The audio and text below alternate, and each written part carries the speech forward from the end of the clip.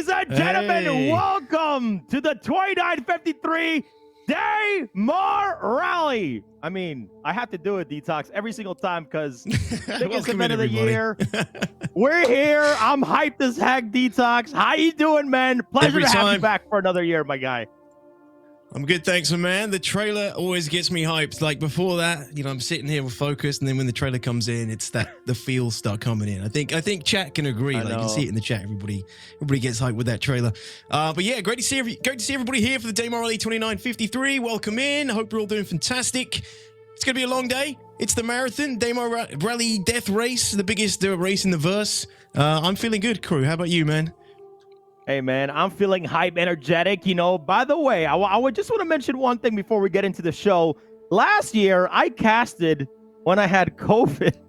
So I'm just excited to actually have a voice, have full energy. We're at full blast. The biggest community event in Star Citizen, the Daymar Rally happening today. We're going to get filthy. It's going to be an incredible race. We have an incredible show for you guys today. But before we jump into the show, before we jump into everything else, we have an incredible pre-show for you guys before the race happens. And we got some incredible community members that are going to jump on an interview. But Detox, how has Star Citizen been for you? You know, let's talk a little bit about the game first. You know, how's 318 been for you? I know you've been streaming a lot. So tell me a little bit about the PTU and live, man. It's all good. Tell them. No, it's been... Tell us. Actually, the last couple of patches have been pretty decent. I've been enduring a couple of weeks. I mean, as has everybody who's been trying to play PTU Wave 1.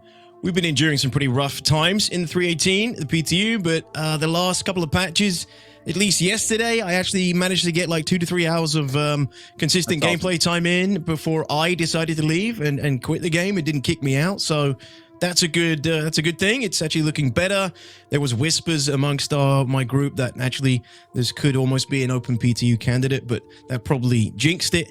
I haven't played as of today or anything, so I don't know how it's doing now. But overall, man, 318, it's a really good patch. It's been rough on the PTU. We knew it was going to be rough. It's introducing, you know, pairs and these other large, the Gen 12 render, all these big core tech pillars that were bound to basically create big problems for everybody trying to, you know, play it and test it, but they're working it out, man. They're working it out. Like I said, the last patch or two, it's been pretty solid. So, how about you, man? Have you ventured into 318 much? Have you tried salvaging or anything yet? I have, man. I've been playing the game quite often, especially during my first vacation last year during the Christmas break, going into the New Year. So definitely got in there, did a little bit of some Daymar Rally runs in 318 because of the vehicle changes. You know, vehicle changes really affect how long the race lasts. So that's a big thing. We'll talk about that later on today. But, you know, man, a little bit about the Daymar Rally today. We have 766 competitors, all right? We have 214 teams, Detox. In this year's Daymar Rally, beating the biggest one by over 50 teams. Yeah. This is it is the biggest race to date. Every year it's been getting bigger and bigger. The guys behind the scenes, the production team have been trying to, you know, improve the production every year as well, and it's just been growing and growing. So it's amazing to see we're picking up more and more people, lots of new teams, lots of rookie teams. It's their first appearance, their first time racing. Lots of veteran teams returning, you know, the big names, the people we all know and love, you know. Those guys are back in the saddle. And who knows? Today we might see some new champions, you know, rise out of the rookie leagues and into the big leagues today. That's what I love. I love to see like the underdog stories develop throughout the Daymar Rallies. So who knows? Yeah, let's we'll put see. Up the stats on screen. I know. I totally agree with you, Detox. Let's put the stats up on screen because it's incredible to see how massive, you know, the entire event is this year. And again. The way our structure for the pre-show is going to work for you guys at home that are watching is going to be, we're going to do our interviews. We're going to do our community interviews. We have a couple announcements, and then we're going to be explaining to maybe you're watching for the first time ever the Daymar Rally. We'll be able to cover all of the rules and aspects and just the generalization of what the rally is about. So we'll cover all that stuff for you new folks out there that are probably watching for the first time. So we're going to cover that for you as well later on after we're done with our announcements and interviews today, which I'm very excited about. But Detox, look at that incredible, man. We have 145 rookie teams. 69 veteran teams. We got, look, 15 female competitors, right? I'm so proud of that number because when there's a competition like this, usually it's super male heavy. So really incredible to have more female competitors, in the Daymar Rally. Yep. We hope to see more of you be, motivated to come out and race no matter what. So that's right. Yeah, female competitors. We have competitors from so many different countries, all around the world. Just it's amazing. Massive international turnout for the Daymar Rally across multiple servers. So it's going to be this is the first year we've got 100 player servers. So it's actually helped us condense the servers down, right? We've been able to condense the servers down a little bit, but because we've got so many more people taking part, it's almost the same amount of servers, just way more people. So that's a massive help. That having the increased server limit has helped to some degree, but we've got more people taking part this year as well. So it's kind of like balanced itself out. Yep. But yeah, man, it's awesome. Just so many people, 1,000 people all together, including the staff, the competitors, the support teams. Yeah, it's nuts. Yeah, I absolutely love it. DTOX, great points. And one thing that I love about it is the incredible diversity of the Daymar Rally. We have over 39 countries, including India, places like Turkey, Mexico, Latin America is up in here. So love to see you guys here. Love to see you guys competing. And I wish you the best of luck in every single, in the servers, in the race. I wish you guys all the best of luck. I hope it all goes well. I hope you guys really enjoy the experience. And a lot of people are saying, DTOX, oh, you're racing in an alpha. Doesn't matter, right, DTOX? We race no matter what. We race no matter what. For some people, this is their primary game loop. That this is what they want to do. They want to be racers. They want to be famous racers around the verse. This is the gameplay loop that interests them the most.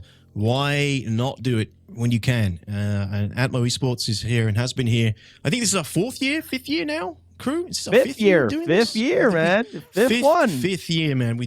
It is crazy. So 5 years. ALTAMA Esports has been facilitating a place where people within the community can come together and race in a competitive capacity in an event where it's managed and refereed and hosted by loads of people behind the teams who facilitate this and make it possible for people to turn up, practice hard, turn up, race, and potentially win something if they manage to survive to the end and get a good enough time. Because it is a death race, right, crew? People are going to die. People's ships, people's vehicles are going to blow up. They're going to take damage. It's the filthiest race in the verse for a reason. So, 100%. Yeah, if you even finish it, you're doing well. You're doing good. So, yeah, it's just awesome. And we've had the raced vehicle times, vehicle speeds reduced this year as well. So that's something we should probably mention, crew. Slight reduction on the overall speed of many of the vehicles and the divisions taking part in the race today. So that will increase the length of the race slightly. I think we worked it out roughly, crew, but it wasn't exactly an exact science. Yeah. We'll touch base on the rules and the current speeds and what the speeds are going to be in 3.18. But DTOX, let's jump into our first interview because, it's not even an interview. This is an announcement, all right? Our first announcement of the day is I've been in the gaming industry now for 6 years. Got out right out of the Navy, jumped right into content creation, which led into, jumping into being an esports manager over at, a great gaming company, that I like working at. So, and I get to meet people, I've met people for a long time as a content creator and, finally able to bring on somebody I've been working with for a long time, DTOX, and I'm very excited about this. Very, very excited about this, DTOX. DTOX, I got a question for you, man. How do you like custom PCs, DTOX? I do like custom PCs. I tend to put them together myself by my own hand usually, but I've seen a lot of these sick-looking custom PCs out there. Why? Has this got something to do with your announcement, Crucian? Hey, man, possibly. But anyways, I am proud to officially announce that CLX is on board with ALTAMA Esports, supporting all of our events this year. And I promise you that we have some incredible things happening this year. So let's go check out CLX right now.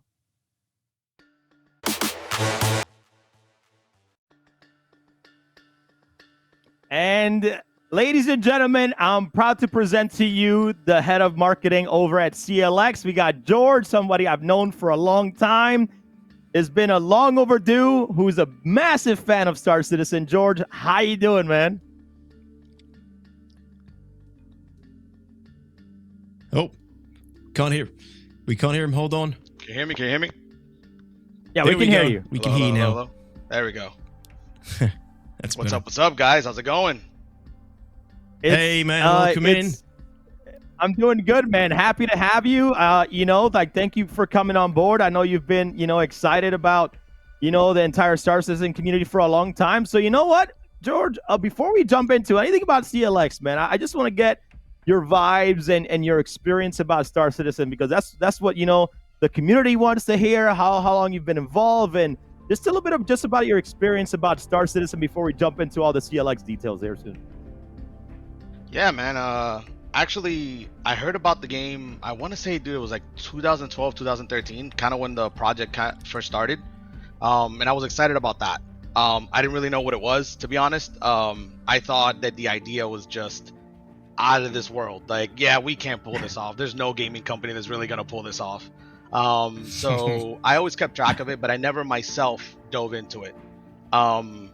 I kind of got in and got out and dabbled in the game. I never could really grab a hold of it till probably about 4 months ago. And I had a friend kind of, I guess for lack of a better term, Sherpa me through it, kind of walked me through the experience. And I think once I figured out the first 30 minutes of it, then I just kind of dove in, and I think I stopped playing every other game. I don't touch anything other than Star Citizen. Wow. There's just so much to do. Yeah. Yeah, I know that feeling, especially other space games. Yeah. Yeah. That's the same thing I got. Like, I can't touch any other space games. I can't really dabble. It's just, either I go to play like things like God of War, because I'm a big fan of those games, but then after I'm done with those, I come right back to Star Citizen, which has been home for me for a long time, George. So it's absolutely incredible. Yeah. Detox. Yeah, man, it's been George, fun. it's great. The communities have been awesome too. Yeah, it's my first time meeting you, so nice to meet you, George. Welcome in. You've been playing for a little while now, and like I said, like you said, it's already ruined you for other video games. It's just what it kind of tends to do to people. It can be harsh that way, but it's so cool that it's just what it does. It's the fidelity, man. So what are some of your current sort of favorite features in Star Citizen? What is it in your opinion that kind of sets it apart from other games? Like, what's your thing that really gets you into it and keeps you interested? I'd have to say is the level of detail in group play. I think it takes actual logistics to get group play going, which adds value to the experience. I think a lot of games have forgotten about that. I played World of Warcraft since alpha, and every single time we got an expansion, I feel like we got rid of the value of the time we put into the game, where this setting things up adds value to group play, which means everyone takes it a little bit more serious because of the work it took just to get that started. Where things like, hey, press a button, end up in a group together, removes the value, so people tend to fool around and not take it serious. And even though it's a game, the group play makes it a little bit more serious. So I think that's kind of cool. I enjoy the fact that there's some realism there that makes it valuable for everybody. Like, actually going from place to place takes time, so you don't want to mess around in between and waste everybody's time, right? So I think that's kind of cool. Totally. I enjoy that part of it. Yeah, that's funny. Actually, it's kind of one of the reasons I really like it as well. It's the commitment required from a group of people. If you want to play together, you've all got to be able to kind of somewhat rely on each other and to get stuff done, right? Like, we all kind of grumble a little bit about the commuting and the travel time and everything, but that is part of the charm of the game, and that's kind of how it's always been, slated, and how it's always kind of been advertised. Yeah, I totally get that, and well, thanks for the answer, crew. You got another one for George? No, thank you. Yeah, no, I do, and to kind of kick things off, right? Getting into the game, I have to always ask, everybody, like, what is your favorite ship? Do you have a favorite ship that's currently flyable, or do you have one that you're currently eyeing that you're trying to grab when it comes out?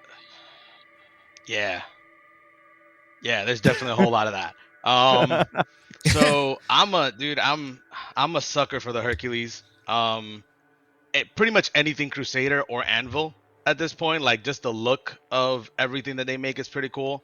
Um, Yeah. I would probably say, C2 and A2 just because I don't really know what the M2 serves. So like A2's got bomb, C2's got cargo, so that's kind of cool. Um, I'm pretty basic when it comes to the fighters. Arrow and Gladius probably the ones that I like the most. Hurricane if I'm playing with a friend or like a Vanguard Sentinel or something like that.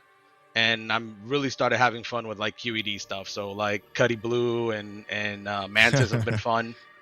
So that stuff's been really really Space Cop. fun. Yeah. So I mean, maybe not cop so much, honestly, but but that stuff's been fun. So that's been really cool. And actually, funny enough, yesterday I almost got, I think it's called an F8. Almost got into one of those things, which Oh, was the really freaking yeah. cool. The F8 That was cool, Yeah, man. military ship, the Anvil. yeah, Yeah, it bugged out on me, those so I are couldn't actually like security. access the controls. Yeah, I couldn't Oh actually. I yeah, mean, I said I'm not a space cop, yeah. right? Not maybe not that side, but yeah. So, yeah. So that was Yeah, pretty you cool. can grab him from security, so that usually works Awesome. very, very well. Yeah, so but Yeah, but anything in particular you're kind of... Oh, go ahead, no, Crew. go ahead. Take You it away. guys. Oh, you got it, brother. Just to say, anything you was kind of waiting for, George, like in the game that's excited you? Obviously, 318, we've just got salvagings come in. Is there any kind of like features that you're waiting for that are going to kind of take it to the next level for you? Yeah, you mentioned it. I mean, the salvaging stuff. Again, like I said before, I like the QED stuff. So being able to actually interdict someone and push into that idea of pirating and pulling the cargo out of the ship, I think that's kind of cool with the was that persistent entity streaming. So I think that part's pretty cool. Definitely adds a lot of more dynamic gameplay to that side of the field. Even though I think everybody's probably gonna pirate now because of soft death. Um, It's going to be popular. yeah, it's gonna be really popular. I think data running and smuggling is something that I would love to see, just because want to live out that whole Yeah. fantasy of like, you know, uh, Star Wars. So The just kind running of like things around. So Han I think that's Solo kind of kind cool. of... Yeah, Han Yeah, Solo kind of thing. Yeah, right. Oh, that's for awesome. sure. Even the commercial passenger stuff to see whatever that goes, whatever that gameplay kind of looks like. The idea of like picking up passengers and taking them from one place to another. Um, and then I started watching a video of one of the developers about this the quantum and quanta system. That whole idea of how that whole Oh, back Tony Oh, end the side of Z. the economy thing kind works. of works. Yeah, dude, Tony Z, that's Yeah. baby. wild, man. So I'd love to see more of that. Like, I want to know how that works. Yeah, Oh, it's mind blowing. that's Yeah, like I that's said, that's 2012, I loved the project and I thought it was huge. So I'm curious to see, where it goes. And yeah, man, they got me hook, line, and sinker, man. I'm stuck. That's it. They got me. No, that's awesome. Well, George, obviously you're very experienced in Star Citizen. Really appreciate the opinions and your excitement for it, and now being here, as supporting the community through Atmo Esports. So let's take a complete 180 here and talk about CLX because really appreciate you've known you for a long time. Finally, working with you in some capacity outside of other sponsorships and stuff. But let's talk about CLX and what do they have to offer, for the community out there? Yeah, man. So CLX is the gaming arm of Cybertron PC. Cybertron PC itself has been around for 20 plus years in the hardware space, and CLX is the culmination of just years of customer service and support experience coming together and becoming this new brand, CLX. We offer gaming systems to help provide all gamers the tools that they need. So whether it be something as low as our starting at price like $699 to sky being the limit, full custom paint job, liquid cooling systems, whether it be open loop or the AIO solution that you want to go with, we can do all of that. And yeah, so we have a lot of options for you. You can find us at Best Buy, you can find us at Newegg. So yeah, a lot of options. Awesome. That's awesome. And me and Crew were talking about this before the stream as well.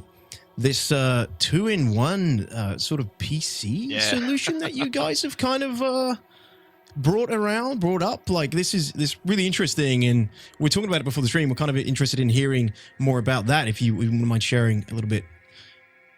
Yeah. So we call it Hathor. All of our systems are named after Egyptian gods. Hathor is a project that we debuted at TwitchCon with our partner Intel. We basically, or for those that may or may not know, a lot of content creators, especially nowadays, use dual PCs to get their content out. Myself and others, I've dabbled in streaming as well. We noticed that you definitely take a hit to your system when you start streaming. So let's say that you get a graphics card and, let's just toss out a 3080 or 3090. Let's not even talk 40 series right now. You can lose up to, anywhere up to 25% of your frame rate just because you'd start encoding. Right? It depends on the game, heavily depends on the game and the resolution that you play in, and whether you want to stream at 30 or 60 FPS, but you can take a big hit. And that kind of sucks when you spend over $1,000 or even less than that on your, video card, and you're taking that kind of a hit. So the solution that a lot of people go with is the double PC. They run 2 PCs in the room. Having done that myself, I can tell you that that's a lot of heat. That's also a lot of power. And that's taking up a lot of space, right? You have to either put it on the ground, which I never recommend people put the computers on the floor. Picks up a lot of dust that way. Or you need a really big desk. So we came up with a solution along with Intel to actually fit 2 PCs in one case. Now, a lot of people will think, okay, so you're doing the whole 2 motherboards, 2 of everything kind of deal. No, so Intel has a product called the NUC Compute Unit. And we actually fit that in there via PCIe, and you end up with basically a system like the one that you guys have in the picture there, which is a 13th gen 13900K CPU with a NUC compute unit that has a 12900 on it as well. And then we actually can pull a PCI Express lane out of that NUC and be able to put in a graphics card if we want to as well for additional encoding. So basically, 2 computers in one. You can run it with 1 mouse and keyboard, and not have to use 2 mice and 2 keyboards for everything. And it's 2 fully fledged computers, and we offload everything off of the main unit, so no loss at all. And we debuted it at TwitchCon, and it was actually featured at CES not too long ago. So yeah, available now, by the way, so you guys can go to the website. Yeah, you guys can !CLX in chat if you guys want to go check it out. But no, it's interesting because I use 2 PCs and I have 2 PCs on my desk, and I can, saving all that space where you don't need an entire new PC. I'm over here. I'm going to say I'm in an oven right now. I don't want to say that because people don't know the environment I'm in while I'm casting, but I'm in an oven right now with 2 PCs just pushing pretty hard. So, yeah, man, I'm gonna have to take a look into that in the future because just having one build in front of you instead of having 2, man, I'm over here like, yo, that's gold right there. So yeah, man, it's big time. It's awesome. You lose nothing. You gain space, you gain power, you gain performance. Yeah, so definitely check it out, guys. Sweet. Thank you for elaborating on that. Yeah, I'm going to look into that myself. So I'm a 2 PC man as well, and it's an absolute pain having 2 PCs, one for your streaming and encoding and everything, one for your gaming. Absolutely. And I know there'll be a lot of creators out there as well. I mean, probably other applications as well, but for me, like immediately I can see that how that would benefit a lot of creators out there. Probably some watching right now who didn't know that was a thing yet, or maybe they didn't know. I didn't really know. So that's awesome. Thank you for elaborating. So another question, CLX guys, George, any other shows that you're sort of planning to do this year? It's it's 2023 now. Are you going to be in person at any shows? Are there anywhere people can check out some of your gear and hardware like in person? Yeah, no, definitely. We spent the majority of CLX's since the time the brand came out, events have been our big focus, live events in particular. So yeah, if you guys ever go to a DreamHack event, we are a DreamHack sponsor. We have been for years. We did TwitchCon last year, so we were a big sponsor there. We provided over 150 computers there. We at one point, right before COVID, had almost 500 units at DreamHack. You can catch us at most of the Comic Cons. We tend to be there as well. What else am I missing? TwitchCon for sure, DreamHack for sure. The Comic Cons will definitely be there. Yeah, That's already and quite a lot. hopefully, if CIG CitizenCon, hi, that'd be awesome. Hey, we'd love Yeah. to have you there, man. Some of the builds that you guys have and the designs are absolutely incredible. But George, seriously, man, I can't thank you enough for taking the chance in the community and helping up support. I know we have a lot of plans for a lot of things like System 7 coming up, and especially Fighter Flight. So I can't wait for people to see the ideas that we have in our heads, so we can kind of raise the stakes a little bit for the community out there, so they can kind of be excited for what's coming. So, but any last words you want to say about CLX, about the community? Anything you want to say before we say farewell and move on with the Daymar Rally? Because a lot of people are super excited for it. They're like, when is it starting? So we want to definitely get the show going so we can get the race the Well, race on the way. I'll keep it short and sweet. Well, first of all, thank you guys so much for having us. And thank you guys so much for what you guys do for the community. And yeah, we're gonna be here. We're gonna try to support the community as much as possible. Not just as a fan, but we really like where CIG is going with this, and we want to support it as much as we can. And we want to support you guys as much as possible, as well as the community. So yeah, I can't wait for them to see some of the stuff that we have coming up, working together with Atmo. So yeah, I don't want to take up too much time, because I know everybody wants to get it going already. So. Well, thanks so much. And again, really appreciate it, guys. Official announcement here. CLX X Atmo. We got some great things coming up. I hope people are excited for it. And George, we'll see you around. And I'm sure this won't be the last time we talk to you. So appreciate it. For sure. Thank you guys so much for having me. Thanks, man. Nice to meet you. Have a good one.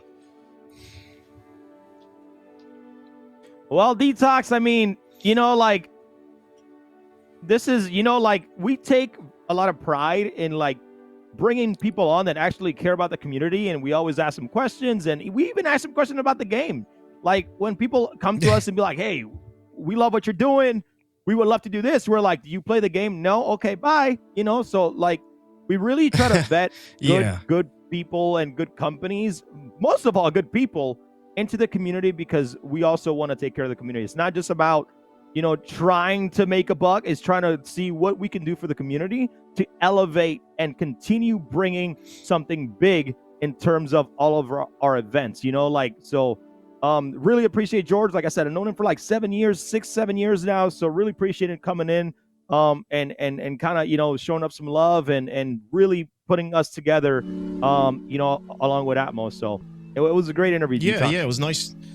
Nice to meet him. That was this is relatively news to me as well, right? So I wasn't too familiar with CLX. learning about the two PC in one thing is game changing. I never really considered that, to be honest, but it's interesting. It's something to look into for the future, for sure. Yeah, personally, as a very hardware savvy person, instead of trying to get 2 motherboards, 2 this, a NUC is actually way cheaper than you getting 2 parts of everything, even though if it's it's a mini ITX or an ITX board. Like I said, I know my hardware, I build my own PCs, so instead of you getting all these extra parts, it's already in there for you, and it works well. So again, shout out to CLX, sure. And we're partnering with us, DTOX.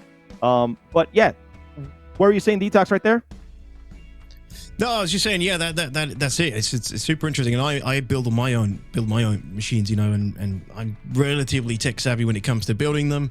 But that should help alleviate some stress in the future if I do manage to go that route as well. So, but yeah, I mean, thank you to them. Thank you to CLX. Thank you, George, coming on. And, you know, these things, this massive show, Daymar Rally, this is the pre-show segment. So, you know, there's a few things we do want to cover before we get going and start the race. This gives the guys behind the scenes time to set up, get the server started, get the racers in position as well. You know, usually when we go ahead with the show, everyone isn't ready to go right off the line. Which is a better way to do it. Just make sure everyone's kind of moving together and getting into position while we prepare and get the pre-show rolling. So yeah, patience, please, everyone. We will be getting there, but a few more things we want to go over today as well. Thanking our sponsors and, you know, the people who help make this happen. It costs a lot. It does cost money. It costs a lot of time and a lot of people to get these things going. So we really appreciate the people who are willing to sponsor ALTAMA Esports and the rally to help us keep taking the show to the next level, ultimately.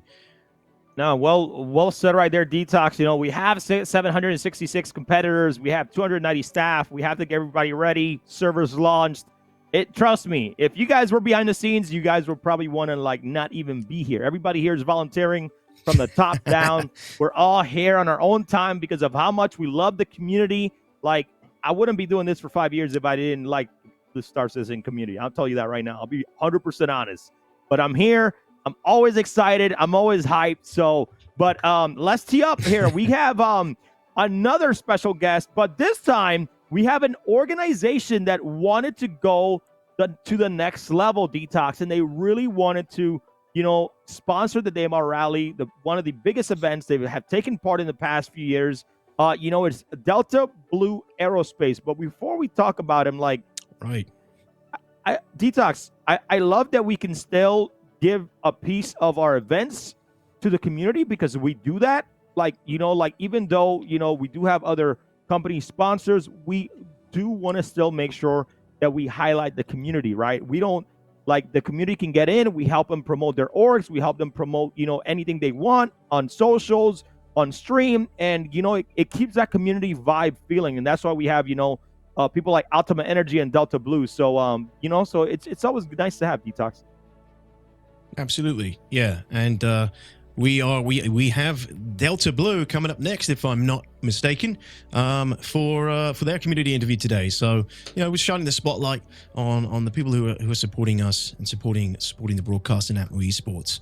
And Delta Blue, well, we'll find out more about their organization in a minute, but these guys seem to be pretty entrenched in logistics and resources and management in the verse. So these are the kind of organizations in game that have kind of that in-game lore that really complement the Daymar Rally, where it's about sort of energy and logistics and moving assets and that kind of thing. So yeah, if we're ready to bring on Delta Blue, I think we're ready to talk to him, crew, right? Yeah, we have Battle Malice from Delta Blue Aerospace. Let's get him on and talk to him. If I'm frozen, I apologize. I'm having some connectivity issues, but it should be fixed here very, very soon.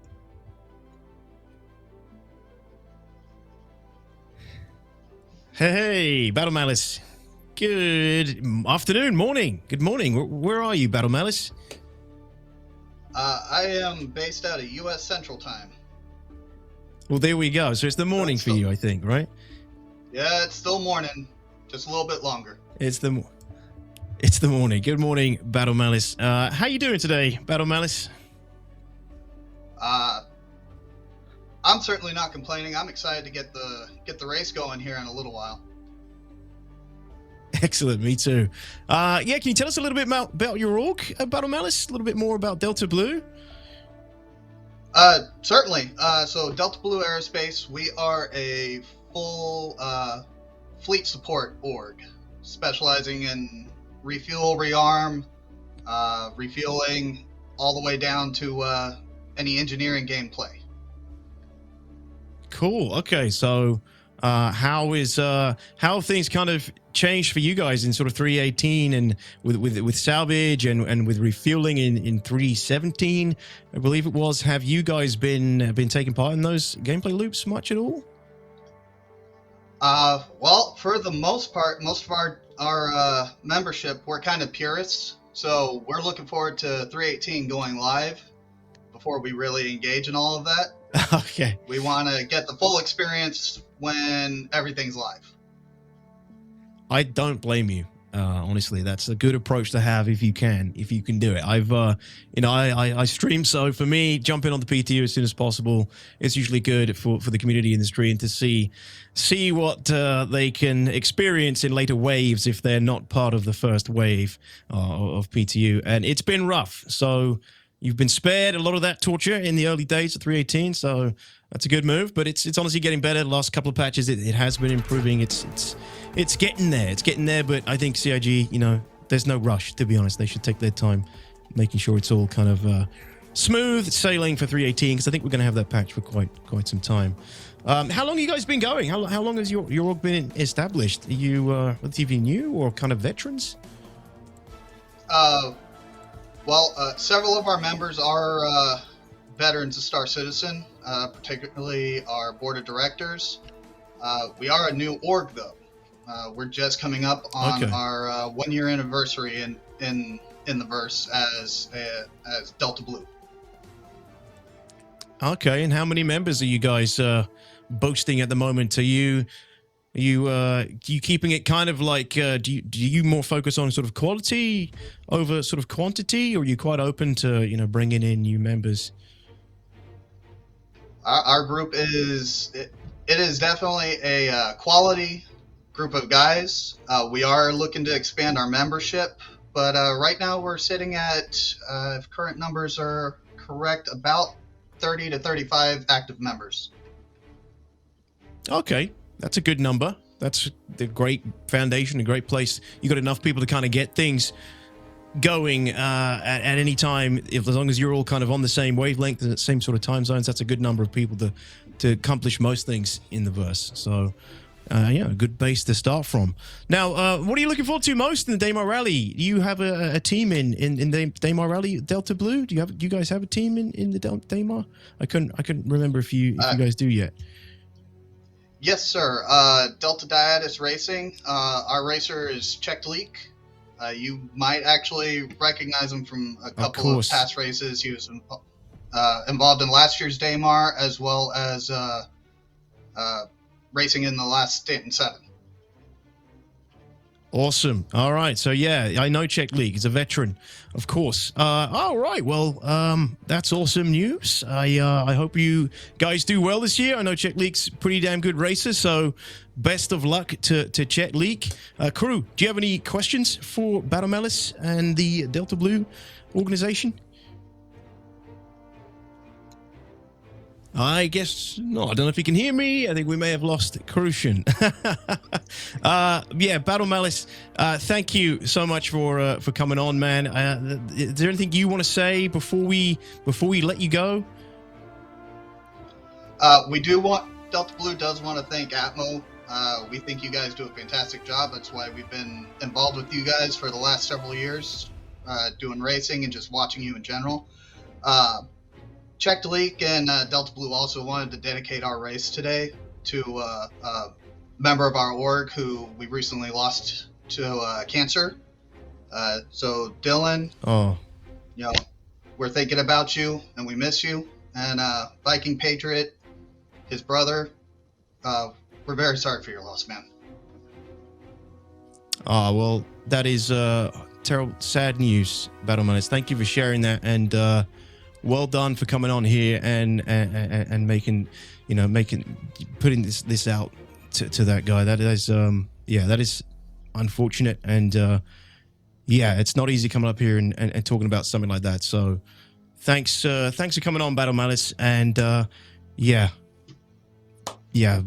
in peace to that guy. Thank you very much, Battle Malice. It's always horrible and sad to hear about fellow citizens who have passed. It's the game, it's been a long journey for everybody who's following the game, playing in the alpha, playing with their friends, their orgs before the games come out. We've all been enjoying it, but we're going to lose people along the way. It's always sad to hear when that happens.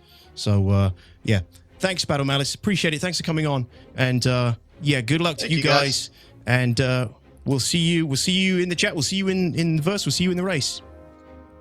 Oh, we'll see you at the finish line. Best of luck. Best of luck, man. Thanks, buddy. All right. Thank you.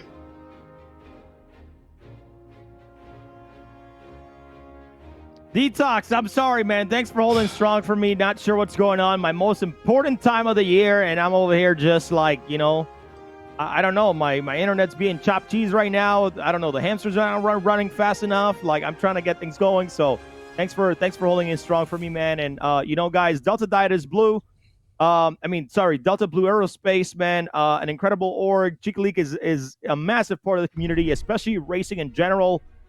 Such a great guy, and to have his org here, you know, represented in the Daymar Rally overall, and dedicate his race to one of his fellow fallen citizens, man, from his org is absolutely incredible. So shout outs to Delta Blue Aerospace, and you know, shout outs to Battle Malice, man. I mean, it's tough, man. We just did a little video for one of during Fight or Flight, you know, one of Ms. Gabs, and that thing kind of broke my heart to keep seeing, you know, citizens, you know, we lose them. At least we'll do our best to dedicate and remember them as best we can, because that's how we're going to keep keep remembering them and their legacy. So, you know, but it's great org, DTOX. Sad to hear. Yep. And it's not easy to come up and talk about that as well, because I could tell that, you know, it had obviously affected Battle Malice and the guys in the org. It would do the same for me, for people in my org, my community, obviously. So yeah, rest in peace, Dylan. And well, yeah, we got you back though, crew. We lost you there. I'm glad to have you back. Yeah, no, I'm sorry, bro.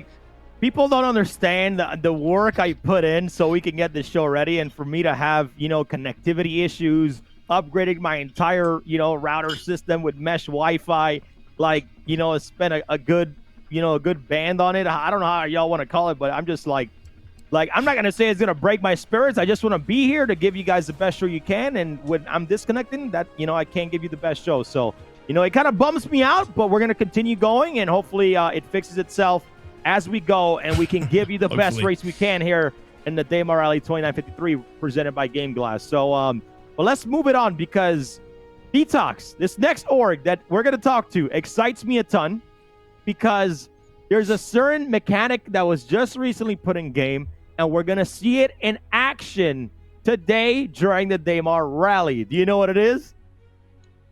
I do. I'm hoping we do get to see this in action. You know, it's actually something that I don't get to see very often. I'm excited. I know who it is. Crew, take it away. We know who it's. Resident veteran of the rally.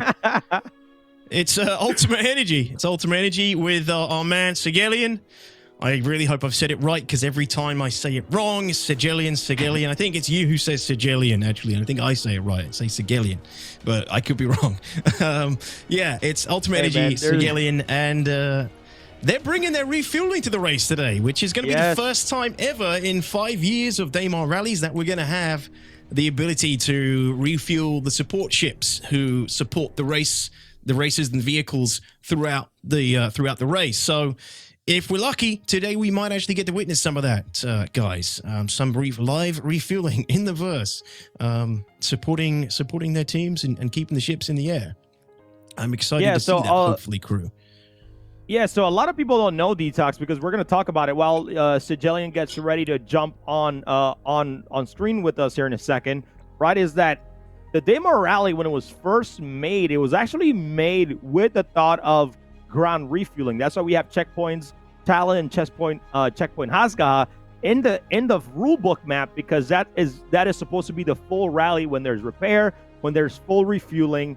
But you know, I'm happy to say that today or during this rally, we have refueling for all the support crafts, so they don't have to go, you know, to Grimhex or Port Olisar or to Crew L2 or wherever they need to go to refuel. They can actually just go to a Starfarer, which is being led by Ultimate Energy, Sigelian's team, in every single server. There's going to be a Starfarer refueling your support ship in the verse, which, I mean, it kind of blows my mind, DTOX, because, like, can you ask for more? Like, the excitement of knowing that more things are coming to make the Daymar Rally a full reality, where you're going to only race with one vehicle and you have to repair it along the way, excites me, because more mechanics like these is what's going to differentiate the rally from anything else out there.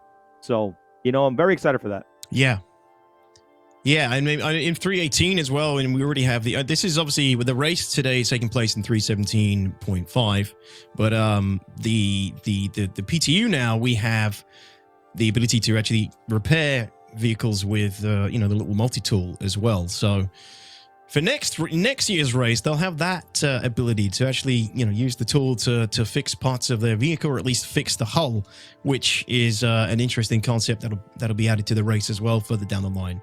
But yeah, these are all the kind of systems that are coming online to make the race a little bit more dynamic, a little bit more engaging for the support teams, and a little bit more interesting for everybody at home as well. And the races, everybody taking part. So it's been fun seeing how every year with every Daymar Rally we have something new. I think it was last year it was the Hercules arrived, which changed the game massively.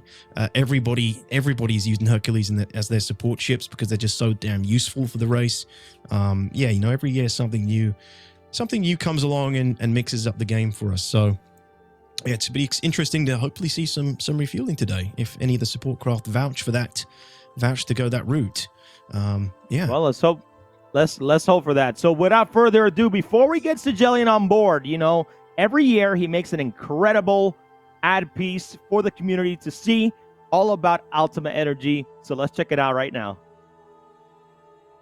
Whether it's practice day, race day, or just Saturday, always demand the best. At ALTAMA Energy, we always challenge ourselves to give our best. Through our technical partnership with Toombril Land Systems, we developed ALTAMA T-Fusion Hydrogen Plus Premium Fuel with unbeatable protection against wear and corrosion and superior reduction in radium nuclides. Go with the best total engine protection you can get.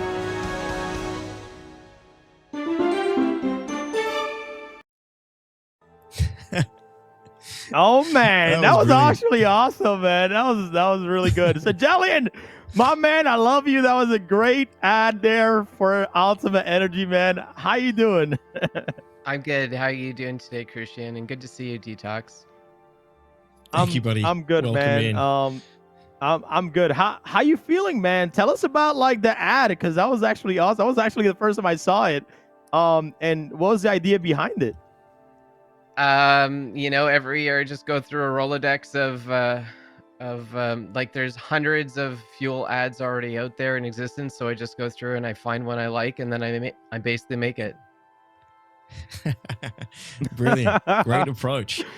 Man, I got to get hold of some of that T-Fusion stuff. It sounds like it's going to be a great boon for anybody that can get some of that. What's funny about that is I was with EchoBit a couple of nights ago, and we were refueling on one of his tracks, and the ships that refueled with the Starfare lasted longer than the ones that went and pitted.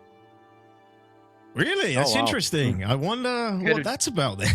Could have just been a bug, but it was hilarious. That's the T-Fusion kicking in. Everybody has to get their fuel from ALTAMA Energy. If not, you're not going to last enough. You're just going to get shut down quickly. But super cool.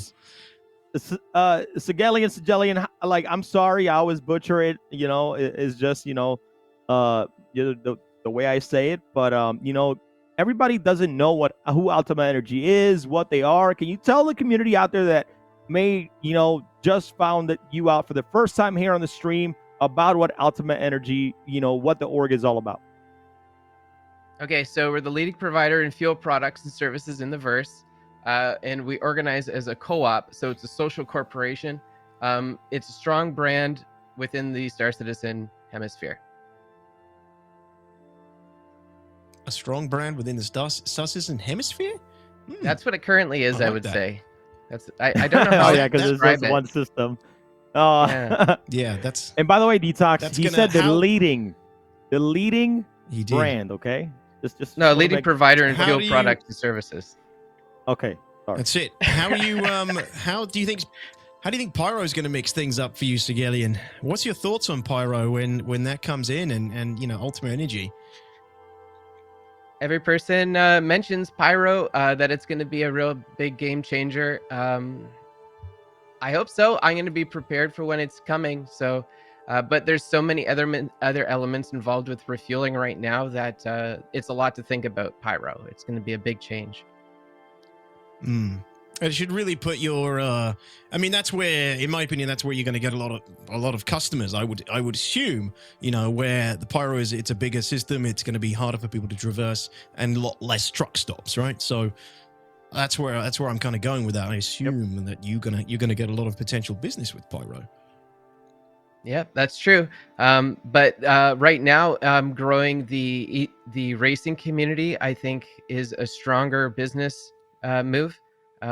Anything could happen in the future. Anything could happen with Pyro. Everything, like, they've already changed a lot about Pyro. So I gotta focus on the present right now. But I am very excited for Pyro. It'll be a lot of big changes. Gotcha. I think you're totally right. It's a great idea to focus on the racing community. Yeah. I mean, this community, everybody is always asking, like, on social media too. It's hard to bring that up. Like, oh, racing, like, it's not a big part. Look, like, we have 766 competitors in one event running across 8 servers, and there's not enough racers in the verse. I mean, come on.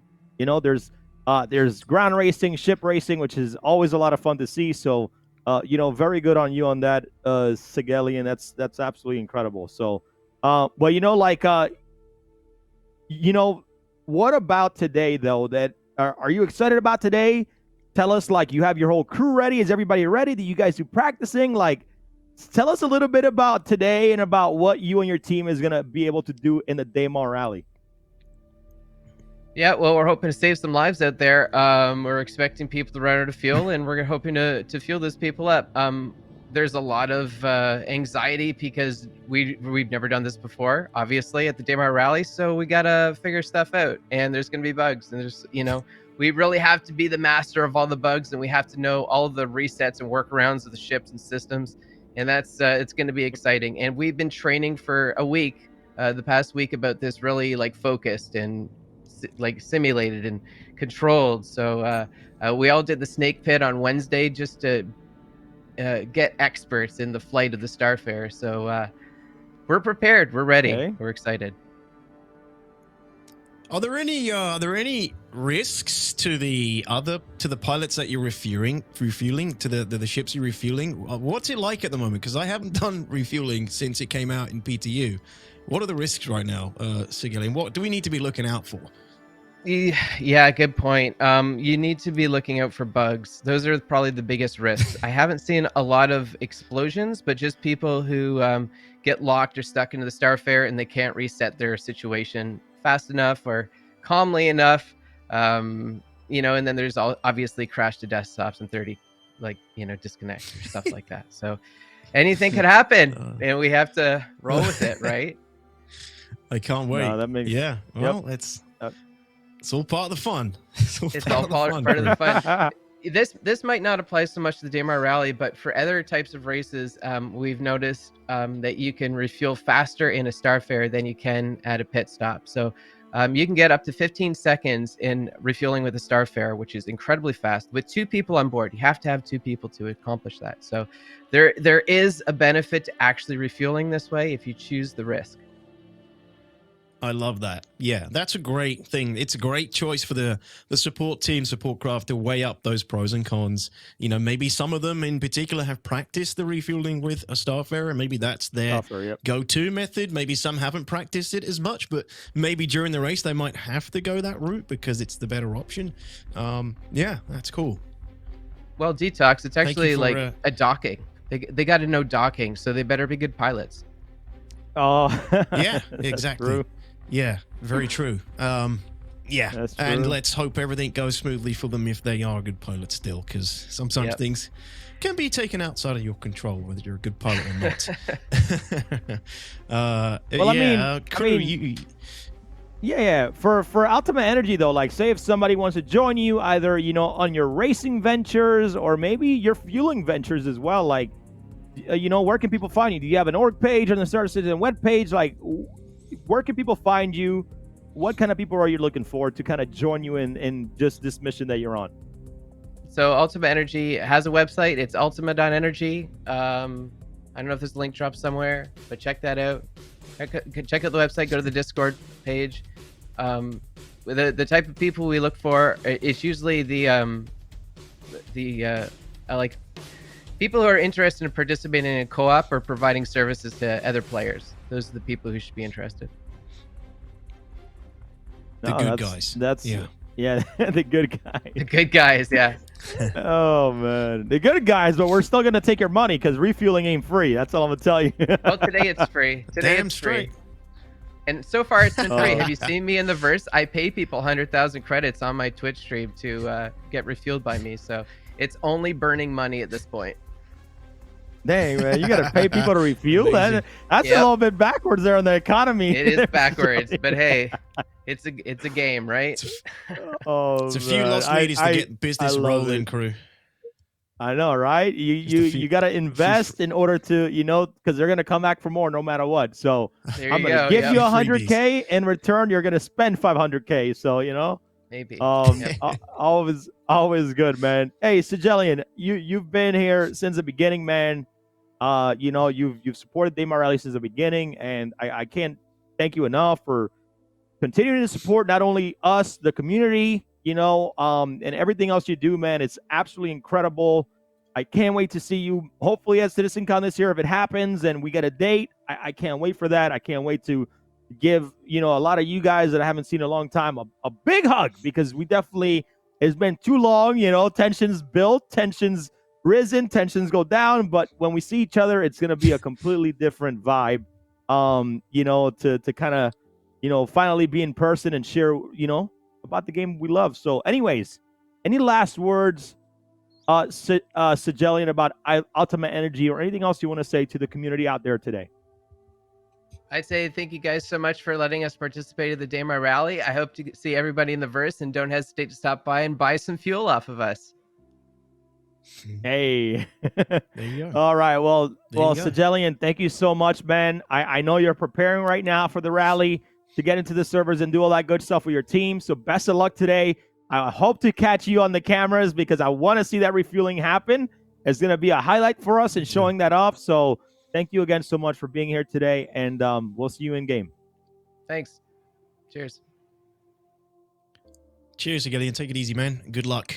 Oh, man. DAKAR. I always love talking to Sigelian, man. Always a great spirit, good vibes, like... Such a charismatic young fellow. I want 100%. to have some of his Young pizza fellow. as well. I don't know if he's still doing that. His big old pizza giveaways. I think he goes somewhere and does it. Like, I think he went to. Yo, so Didn't he go to Noobifier's meet house. with, Yeah. Noobifier's, that's it. He went to Noobifier's house and cooked them all pizza and stuff. Yeah, it looks good. I want to try some of that. I forgot to ask him about that. How that's going. The famous Sigelian Detroit pizza. He actually sells it too. Like in his off time, he actually makes it and sells it, and he does it all in his kitchen. And like the guy he literally is, wants to give people energy everywhere he goes. Like Where- that's energy for humans. It's energy for ships in StarCitizen. He's the energy man. He's just giving everybody energy. That's awesome, man. Spreading his. By the vibes and energy. way, Chad, if you guys want to go to Sigelian, please go check him out. Twitch.tv. He does streams in the mornings. So seriously, on PT time, so go check him out, man. Such a good dude, great vibes. So make sure you guys go find him on the Twitch, all right? Because guy's a gem. So always love having him here, supporting for a long time, and I can't wait to see some refueling, man. I hope DAKAR. Fingers crossed, man. Fingers crossed. Yeah, I'm really hoping to see that today. Hoping we get some coverage of it. Crew. Are we moving on now? Is that our community interviews? That was our community, our announcement with CLX. But I think before we move on about the rally rules and get into the beginning of the race, ladies and gentlemen, because it is coming up. I know a lot of people are like, "Yo, when's the race starting, man?" Bro, we got 766 competitors. Hold your biscuits, all right, and hold on to your Triscuits until we get it all in the servers. But DAKAR, we have one more announcement. Our first announcement was, CLX sponsoring Esports and all of our events, moving forward for the rest of the year. So I'm very excited for that, because I'm telling you, DAKAR, when I'm saying that both of us are going to make a splash for System 7 and Fight or Flight. We're making a big splash. So, but our next interview, and sorry, not our next interview, our next announcement, DAKAR, is about an event coming up here very, very soon. And we haven't given out any information. All right. A lot of people know that Stanton 7 changed over to System 7 because when we get Pyro, we have 2 systems now. So it's not going to be, Stanton 7 anymore. We are going to move some races to Pyro. We are going to move some races to, to Stanton. And the more system come online, we're going to move this entire, F1 style racing league that we have into every single system. So DTOX, you've casted the Stanton 7 before. Like how much of a fun time it is to have everybody qualify to only have the best top 16 racers in Star Citizen to race against each other. Yeah, Stanton 7, for those who don't know, who might be new to the broadcast or new to ALTAMA Esports, it might be your first time here. Stanton 7 is it's 7 races throughout Stanton. It's in the name.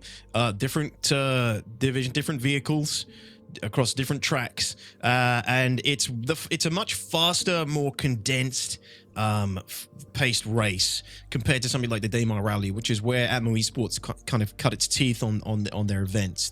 Daymar Rally was ALTAMA Esports' first big event, and then after Daymar Rally, they started kind of spreading out to lots of other events. So ALTAMA does lots of other events. You can find them all on the website, atmo.gg.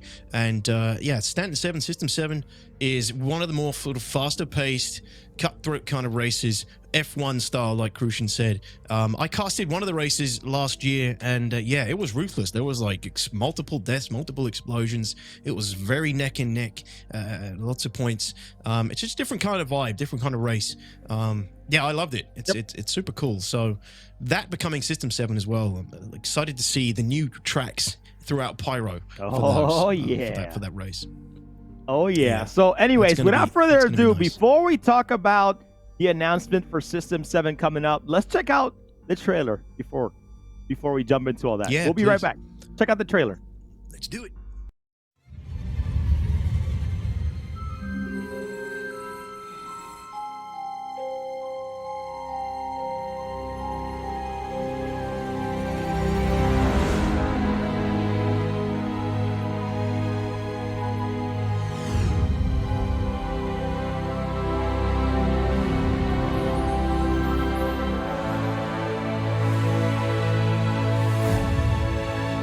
Esports and the Bad Token Race Club are proud to bring you a championship event like no other.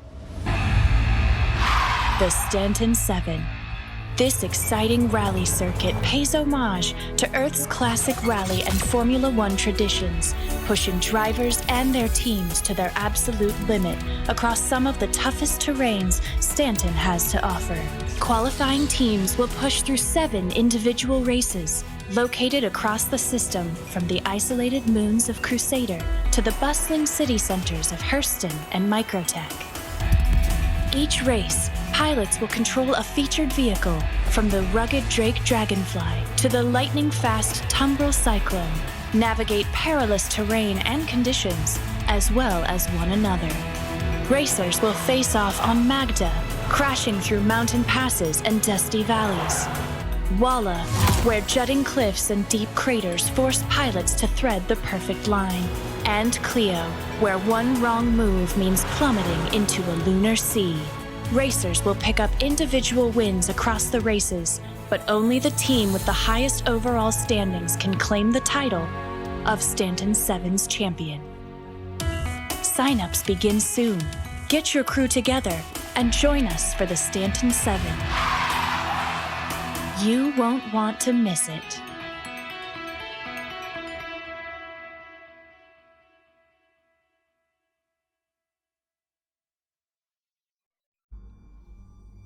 All right, ladies and gentlemen, so I'm proud to announce that the System 7 registration is now live. Now, we had a bit of an issue, DTOX, because it says system7.gg there, but for some reason the website didn't transfer over domains, and there's we're over here, we're working over the side. So anyways, if you go to Stanton 7, the number 7, Stanton number 7.com, you will be able to register for System 7. All right, everything's already updated. It's just that the web domain, we kind of moved it back until we can get the other one fixed. So if you guys go over to Stanton 7 7 as the number, not the word, .com. You will be able to register right now. And I have some special announcements to make, DTOX, because that trailer by Hasgaha and his team always gets me hyped. But I'm happy to announce that the qualifying rounds of the System 7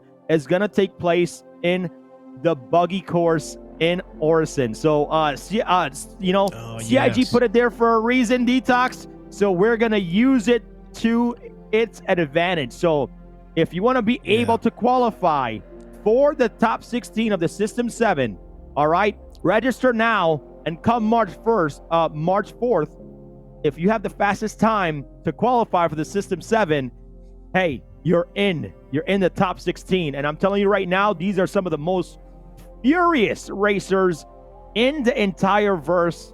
DTOX, I mean, how you feeling about this? No, that's super cool. Yeah. So the qualifiers are on the new go-kart track that is it's on one of the platforms in Orison. So yeah, I've actually done this a little bit with my org. It's really good. It's a lot of fun. It's very it feels very Mario Kart. We play when you do the course, you got to put on some Mario Kart music. You get straight into that Mario Kart vibe. You just need the ability to throw like banana skins and turtle shells and things. But no, it's very fun. And if you start getting good at it, it's very it can get ruthless. Like after a few laps, me and my group were just like ramming each other and really trying to get that edge and get ahead of each other. It's a really nice little addition that CIG put in, something fun to screw around with, but that you guys are taking it, ALTAMA Esports is going to be taking it to another level and putting it into qualifiers. So yeah, it's interesting and cool announcement. And yeah, I'm looking forward to seeing some professional races on that course, man. Yes, I'm very excited because getting a course like this, I've raced it. It's fun. I think I did a 1 minute 18 seconds. But we're actually not only going to use it for the qualifier as well, DTOX. We're going to actually use it in a course race inside of the System 7. So not only you're going to qualify, but you're also going to be competing versus 3 other people. There's going to be 4 people in the track going against each other, in a race once they qualify. So once 318 goes live, if you have the PTU, start practicing now, because I promise you right now, there is a lot of competition. DTOX, for people to qualify, they've literally had milliseconds differentiating from each other. Wow. And what I'm telling you, this is some of the fastest racers in the verse. And the reason why I love this event is because unlike Daymar Rally, right? Daymar Rally is a beautiful, filthiest race in the verse endurance rally. System 7 is for the best top 16 teams in the verse. If you can qualify, grab a team and see if you have, the guts. You can race by yourself. If you can make every single race throughout, the next few months after the qualifiers. So, an F1 style racing league with points, DTOX. Like, I honestly, another one of my favorite events. Yeah. You're putting ALTAMA's putting this race in. Is it replacing one of the existing courses that you have in Stand 7? Very Which good one question. will it be replacing? So we have a structure right now because we do have some very surprising racetracks. So to kind of go over that, we will be replacing some of the old ones that we've had for because this is a 3rd annual System 7. We're going to replace some of them that have been in there for a long time. So to give you an idea, the buggy race will most likely I think replace the garage one we did with the PTVs. We did that big figure 8 with the PTVs. On New Babbage. So yes, on New Babbage, and then we have the river race we did last year, but this year we're going to the Canyon River this time. So we're trying to hit different spots in within Star Citizen that can really elevate the races. So instead of going back to the old river, Microtech has a new river, so we're going to be putting some grab left vehicles into that Canyon River all the way through, and all 16 teams are going to have to race in that, and we're going to have rules where if they go over the canyon or if they go too high, they're disqualified. So there's a lot of great things and rules about this stuff, and we have DTOX an insane course around the snake pit. I'm telling you right now, that course is by far one of the funnest ones. So, yeah, man, Awesome. we're gonna elevate it, DTOX. You know, and these, if you want to participate,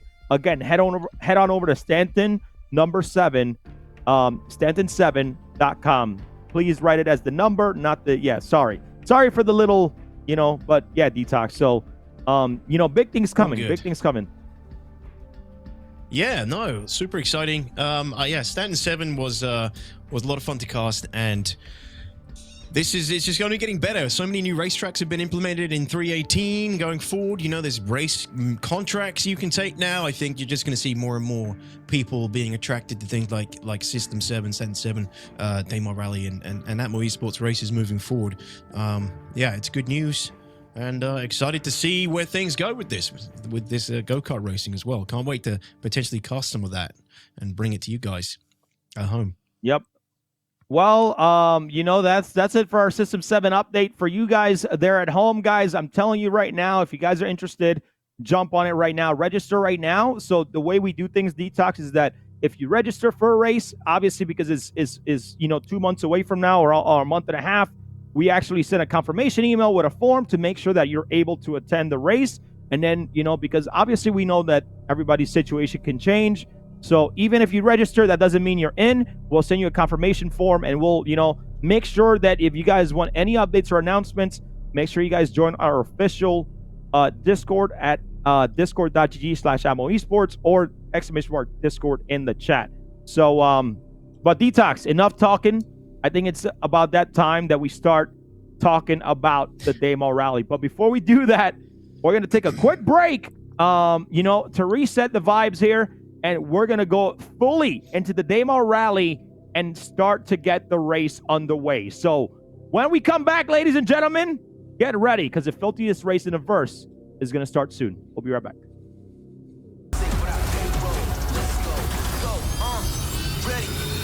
5, 4, 3, 2, 1, go!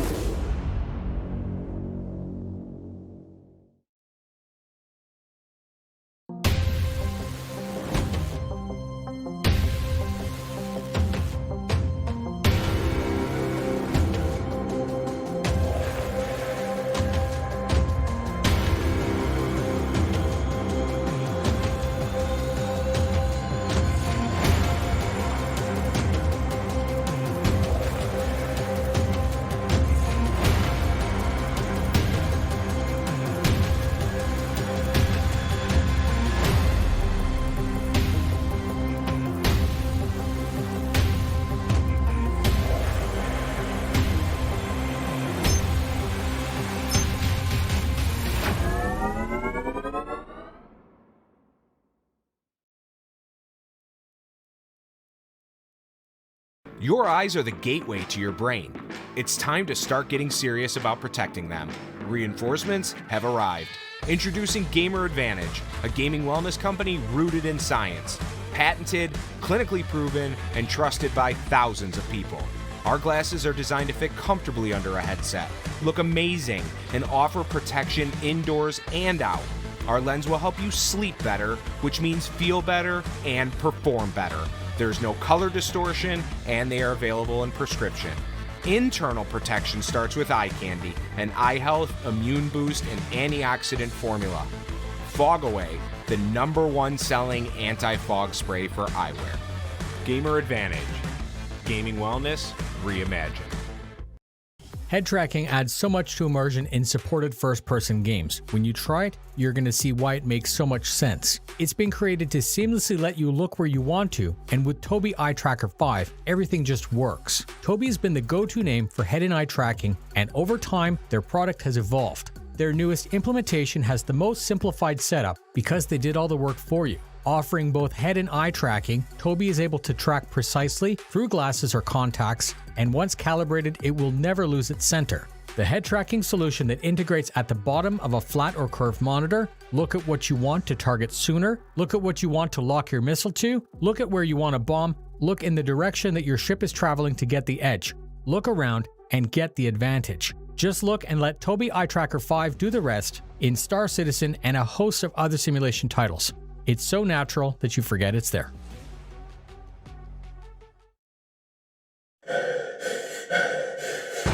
Mayday, Mayday, this is Red Wind, FR 9183, requesting immediate support. I'm under fire from an unknown number of hostiles. Sending my location now.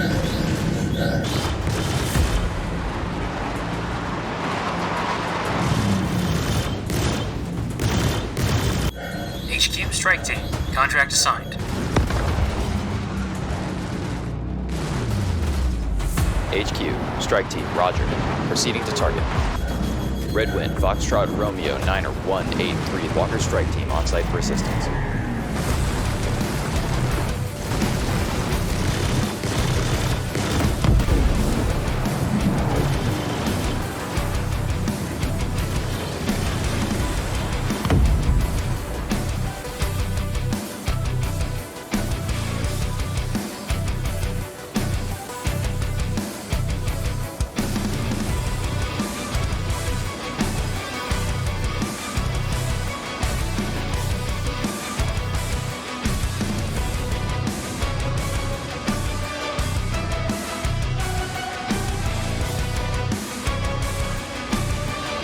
HQ, strike team, contract fulfilled, ready for tasking.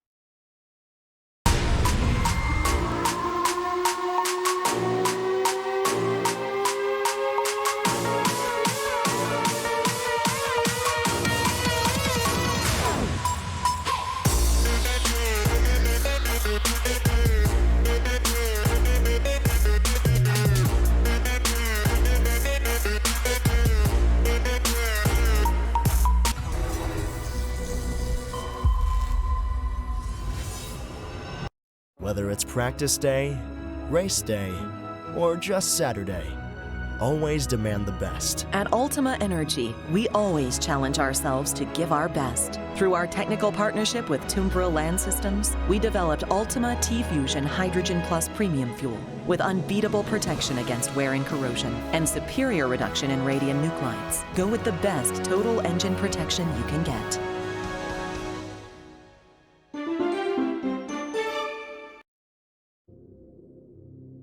All right, ladies and gentlemen, we're back. So before we talk about the rally, the rules, the race, and every detail for you at home, if you're brand new to the rally, welcome to the stream. Thanks for everybody's support so far. We see a lot of support in the chat. I took a chat while we were quickly on break, but chat is usually off while we're up here. But thank you everybody so far for their support. Seriously, man, you know, like all the support, like the merch that everybody's been purchasing, all just helps us to build a better website back end. We're trying to get some racer tools happening and a lot of different things going on. So really appreciate the support. But before we jump into everything else, DTOX, I got to give a shout out here to our security that is right now, you know, helping keep the rally safe, protecting the Daymar Rally. And right now, if you want to check out each org, we actually have a panel down below. Oh, down below the stream, everybody. I'm going to finish Crucian's sentence right there. No, we've lost crew again. Something going on there. That's good news. There's a panel down below the stream. There's the orgs are listed for our security forces who are going to be helping us. Crew, you okay? You okay? You haven't said anything for the last few seconds, man. There are links down below that'll take you to the org pages for all of our security who very kindly donated their time to the Daymar Rally today to try and protect the racers, the support teams, everybody who is taking part in the race, because the Daymar Rally it's an open PU race, right? It's an emergent race that's happening in the PU. These aren't private servers. This isn't happening inside an arena. It's happening out across the sands of Daymar. That's one of the reasons we call it the filthiest race and a death race, because there is always potential for villains to turn up and potentially interact with the races and the teams and provide problems for our competitors. All the competitors are well aware of the risks when they take part in the Daymar Rally. They know what they're getting into when they sign up. They know there's potential for death, either by one of the other races or by potential third parties. So it's always good to have some security on board to help out throughout the race. We've slowly it's slowly increased over the years. You know, in the early days we had a lot less over each kind of race. Over each year, it's slowly increased. We've slowly gotten more and more security teams on board. So massive thank you to these guys. They're dedicating their time and their expertise to helping with the race. Over 200 people all together in security.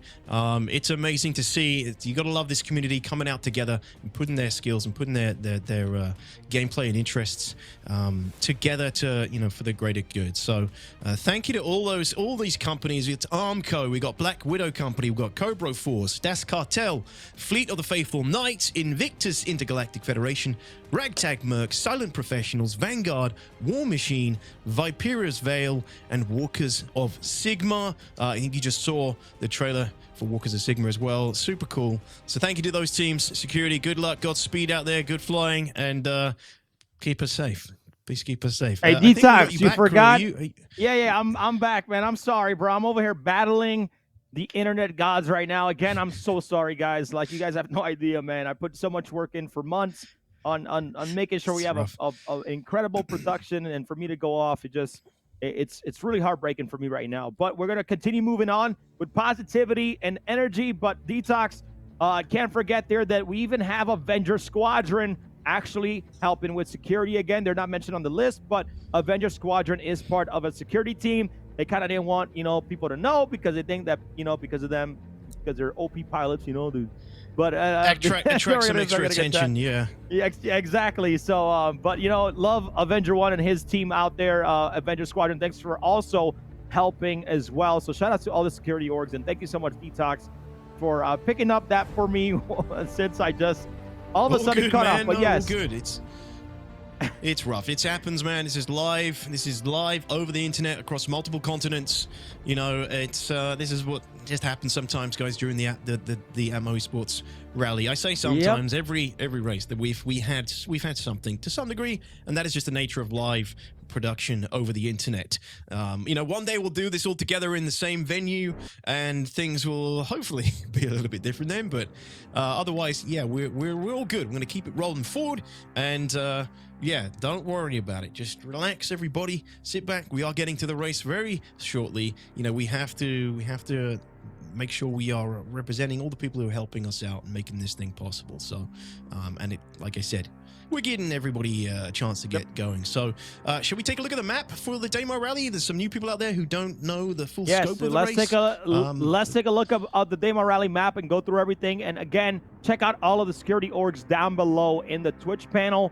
Go check out their org pages, and if you feel like you like it, go apply, and maybe you can be security in the future, or a mercenary team, or for hire, whatever you want. So, DTOX, you know, let's get into it here. The rally, everybody's preparing the servers, everybody's getting ready right now, and we'll have some shots for you guys here soon of in-server. But the Daymar Rally course route, right, 510 kilometers. That is the distance of you know, from Shubin to Eager all the way down to Kudra Or. You know, but this year, DTOX, we added something a little bit extra and added another checkpoint there. DTOX, if you want to take that part, that'll be great. Yeah, so this is the first time this year we are introducing the checkpoint, the Big Betty, which is the Reclaimer checkpoint. It's going to be a manned checkpoint. It'll be a pilot in the seat and an official in there who will be checking off racers as they pass under and through the arms of the Betty through this year during the 2953 Daymar Rally. So this is the first time we've had this in the game, and yeah, this is across multiple servers. There's like multiple of these reclaimers just sitting there in the checkpoint with the pilots doing their thing, waiting for the racers who have to pass underneath, right, Crucian? They have to go under and through the underneath the arms of the reclaimer in order to in order to qualify for the race. If they don't pass through that checkpoint, they can't qualify, right? They can't complete the race. They have to pass through these checkpoints in order to complete the race. So yeah, they can't just go around it. They can't avoid it. Hopefully there's no issues there, because it's the first time it's been put in, and there's a lot of veteran racers here. It's something new they're going to have to pay attention to and be aware of. Guru.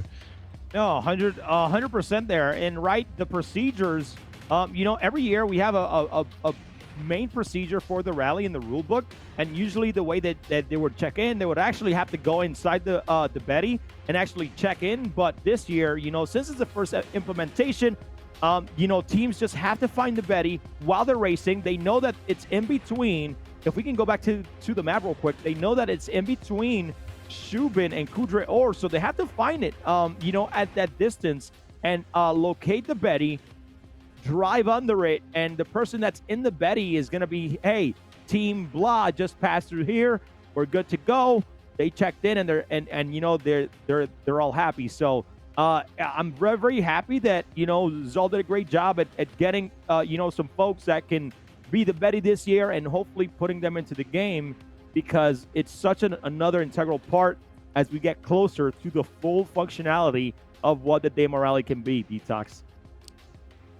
Yeah, and there's also this, like all other checkpoints, there is an armistice zone around this checkpoint. So if you get multiple people checking in at the same time, they're not allowed to engage the other racers until they're outside of the enforced 500-meter armistice zone. So for instance, if multiple people arrive at Betty at the same time, they can't engage the other racers. They have to wait until they've cleared the Betty for at least 500 meters, and then they can engage. And that actually stands for all the checkpoints. There is an armistice zone around all the checkpoints.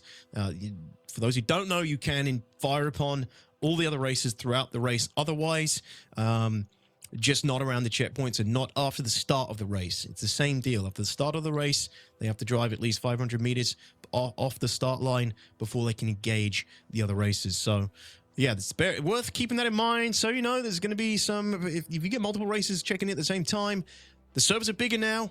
It means we're going to have more people taking part in each race that you're going to see today for the first time. So there could be more collision. There could be more conflict between our races this year, which, I mean, we all want to see that, right? That's the exciting part about Daymar Rally. So yeah, good luck, and make sure that these guys are gonna have to be careful about their check-ins.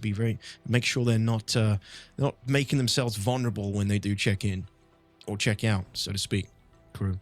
No, that's true, right? And you know, this race is not easy. Now let's kind of go back a little bit here, DTOX, because you know, like the rules of the Daymar Rally are very, very simple. You have 1 to 4 racers, right? If you're racing with only one person, then, you know, what happens at that point is that, you know, you don't have a support ship. So it's always viable to race with at least 2 or more. That way you have a support ship that can help you locate things like the Betty and locate other things like, you know, these other checkpoints when they're implemented. But, you know, like you see Checkpoint Talon and Checkpoint Haska there. So once we get ground fueling, we should be able to, you know, get those other points implemented, and hopefully when we have bigger server caps, because that would, you know, require more staff and more everything. So, but yeah, the rules are very simple. The start line of the Daymar Rally course.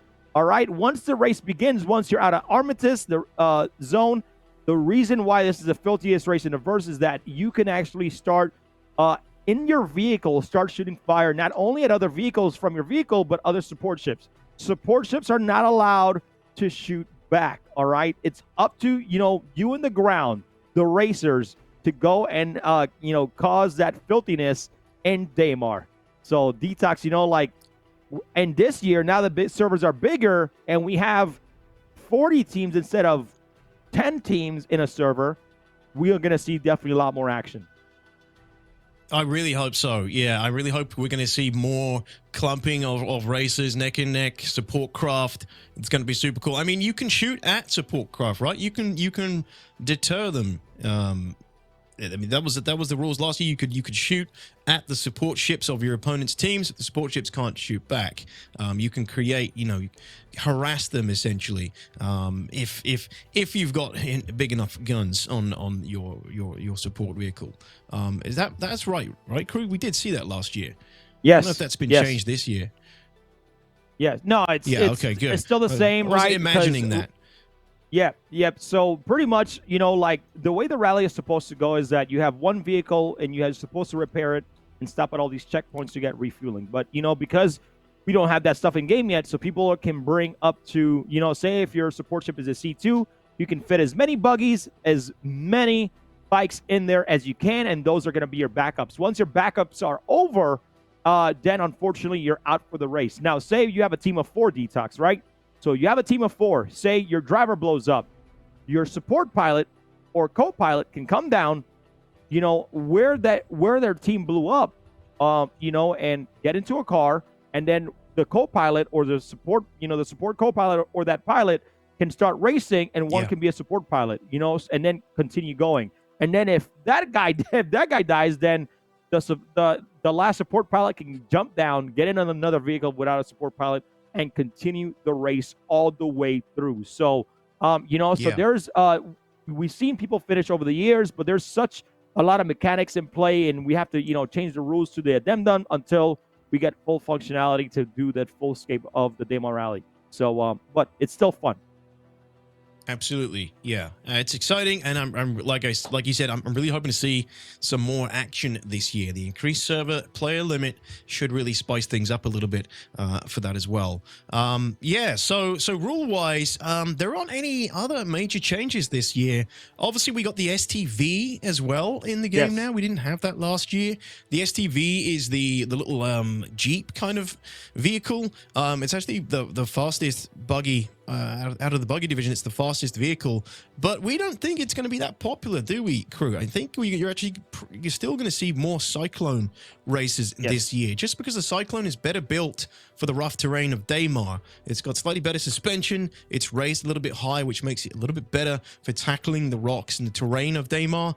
But we are definitely going to see some STVs out on the field today as well, as a new addition as well for 2953. It's one of the new vehicles that have been introduced since Daymar Rally last year. So that'll be exciting as well. Interesting to see how those guys do up against the Cyclones. And rule-wise, I think that kind of covers most of it. It's 510 kilometers, and it's going to be a long day for all our racers and you guys out there. We are nearly ready to get going, guys. We are nearly ready to get going. The races are some of them are in position now. We have camera feeds online. Is there anything else you want to cover, crew, before we move on to some of the races? Yeah, hopefully I don't cut out any more after this, but let's cover a little bit about the speeds, because, CIG did cut the speeds a lot, of the Cyclone RC, of the Rover, which is going to entail make a longer endurance race for the rally overall. So, something that have happened in the past, right? So, the Cyclone RC went from 55 meters per second, down to 35 in the current patch. In 318, it goes up a little bit, but in the current patch DTOX, because it has boost, you're looking at about, about a 4-hour race, even though in the past it was about 3 to 3.5 hours, maybe a little bit faster, but you're looking at about a 4-hour race for the Buggy division. For the Bike division, nothing's really changed there, DTOX, so they're going to be, pedal to the metal. Their race is going to end, from Shubin to Eager all the way to Kudre. Fighting the Betty is going to take about 1 hour and 20 minutes. So very, very quickly. And then for the trucks, which, that Ursa Rover, and the Spartan, where they were around 40 meters per second, in the previous patch until it got nerfed. Now we're down to about 25. So it's a massive hit DTOX. Trucks are going to be at, at that point where we're at around a 6 hour and 20 minute race, man. So, yeah, 6 hour optimal time, I think. If it's optimal time, it's a pretty lengthy one for the truck division. Those guys in the Spartans, in the Atlas platform vehicles, are going to have one hell of a marathon ahead of them with these speed changes. So thank you, CIG, for the speed changes. They are being tweaked again in 318, but we're playing on 317 for the Daymar Rally today. So yeah, they're going to be enduring those slightly slower speeds, I'm afraid, across the board. So like we said, the rally will be a little bit longer today than previous renditions of the race. So get your refreshments and food and everything in order if you haven't already. What do people stand to win this year, Crucian? We haven't covered the prizes yet. Yes, very, very good one. Let's get the prizes up because the stakes are high this year.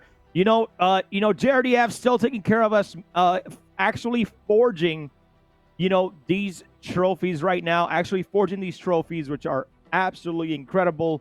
But DTOX, let them know what each division can win this year. So yeah, the bike division, it's a jacket, the awesome Daymar Rally jacket for the winners in first place. They also get the new A1 Spirit, which is obviously still a concept at the moment, but that's one of the new additions to the ship lineups. They get the excuse me, one of the awesome new bikes, which is also still in concept. We haven't got those yet, but those are one of the big things we're anticipating here at Daymar Rally, the new bikes coming in. And obviously the trophy for the first place teams to share. They'll have to, like, one person have it for 6 months, the other person have it for the next 6 months, send it around the teams and share in holding it and touching it. Awesome JRDNF provided trophy for our first place winners. And in second, they get the jersey in the bike division, the X1 bike, and third place jersey again, which are awesome, with the Nox bike as well. For the buggy division, it's the Mercury Star Runner, the jackets, the trophy, and one of the Origin buggies. What are they called again? It's been a long time since those babies were announced. The new Origin buggies, which is also G12s. The G12s, that's it, right the there, G12s. G12s, yeah, the Origin buggies, which are also still a concept. Soon TM will get those. The STV as well, second place with the jerseys, and a Cyclone RC for the third place of the buggy divisions. And then the truck division coming in a little bit heavier on the Hercules C2. That's going to provide the ample room for more trucks in the future. There's a bit of a theme here, like kind of the ships kind of cater to that division's vehicle, so to help them in future races as well. Ursa Rover, the jackets, the jerseys across second and third, and in second place, one of the Anvil Spartans. In third place, a beautiful, timeless Ursa Rover. So some big prizes for the teams, big things to be won. Most of all, the most important thing is, of course, the pride of winning the Daymar Rally 2953. So yeah, some pretty sweet prizes. Thank you to everybody who helped provide these for us. JRDNF with the trophies as well.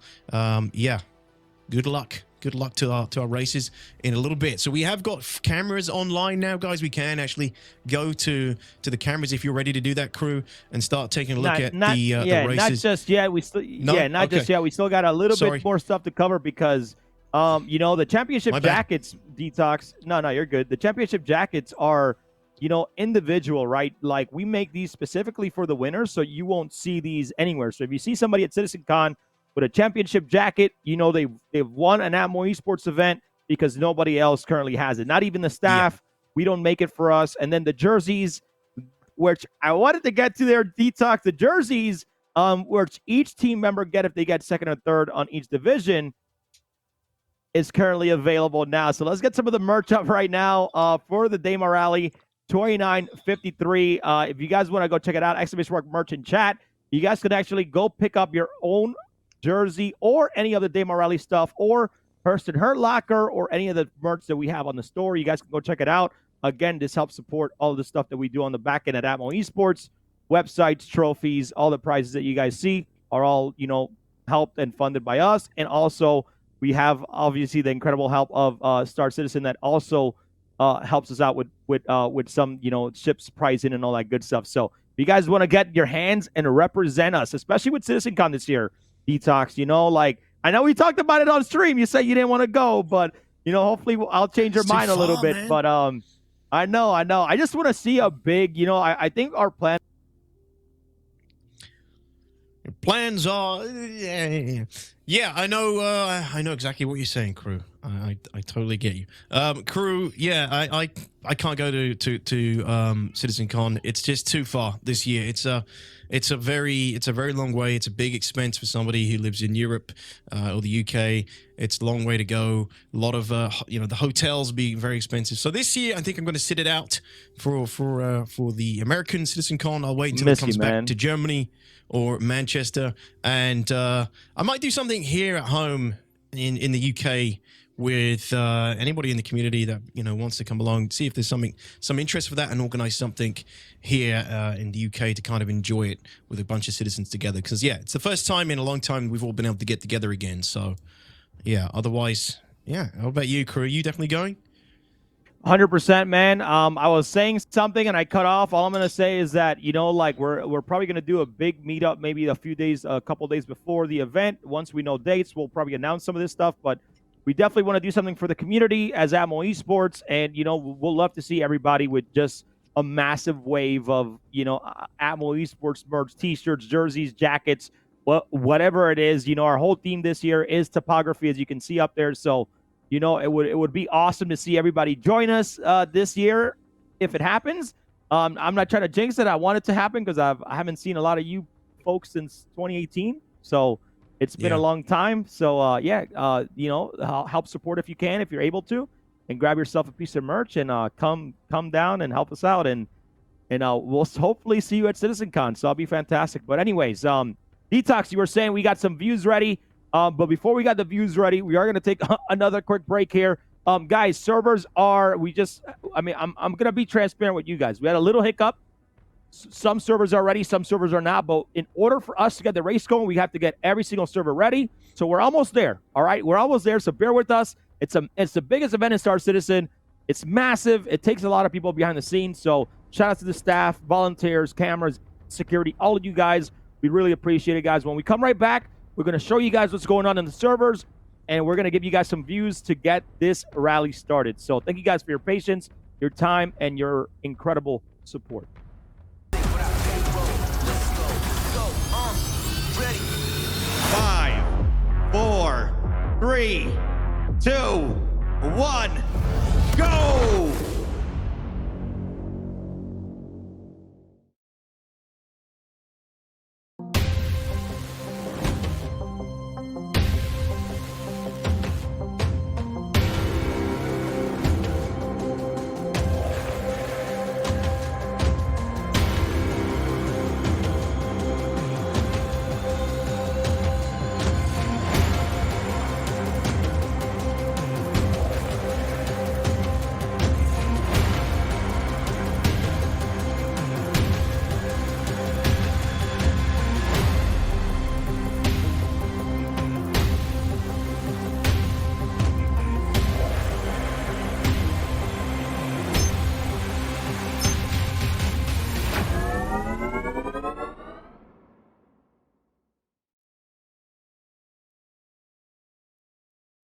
Your eyes are the gateway to your brain.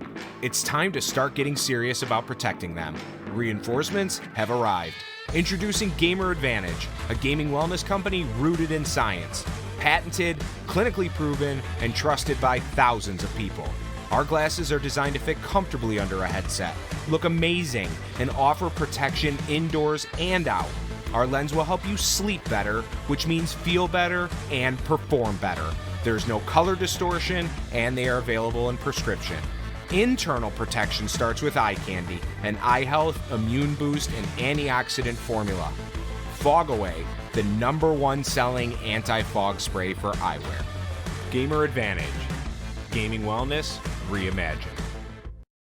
Head tracking adds so much to immersion in supported first-person games. When you try it, you're going to see why it makes so much sense. It's been created to seamlessly let you look where you want to, and with Tobii Eye Tracker 5, everything just works. Tobii has been the go-to name for head and eye tracking, and over time, their product has evolved. Their newest implementation has the most simplified setup because they did all the work for you. Offering both head and eye tracking, Tobii is able to track precisely through glasses or contacts, and once calibrated, it will never lose its center. The head tracking solution that integrates at the bottom of a flat or curved monitor, look at what you want to target sooner, look at what you want to lock your missile to, look at where you want to bomb, look in the direction that your ship is traveling to get the edge.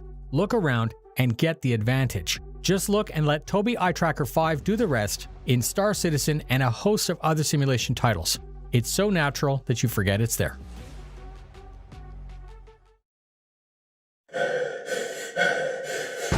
Mayday, Mayday, this is Red Wind, FR 9183, requesting immediate support. I'm under fire from an unknown number of hostiles. Sending my location now.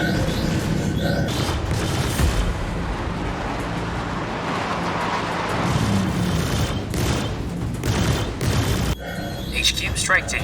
Contract assigned. HQ, strike team, roger. Proceeding to target. Red Wind, Foxtrot, Romeo, 90183, Walker strike team on site for assistance.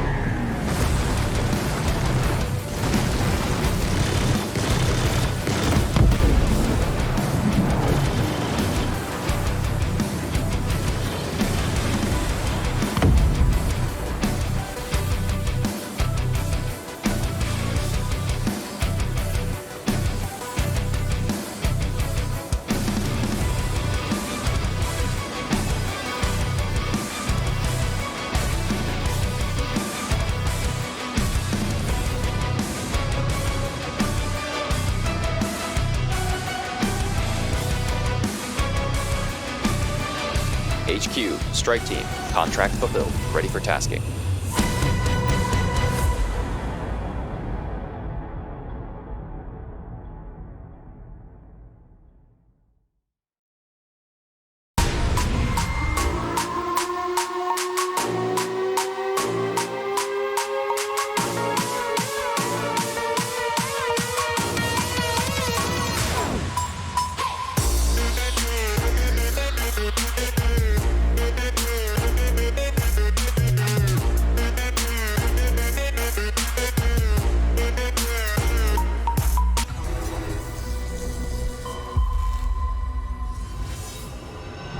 Whether it's practice day, race day, or just Saturday, always demand the best. At ALTAMA Energy, we always challenge ourselves to give our best. Through our technical partnership with Toombra Land Systems, we developed ALTAMA T-Fusion Hydrogen Plus Premium Fuel with unbeatable protection against wear and corrosion and superior reduction in radium nuclides. Go with the best total engine protection you can get.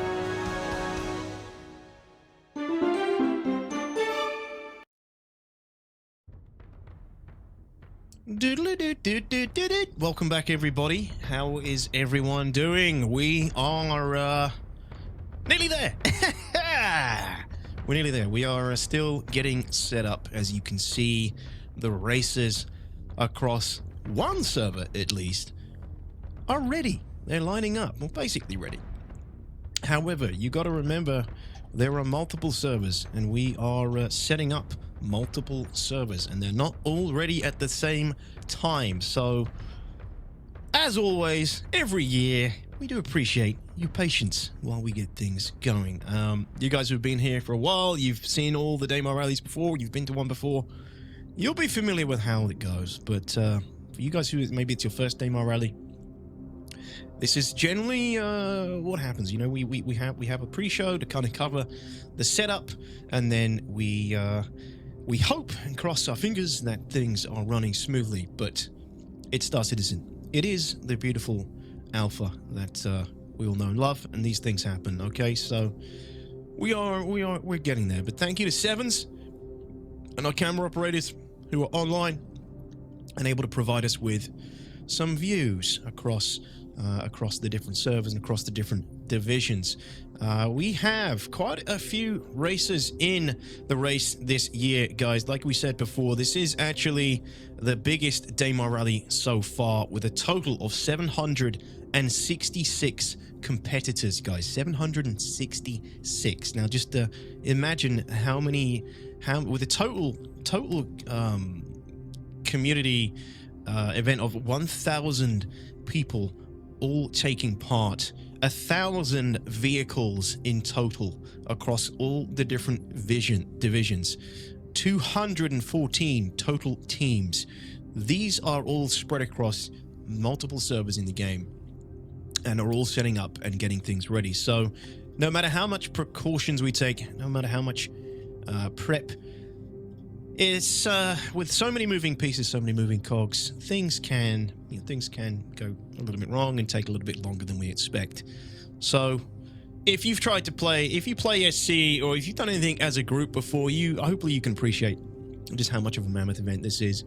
And with it getting even bigger this year, it's it presents new problems, new potential problems, and increased server player caps. So enjoy the views while everybody starts getting to the final prep phase of the race before we kick it off and coordinate the start of the Daymar Rally 2953. Normally how we do this is all the servers will be listening in on the announcer, who will basically call the start of the race with a 10-second countdown. Once the announcer reaches the go, there are flare and chaff fired off at the start line, and then all the servers start simultaneously at the same time and start and kick off the race across all the different divisions. So you will start to see in the beginning there'll probably be quite a lot of focus on the bike division,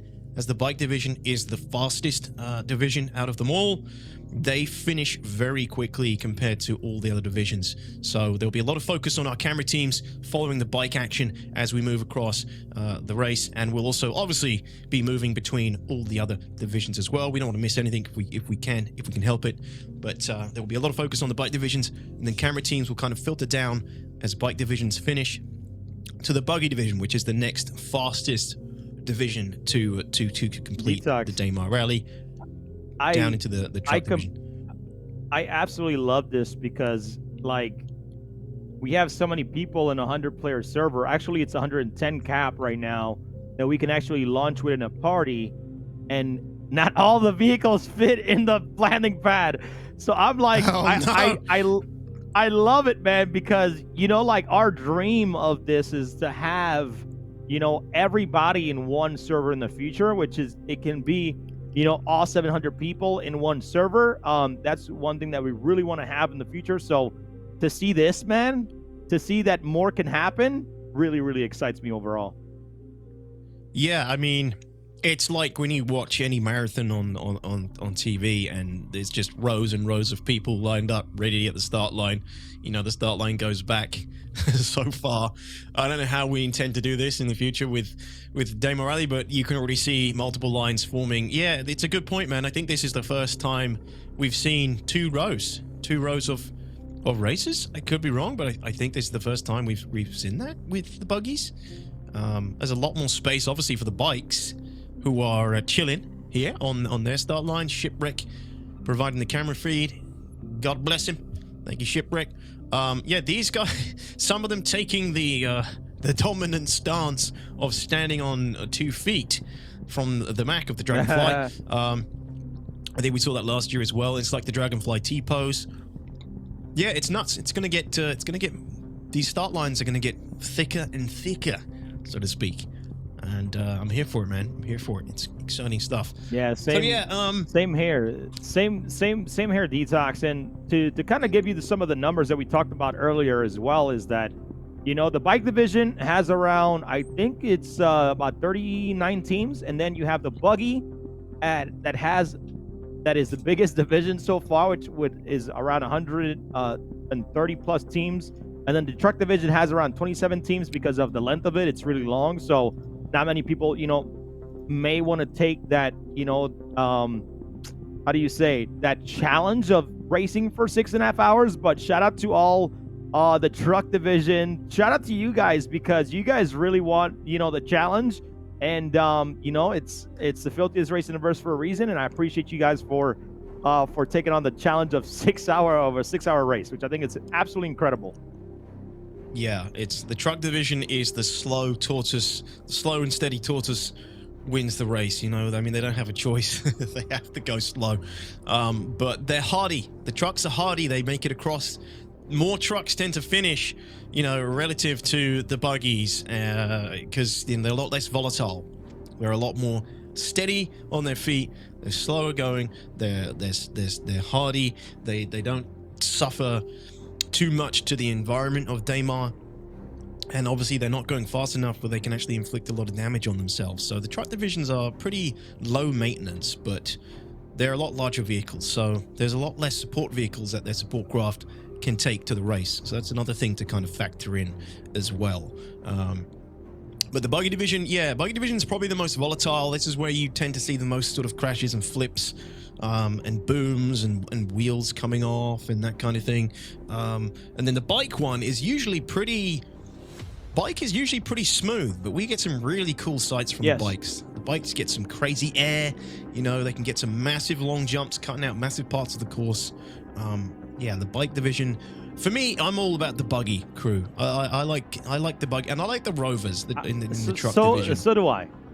So do I. And a lot of people are asking themselves, oh, if, you know, why is the STV not in? Like, they can race with the STV, but the STV on Daymar, the handles of it is completely different, right? Like, the STV is definitely a lot smaller, you know, overall, than the Cyclone RC. Cyclone RC has boost, which then makes it a little bit faster than the STV. If you know how to use boost, if you know how to maneuver the handling of the Cyclone RC faster and better, what I like about that is that it is going to be a little bit faster than the STV overall. Now, on a flat land DTOX, on a flat land, the STV takes the Cyclone, obviously, you know, in that flat environment. But on Daymar, your Cyclone RC is still king, unfortunately.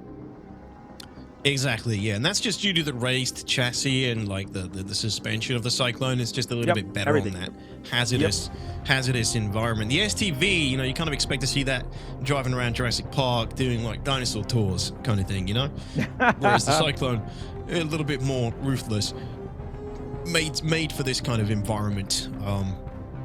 But no, you're right, man. I can't see, unless I'm blind, I don't see a single STV in this server at least. There are some. Yes, there are some STVs in. Yeah. You know, DTOX is tough because STV is sometimes like, you know, that vehicle. Like if you've been practicing the Daymar Rally very, very well, if you've been practicing with the STV and you kind of know how to maneuver, how it works properly, I have no doubt that you'll be able to compete, right? Because if you know the path to take, the line to take all the way down to Crusader, or you should be just fine. But if this is your first time practicing, if you haven't had much practice with it, it tends to get those little bumps and bruises and makes it flip a lot more than you would. So, you know, but still, man, can't wait for these other vehicles to come out. G12, Ranger, you know, the Origin X1 Velocity, and so much more vehicles that we'll have, you know, in different divisions in the Daymar Rally in the future. Yeah, and something else like you touched on there with practice, something else we kind of need to touch on here for you guys who may not be aware, that the racers, the good ones that take part in the Daymar Rally, they are doing a ton of practice for the Daymar Rally. My organization had a team in Daymar Rally, and I saw firsthand just how much time they dedicate to practicing for the Daymar Rally, running the route, running the checkpoints, kind of memorizing parts of the route where they can be the most efficient and get the best time, because that's what it takes to win. You gotta really put in that kind of work to really get familiar with the course and maximize your chances at getting the best time to win, because it's a time-based. That's how it's all calculated, right? It's because it's not all the races on one server. We have to tally the times up from all the finishes over all the different servers in order to crown our winners. So while you might not, you know, you might think you're not doing too well on your server, you know, you might actually be doing quite well in comparison to all the other racers across the other servers.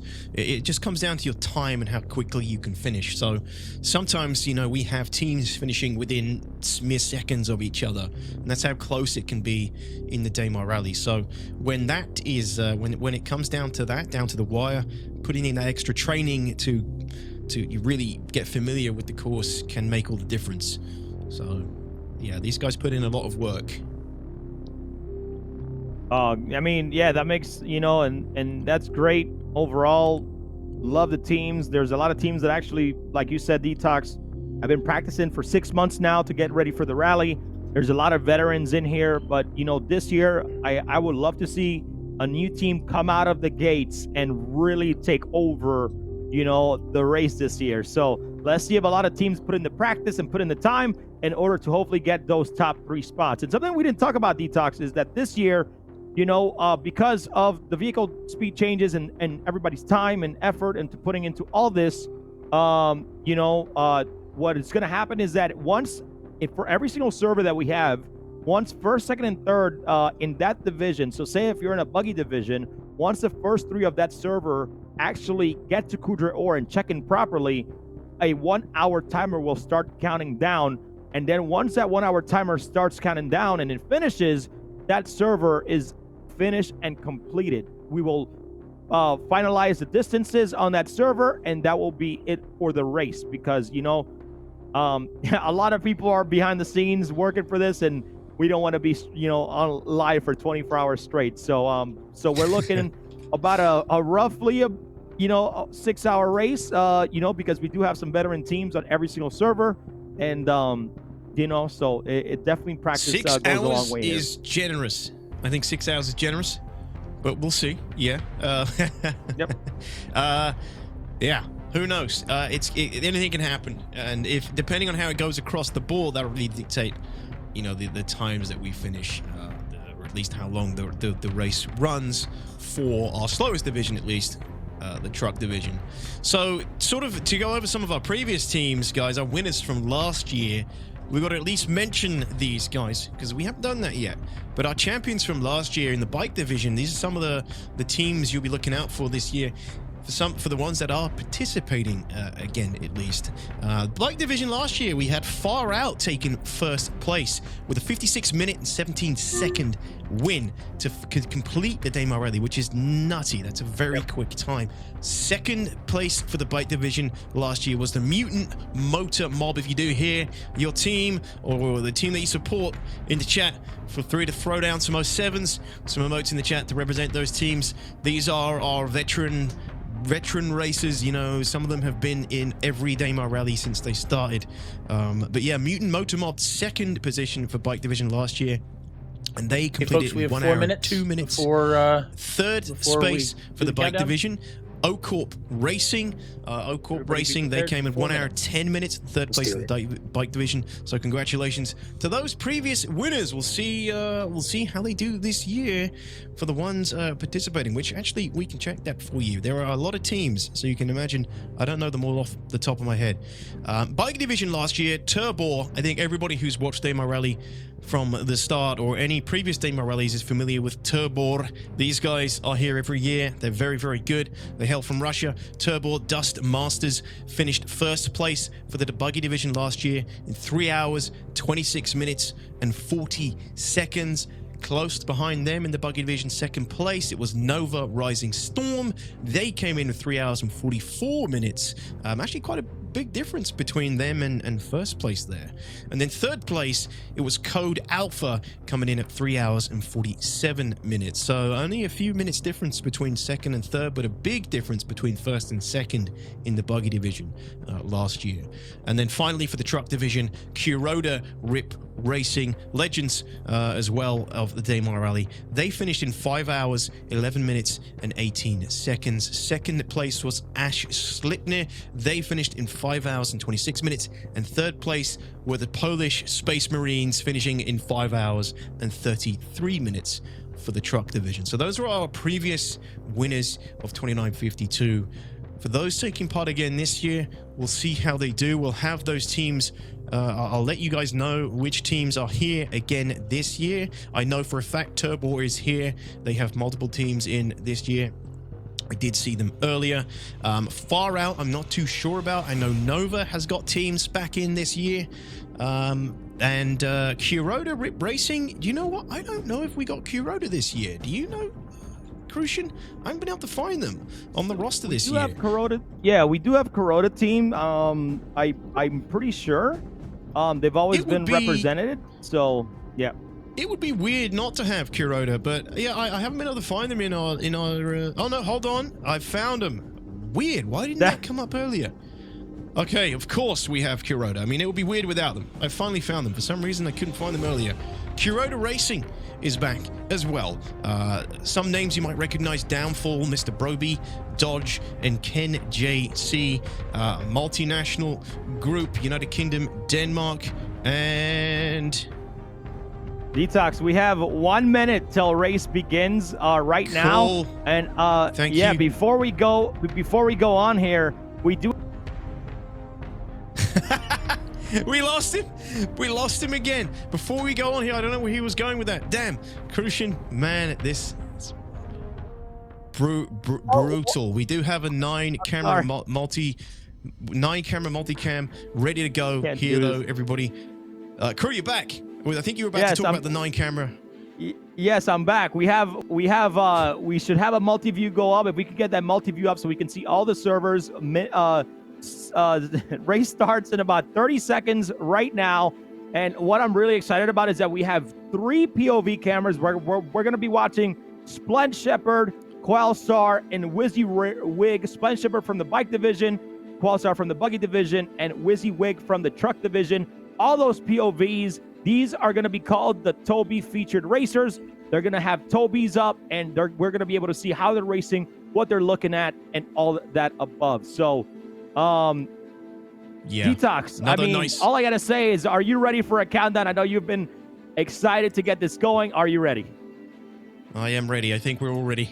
Crew, we are ready for it to go. Everybody's ready to get started. I think we're all ready, right, chat? We're all ready now. And let's hope we don't lose you before the countdown finishes, because we don't want them hanging on the thread if you get to 5 seconds. Yeah, I know. I'm sorry, man. I'm trying my hardest. I'm actually trying to fix it while I'm casting. I'm doing all the above. So, yeah. So sorry, man. We go in 15, 14. All right, I'm gonna give it a 10-second here. DTOX. 12, 11, 10, 9, 8, 7, 6, 5, 4, 3, 2, 1, go! Bro, I feel like it's so lagged out. Everybody's already gone. Shafts have went. Everybody started. I'm over here still counting down. What's going on, man? I don't know, man. Some of them have already got going before the countdown. Bro. I don't know what happened there. I guess maybe some delay in between what we're hearing and they're hearing. But my goodness, that is the thickest start I've seen so far. Do you see how many vehicles coming off the start line there, crew? Wow. That was a lot of vehicles taken off the start line there. That's super cool to see.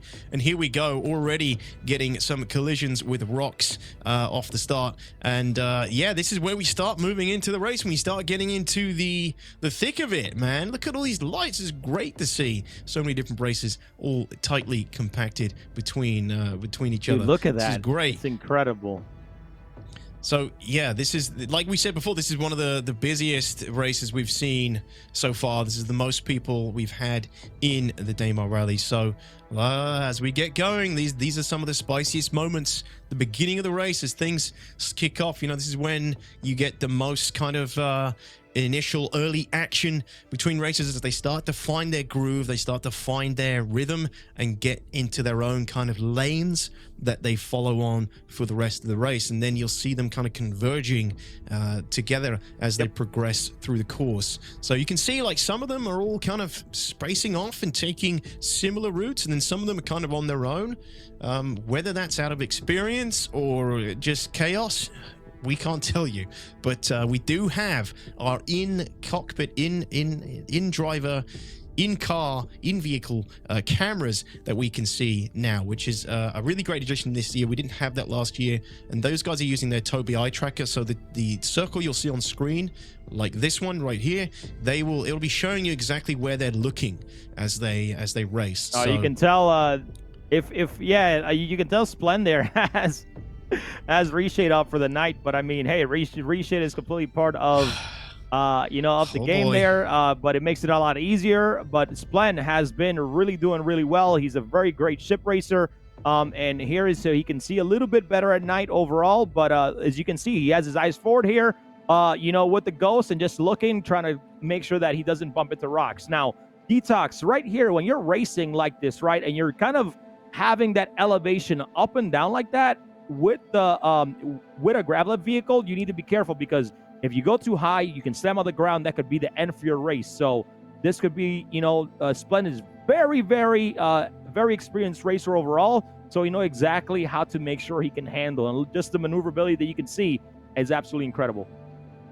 Yeah, I can't tell if he's taken some damage or something already. Look back at his engine. Look, it could be the adjustments he's made with reshade that's causing the back engine to look a little bit worse for wear. But I'm seeing like sparks coming off it and things. I'm not sure if he's taken some damage or something. I don't think so. He doesn't seem to be malfunctioning in any way. He doesn't seem to be veering off course. He's pretty, he's going pretty strong here. So it could just be a visual part of the engine for the Dragonfly.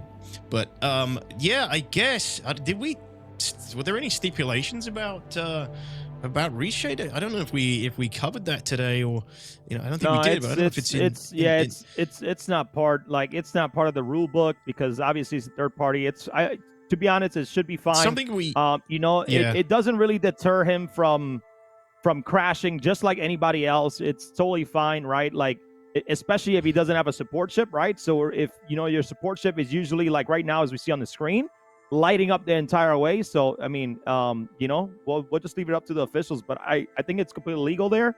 It shouldn't be a problem. Yeah, we are showcasing Splendid right here. So obviously, at least for this year, it is not against the rules. But it might be something that we consider further on. But ultimately, like you can see here, like Crucian, like you mentioned, is a very good point. The support craft do provide that light as well during night races. Because the race is so long, you get multiple day-night cycles. The support craft providing that light ahead of the races is a big factor. So, yeah. I don't know if he... I can't lie to you, though. That it does take away from the experience of how you're supposed to, race the Daymar Rally. It kind of takes away from that experience overall. So, we'll see what officials have to say after the race. But for now, I want everybody to just have a good experience and enjoy the race and just have fun overall. So right now, it's not even a big deal at all, DTOX. Yeah, I mean, the issue, one of the things that came up, during the discussion of it all was you can put the gamma right up in game anyway. So if you're using it for something like this, it doesn't make a huge difference between using reshade or just whacking the gamma up in your options in game. It's almost the same effect to some degree. So because we don't know how many races have been doing that anyway prior. It's not something that we've ever really had to think about or consider at Atmo for the race. So yeah, I don't know, moving forward it could be something that it's taken into consideration, but for now, yeah, we're gonna focus on the rest of the races and how the rest of this race pans out. We'll see how the bike division gets on. So the bike division is the main division that we'll be focusing on. Like I said before, these guys finish very, very quickly. Some of the times from last year, you're looking at 56 minutes for Team Far Out for the bike division. That is a very quick time. 510 kilometers, traversing that in 56 minutes. Very quick. So while we are focusing on the buggies right now, we are going to be kind of heavily focusing on the races that are further ahead for the initial phase. But we are not going to be aiming to miss out any of the action from the other divisions either. So our officials will be putting information in our ears, telling us when things are happening that we want to focus on. Our camera teams will be moving between them all. So, I mean, yeah, this is looking really good so far for the buggy division. These guys are all kind of, you can tell, like some of them split off, and then it seems like one of the races will take the lead, and another racer will be like, oh well, he's probably knows what he's doing, so I'll follow him on that route. Or maybe they've already both kind of figured out their course and they're simply following the same strategy. But yeah, some of them are on their own here. We got one of our racers in the middle moving ahead of the pack, and he's getting stuck, I think. Is this the one that we were just looking at? He's getting stuck on the canyon, the valleys. This is where a lot of the buggies start to hit snags. It's when they start hitting these valleys in between big straights. They come out, they catch too much air, potentially collide with the inside of the valley, doing damage to their vehicle. Over time, that damage does add up, and it starts affecting their ability to race. Once they start taking too much damage, that's when the support craft have to kind of come down and provide a replacement. The other thing as well, we also should be able to once we get the leaderboard up, after some of the vehicles send us some of their locations and end up giving us some of that information, we should be able to have the leaderboard up and ready here fairly soon, so that way everybody can see what placements everybody's at, especially in the bike division, because they're about to be they're going to go pretty quick. They're going to get to Shubin and Eager in about 15 minutes, DTOX, and then it's going to, from there on, they're going to have a straight shot. They have to find the Betty. All the Bettys are like, these guys, shout out to all the Reclaimer pilots. They literally worked really hard to make sure that they're all in the same spot in every single server. So incredible views here from Trippy. So, nice to see, and these guys are going really, really fast, DTOX. Oh, man. Holy. So this is like I think I said this last year. It just gives me like June vibes. It's like having all the carryalls, like following the harvesters across the Rackers. But this is the space. This is when you start to see the sheer sort of size of these divisions now in these new player servers, these 100-player servers. Look at all these support craft just hovering in the air, following their races, following their teams, all kind of dispersed throughout the course. It's so cool to see. You can kind of see how fast back some of them are, how far ahead others are. I love this kind of perspective. Man, to mention something, I remember when DARS was in the server. By the way, we do have DARS in the servers. They're VIP servers.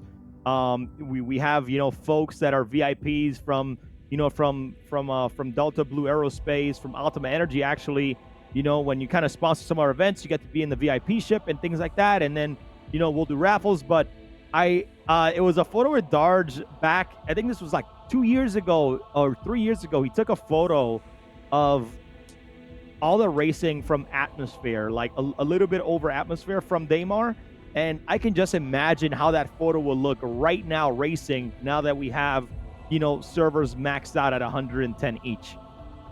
Yeah,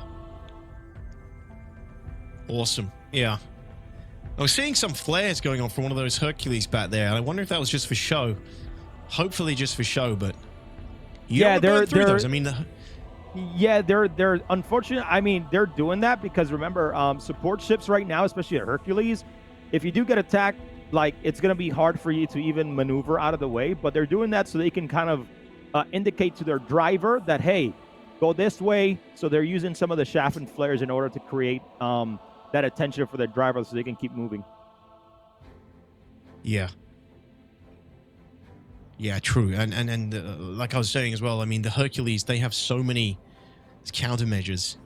One of the reasons they're such a good choice as a logistics craft and a support ship is the sheer amount of countermeasures they have.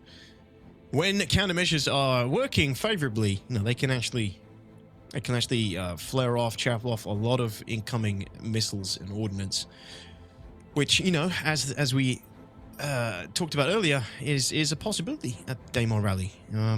That's why we have security. All right, we got WYSIWYG here in the truck division, and I'm seeing some NVGs on WYSIWYG as well here, crew. So, yeah, I mean, like we said before, there is. Yeah, you can turn on the gamma. You can turn on the gamma in game to get the same thing. You can use reshade. Look, it's all a viable option in game. If you can mess with the settings in StarCitizen itself, there's nothing you can do to control how these guys are playing. It's still not going to make him faster. It's still not going to make him, get to the point faster than anybody else. They have to go through the same rocks as everybody else. They have to go through the same exact course. So, good luck to them, and I hope they do well. Yeah, exactly. And we can't. It's so many races. It would be impossible to vet everybody's everybody's screen. You know, it comes down to CIG ultimately stipulating the rules for this, but it's not our. We can't enforce these rules. So yeah, it is what it is. You know, and like you said, it's not going to affect. It's not greatly going to affect, if at all, their ability to win this race. And if they really would, they have the option to change that in game. But yeah, that was one of our checkpoints. The bikes have already arrived at checkpoint 1, Eager Flats. Everybody, so some of our bikes have arrived, and we got some names here: Lipwig, Fedical, 8-Bit Rise. Let's check them. Let's check their teams here. So Lipwig. Roger that. Thank you. So Lipwig is team. Unfortunately, we're getting issues again getting our leaderboards online, which is a bit of a bummer. We'll see if we can get that on later for the rest of the race today. But it's gonna make it a little bit more difficult for us to tell you guys at home who we have on screen at all times until we can get that information straight from our camera ops. So crossing the first finishing line here, not finishing line, sorry, the first checkpoint at Eager Flats. We're just trying to get the information to us so we can bring that to you guys at home. But sorry, apologies. It looks like, yeah, it'll be a little while before we can get the leaderboards back online. So we do have a really cool leaderboard set up this year. I mean, we had one last year. This year it was slightly improved, that we were going to have on screen for you guys, but in typical Star Citizen fashion, things are being a little bit difficult to get that online for you guys. Yeah, so we'll start updating you guys here very soon on positionings and who is in first place on most likely each of the servers and how far the distance they are. So we'll get some of that reporting here soon, and hopefully we can get the leaderboard up and running here fairly shortly. But thanks, everybody that's watching at home, guys. I really appreciate it. I hope you guys are having an absolutely fantastic day. You guys are enjoying today's broadcast with the Daymar Rally from our pre-show to the entire beginning of the race right now. And right there, earlier, DTOX, we just saw the first one of the first bikes getting to Shubin. Now, in order for them to check in, DTOX, they have to actually pass the double doors, check in personally with someone, and then get right back out and then get everything going. So, you know, everything's looking really, really good. And I'm just very, very happy to see, you know, everybody's having a good time out here on Daymar. Yeah, absolutely. I mean, what was that time? Do we have the race time for the first bikes crossing the first checkpoint? That was quick. That seemed quicker than when we did the test run last week, almost. But that could be anecdotal. Oh, we have some fireworks in the background. Potential interlopers kicking in on the support craft here. I did see an explosion. Do we have some third-party attention on the course? Racers clenching butts and doubling down on speeds. Not good. Hey, not good. All I'm gonna say, if security sees you and you're not part of the race or on that list, you're going down very quickly. And the thing is, right, Yeah. all the server, even though DTOX, even though all the servers are maxed currently right now, right? Sometimes you'll see servers in the PU at like 114 or 115. But the thing is, like, we have way more security, so like if you got one person in at a time, it's not gonna be much of a factor overall. So they're gonna get taken down before they can get the rest of the group in. Yeah, and then this is where our security teams kick in. You know, we talked about it earlier. There is that potential in the Daymar Rally to take heat from third parties arriving at the race, looking to cause some trouble. So the security can be there to help mitigate that. But you can imagine it's not an easy job. Not an easy job for the security, and not an easy job for anybody trying to squeeze in either. There's a lot of there's a lot of security on each server who are going to have to react quickly to the handful of third parties that manage to squeeze through the gaps, squeeze through the net, to take heat from third parties arriving at the race. Ooh. Oh. Sweet. So we did get a little bit of information through fed past Eager Flats on Bike Truck 2. So that is Infed.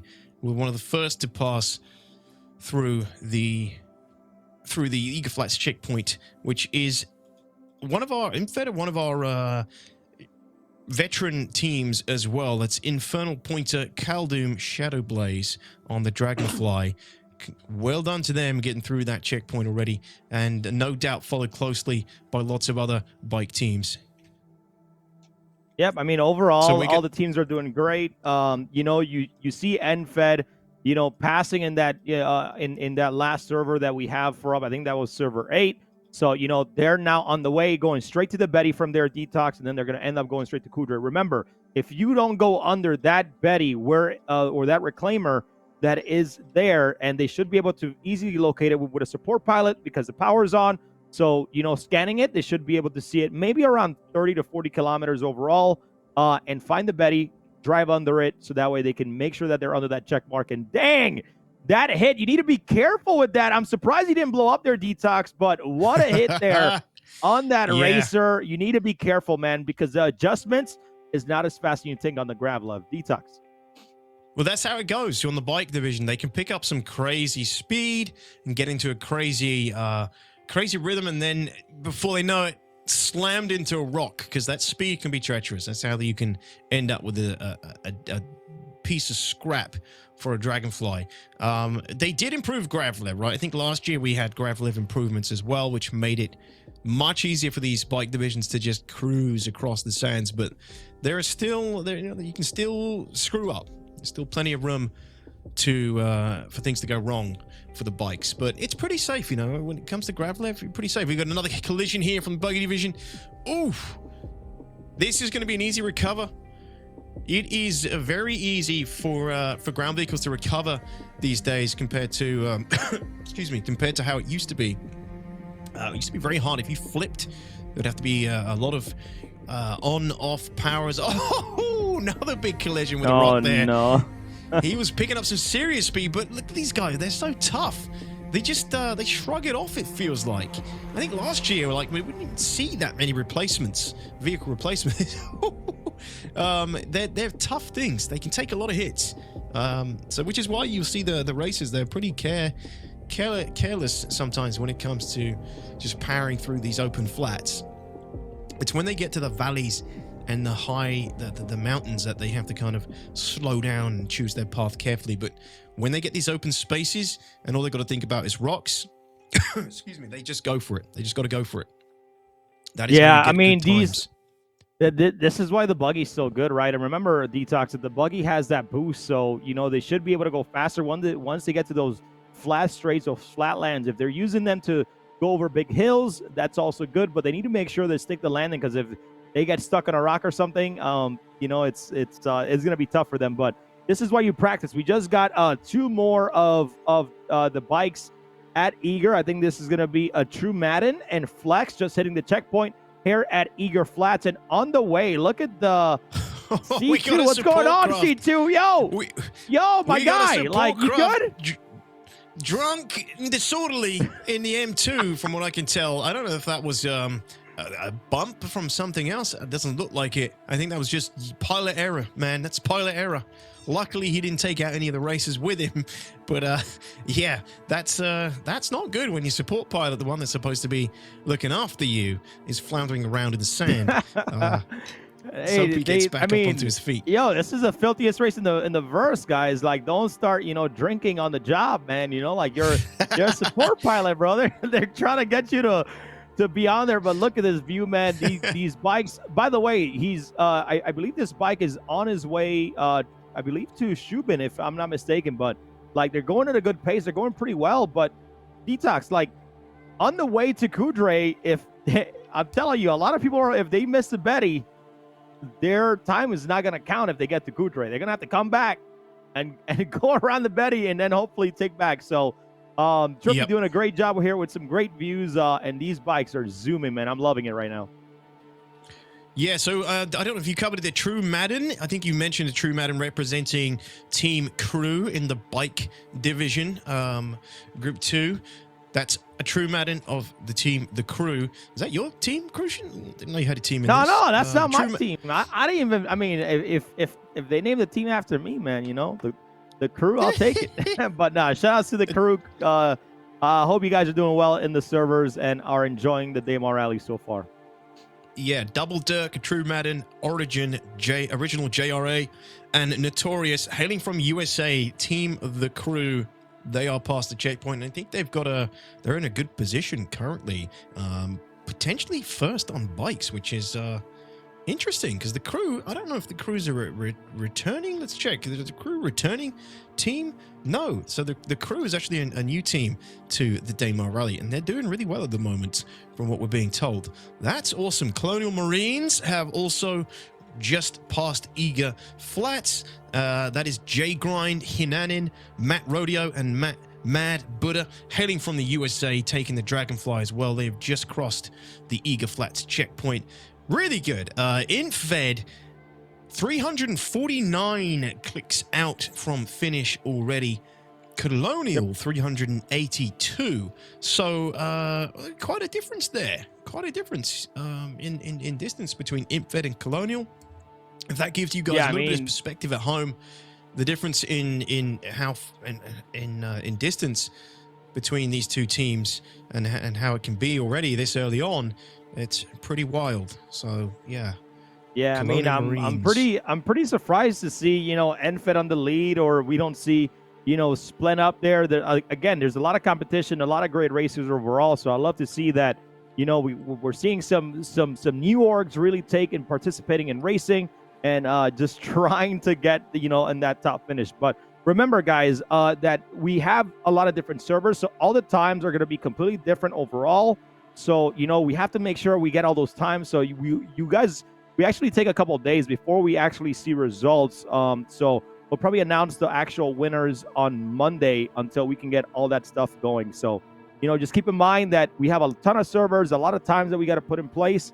And usually the fastest times is you know, who gets that top 3. So yeah, I also want to say that if for Infed, it's in the Infed pod races, and I did forget to mention Soul of Starbuck.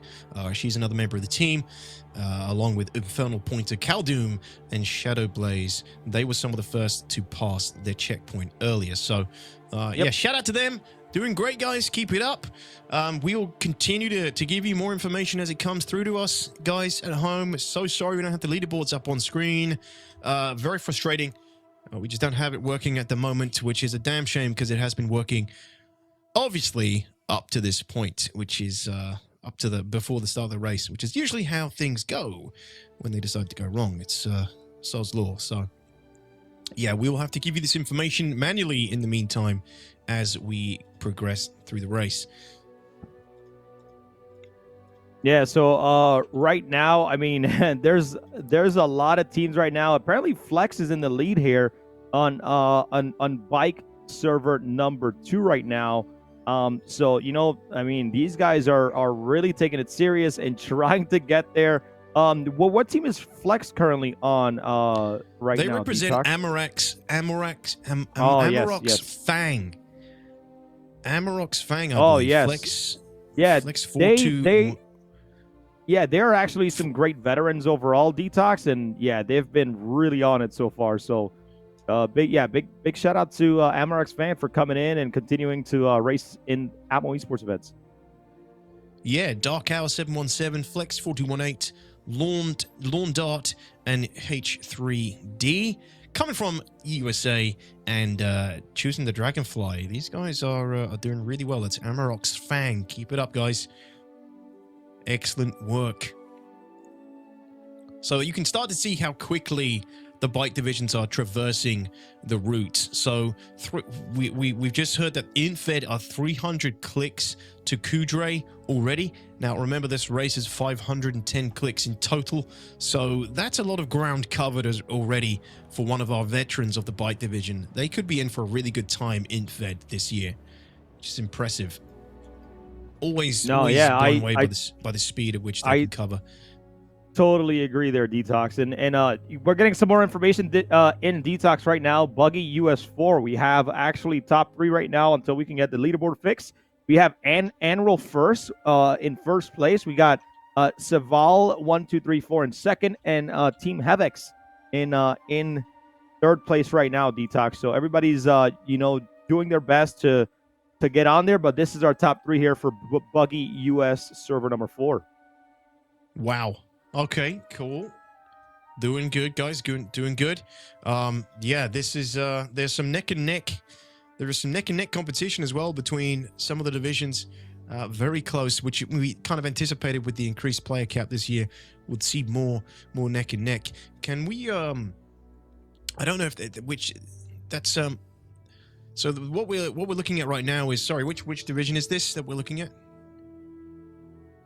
This is Buggy Division 4, so that's perfect. This is where we want to stay here for a moment, please. This is the camera provided by Papa Freedom on Buggy Division 4, which is where some of our leaders are currently in the Buggy Division race.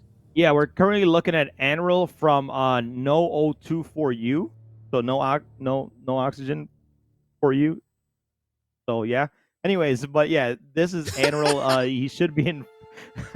I don't know if I said that so slow, but yeah, this is him in first place right now. So doing a good job. But still, I believe he has some people right behind him. He has several also that's neck on neck with him. So it's a very close race in this server so far. So I don't know. It's just no O2 for you, I guess. But that's the team name right now. No O2 for you.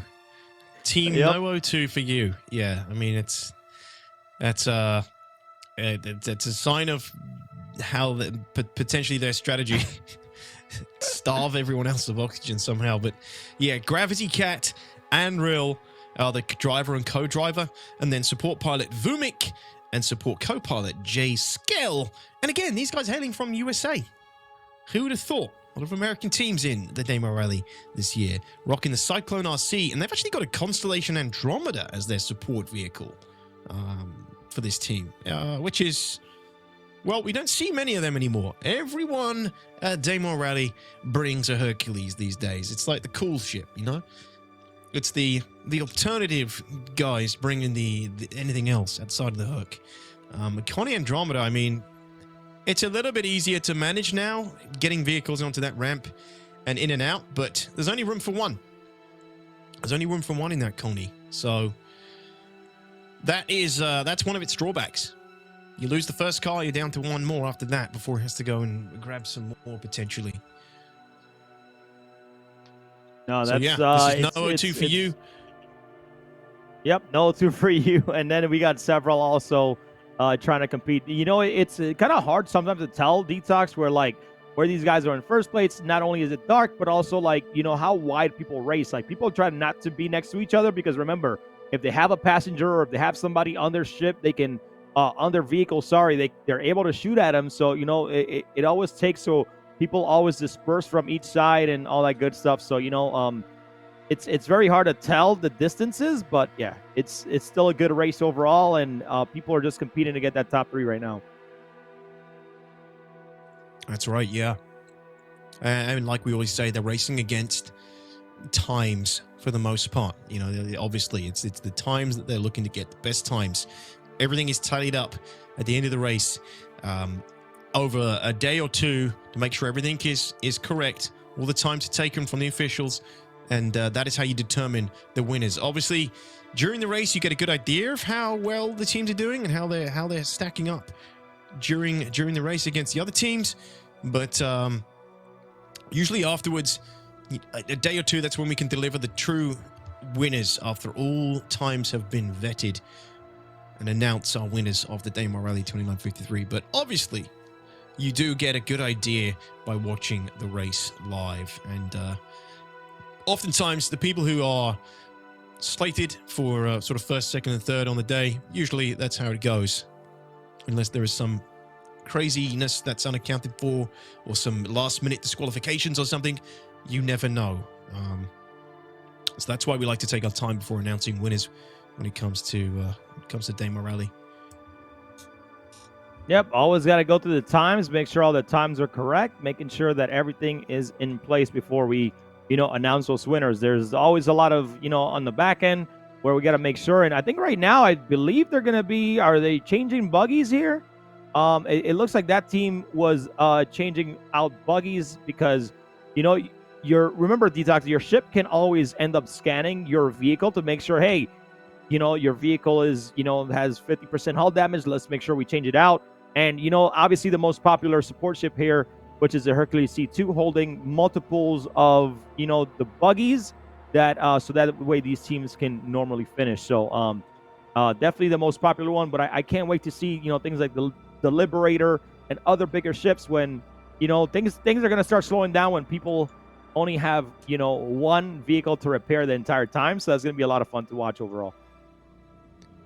Yeah, the Liberator is going to be the Liberator will be a game changer for the Daymar Rally, not just for teams, but for the staff, right? For getting everything kind of where it needs to be together on one large ship. I am looking forward to that as well.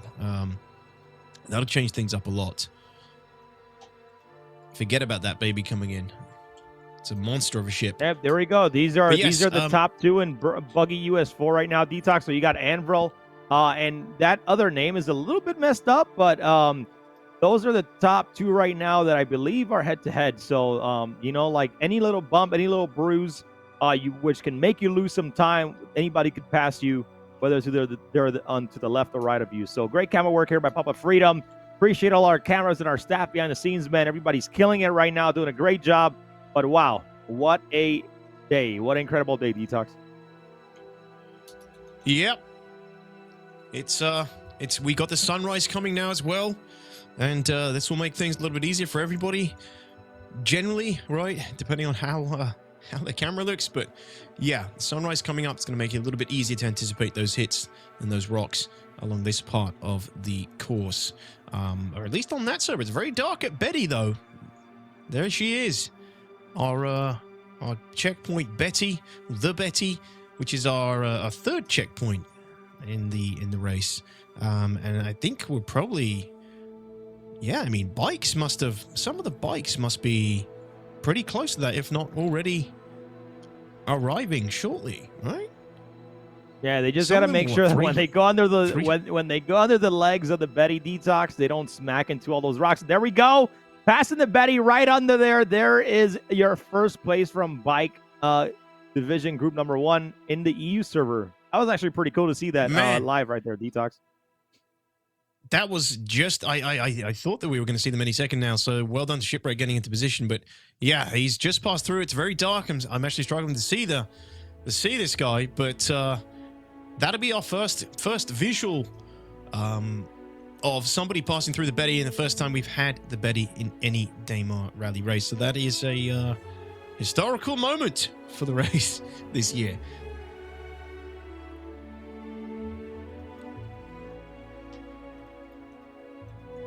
Let's get a replay on that because I believe we just have a few racers just passing the Betty right now. So Bike server number 2, I believe that was Vanquish and Splend Shepherd there. So that was pretty awesome. Man, that is super dark here. Oh, so Legacy Fleet. So that was Legacy Fleet Splend coming through there. Awesome.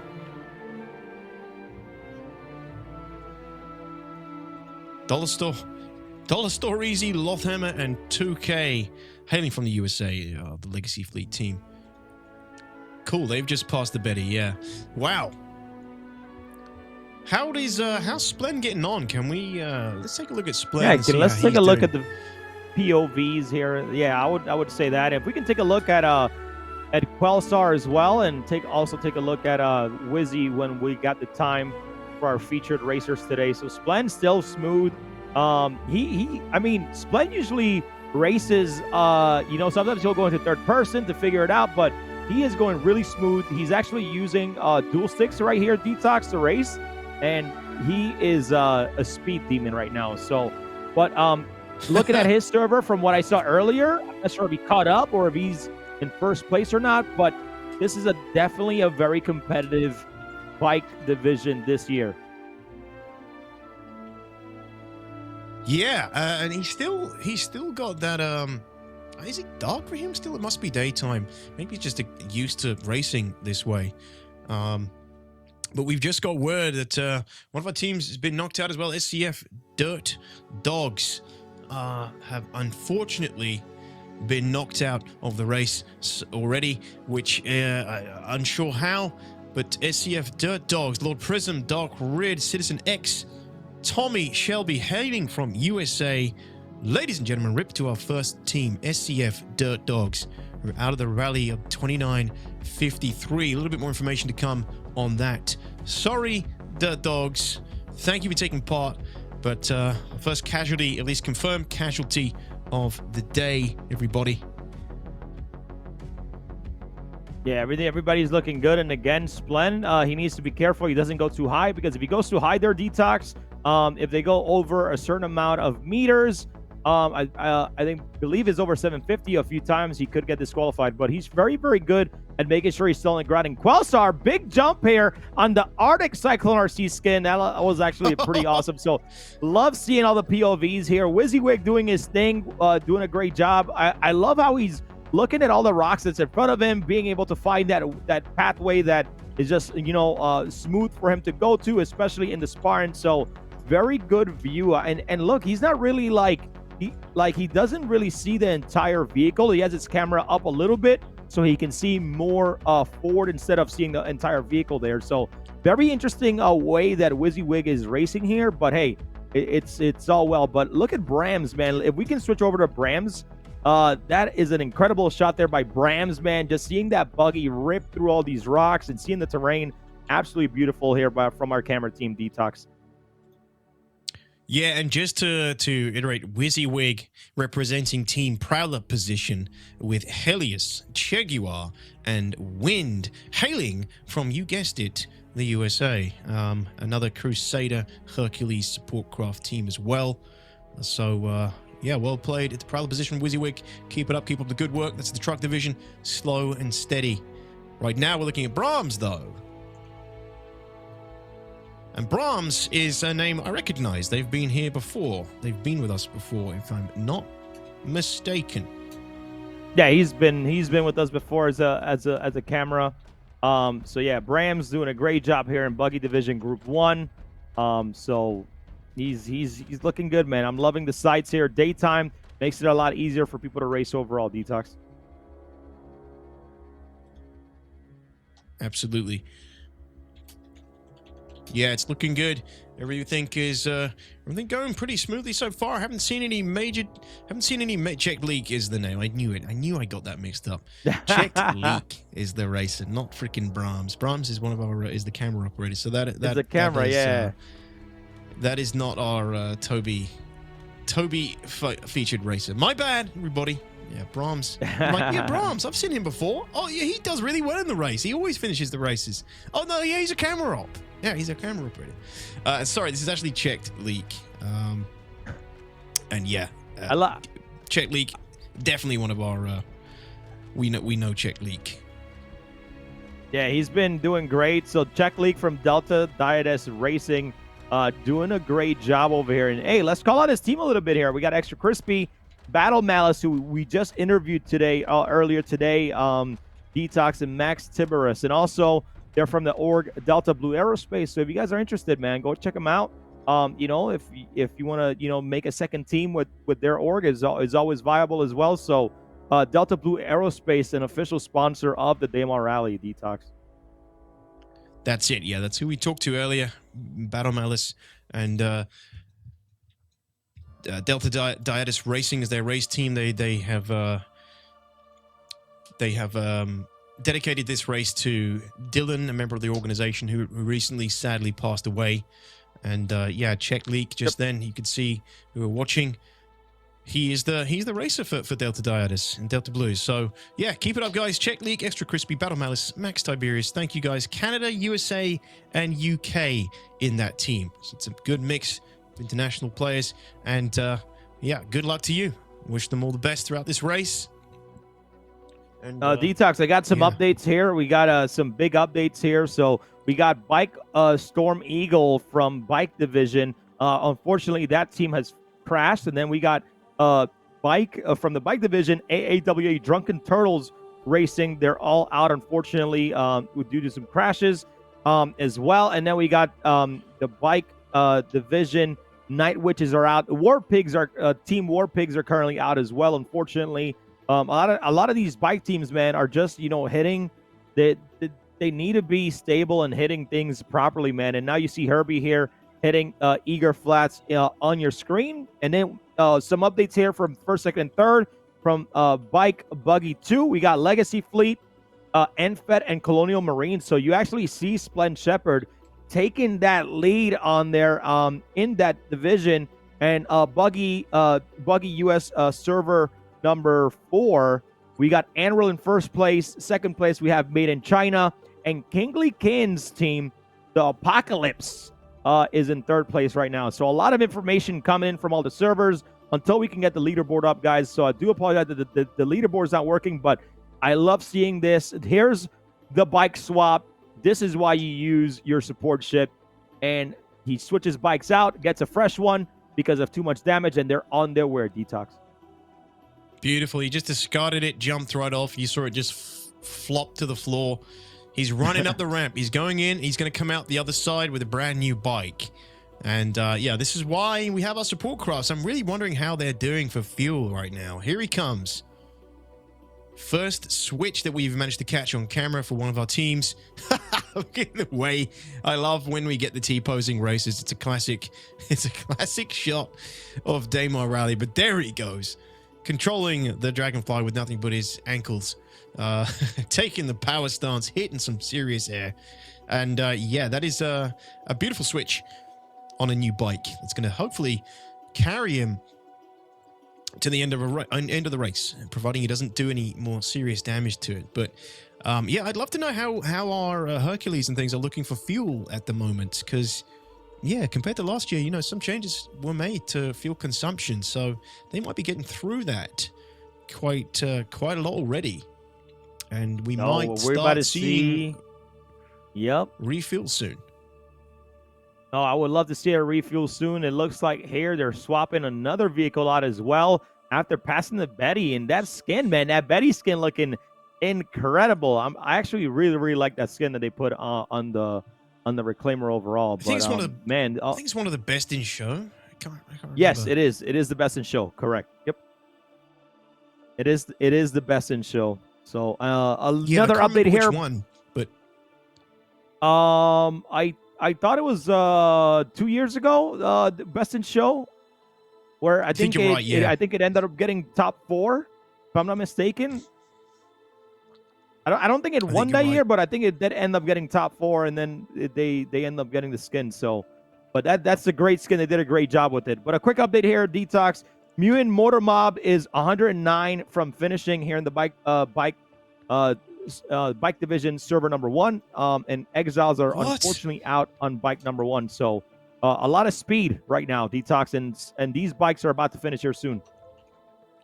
That is nuts. So Mutant Motor Mob are looking 100 clicks from the finish. That's crazy already.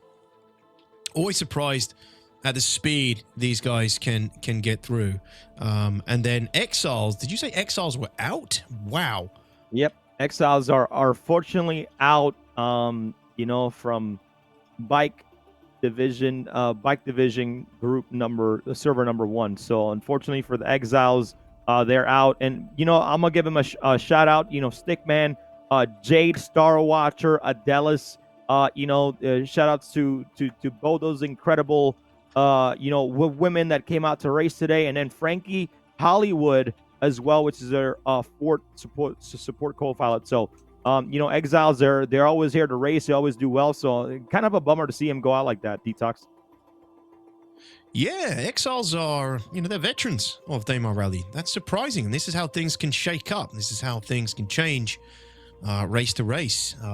These guys can get knocked out at any time for multiple reasons, whether it's pilot error, third-party interference, or something else, you know? And that's what can happen. Wow, so look at this. Look at this shot right now. Of all these support craft coming up to what I believe is eager flats for our buggy division. Yep. Now this is eager. Yeah, this is eager flats for our buggy division. The first checkpoint for some of our buggy divisions, and it looks like, judging by the support crafts, these ships and these races are all pretty close together coming up to the first checkpoint here. I mean, that is that is a lot of vehicles coming in at once. We've never seen this many before. Seeing a few countermeasures going off as well. I think that's just for show. Hopefully, because there's a lot of ships all together in one space. Security got their work cut out for them there. But no, this is great to see. People, the buggy racers jumping out, hitting the checkpoint, going inside, and coming back out again. And that is what is necessary for them to properly check in at the first checkpoint. And they're going to be getting on their way again for the second checkpoint after that point, which would be the checkpoint Talon. And after that, it's the Betty. Then after that, it's checkpoint Haskahar, and then they'll have the home stretch to Kudre Ore. So these buggy divisions, they're coming in at 92 clicks right now. The majority of these buggy divisions coming in at 92 clicks into the race, which is where the first checkpoint is. So some good, making some good time. That's like 1/5 of the race basically already done for the buggy divisions. So they're making pretty good time, making pretty good progress. Yep, overall, man. Like, here we got Qualstar here from there are in Team Ramrocks, actually. So big shout out to Qualstar for allowing him to see his POV while he's racing. Unfortunately, hitting a bump there, but remember, they have that mechanic where you know, the vehicle will normally stand up on its own, so he's good there. But man, bumping into things like that, DTOX, you lose so much time and so much effort, man, where you want to get there. But I believe he's getting closer to Eager Flats. That's where you're seeing these type of rocks. I'm very familiar since I've raced it quite often. So he's getting very, very close to Eager. And then once he gets to Eager, he has a pretty nice, he has a little bit more of a bumpy, rocky area. And then he has a bit smoother going into the Betty. But there's a lot of like, you know, that diversity of having a lot of rocky environment to smooth environment in the Daymar Rally is actually pretty impressive. I actually like how it can go from rocky to smooth in any second. Oh no, he missed that jump, DTOX. Oh yeah, I saw that. That's not good. So yeah, Quelsar representing Team Ramp Rocks with Gerbo the Gnome, the co-driver, Garden Crane support pilot, and Shugo the lucky one. Their team Ramp Rocks. Thank you guys. Good luck. USA and Canada coming together for the greater good, the Daymar Rally. Let's go to a replay of that collision with that rock there. That was nasty. Here we go. Right, we can see. Look at where he's looking with his Toby. Oh no! Yeah, I think he. I think he expected to reminds me that. Of Gandalf. You shall not pass, because that rock did not let him go anywhere, man. But, yeah, that was awesome. Tell he was, great replay there. You could tell he was expecting to just glide over the top of that, but yeah, sometimes perspectives can be deceiving. But yeah, I mean, if he had a little bit more speed on that rock and he would have hit that boost in a good timing, he would have easily cleared that. I would say 100%. Agreed. Yeah, totally. I think he lost a little bit of speed on the ramp up there, which is, you know, you could tell he was pretty. You could tell he thought he was going to get over that, but just a little more speed, a little bit more boost at the right time would have helped to catch that air. But yeah, there is a rule. So with the bikes, did you say it was 750 meters, Crucian, of height allowance for the bike division? Yes, if you go above that over 3 times in this entire course of the race, that disqualifies you. Obviously, you know, we have a lot of eyes in the skies, we have a lot of support ships, so if anybody, if our camera team reports it, then they get disqualified. But usually, you can kind of, evade that by just holding down control while you're racing or hitting control, and make sure you're lowering your dragonfly to the max and not going over, the ramp like pretty much Quelstar just try to go up. if you would do that, then the Dragonfly would completely just start skyrocketing and going over that 750 meter hump. So, you know, once they don't take any ramp like rocks or anything like that, they should be okay. DTOX. Yeah, absolutely. It's not like that. Yeah, it's 750 meters. It's not that easy to hit, but if people know how to do it and when to do it, they could kind of exploit that height and potentially cross further ground, which is why we had to kind of implement that rule early on. But yeah, we're back on WYSIWYG here. One of our truck divisions, taking the Team Prowler through. And I love this view that he has. He has this camera set up perfectly. Yeah, I like in it the too. center of his truck, so he's got a full view of everything that's coming to him. You can see with the Toby exactly where he's looking. I mean, with the trucks, they've got plenty of time. They're pretty slow moving. They're pretty sturdy. Plenty of time to plan your route ahead and assess potential dangers. And you can see it's just tell like a cruise.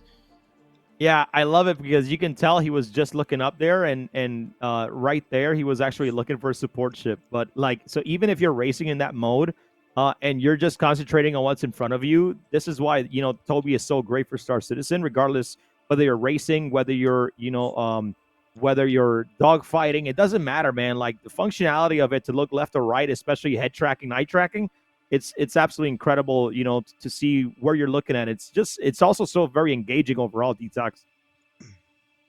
Yeah, it brings a nice element to the race for us. It brings a nice element to the Daymar Rally. And, Fight or Flight last year as well, when we could see where all the competitive dogfighters are looking and, how they're reacting to everything that's happening around them. A lot more relaxed here in the Daymar Rally, especially for the truck divisions and their Tobies. But yeah, WYSIWYG, keeping up a nice pace here. I don't know if any truck divisions have reached the first checkpoint yet at Eagle Flats. I'd be surprised since we just saw a lot of the Cyclones getting there. Yeah, we'll see how we'll see what kind of times the trucks get in the race today for the first checkpoint, which will give you a rough idea of what to expect from the rest of the race and sort of a time frame for trucks to potentially complete. Yeah, so to get some information here on some teams we got from Buggy Division 1 here, DTOX.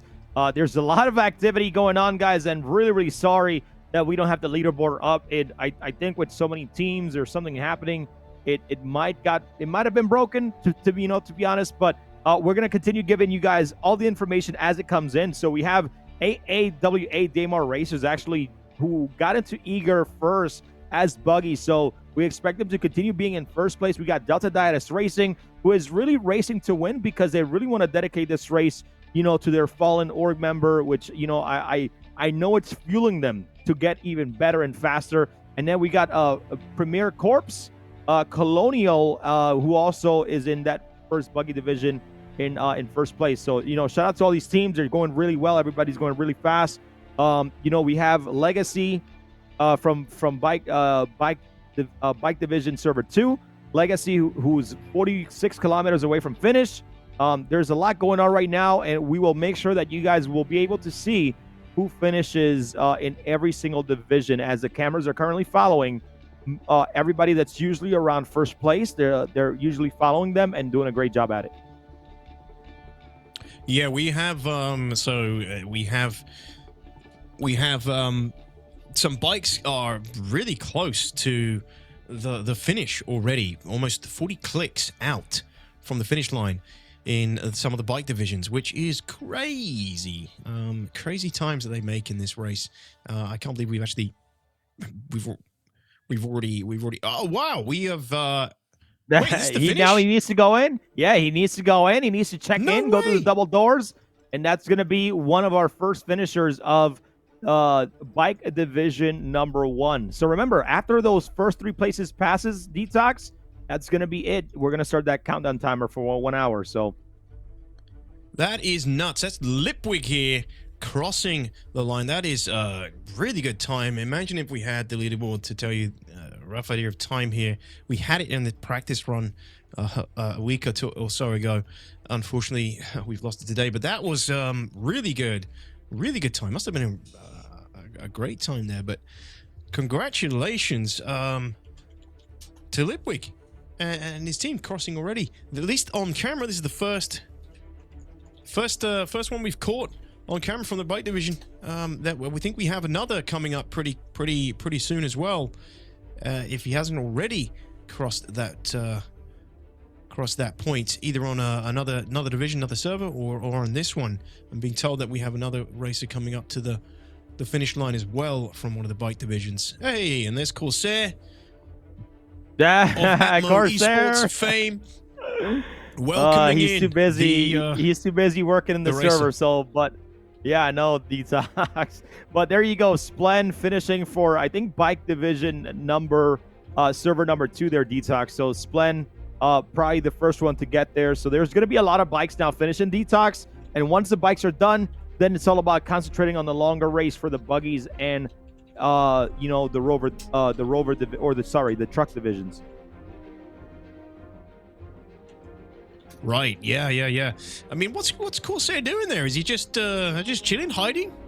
He's hiding from the He's a hiding from the checkpoint, guys. man. He's a checkpoint, DTOX. He's the last checkpoint. You need to get to, the CEO in order to check it and Get win, to the man. CEO of ALTAMA Esports to win. Praise him as you arrive. Oh man. I think that's the first time I've seen him in game in the race. What a sight. Oh yeah, we have Mutant Lipwig is from Mutant Motor Mob right now. So they've actually done one in the past, and coming out from Austria, which is awesome. So shout out to Team Motor Mob. You got Lipwig who just finished, Static Mess, Ober Hansen Boss. So hopefully I said that right. And Kaputnik. So a lot of these names are super familiar. They have one in the past. So let's see if this time is good enough for them to be able to, take another win this year. Yeah, they are veterans of the Daymar Rally. These guys are always getting pretty good times. Mutant Motor Mob. Everybody who's been to the Daymar Rally before is familiar with that name. If you're not, you're gonna be. But yeah, thank you for that information, crew. Mutant Motor Mob, Lipwig, Static Mess, Ober Hassenboss, and Kaputnik, hailing from Austria. Good guys, and a great race for them already. A lot of great teams today so far, DTOX. A lot of action. So, again, as all the bike divisions finishes, it's going to be a long race for the Rovers and the Trucks divisions. But I'm excited for them because as the bike divisions are done, now we can concentrate on the buggies and the trucks and to see who's going to be, on top, hopefully, because there's, again, a little bit over 130 teams for the buggy division, DTOX. So it's definitely a long way to go. Yeah, and we're currently following Shadowblaze of Team Infed Pod Races now, and they're going to be coming up to the finish soon, I'd imagine, because these guys have been going pretty strong. I think we saw them with a changeover earlier, but yeah, this is Infed Pod Races, Soul of Starbuck, Infernal Pointer, Cal Doom, and Shadowblaze again. You may recognize them from earlier, hailing from the USA. And they've entered like this part of the race where everything is all these stones. I love this part with all stone formations. It's quite iconic. I remember seeing this from the previous year. You start to get used to the landscape of the race, and certain parts start to get familiar when you've done it enough. You kind of know when you're getting near the end here. Did we just lose them? Did they just hit something? I think we've lost them. No, I don't think so. It could have been desync. Oh, he's caught some serious... Shadowblaze has caught some serious air. So much air that the cameraman actually lost sight of Shadowblaze. Now, that's what we were talking about earlier with the crazy air that you can get in the bike division, guys. You've just seen how much air that Shadowblaze caught there on that jump. So, yeah, got pretty high. That would have been noted by the officials, I think, because they're getting some pretty big height there. That was easily above 750, I would say. But by the way, yeah, I'm not sure. I haven't been able to see chat much, DTOX. I'm not sure if you're looking at chat, but I would normally look at chat to see like what teams are being rooted for in the chat. But because I'm trying to not for any issue at all, not even a little single issue with my internet right now. I'm saving every little bit that I can, but I just want to say shout out to everybody who's rooting, who's here watching. Which whether you're rooting for your team, you're watching, you're supporting all your teams. We really appreciate it, guys. And if we had, I'm not sure, probably a lot of the follows that are coming in, subs and all that good stuff, guys. We really appreciate your support. Again, hopefully that can go to a better leaderboard that won't break in the future, DTOX. Yeah, I mean, I really hope so. Such a bummer that we lost it this year. We did have one last year, right? And it was an improvement over the previous year. The new one we got today was supposed to be an even better improvement, but unfortunately, it looks like we have lost it. Can we show the leaderboard so we can show people how it looks? I just want to show people how it looks. I think these are okay. I think I would love to show something, even if it was frozen, so people so people can see that we had something ready to go. And the leaderboard, it would have had everything there, but it's not completely this is what it would have looked like. So you guys would have seen, the countries, you guys would have seen what teams are in what place, and as they finish, we would be able to, like, once all the bikes are done, remove all the bikes, and then we would see the fluctuation of the buggy and truck division. So it's a bummer, it's a bit broken, it's all good. I promise you, man, I will do everything in my power that we have something in place for the future moving forward, because this is a battle we've been fighting for like 2 years now, DTOX, trying to get a so we're able to show everybody at home. And trust me, with this many competitors, this many people involved in the race, it's a very difficult task. So yeah, but I mean, we'll get it done. It's not a feat that we can't beat. So yep, exactly. It's something I really hope we will have nailed down for next year, because it's pretty freaking important for us to have that for you guys and for us as well. It takes a lot of the strain off our team members now, who are manually relaying information to us as it comes in. And we have just had some more information. We've lost another team to from Bike Division 1, Team Nova, dead. So close to the finish. I don't know what happened. Potential terrorism against the team, but apparently they died 5 clicks from finish, which is really rough for Nova here. I'm sorry to hear that's Nova Aluminum Falcons. No, if they died 5K from finish, that was probably from them either crashing or because there's, like, you're going pretty fast in in that Dragonfly or that Nova. So like, if you're only 5Ks out, man, that's really, really tough overall. Yeah, so Aluminum Falcons, it's Black Rise, IRF, Captain Shredder, and Dragon Rabbit. It's a mixture. I believe the majority of the team coming from the UK, and they were on a Nox. So the Nox is a little bit more volatile than a Dragonfly. So you might be right. They may have nuked that thing coming right up to the end and not had any replacements.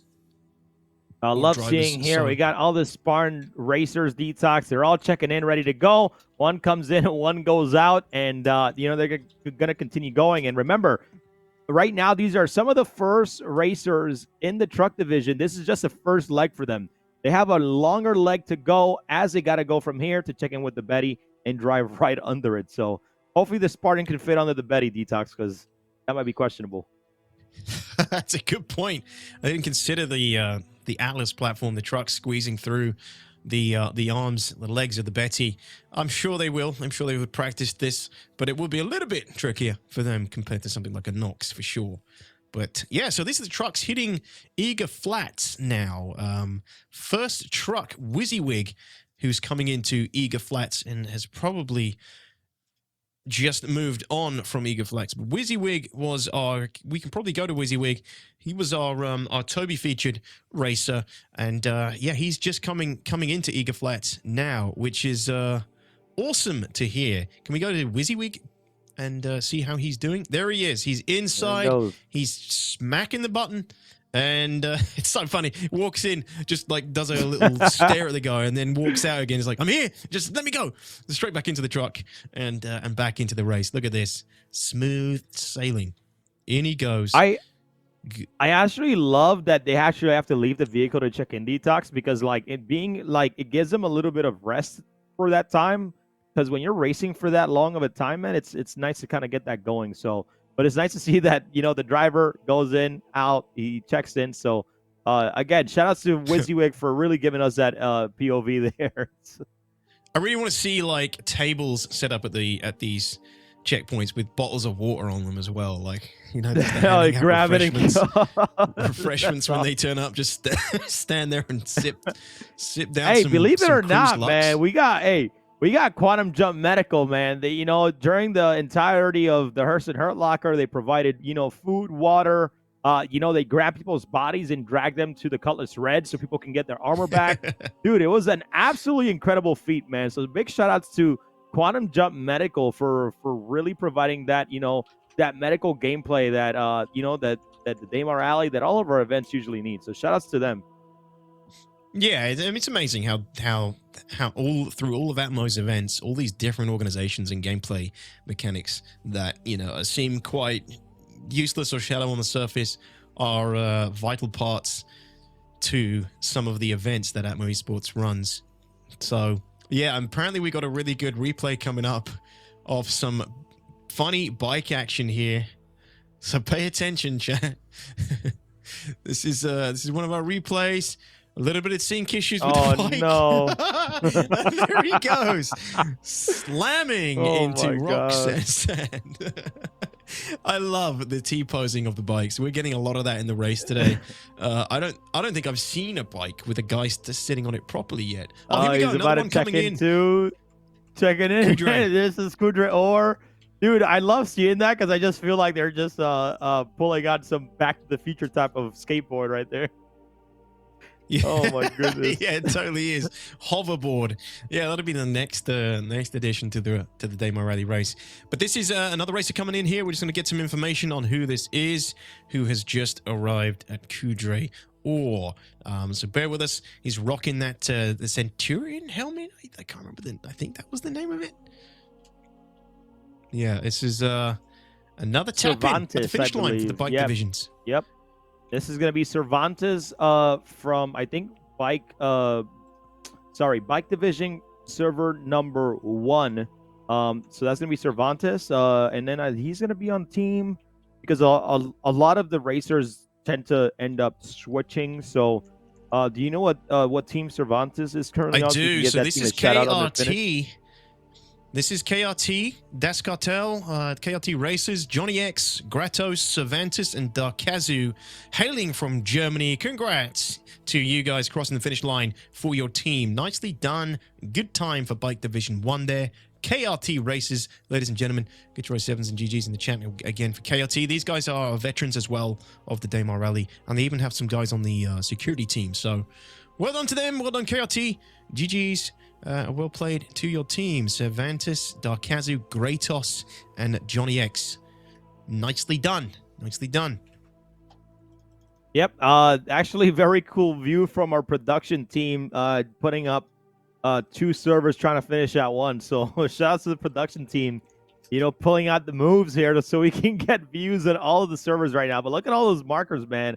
Everybody's just partying right now at Kudre Or, man. That's what it looks like. So shout out to all the bike teams. Congratulations to everybody who's been finishing. I think one of the most important thing, DTOX, is finishing the Daymar Rally. It is the filthiest race in the verse. So if you get caught sideways or caught in any way by, people trying to, sabotage the race as part of, how do you say it? Persistent gameplay. It's not a problem, but always love seeing a lot of these teams finish, so it's great to see it. Yeah, and if they're a new team, it's good to finish the race and get that under your belt, because then you know what you're going into for the next time. You finish the race, you know what to expect. If you don't finish the race, there's that sort of uncertainty as well, and that unknowing about the rest of the course, depending on how far you got. So yeah, we got some more information coming in. We can confirm that Pink Party Panthers legends from prior Daymar rallies as well. In their bike division on their server, they placed 3rd place on their server at least. So as far as their server goes, 3rd position, pretty good. Pretty good going. That's Ninjetti, Energy, Pattaya, and Kungli, hailing from Germany as well, the Pink Party Panthers. Well done to those guys. They actually finished right just ahead of Das Cartel, who on their server have finished in 4th place. So we just saw Das Cartel, the KRT racers, crossing, but Pink Party Panthers actually got there just before them, KRT. So, oof, tight, close. By the way, that close means DTOX that for... Yeah, that means that for Bike Division 1, that hour counter will start now. So in 1 hour, that entire server, will be completed because the 3rd person in that server has just finished. So, keep that in mind. So if you guys are currently hearing us and you're watching from home and racing at the same time, you have an hour. Get that finished, man. If you're in the Bike Division, you have, an hour from now. Bikes are really fast, so you should be able to hopefully be done soon. But... DTOX, some other updates here. We got from Bike Division from Bike Division server number 1, KRT finished 4th place, right behind the Pink Party Panthers that you just mentioned. And then we got truck our truck division server number 1, XGR, just past Eager Flat. So shout out to XGR, man. Our brothers and sisters here in the racing world. As they do ship racing while we take care of the ground and PvP and everything else. So shout out to XGR, always a... Yeah, go ahead. XGR going for the Rover, which is... We haven't seen a huge amount of that yet. But XGR... they're driving... Shaqnu, Steve, AGT, Mad Cat, and Luigi. XGR Racing for the truck division guys just crossing Eager Flat. So if you're rooting for that team, there's an update on where they are right now, XGR. We'll just get an update on who we're following right now, because this racer is going for it. This is a beautiful follow from Papa Freedom as well, providing some great footage of this cyclone just whizzing through the sands here. And the racer is, it's an Unreal, which we were following earlier from, is Buggy Division group number 4. He's from, 2 for you there, DTOX. That's it. It's the no 2 for you guys. So Unreal, absolutely speeding, like Speed Demon across the sands currently. Love to see that. And Papa Freedom, we love Papa Freedom. He's a veteran of the Daymar Rally. He goes the extra mile to provide us with these kind of angles. But you know what usually ends up happening? He ends up hitting something. He ends up blowing up. But it's all for the entertainment, man. It's all for the angles. He will put his life on the line in order to get these shots to us. Papa Freedom, don't die. Good luck. Yeah, He's been putting some serious time in with Black Fleet, so some more updates right now. Some more updates right now, DTOX, because just remember that even though bike server divisions are done, we still have multiple divisions where we have to get everybody's times and put them together to see how fast those servers went, and then we can calculate that and make sure to get a proper winner. So that probably won't be announced till either Sunday or Monday. We'll probably announce it earlier, depending on the Discord. But overall, we have a ton of updates, DTOX, here for the truck divisions. And, we got from the bike division, Hands Racing has just finished as well, right behind KRT. Very nice, Hands Racing. They finish. That's a win. However way you look at it. Yeah, it's looking good. Trucks. We are currently following another racer from the truck division, and this another Spartan. Spartan's very popular for the Atlas platform enjoyers when it comes to the truck division.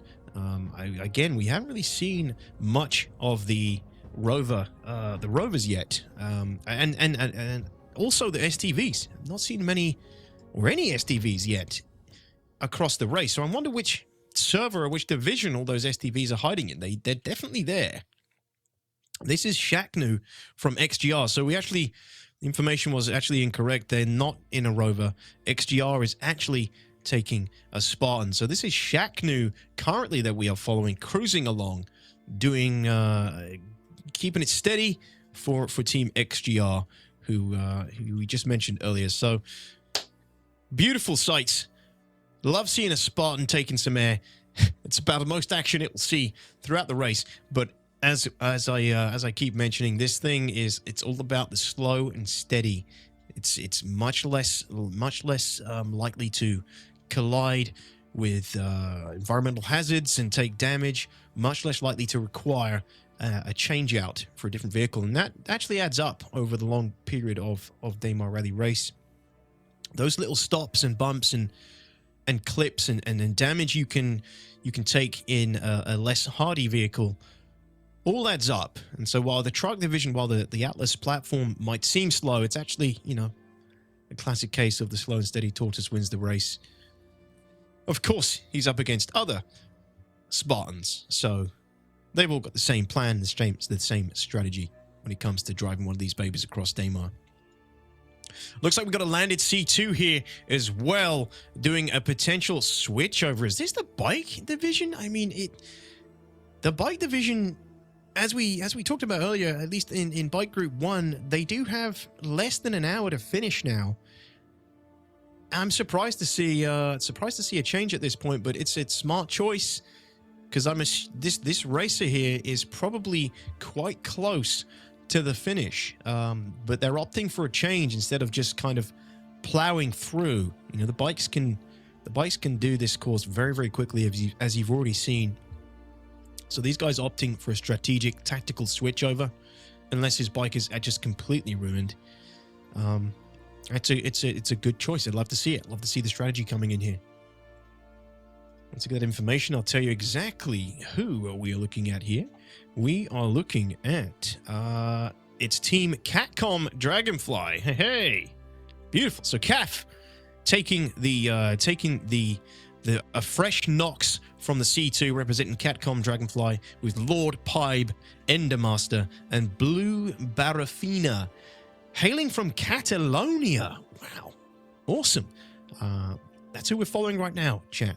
Team Catcom Dragonfly team from Catalonia. So yeah, nice little tactical switch over there. As you know, as we talked about earlier, the Nox is actually the most fragile of the bikes.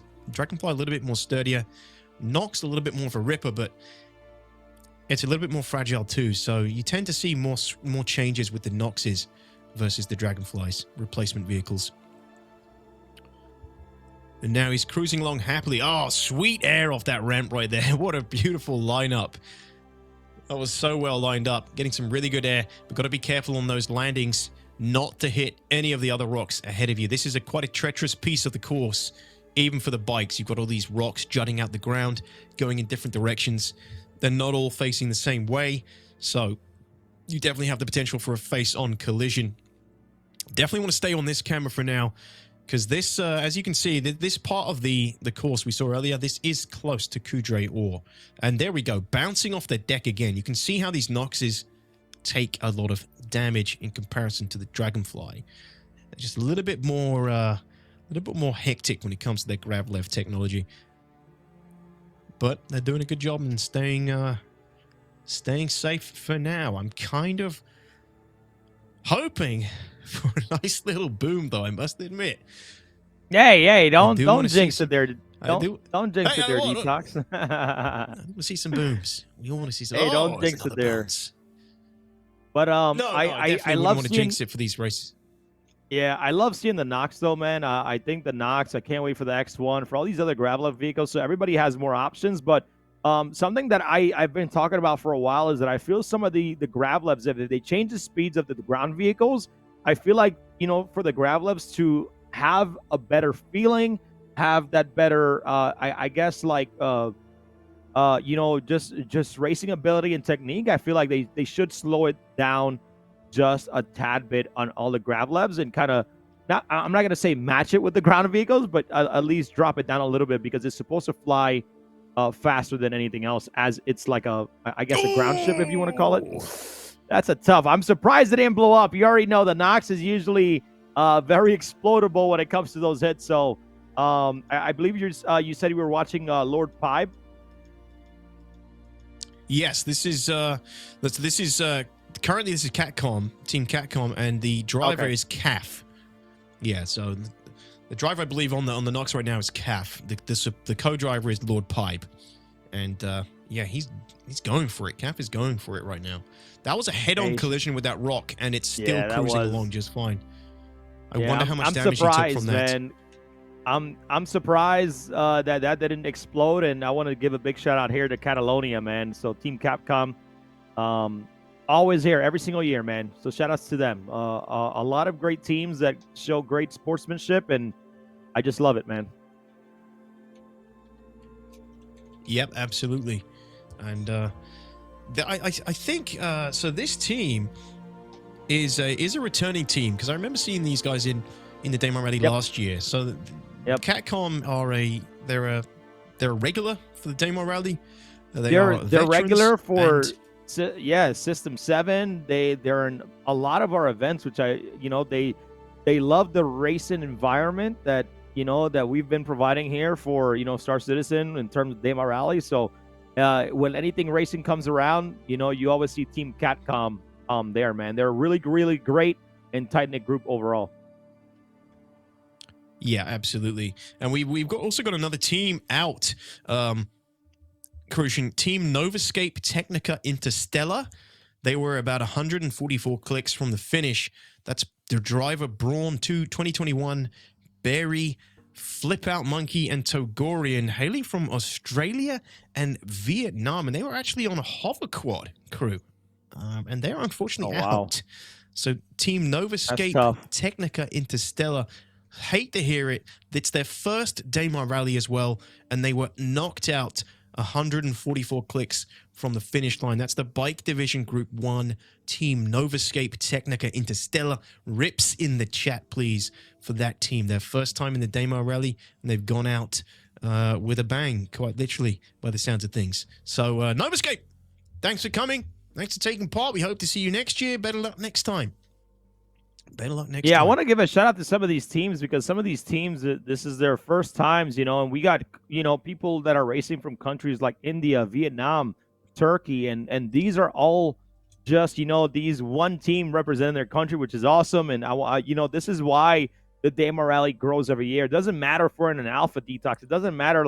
It's just the experience. And over here, we currently have, I think this is Shauzen showing off here in the 890 VIP jump.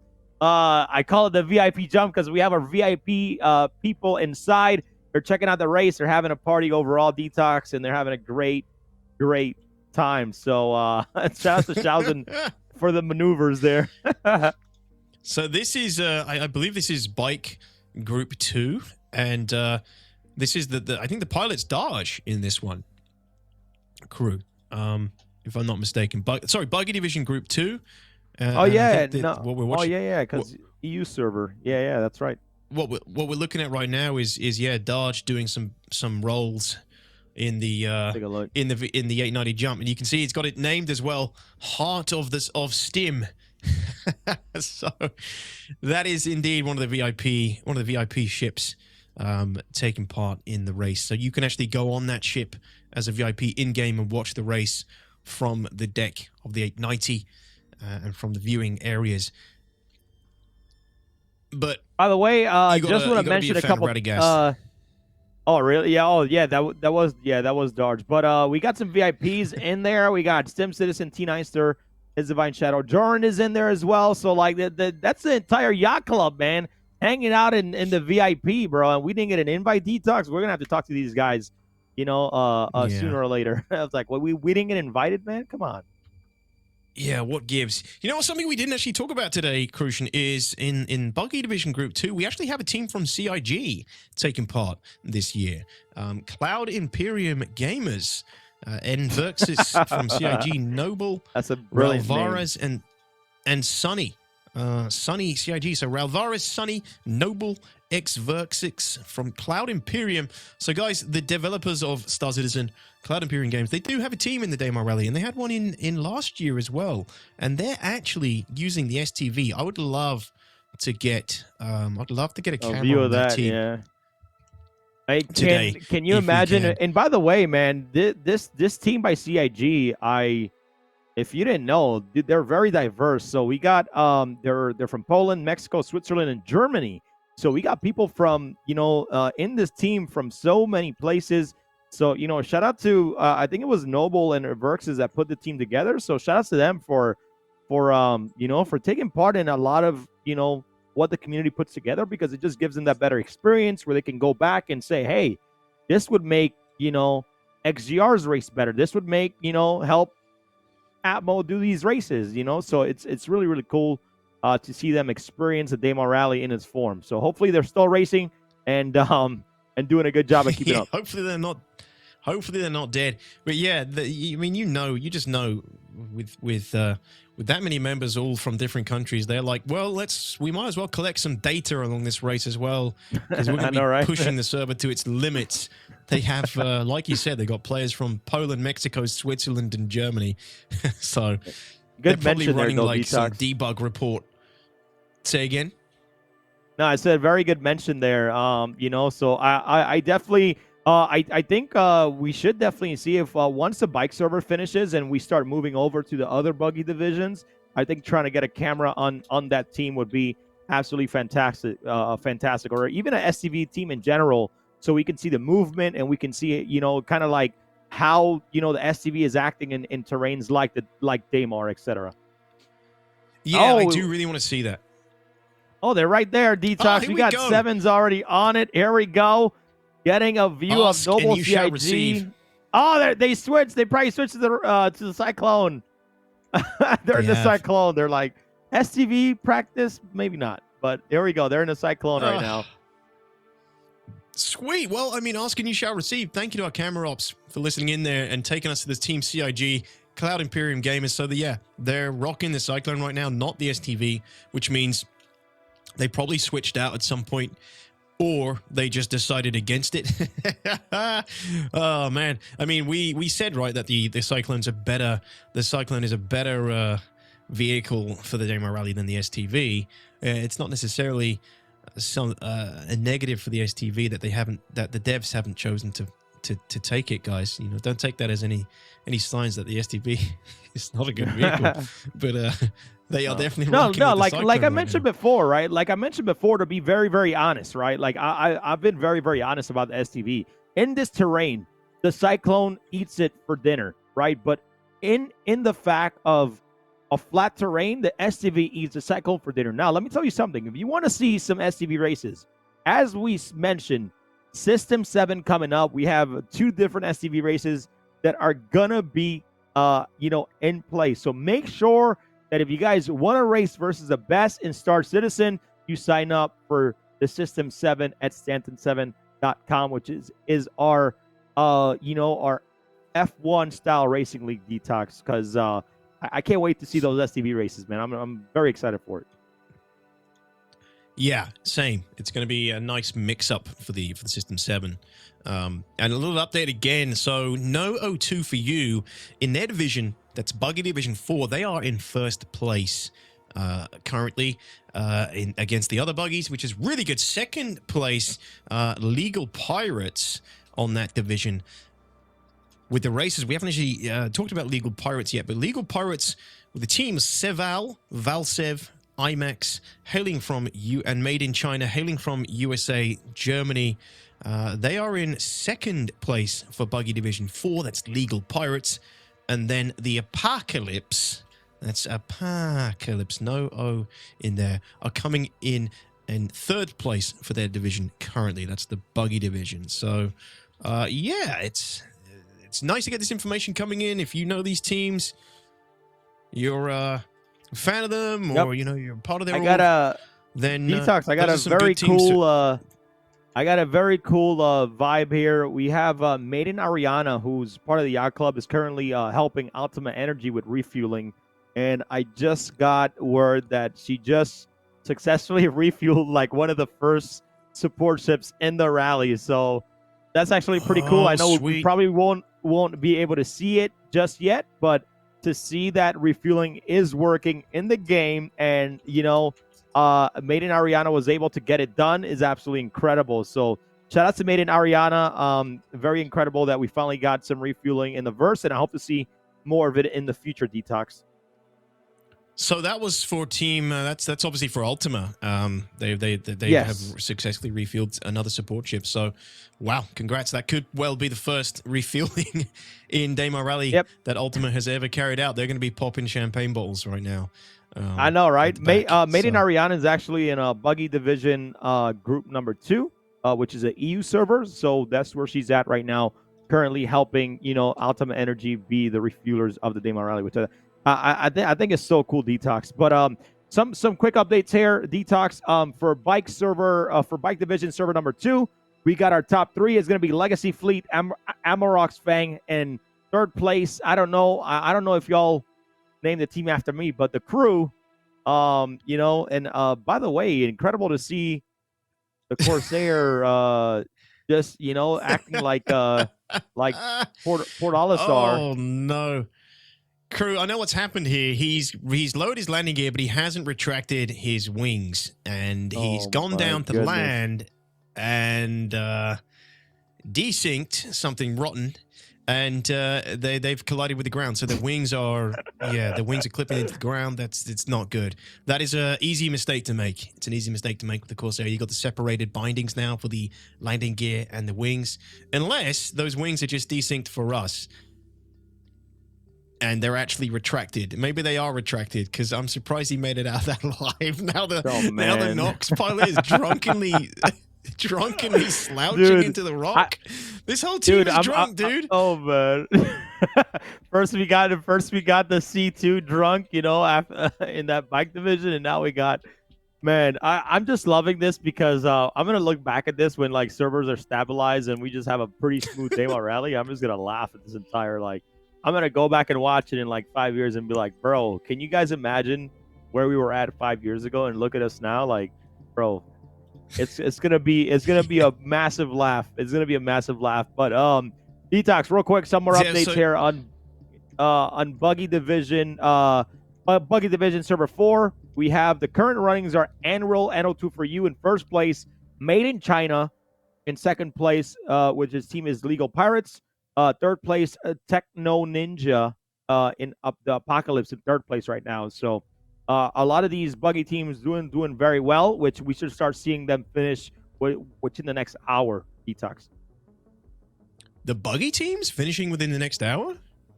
Yeah, we've been racing for quite some time, DTOX. We think we've been here just looking at the sky. I don't know, man. It's okay. Well, that's surprising to hear that some of the buggy divisions are looking at potentially hitting the finish line already. But wow, fair play to them. And also just an update on who we're watching. It's 3R Motorsports. So guys, when you see these guys in the verse, make sure you let them know that we all saw the drunken Corsair dumping out the drunken Nox driver. I mean, they may well have been performing completely differently on their screen, but if you are a Star Citizen, you know that this game can be quite desync. We may have been witnessing some desync, but entertaining nonetheless. So 3R Motorsports, the driver and co-driver are Orion Oth, Rez01, Sir Slaughter, and Rusan, and these guys are hailing from the US. That Corsair, the drunken Corsair team hailing from the US. Good luck to those guys. I think they will finish. It's their first time at the Daymar Rally, so I'd like to see them finish. And I'd love to see the Corsair as a support ship. I'd love to see that. I mean, the Corsair has got some big DAKAR on it. Yep. No, I agree, man. I feel like the Drake Corsair gives the vibes of the rally, but that's just me, man. It just feels like it belongs in the desert. Yeah, it's a real rough and ready support ship, out of some of the others you can choose. Wow, it's a real rough and ready ship. But I mean, the upside is it could potentially defend itself against any third-party attacks. It's got the weaponry. If you slap some auto gimbals on that thing, it can deal with smaller ships in Atmo. We're going to I believe we're going to a replay of here. A loss of one of our racers here. Oh no! There's The baby! sabotage here and the replay here on Shipwreck Screen. Thank you so much, production, for putting that out, man. But hey, DTOX, that's what I told you, man. I was surprised when Team Catcom was hitting all those rocks and not exploding. This guy was taken out very quickly, but I'm pretty sure that was a lot of wear and tear from the entire race overall. Yeah, absolutely. I mean, it's luck of the draw. Sometimes you can take those hits and be just fine. Other times, not so much. Sometimes it really depends on how well the game wants to register how much pain you just received. Apparently, that is 3R Motorsports, the drunken Corsair that we just saw depositing that Nox. That was them. So they have lost. They have lost a driver. They lost a ship. That is, I'm so glad we managed to catch that on replay as well. GG's 3R Motorsports. Rips in the chat, please, for 3R Motorsports. Their first time in the race. First time in the Daymar Rally. Yeah. No, it's great to see. And ladies and gentlemen, some more updates here. For the truck division, server 2 prowler position is actually in first, and then we got Mother Truckers in second, and then we got in third Nebula GT, and then we got BSI Racing Tachyons, who is in the bike division. Server number 1 had a vehicle swap because their vehicle was under fire. So a lot of great updates there overall. And then we got Buggy division, server number 2 in the EU. We got Patuch Squad, only 300 kilometers away from finish here. We got Bass QT Racing, all from Kudre. So they're only 300 kilometers away, going at around, I think the average speed of the RC is going to be around 35 ms, right? No, I'm sorry. Yeah, about 35 ms DTOX. So, like I said, in the next hour and a half, they're going to be done here soon. Yeah, I mean, factoring the boost as well, right? The boost is going to be giving them some extra. Yep. Is increasing that average. So. Yep, that's correct. Yeah, some good times. Good times coming in from the buggies as well. Yeah, it's been a good race so far, man. I'm enjoying it. We've caught some good moments. I'm really hoping we're going to be able to catch a refuel in progress today at some point. We'll keep our camera teams on high alert for that. You got to remember at home, guys, we only have, there are, 700 competitors, hundreds of teams. And, we have, how many camera operators do we have? Like, between sort of 10 and 12? We have 14, 15 camera operators currently 15. right now. And, well, not operators. We have, if you discount some of the POVs that we have 10 total cameras in the skies right now for the entirety of the Daymar Rally. And then we have 5 POVs showing you things like the Reclaimer checkpoints, and then WYSIWYG's POV, which I really appreciate, and then Quelstar's POV overall. That's right. So yeah, it's we can't always get to everything. So that's why we have to kind of report information to you as it happens from other divisions and other servers. We don't have camera teams covering absolutely everything. It's just, just the nature of the beast. We can't have that many cameras going. I mean, one day we can, one day we could. And obviously it would be a lot easier when we have more people on together on the same servers. But yeah, we just can't get all coverage with the camera up. So we have to kind of get things if we're lucky. And this is a support ship, Starfarer support ship. I don't think this is a refuel coming in. No, I don't believe this is a refuel coming in, but it is a Starfarer support ship, Ben Zander. So, what team does this represent? And just to kind of mention here, DTOX, that this event takes a lot of time from a lot of staff and a lot of people. So if you guys ever want to, help participate and help the staff behind the scenes, guys, just head on over to our Discord, discord.gg/AtmoEsports, where you guys can, find the channels whether you just want to be a checkpoint marker or help transport racers to a line. We're more than welcome to help you, show you the ropes, and kind of get you involved, man. Again, all of us here are volunteers. We're just having a great time because this is how much we love the community. So a massive thanks to all the staff, security, checkpoints. Even if you were in the server for 10 seconds and you were helping, I appreciate you from the bottom of my heart. So, oh, baby, the helicopter Spartan dropping in. No, Trippy, you're stuck. What is going on right now? Way. Oh, Get out of there, okay. my guy. He took the leap of fate there and crossed his T's, crossed his X's, DTOX, because that's gonna take him some time. Dude, I have to admit, if we saw that Spartan getting wedged between those two bits of rock at this point in the race, I would have laughed hard, because that would have been one of those things that you just couldn't do again if you tried. Helicoptering into the gap and then getting stuck, that would have been hilarious, but not so much for the racer. Luckily for him, I know he was clenching his butt cheeks on his way down there, but luckily for him, he's out of that and back on course to continue the race and maybe even make it to the end. Previous team we were looking at was Stanton Red Scorpions. We got a very quick look at them on Seven's camera. If we could go back to those guys as well, give them a bit of a shout out here. Stanton Red Scorpions, but Berserk Pity, the driver, Ben K. Zander, co-driver, chilling in the back of the Starfarer just then, ATV Shatter support pilot, and Shirokiel, a support co-pilot. And that's a team from Germany. The Stanton Red Scorpions, it's a team from Germany. So shout out to those guys, rocking the Starfarer as their support vehicle. We have not seen many of those so far. So good luck to Stanton Red Scorpions in the Buggy Division Group 2. Yep, and we have some more updates coming in right now, ladies and gentlemen. So we got Buggy from Buggy Division Server 4. We got Millstone Racing picking up and use spare over at Shubin. Maybe we had some what do you call it? Some of the malfunctions where some of the vehicles turn off sometimes. But we got Delta Dietis Racing as well, and from Buggy Division Group number 1. At 298 kilometers away from Kudre, AAWA Daymar Racers at 301. So Delta Dietis, man, leading the Buggy server for group number 1 in the EU, doing a great job at staying alive. I'm telling you, man, that motivation to dedicate the race to someone is really going to push them to the limit. We got Team Sean at 306 kilometers away from Kudre. And then in Buggy server number 5, DTOX, we got Punch Buggy still in first. He is 278 kilometers away. He's ahead of a lot of the people in the Buggy division by 20 kilometers, leading the way in Buggy server US number 5. So Punch Buggy doing a great job to push forward.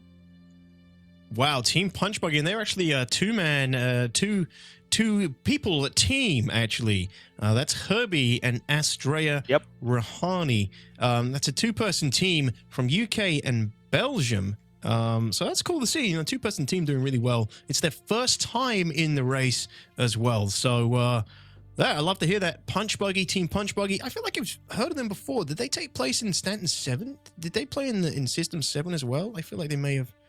Yes. Herbie was in System. Yeah, Herbie was in System 7. That's kind of where he found racing, fell in love with racing, and now he's like, yo, I love systems. I love System 7.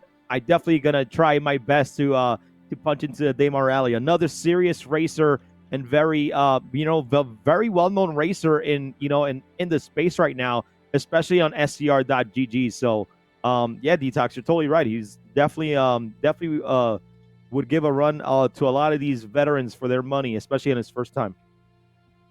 That's so cool. Yeah, love to hear that he's come across from the Stanton 7, System 7 over to the DR. It's usually the other way around, right? Because Daymar Rally is the flagship tournament race that we hold, and most people come in through DR and then hit up another race. But cutting your teeth on Stanton 7, it's a more fast-paced, ruthless race, but it's a good place to cut your teeth on as well, and then maybe try your hand at some marathon racing with Daymar Rally. Apply some of those skills of kind of that sort of sprint circuit versus the marathon circuit of Daymar Rally. So yeah, good luck to Punch Buggy. Good. Yeah, they're doing really well, and to kind of iterate on that a little bit, right, DTOX, like the reason why we have to qualify in rounds for the System 7 is to only get that top 16 to go into the 7 races of that league. And that league is, I'm telling you, man, I love it every year. It's a very serious league, and what I really want this year is just to see an entire group of top 16s just battling it out all the way until race 7. That's what I want this year. So, again, everybody, Stanton7.com, register if you want to race in one of the best racing leagues in Star Citizen. I promise you, it's a fun time. Setup's a lot quicker, and it's just 16 teams if you qualify. So, yeah, absolutely. Yeah, it is actually a pretty good place to. The Staten 7, the Daymar Rally requires a lot of the dedication, practice, and things throughout the year, and it's a very long day, where you're going to be in one place for a very long day across Daymar Rally. You're going to be there early, getting set up, pre-briefing with your team, set up with your teams, and then you're going to go into the race itself, which is a marathon, right? And that's going to run for a very long period of time. But with the Staten 7, you got to kind of commit to multiple races throughout the year over multiple months. The Staten 7 runs for quite some time. So, yeah, I mean, it's the pros and cons of committing to both, but both provide a very different experience, which is great.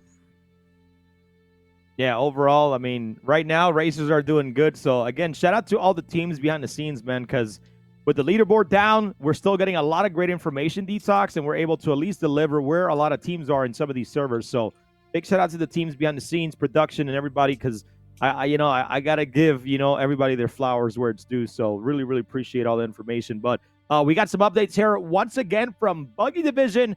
Server number 2, we got Patuch Squad, 294 kilometers out, and Basque QT, Basque E-Racing at 296 kilometers, and Infinite Empire at 298 kilometers away from Kudre right now. So there's a lot of teams that are about 270, 280 kilometers away. So I feel like this buggy race, DTOX, is going to be a very tight one overall.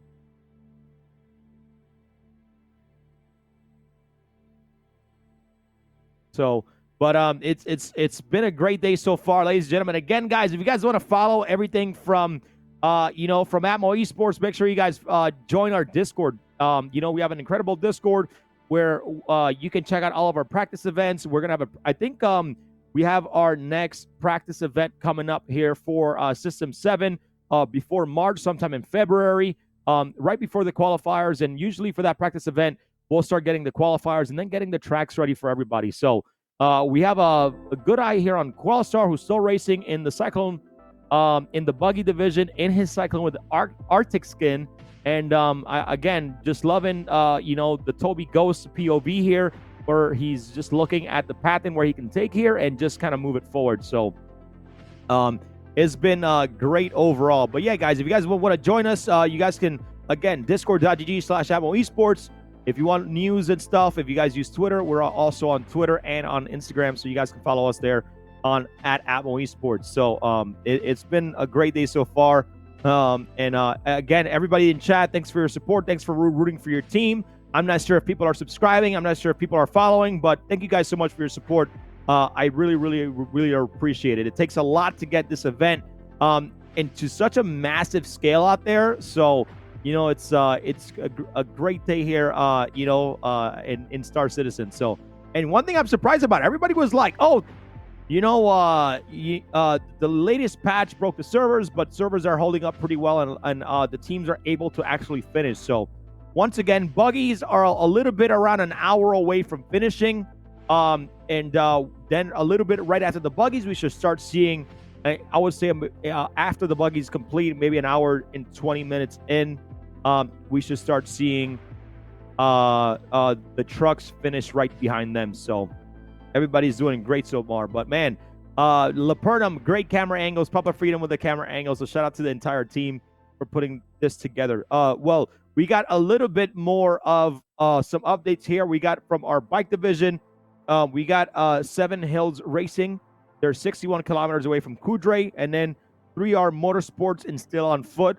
Just remember, guys, that once the top 3 finish in each server, that 1 hour countdown will start counting down, and that server will be pretty much completed. So from Buggy Division, server number 1, we got SPI actually swapping pilots so they can swap out the racer. And then Buggy Division server number 3, Kuroda still out there. They're going really, really hard at 272 kilometers in, and then Nova 283 kilometers in, and then BWC 294 kilometers in. So Again, these buggies are going as quick as they can.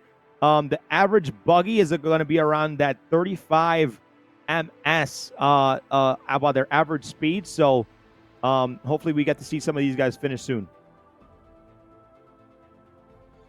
Yeah, what are you saying, DTOX? It's going steady. It's going steady for some of these guys. It's looking good. I'm surprised to see how many teams are out already, but you know what? It's the race has gone so fast for me. I didn't realize, you know, how far we were into it, to be honest. So, you know, it's about right how many teams we've lost. We've got more teams in this race this year as well. Yep. Compared to previous years, right? So there's bound to be more teams going out early to, you know, multiple reasons. Usually technical, usually collision based, or you know, ship based or something like that. So we'll have more information about that as well as it comes in. But yeah, man, it's been a good race so far. We've caught some good moments, and hopefully we've got plenty more coming up as well for the remainder of the race. So I mean the buggies. I'm looking at like, I'm gonna give you. I want to give you a surpriser, DTOX. All right, out of all the teams there, we have 214 teams right now. There's only around about 15 that are out.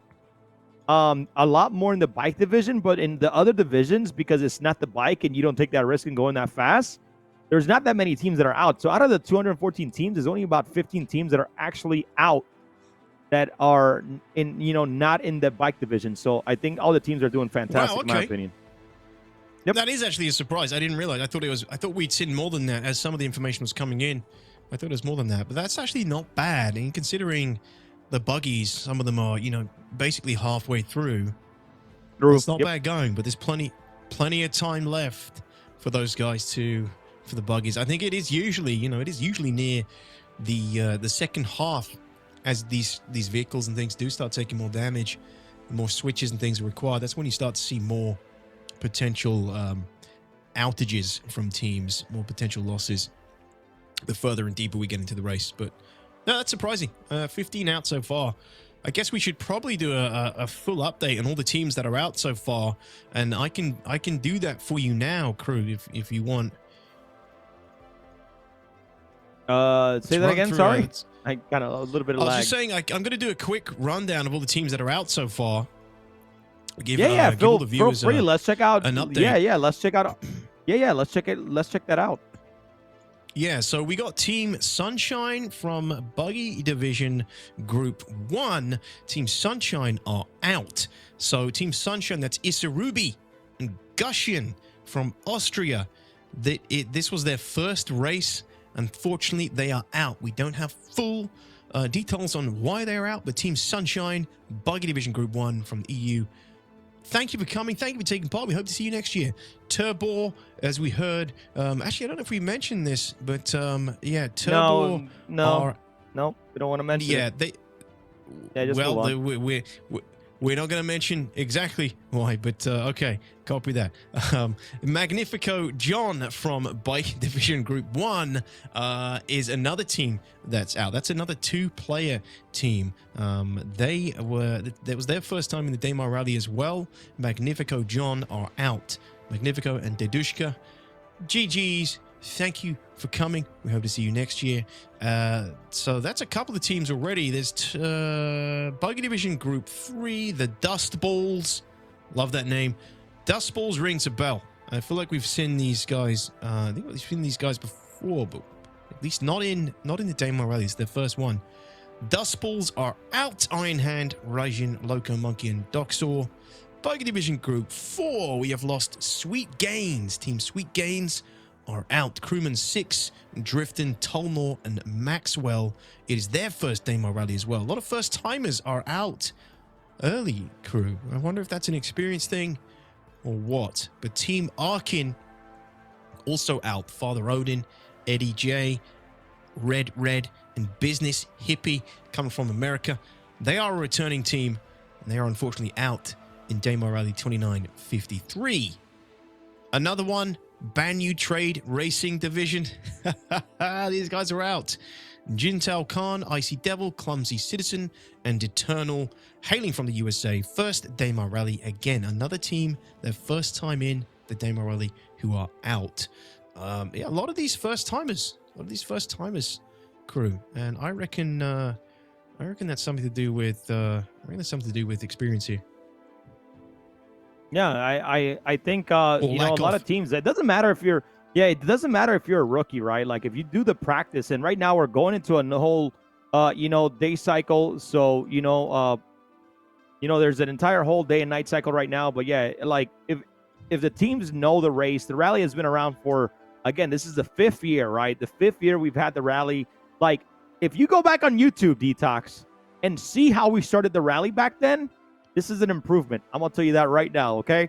Massive improvement with the production team and having, incredible staff behind the scenes. But if people are, whether you're brand new or not, and you want to get into the Daymar Rally next year, look, you have the entire year to start practicing right now, okay? You have the entire year. If you know you can make it next year around this same time, around 3rd week in January, you are more than welcome to start practicing now, tomorrow, all right? It's never too late, DTOX. Yeah, I'm just getting in some interesting information, crew, from the officials.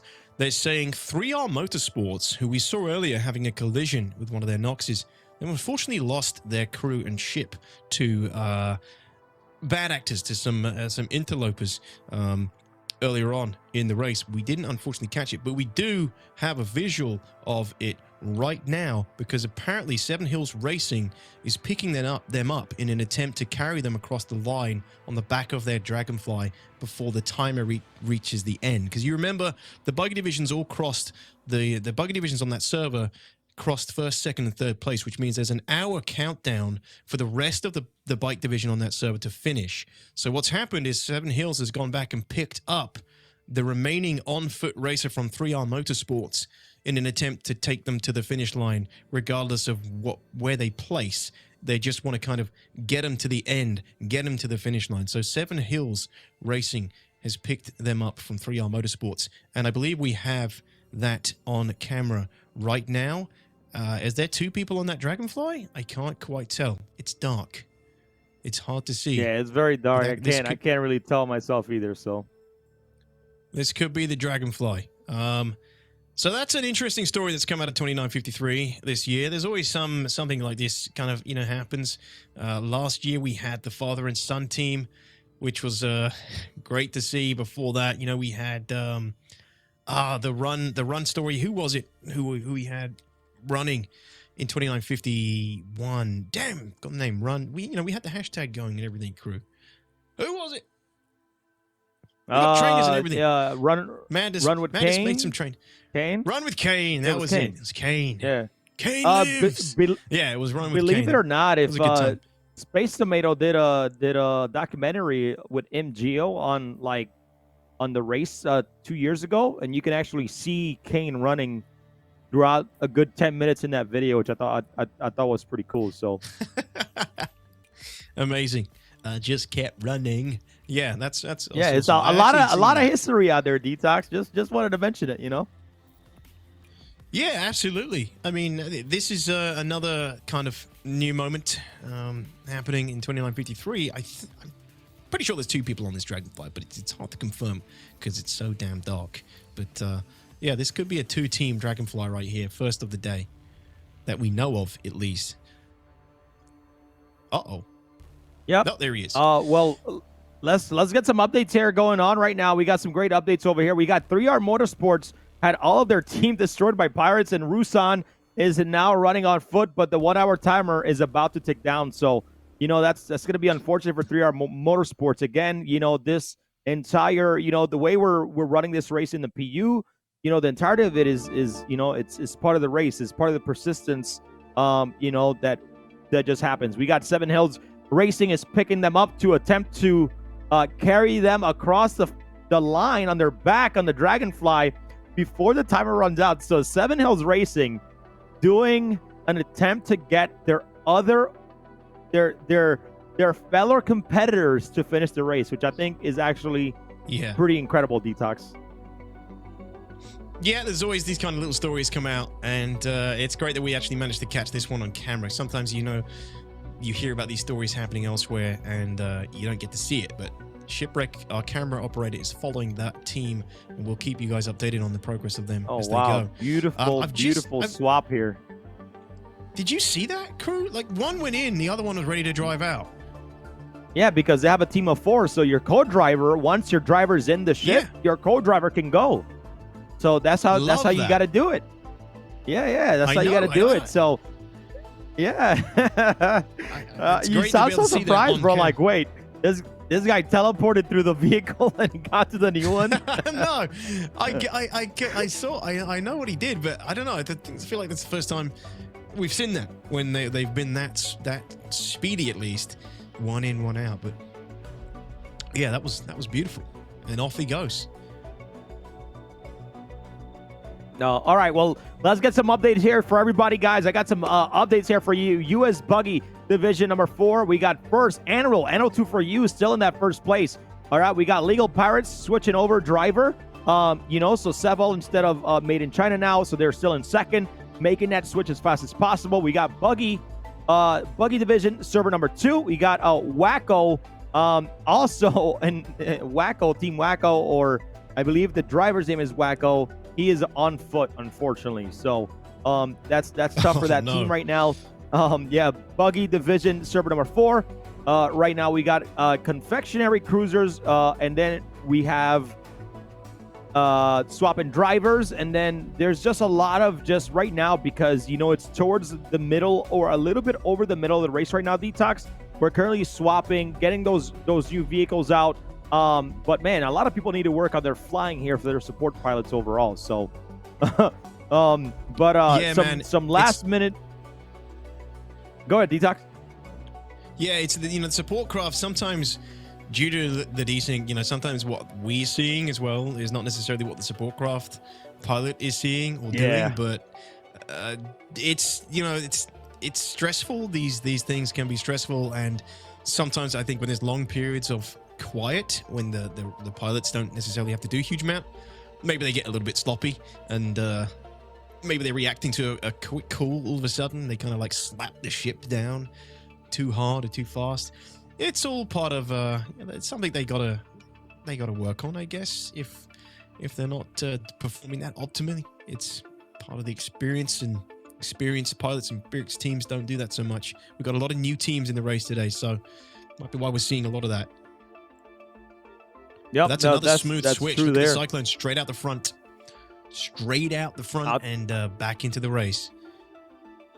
Yeah, this is what it's all about. And I'm not gonna say I'm gonna be sad to see this go, DTOX, once we get repair in and ground refueling in the game, because like instead of seeing the swaps, we'll actually see people lose a wheel, and they're fixing it, trying to fix it so they can continue the race. So a different dynamic once we get all the mechanics that we want to get in the game in order to get a full scope of the Daymar Rally. And look at that Corsair up in the sky, man.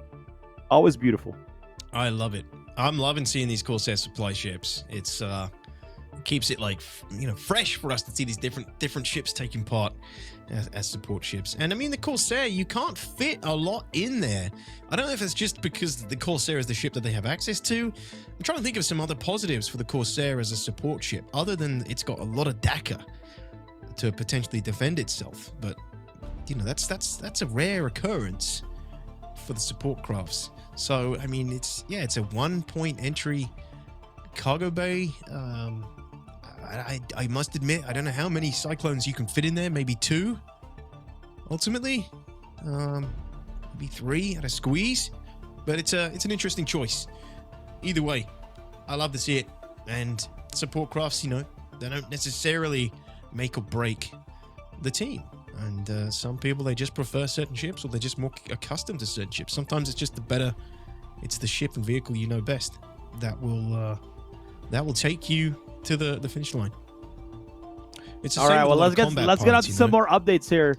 Let's get in here. Yes, we got some more update, DTOX. A lot of updates happening right now, so I'm going to run through this very, very quickly and talk as clearly as I can, because there's just a lot of excitement, a lot of things going on. So let's start off with Buggy server number 2. We got Patuch Squad in first at 272 kilometers away from Kudre, Bass QT, E-Racing at 278. Sorry if I'm butchering your team names. I love you guys. Appreciate it. All the racers. 278 kilometers away from Kudray. Heavens Falls, 282 kilometers away from Kudray. And GSPB Fleet, 284 kilometers away. So all these guys are about between 2 and 6 kilometers away from each other. So any little stopping, waiting, swapping can really, like, you know, make that lead change completely. And right now, we see Truck Division server number 2 DTOX Prowler position in first place right now at 338 kilometers away from Kudray. Mother Truckers 358, Nebula at 361. So Prowler position right now with a massive lead, about 20 kilometers in their server right now, DTOX. So it's insane right now. It's insane. And we can actually we can go to WYSIWYG for Prowler position. He's our Toby featured racer, so we can actually go to WYSIWYG's cam in a moment and see how he's doing. Because yeah, that's a great position for him. Truck division number 2, Prowler position right here. WYSIWYG is in first place for the truck division in the Spartan for his server. That's great. And yeah, this is our Toby featured driver, so we can see his perspective, see where he's looking with the Toby eye tracker on screen here. He's using his rear camera. Wow. Is there something? Is there something on his tail?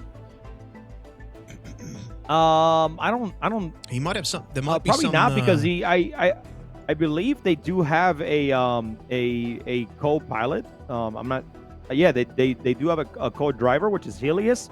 So I'm not sure if Helios is probably on the turret or just helping him overall, you know, switch positions right now. But like, I love this, that I can see that how constantly they're communicating, because I can see their Discord on the top left here. But overall, I think WYSIWYG is doing a great job, man. So keep it up, man. Keep it up. Yeah, it's beautiful to see, and a Spartan of all things as well in such a convincing lead. I don't know if he's up against any rovers, but the speed, there is a... Actually, do you know what? The speed difference is so small in 317 between the Spartan and the rover now. It's actually not that surprising, actually. You know, in 318 though, you're gonna see I believe in 318 what's gonna happen here is that the Ursa, I think the rover goes up to about I think the rover goes up a little bit to, like, I think 32, I believe, and then the Spartan stays at 27 with what they said in the patch. So when 318 goes live, the Ursa rover is going to be about 5 meters per second faster than the Spartan. I believe the rover is 30 in 318 and the Spartan 27 ms. So yeah. Yeah, it's going to be a little faster there overall. So, but that makes a difference, right? Yeah. DTOX, like that's going to make a difference, man. Like if you're averaging, you know, if you're in the Spartan, you're averaging about 25 meters per second, as to where, you know, the Ursa rover is right now, because right now the Spartan is at 26 in this current patch. So it makes sense, right? It's more durable. If you get attacked, you have the turrets, you can defend yourself, you know, so there's just a lot more things just going on. The only thing about the Spartan is that you can't fit as much into the support ship as you could with everybody else. And right now, just want to call it here, DTOX, that they're currently this team right now who picked up, what do you call it? This team who picked up the team that was running 7 Hills. This is us picked up triple. Yes, and 3R Motorsport. Yep. Yeah. 3R Motorsport, and they only have 5 minutes left before the server's called gone. So they only have 20 kilometers to go. So I'm not sure if they're going to finish or not, unfortunately. 20 kilometers in less than 5 minutes. Can 7 Hills carry Triple R Motorsports to the end, to at least finish within the timer before the timer is up for that server? Well, stay tuned to find out, guys, because this is the perspective for those two teams, 7 Hills and Triple R Motorsport. We're going to stay on these guys until the timer is up or they reach the finish. They may well make it. They may not. I couldn't tell you, to be honest. 20 clicks in less than 5 minutes. That should be doable. I believe that should be doable. 20 kilometers is pretty far. I mean, yeah, the Dragonfly is what, about 180 meters per second is the speed that you kind of want to go. usually 150 for a little bit more stable maneuvering. But yeah, man, it's not easy. I feel like a lot of teams, right? If you can find a line or you can find a pathway that you know that's gonna work, like like you should be good. But I know these teams have practice, but unfortunately, just the team got attacked by pirates, and at least this is cool. Other competitors being compassionate, trying to get them to finish. And by the way, DTOX, even though once the timer is over, they can still continue to finish towards the end. So it won't hold them back at all. Yeah, and they're getting closer. They're approximately just under 6 clicks away, actually, at this point. Last update, 5 clicks currently. I don't know what the time they is might make it in this time. point, but it's coming in quick. The time is closing in real fast for these guys. Of course, they can still carry them to the finish line. We're not going to, nuke them before they get to the end. We're not that evil. As funny as that would be. But yeah, they're still going to get to the end. And as Seven Hills is going to be taking Triple R Motorsports across the finish line. But it'd be great to see if they can make it before the end of the timer. We've got a multi-view up here as well. It just popped up. Love the multi-view. This beautiful shot of the Spartan against Crusader, the Wagyu meat planet. The Wagyu meat planet. That's what it got that like marbleization that you like so. Oh man! Yeah, it just looks like a marbling. We have some quick updates here that I didn't get to really quick here. Buggy Division server number 5, Mog Nation unfortunately out of the race, and then we got Truck Division server number 1, EU Team XGR's in the lead, and then we got Endured Operations Racing currently in second place, and then we got unfortunately Nova Rock Bouncers from Buggy Division server number 3 is they didn't finish unfortunately. So, but look at this, man. They got done on time. They've just crossed the finish line. You can see them now. This is Seven Hills and No, they still got to go in. They still got to go in, DTOX. They still got to go in. Where's the timer? We need to know, man. I need to know how much time they got. They're gonna have to. They got 1 minute. They have 1 minute, 60 seconds, man. They need to go to the double doors right now. Server's not gonna shut down, but just they need to be able to get in there. Come on, run, bro. Why are you waiting? Why are you waiting? Go jump in there. Go. Hold hands. Do whatever you got to do. Come on, baby. 30 seconds, man. Chad, let's get some hype for these folks. They need to get through their next double door, and that is going to be it. Wait, they have 2 broken legs. Wow. Oh, no. They round of applause. 2 broken legs, man. Round of applause, please, in chat. That was incredible. Seven Hills carrying Triple R Motorsports to the finish. Love to see that. What a great way for them to take part in the Daymar Rally this year. So I believe we lost Triple R to, I think we lost their team to some third-party attacks, terrorist acts, I believe. They lost their ship, they lost their crew, they lost their vehicle, and that was their last racer from Triple R, picked up by Seven Hills and carried to the finish. So cool. Wicked finish for those guys. Couldn't have asked for a better way to end that for Triple R. So, yeah, what a great bit of sportsmanship. Well played to Seven Hills. And, yeah, thanks for providing a nice little moment for 2953. Very cool. I know chat's going to like that one. All right, so we also just saw in the previous, we had a double frame. Other buggies passing through Betty still. They're only just kind of made it to Betty. That's quite far back, I think, in comparison to some of the other buggies. Let's think. Actually, no, Betty is... No, scratch that. Because Betty is actually a pretty good place to be. Yeah. Yeah. Once you pass it, you have... Sorry. I mean, you have 208 kilometers left, DTOX, of the entire race. Yeah, so, that's great. So from Eager to the Betty, it's 208 kilometers, or 209, sorry, and then it's 209 back down. So. Yep. Yeah, so they've that's actually a pretty good time. Apologies, that's actually pretty good for the buggies. So we might see some more of those buggies crossing through the Betty soon as well. I love to see that. Like you said, it's the first time we got the Betty, and first time we got the Betty in the Daymar Rally, and I want to see more of that, as well as a refuel soon. Please give us the refuel. Somebody. I know we definitely want to us. see a refuel in action. So if the camera team sees a refuel in action, let's get that happening right now. So you know, it's great overall. So, but man, it's been a long day so far. I hope everybody at home is staying with us, guys. And the entire bike division is complete now. We got some incredible racers that just got finished with only about 20 seconds to go. So make sure, you know, appreciate all the hype and everything that's going on in the race, guys. Sorry about the leaderboard. I'm truly, from the bottom of my soul, my heart, my being, I do apologize for the leaderboard breaking. And the funny thing is, we tested it in practices. We've tested it before, but for some reason, when we put over 1,000 people together in these servers, who'd have thought? Shit just breaks, okay?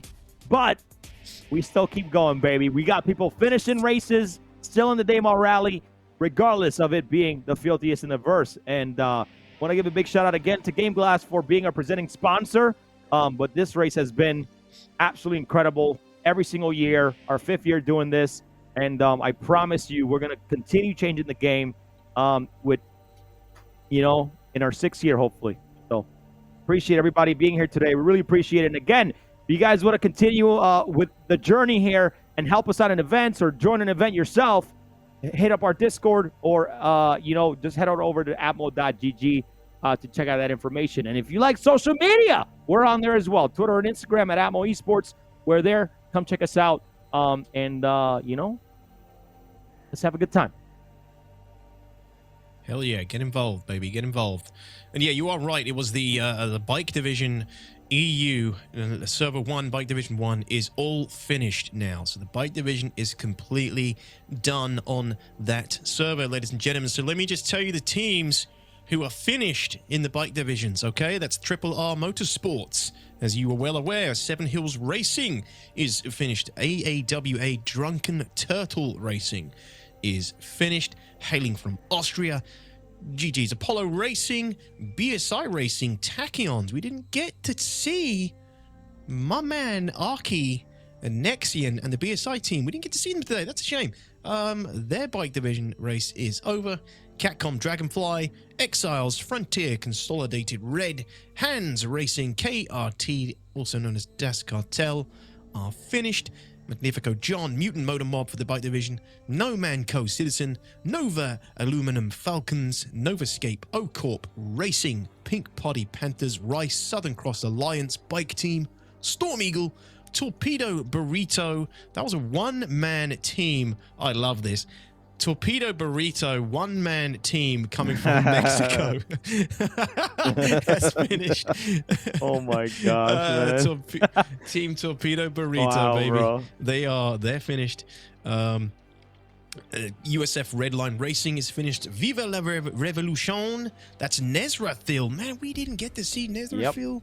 Yep. Daymar Rally and Mr. Ibra, Viva la Revolution. Their team is finished on Bike Division Group 1. And We Live, the last team of Bike Division Group 1, also finished. So, little update on some teams there, everybody. Hopefully, you heard the team you were listening out for. That is the Bike Division Group 1. That whole server is finished. So, well played to those guys. Well played to the teams. And anybody who made it to the finish line. Yeah, GG's. All right, we got both Pro Spring and Night Korgik are going to be, here they go, passing the Betty right now. Remember, they got to drive through under it, and all the Bettys are in the same position or close to the same position overall. So I got to give another shout out to all of our Reclaimer pilots, man. They're taking the time to be here and, you know, again, volunteering their time overall. So, yeah, it's great to see. Here we see from Bram's camera where we see the Betty. This is Chikalik, where he should be seeing the Betty and going right under it, passing that checkpoint. Hell yeah. Let's get a close-up on that, please, of Czech League getting through getting through that Betty, because it looks like we're going to see this for the first time properly up close. There was also an 890 jump sitting next to the Betty on the other server just then, just chilling, getting the close-up themselves. But here we go. But wait, make sure the camera operator doesn't collide with the Betty. Through the arms, underneath. Oh, no, don't hit the Betty. Oh, okay, I thought he was going to hit the Betty. There we go. Checked leak. Checked leak, passing under the Betty. And again, guys, the first time we've had the Betty checkpoint in the game. So that's why we're a little bit excited about it. Oh, DTOX, I ain't gonna lie, man. You know, that Betty got some back. I'm just kidding. I'm just kidding, man. That's a big Betty right there. That's a thick-looking Betty. Oh, man. Dude, I remember when the Reclaimer, they first put the Reclaimer in game, and we're just literally flying it, trying to land it on Levski and block every single exit way.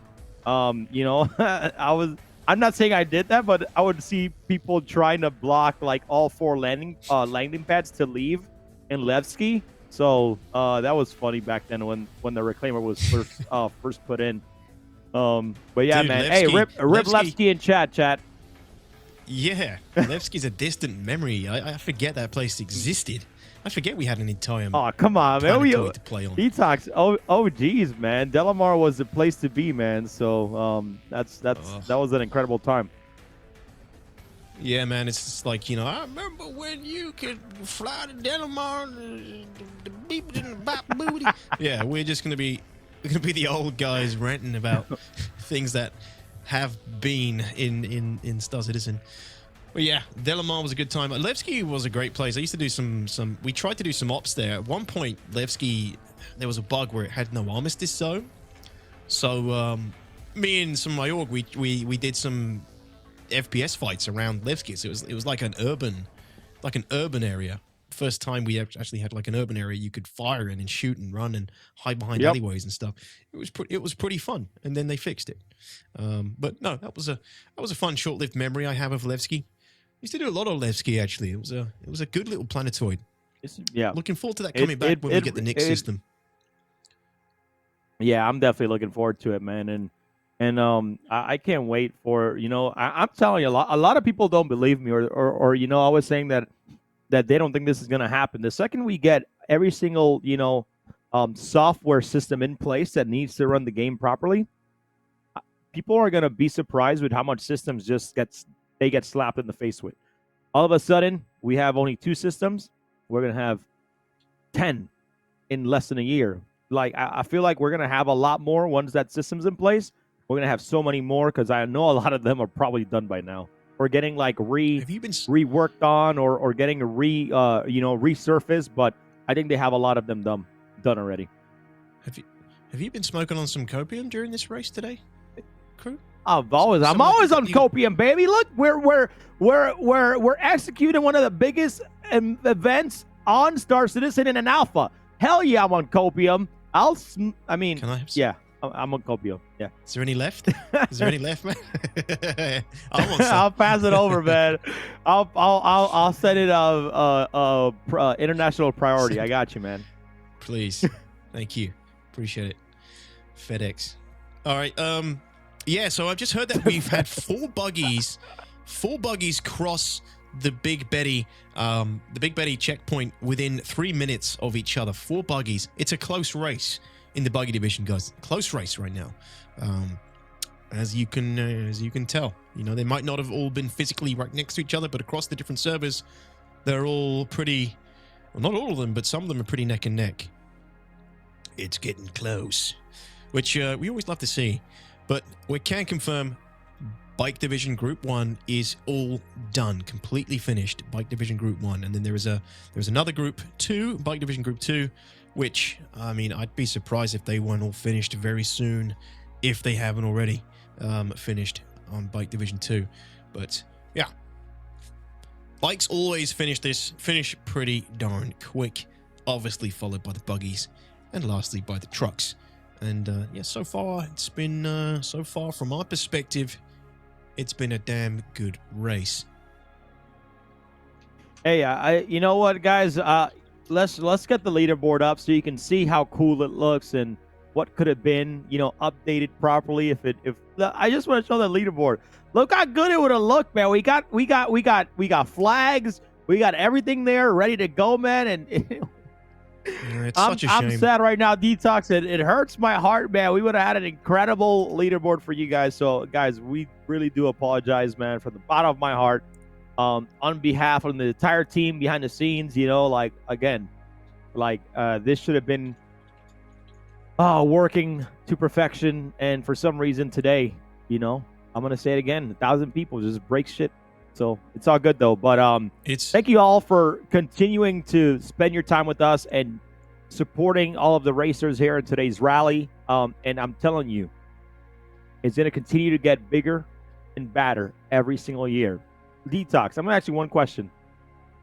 If we get, I'm hoping, okay? I'm gonna go on a copium into hopium, okay? Copium into hopium. I hope that if we get the Ranger next year, I'm gonna be ecstatic for the rally. I'm gonna lose my chickens. I'm gonna be incredibly ecstatic for the rally, and that was actually cool to see him go to that reclaimer, Detox. But how you feel? Like, do you think we're gonna get some vehicles next year? You know, or how are you feeling about that? I mean, it's a good question. I tend not to look at the roadmap much. And we know that, you know, CRG they've dialed it back a little bit, how much they are updating the roadmap, or at least putting things. I haven't looked at it for like 4 years, man.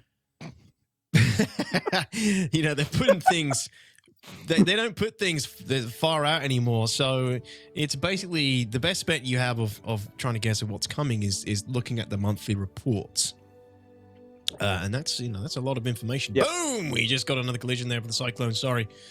It's a lot of information to pour over, and you know, there's some great creators out there like Space Tomato that do great breakdowns of the monthly report that are worth checking out if you're not into reading gigantic reports. But no, do you know what? I don't know what to expect from ground vehicles. Yeah, I mean, I got my wish come true with the Centurion. You know, I've been hoping for a sort of quad half-track style repeater-based Atlas platform for a long time, since the Ballista came out, and then CIG went and did it. They dropped the Centurion. In terms of ground vehicles, you know, that was one of the main ground vehicles I was hoping for. But yeah, I couldn't tell you, man. I don't know what to expect for ground vehicles in the future. For the Ranger, there might be some information there in the monthly report, but I'm not familiar with it. I can't tell you when to expect that, but I think the tech for the Ranger is probably getting that to function well with two wheels is probably quite difficult. Yep. Yeah, that's exactly what I was about to say, man. Like having two-wheel physics instead of one and all that good stuff. And I feel like the Origin X1 as well. I just think like just the vibe of it is just different. Here we go. Another under the Betty. Shout out to our Reclaimer pilots, man. You guys are beautiful. Ladies and gentlemen, they're all incredible. So thank you for that. Look at that, man. Right under it and good to go, man. Look at that. Big booty Betty. Let's get her underway here. But again, man, I can't, bro. Like, I just like every year, Detox, like my appreciation for not only the community, but for the people that are helping us. I really appreciate it. We got some people in last minute to do cameras, you know, with us. So I got to give those people Trippy TM, Officer Ron Dog, like a lot of these people coming in last minute, man. And really just, you know, putting in their work and something that we didn't think could happen, right? So the reason why we got it's not a negative thing either, Detox. The reason why we got delayed with servers is because we capped the Discord voice channels. How do you cap Discord voice channels, bro? We apparently capped channels. I didn't even know you could either. So now, you know, I'm gonna have to go, hey, Discord, you know, I was told by a buddy, actually not about an hour ago, that you actually have to contact them in order to get the Discord to release that cap if you have a certain amount of like members in your Discord server. So we're gonna have to you know, go and get the cap removed, so that way we can have you know, hopefully provide you know, with next year's Daymar Rally where everything can hopefully fit in here, because that was a bummer overall. Yeah, it was. It's a shame. And it's a shame we get to run into that issue on the day. It's classic, you know, when we say things happen that we don't anticipate. You know, 1,000 people all in Discord at the same time, trying to do like a briefing and whatnot. That did not go to plan with Discord. But Discord can fix it for us. They can sort that out for next time, right? It's not a long-term problem. It's something that they can take care of for us, I think. But man, we've just seen 3, 4, 5, I think, buggies, separate teams, all cross through the Betty on the same server. Guys, so we're going to stick on this camera right now because this far into the race. We haven't really seen races this neck and neck yet in Daymar Rally, this far into the race. Usually races are kind of 1 to 2, kind of dispersed.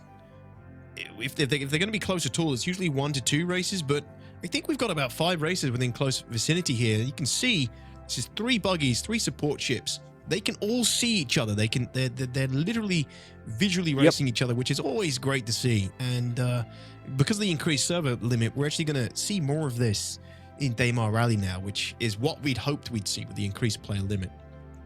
Because again, yeah, something I want to mention too, Detox, is that like, remember back then when we didn't have the Betty?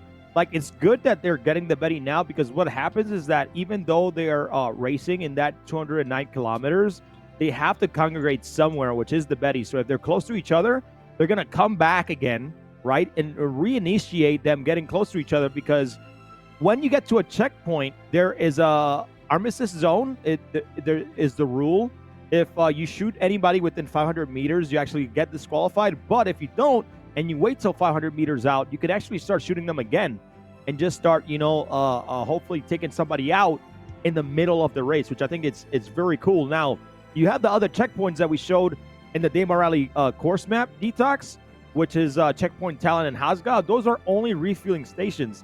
So if they need to refuel, they'll stop at those, but they don't need to stop at those. They only need to stop at the Betty. Oh, right, of course. Yeah, that's right. Thank you for the clarification there. Yeah, so, and there is armistice around those, just to double confirm? Yeah. There's so the rule is to have a 500 to a 1 kilometer armistice zone around each checkpoint, so that way no harm comes to the Starfarer that's in place, or the Betty right now. But the Betty is supposed to actually be a derelict, reclaimer in that zone. So maybe one day, 4 years, down the line, we'll hopefully have. Since Daymar Rally is in lore, maybe they can put a derelict there. That'll be great, but who knows? Yeah. So some more beautiful updates coming in from our officials. Prowler position is still in first place in Truck Division 2 US at 302 kilometers in, which is impressive, very impressive. Prowler position, they're doing great. Prowler position number, this again, more races on that server. Mother Truckers, 317 clicks in. We have VT Veal, 317 clicks out. VT Veal, 327 clicks out. Nebula GT, 336 clicks out. Test Squadron at 328 clicks out. Team Sanjak, 344 out. And Soberkund, 360 kilometers out. So Prowler position in a pretty good lead, 15-kilometer lead on Truck Division 2. That's a pretty good lead. It's a pretty good lead to be in for WYSIWYG. So keep up the good work, WYSIWYG. 15 clicks to be made up for Mother Truckers. That's a tall. I feel like that's a tall order. I wonder if they can do it. That's Mother Truckers with Hustler, Buck Satin, the Rock Knight, and Starshot from USA and Canada. And they are a new team. They're a new team. They're doing really well for second place in that division. As a new team to Daymar Rally, they're doing well. They're doing good. They may have started with a Rover, but they could be in a Spartan by now, or switched vehicles. We haven't actually got a visual on Mother Truckers yet. Yeah, something I want to touch base up on really quick, Detox, is like, why do these racers need a support ship, right? So something I'll explain really quick to a lot of the people that are probably watching for the first time is that the support ships right now is pretty much the eyes and, for the racers. The racers, like, they don't have a pathway to go until the support ship actually guides them and tells them that. So, you know, you can consider the support ship as a North Star. So that's why, you know, I would always recommend teams from, you know, from 2 to 4 instead of 1. But something that I've been wanting in game for so long is hopefully that we get one day our us being able to create our own markers, so we don't have to have box missions. Please, for the love of everybody, markers. Please give me some markers in the game, brother.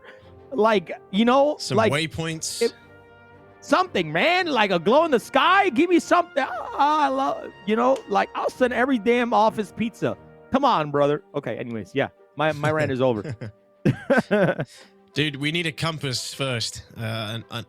An on-foot compass that works. I mean, that's a big one we were all hoping for in my org. But yeah, waypoints would be great after that. And the thing is, though, right, the waypoints, ideally, they'd be physicalized anyway because of the way that we want data running and things to work in the game, right? You'd want to be able to actually transfer that waypoint physically so that data running is an actual profession. At the same time, you do kind of want to be able to set like your own waypoints to kind of find places that you lost and temporarily use them to get to places where that are otherwise really difficult to find. All right, look at this. So, we got some fire coming in from one of the Spartans here, crew. He's taking shots at the other racer. This is a beautiful sight indeed. Unsure which truck division this is. I think we're going to get a confirmation on that momentarily. But this is 2 trucks, 2 Spartans close enough to actually within weapons range. I think. Or this guy's just randomly firing because he's losing his mind. Maybe he's dehydrated.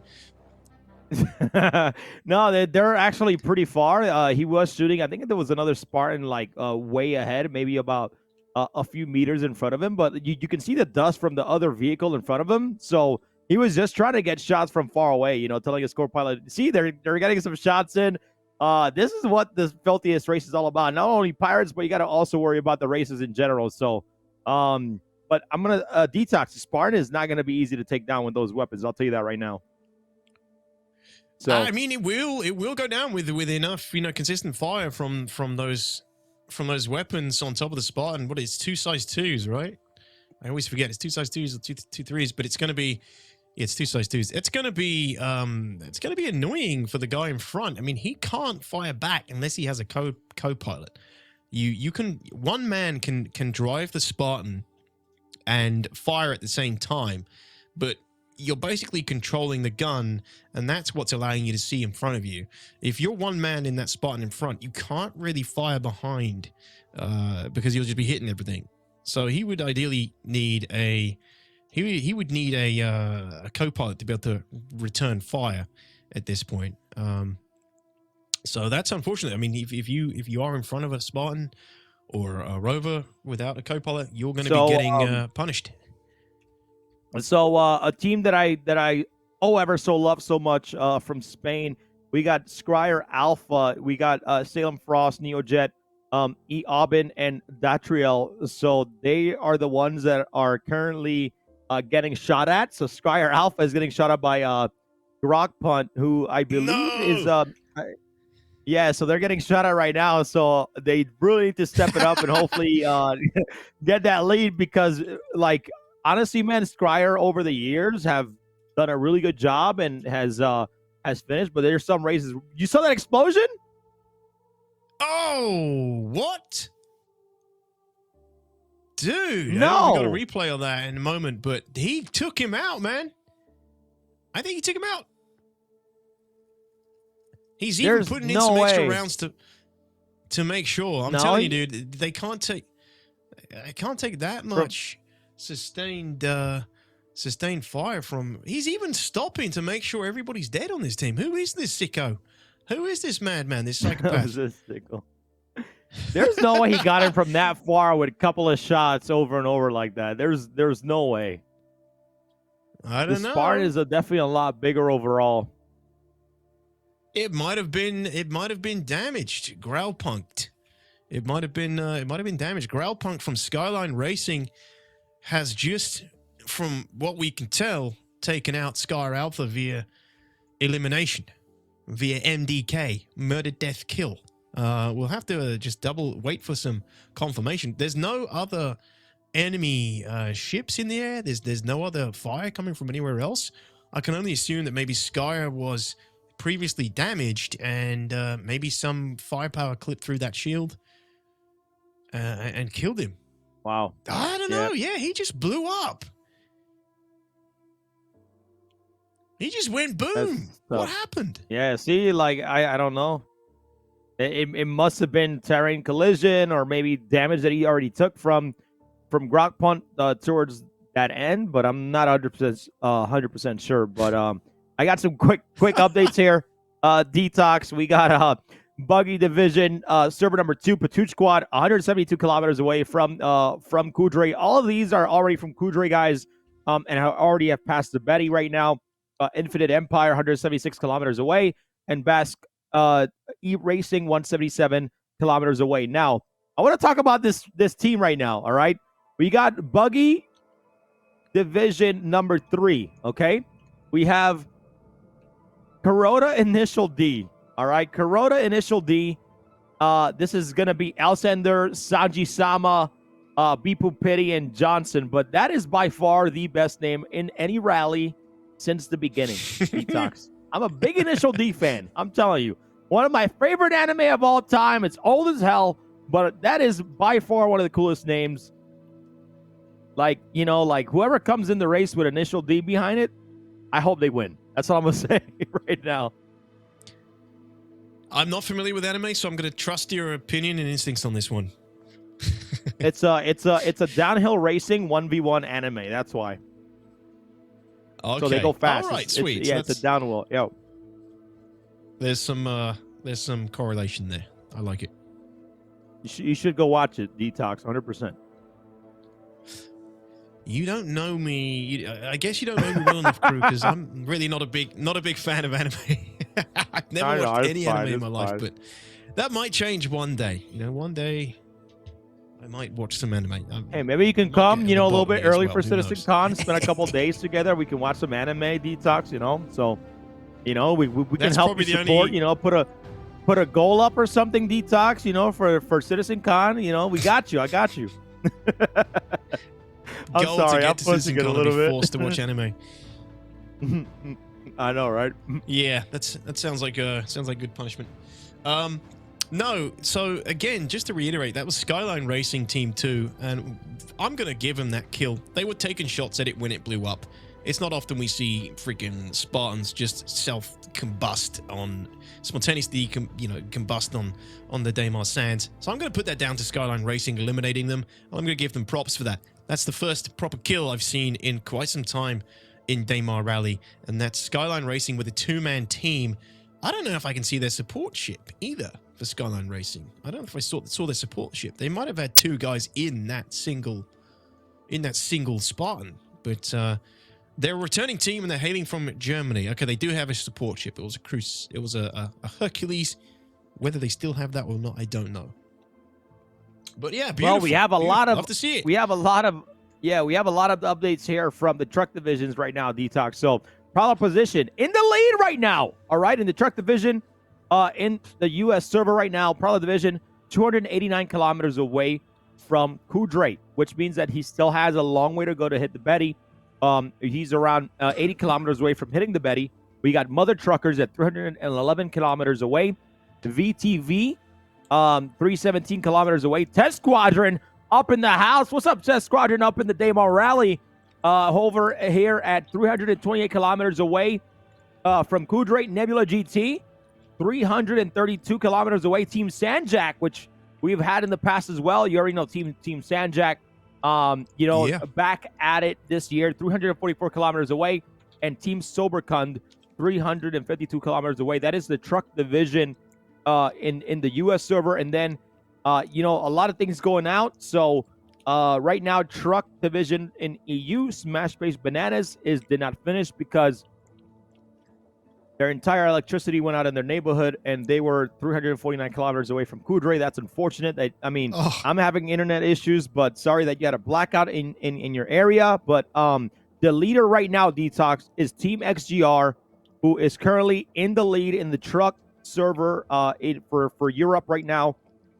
Is 60 kilometers away from the Betty. So a lot of things happening right now, man. A lot of these teams, the trucks are almost done. Not almost done, but getting to the Betty will only leave them with 209 kilometers to go as soon as they hit that Betty. So it's definitely still a long way to go overall, DTOX, but it's still a good race. Everybody is being resilient. And again, this is an endurance race, the filthiest race in the verse.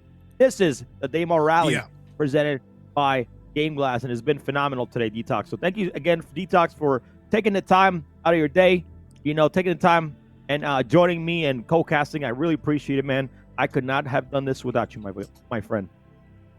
No worries, man. It's a pleasure. Always a pleasure to be here and stream the DR with you. Always enjoy it. I'm a big fan of events in StarCitizen. It's why I continue to back and play. It's doing events with my group when we can, when the game allows us, and this kind of stuff is why I love MMOs. It's why I love big group community-based games. It's because of things like this. You just get these massive emergent stories that you remember. We always talk about different things that happen over the years at different Daymar rallies, the moments that happen. You reminisce about them. Growing up as a kid, I would always game every weekend. I'd go to LANs with my buddies, and I'm in my 30s, early 30s now, and whenever we meet up, we talk about the moments we had when we were gaming, when we were like 14, 15, stories that we remember. So for me, this is what gaming's all about. It's making memories and doing things like this in a virtual world that are worth remembering. So yeah, I love doing it, man, and thank you for inviting me back, and all the team members who make this thing a reality, make it happen. It's sick to see. And every year it just keeps getting better. Unfortunately, like you said, we lost the leaderboard this year, which was going to be a big improvement. Seeing more buggies going through the Betty here. Beautiful. Some chaff going off to celebrate. This is another close division. As you can see, two buggies neck and neck. Absolutely wicked. Yep. So good. I mean, this is such an improvement with the 100-player server limit. We're getting more of these neck and neck visuals now for you guys. What a great thing to see. Especially like, towards how far we are into the race. The Betty is, again, like the third leg of the race once you pass the Betty. So it's incredible to see that, again, everybody has come in and find it and be able to cross it at a certain point, which is absolutely incredible. Yeah, and we just got a shot of the CIG team, who are still going strong. Still going strong, baby. The Team CIG is still in the race. I didn't see which camera team was following them, but I don't believe this is the Team CIG. But I would love to get some information on who these two racers are, because this is neck and neck. Look at this slight errors is going to throw you off, and look at that. He took a hard right by accident, and then rolled right off the top of that rock. Oh, this is the Team CIG. Team CIG has a racer right on their tail. NEVA. Let's find out who they represent here. Yeah, so right now we got it seems like Noble's not driving anymore. We got X-Service, so trying to go hard right here. I would love to see them finish here. It would be absolutely fantastic to see them complete the Daymar Rally. I think if they are just past the Betty, they still have a little bit more to go. I think overall we have been racing now for DTOX for about 3 hours and 30 minutes so far. I think we started around a little bit over the 2-hour mark. If is officials can let me know, that would be great.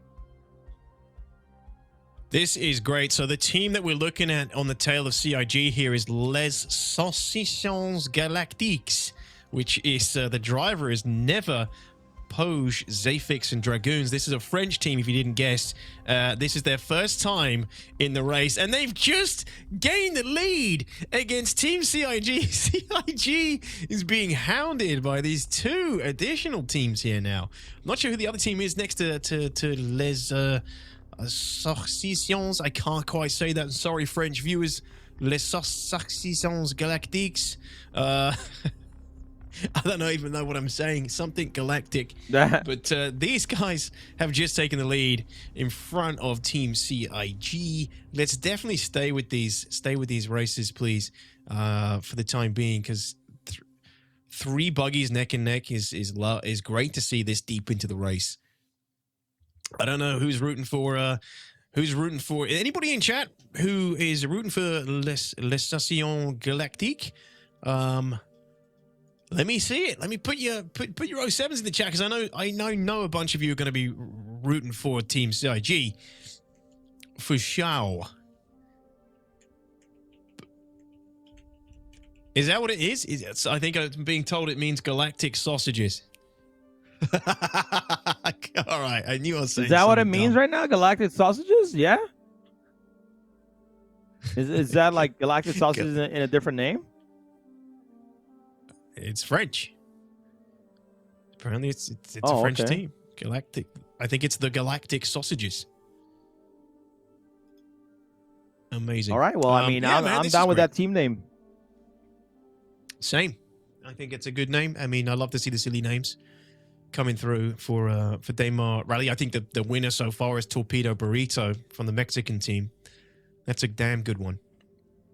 But yeah, this is so I good to believe see. we have some great shots. Oh man, look, they're right next to each other, bumping in. Oh man, and then we have some apparently officials saying we got some action as well on another feed, so we should be getting that here shortly. But I love seeing this, man. Seven's a great job overall here with a beautiful overhead shot, man. That's incredible. Yeah, unfortunately compressing at the worst time, but seeing that support craft, the Hercules flying over the top. Oh, wow. We are getting some decent kicking in too.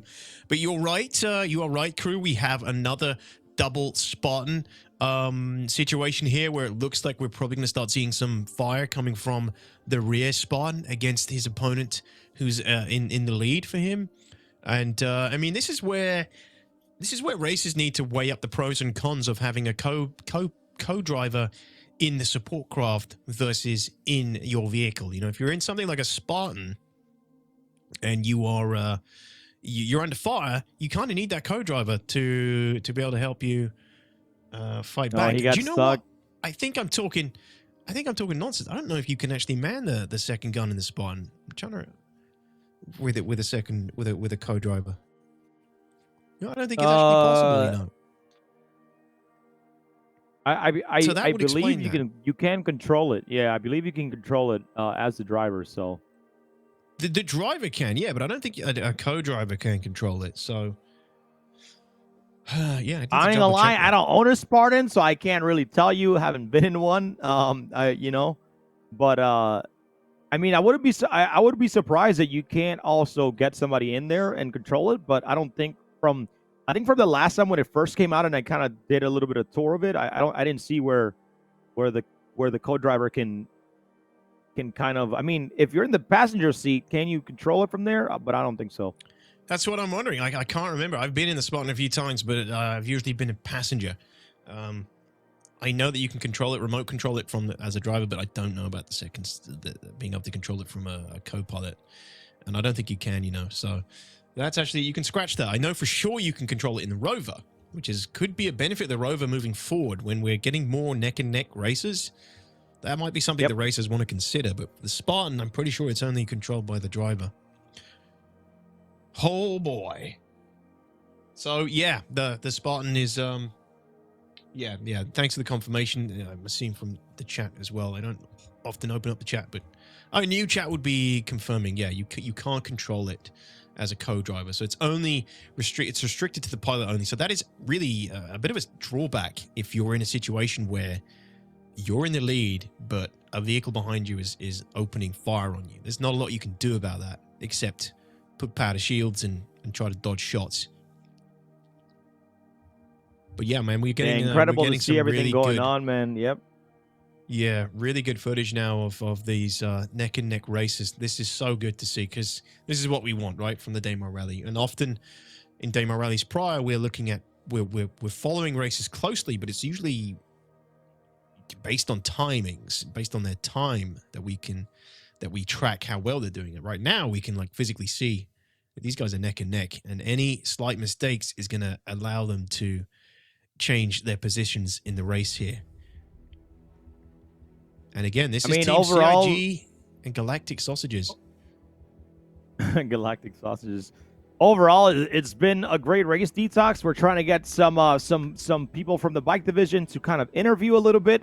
So once we get them ready, we should be able to talk some of the racers and maybe some people from the bike division that are brand new, that this is their first experience. So let's see what happens and let's see how they feel about, their placement. Because remember, even though they feel they went first in their server, that doesn't mean that there's other servers where we have to tally up the time as well and figure out which teams' times have obviously been the shortest, and then that will be our winner. So if you don't hear from us right now, hear from us. We won't find out later today. Who's going to be first, second, and third of each division until probably Sunday or until we announce it probably on Monday. So give us a little bit of time to get all this stuff configured, but really appreciate the entire community for coming out strong. And seriously, everybody that's been here watching, rooting for their favorite teams, all the good. Oh, big ramp. What just happened? Ooh. Is it a fight?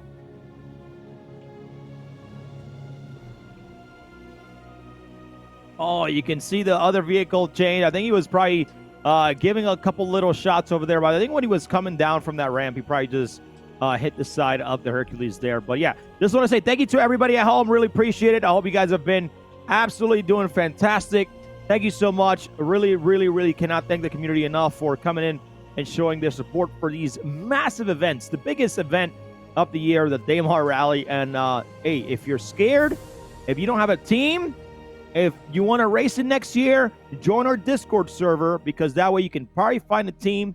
You can probably get yourself on an org and find lifetime friends that you can probably play with StarCitizen for the rest of the time it's in alpha, which is probably, a long time. But anyways, I'm just kidding. It won't be a long time, but yeah, you get what I'm saying. But overall, I just want to, I can't be thankful enough for the community and the staff and everybody behind the scenes. So yeah. Man, that was a great to see that again. 2 support crafts, 2 Spartans neck and neck. I don't know exactly what was happening there, but it was they're within firing range still, which I mean that's what I love. I love to see vehicles within firing range. that's what I'm here for, baby. The action between in the middle of the race when every edge you can get matters, and firing at your opponent and pressurizing them with repeated fire is always going to work out well for you. Yeah, it's been a big day. Here we go with another quick swap here. One goes in, the other one goes out. I love how smooth the Hercules makes these swaps seem. It's absolutely incredible. So yeah, shout outs to that. And then we still got everybody racing. You know what's funny? The CIG team can just teleport to the finish line, So they if they want to win. That's a very good point. I'm just saying, man. Like, like we'll just see him. Like, just put it. I remember in 2 or 3 years ago, DTOX, where we're finishing the Daymar Rally, and then like I think it's Sevens or Shipwreck doing like the fly out of the moon, and here comes Xylo with his little Idris just flying across the screen. I'm over here like, this guy is just cheating now. It was pretty cool. Yeah, I remember, and he does like. I wonder if we'll see something like that this year, turning up in his Kraken or something. That'd be nice. Yeah. Damn, what was I going to say about the teleporting? I mean, this guy gives CIG enough of a problem in the race. They can make him disappear. They can just make him teleport somewhere else. Wait until the cameras aren't looking. blame it on desync or something, you know, get the backups, make a phone call to Chris. CIG's got to put up some good numbers. They've got to finish this race in good time, man. Show us how it's done.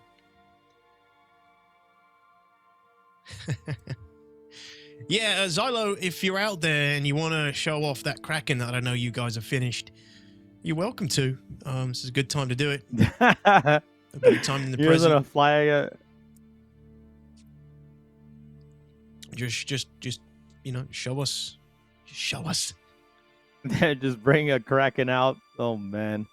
But anyways, I hope all the, you know, the newer people, I hope everybody has been enjoying the race. Seriously, man. Like, you know, I kind of talked about this. I did a little podcast, a launch sequence podcast with Tomato, just talking about like people that, like the first year we did this, the first experience for people, like even though they don't finish, it really sticks and resonates with how much the game, the potential it has, and they always come back, you know, and you know, like you know, I don't know how can you be, you know, how can people be salty when we're, you know, working so hard behind the scenes, all the volunteers, all the people we have, man. It's so tough to get, you know, some salty people that, well, hey, you should have done this, you should have done that. I'm like, okay, if I should have done that, how about you come show me how to do it? You know, come behind the scenes, all right? I'm gonna challenge everybody here. If you think you got something to prove, if you think you can help us out and improve things, discord.gg/Admiral Esports, come talk to me. And I would love to hear you out. So I would love that. I love you know, feedback. I love trying to, you know, elevate what we're doing here. And I promise you that next year we're going to elevate it completely to a whole new level. So hopefully 4.0 is out by then. So that way we're not, you know, trying to breathe hard because we thought 318 was going to come out before the rally, and then everybody's was going to be broke and nobody was going to have support ships DTOX. So, you know, that's the stuff that we deal with every time. So yeah, it's absolutely wild.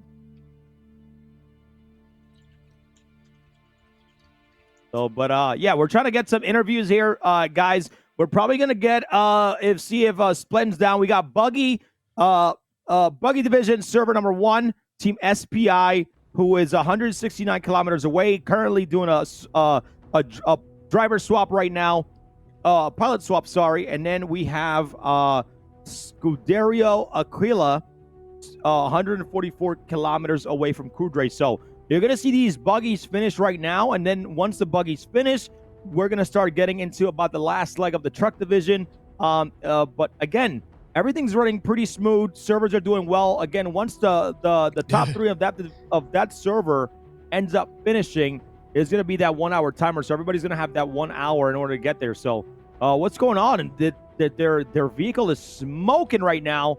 Hopefully they got their support ship coming down. I'm not sure if that's the last vehicle. But they... Yeah, it looks like we're getting, they've exited the vehicle. Assessing damage. Is there going to be a switch here? Unsure. He's gone. Where's the racer gone? There he is. Okay, he's waiting for I think a support ship to come down and deliver a replacement vehicle. And here it comes right now. Love to see it. Yeah, he's decided that buggy is not going to go any further. Too risky. So might as well get a support ship, second vehicle out to continue the race on. Would love to get some confirmation of the race that we're on right now. And yeah, here we go. They're giving us some beautiful emotes while they wait. You might as well. Nothing else to do. Support ship is trying to find a bit of flat surface. There's plenty of room behind him if he wants to land. Get her done. Get it down. Here it comes. Love to see it. Support ship doing what it's supposed to be doing, baby. Providing. All right. Well, we have an interview here. DTOX. We got a true Madden. He took second place on his bike server for the bike division, server number 2. I believe Team The Crew. Madden, can you hear me? Yeah, I can. How's it going? Hey, man, welcome. How are you? Thank you. I'm good. Yeah, that was a great race. Just like to thank everybody at Atmo for putting this on. It wouldn't be possible without y'all. So appreciate it. No problem, yeah, man. No problem. DTOX. I'll start with the questions, and then you can take the second one. But like, was this your first time Madden, or was this have you done this before?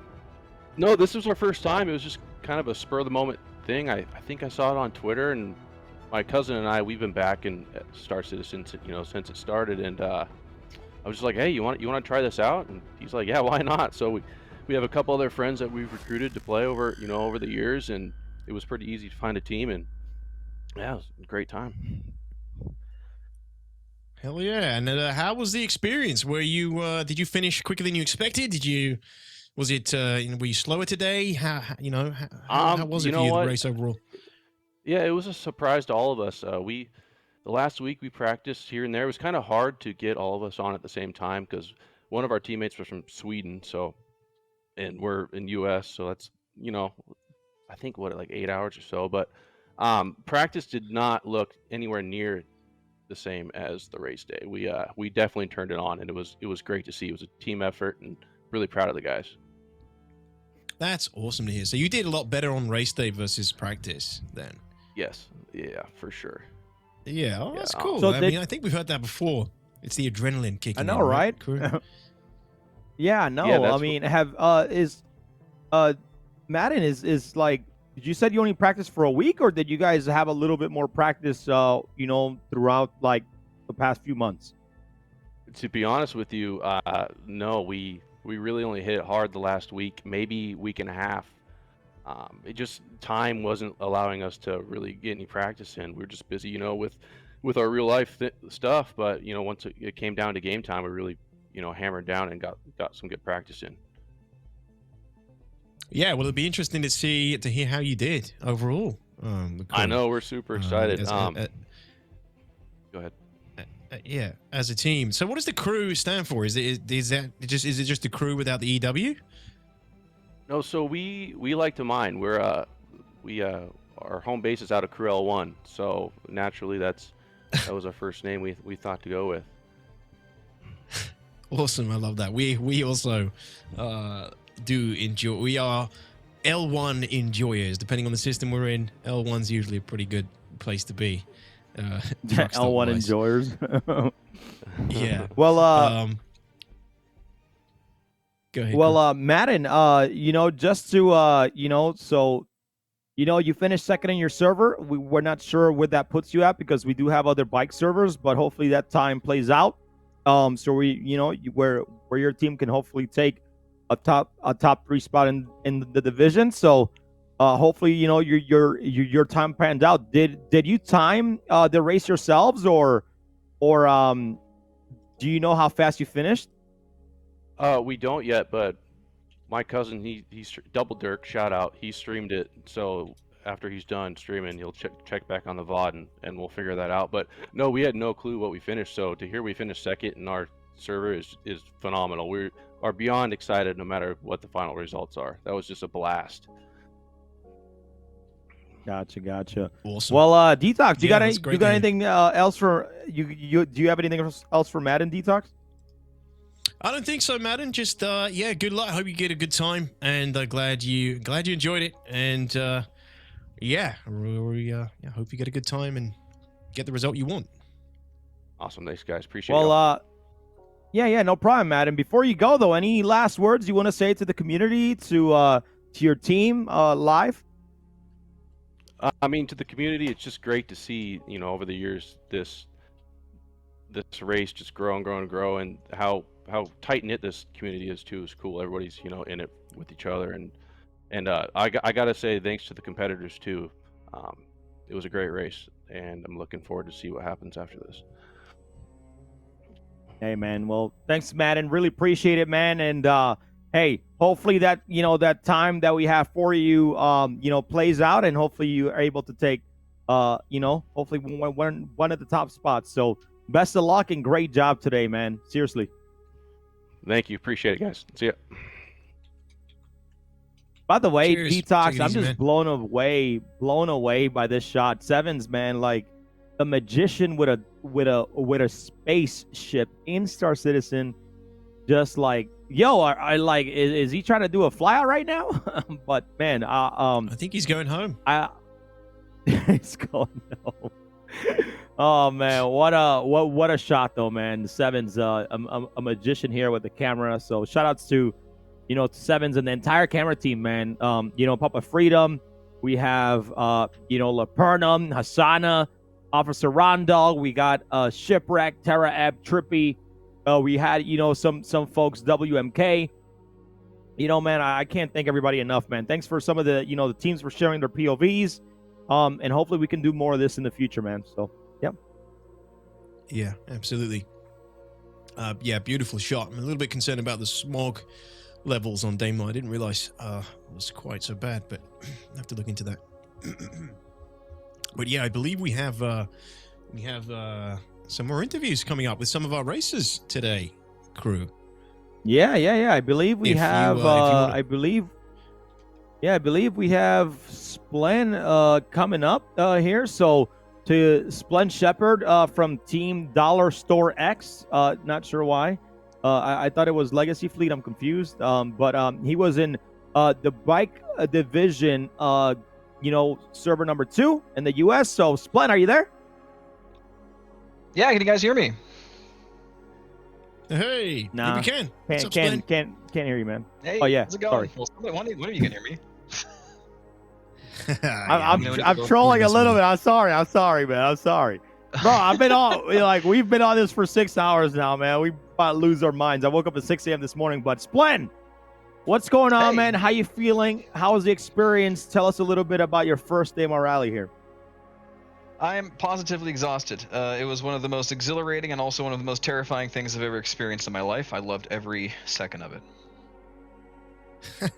Well, great praise. Why is that though? Why is it terrifying though?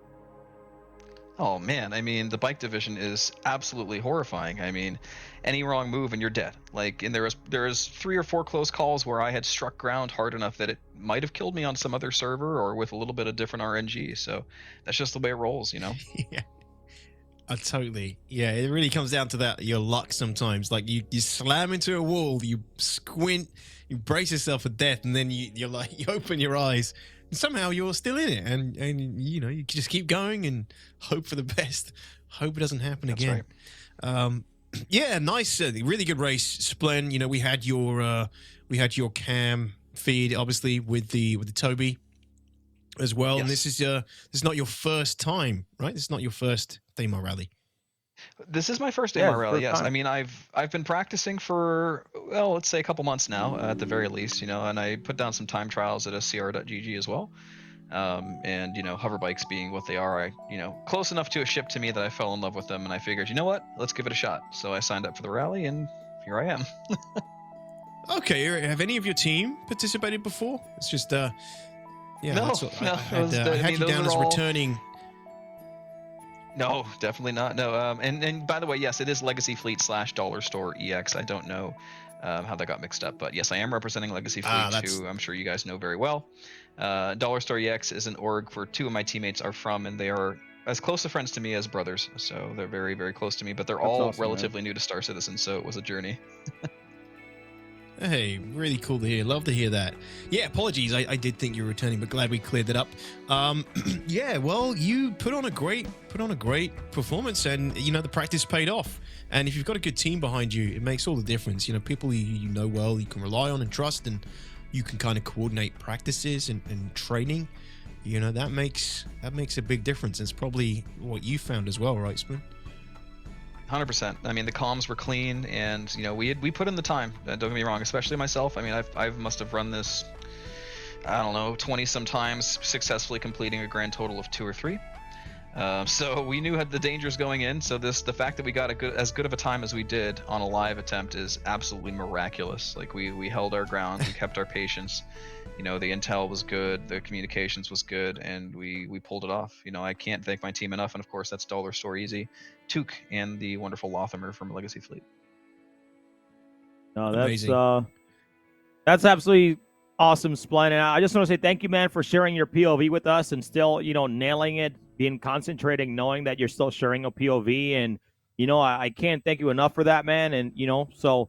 I know you're still doing a lot of racing, but I hope to see you, in the System 7, man. We got some great courses up our sleeves, and hope you can take that challenge coming up next, because, There's, you know, even though the Daymar Rally is the filthiest race in the verse, if you want to consolidate that down to 16 teams, 16, you know, some of the best 16 teams, you know, in the verse, then, you know, you might have to try your hat on that one as well.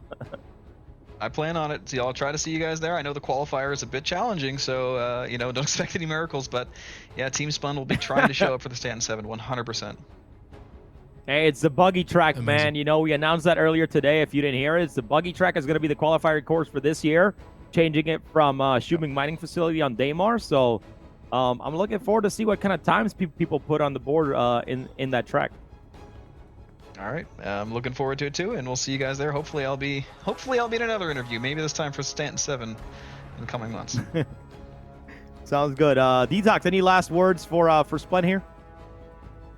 Just congrats, Splen, and Dollar Store X, Team Dollar Store X. Shout out to your team, Splen, Dollar Store Easy, Lothhammer, and 2K. I think I'm saying those names right. You might want to correct me. Yeah, so yeah, shout out to you guys. Thanks for taking part, man.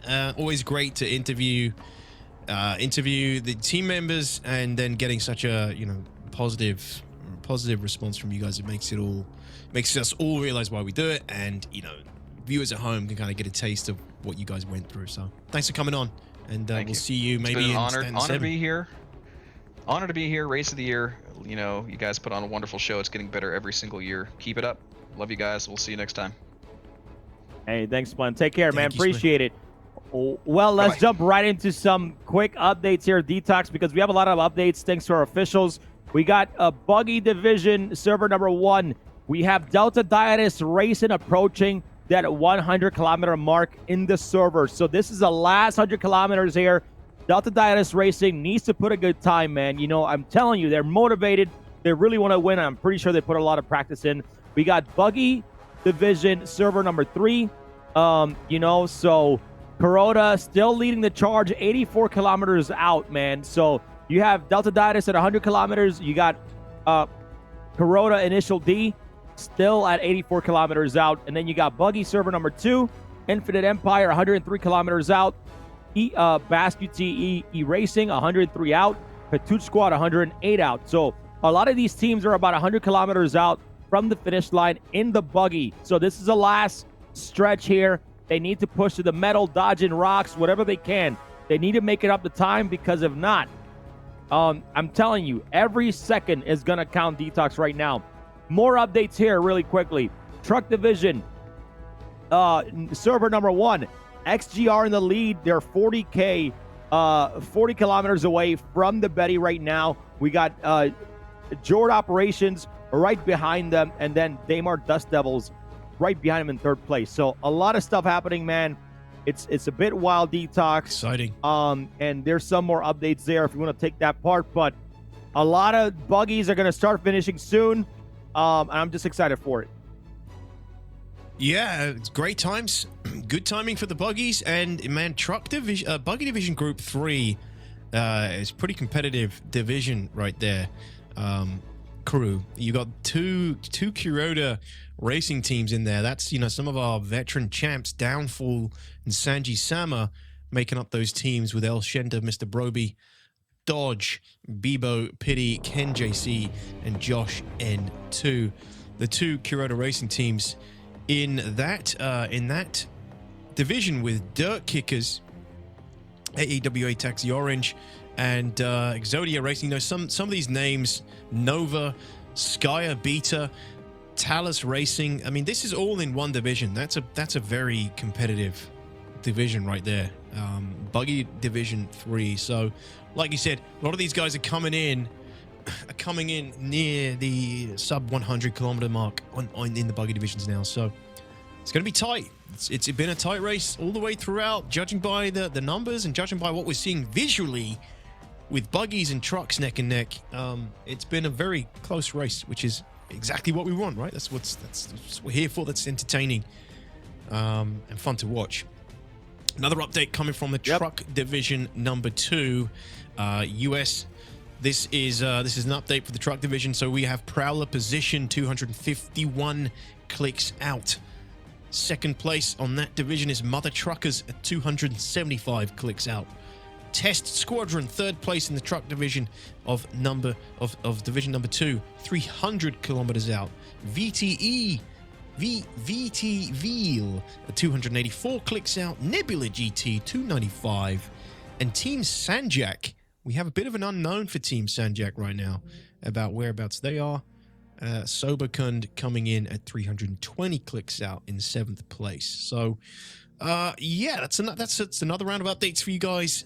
Positionings, distances for all the divisions right there. So you just heard from Splen just a minute ago, who we were interviewing, who came on to represent his team, and then before that we had a True Madden representing their team, the Crew. So big round of 07s for those guys coming on and doing an interview with us.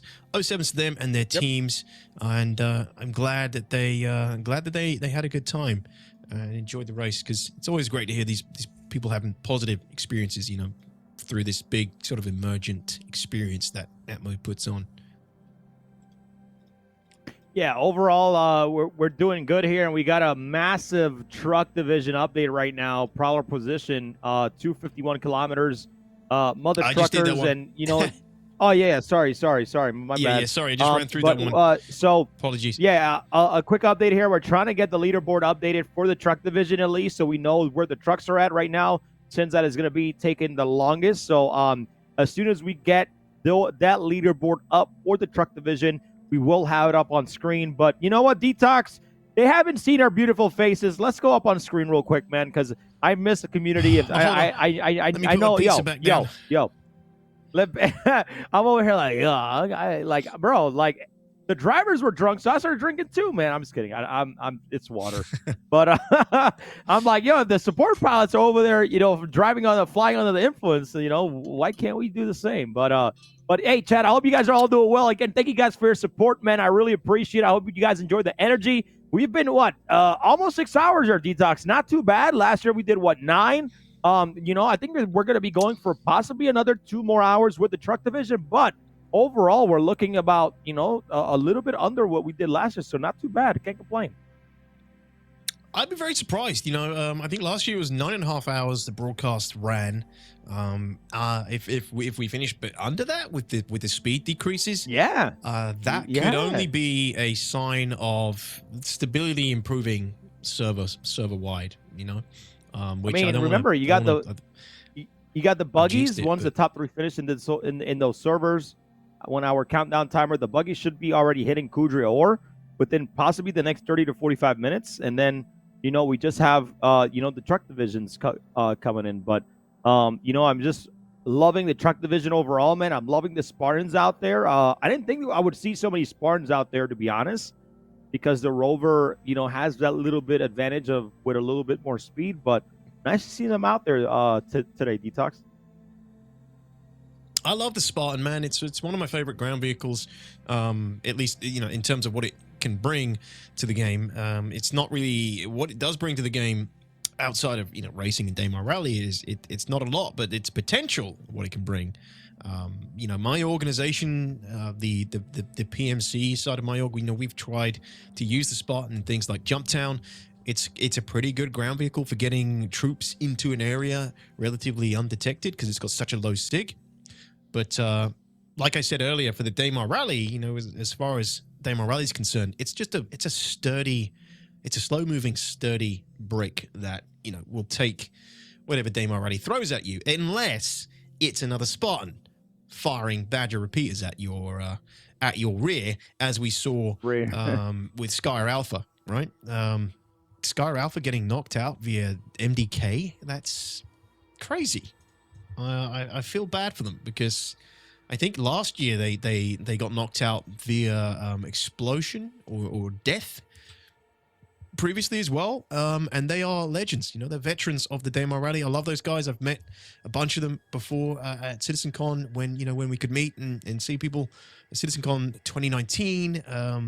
Ari Neo is an awesome dude, a friend of mine, I would say, who is part of Scar Alpha. I love that team. Unfortunately, those awesome dudes got nuked by great people.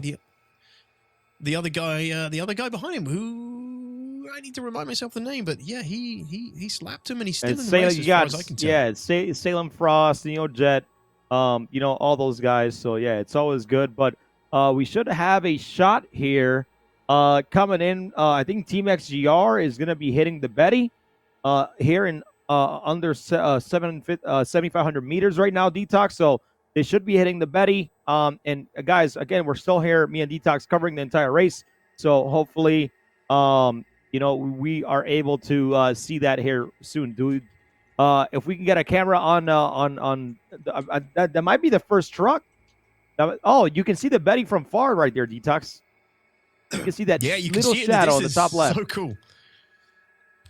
Super cool. Yeah, so he's coming up to the Betty. And this will be the first. So that's like a halfway point at this point for the trucks. And we have some great updates here from the Buggy Division, from Buggy Division's server number 1. We got Delta Dietus Racing in first place, ISFA Slam Racers 82 kilometers away from Kudre, Red Scar 85 kilometers away, Premier Corps Colonial 86 kilometers away, Skyduria Aquila, it's 93 kilometers away from Shubin. And then we have so many things happening. We saw Team Sean, who's 79 kilometers away. So I'm telling you, man, they're going to be coming up very, very quickly into that finish line for the buggies here very, very soon. And it's nice to see that XGR really, concentrating almost to the Betty. They know where it's at. And I think they're going to be one of the first teams that crosses it here, Detox. Yeah, it's going to be exciting as well, because the buggy divisions, as we've seen so far, have been pretty neck and neck. They've been pretty close. Some 3 to 4 buggies all within visual range, almost, overtaking each other one after the other earlier on. So coming into the finish line, it'd be interesting to see how neck and neck they still are in some of those divisions. That'll be exciting. But yeah, the buggy division's coming in. But if this is the truck division coming up to the halfway point now with the Betty, they do have quite the marathon still to go for these guys up ahead. If you factor in how long we've been going already, the trucks have got one hell of a race ahead of them still before their work is done. I think I just saw a blade fly over the top. I can't confirm. That was a pretty cool looking flyover right there. Hopefully friendly for this Spartan and the Betty, but I'm sure we'll find out soon.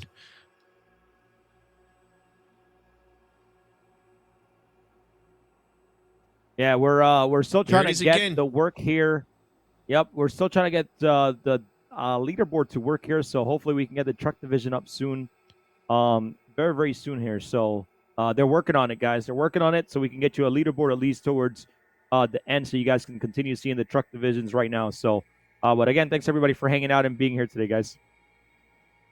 That would be really nice if we could get the leaderboard going, even if it is for the latter half of the race. That would be nice, but you never know, right? You never know. Don't get your hopes up just yet, chat.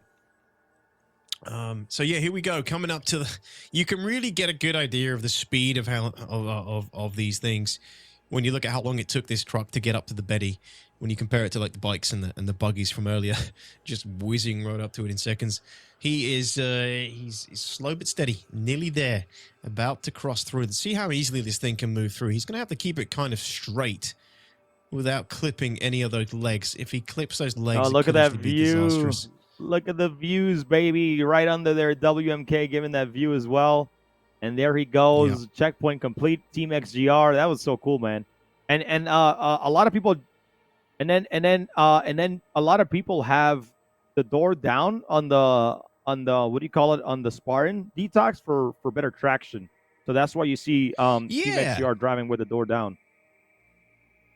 Yeah, which is news to me, but it does kind of make sense in the world of Star Citizen, having that ramp down, providing a little bit of rear stability to the physics of Daymar. Look at the way the dust kicks up and slowly blows away in the wind as well. It just looks so freaking good. The fidelity on point. for that spawn, Fidelity, man. Crossing Daymar. Everybody at That is home, another drink thing. if you're watching. every time we say Fidelity. Yep. It's another thing about the Spartans is they're pretty stealthy sig wise, but if you are moving these things in the day across a moon like Yellow or Daymar, you're kicking up so much dust. You visually you're going to be seen before you're picked up on radar. So it's another thing to kind of take into account if you are looking to take these babies into a war zone. They kick up a lot of noise physically. Yeah, it's gonna be wow. Look at that massive jump in Lapernan screen, not scream, man. But we're continuing.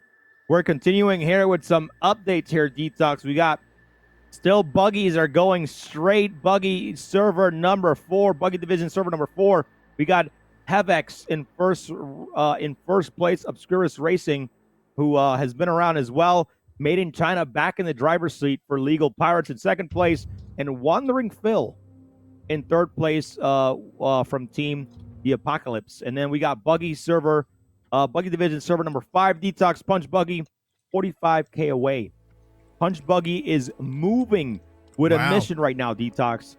45K away, going there into finishing in Buggy Division server number 5. Enfed Rough Riders, 73 kilometers away. Time Co Racing, 80 kilometers away. So Punch Buggy right now, from what I see, a massive lead overall going into the finish line. I believe they have a pretty big lead out of all the buggy servers, about 15 kilometers, which is pretty massive. So if they can stay on pace, they should do well. And again, this is Herbie. I think this is Herbie's first Daymar Rally, if I'm not mistaken. So again, you got Splen. Splen, that was his first, Daymar Rally, and now you got Herbie, his first Daymar Rally, and these guys they really put in the time every day to race, to have a good time in the verse, and this is what it's all about, ladies and gentlemen. So you got right now you got Patuch Squad from Buggy Division server number 2, 65 kilometers away. Infinite Empire in the same server, 66 kilometers. Basque UTE Racing, 72 kilometers.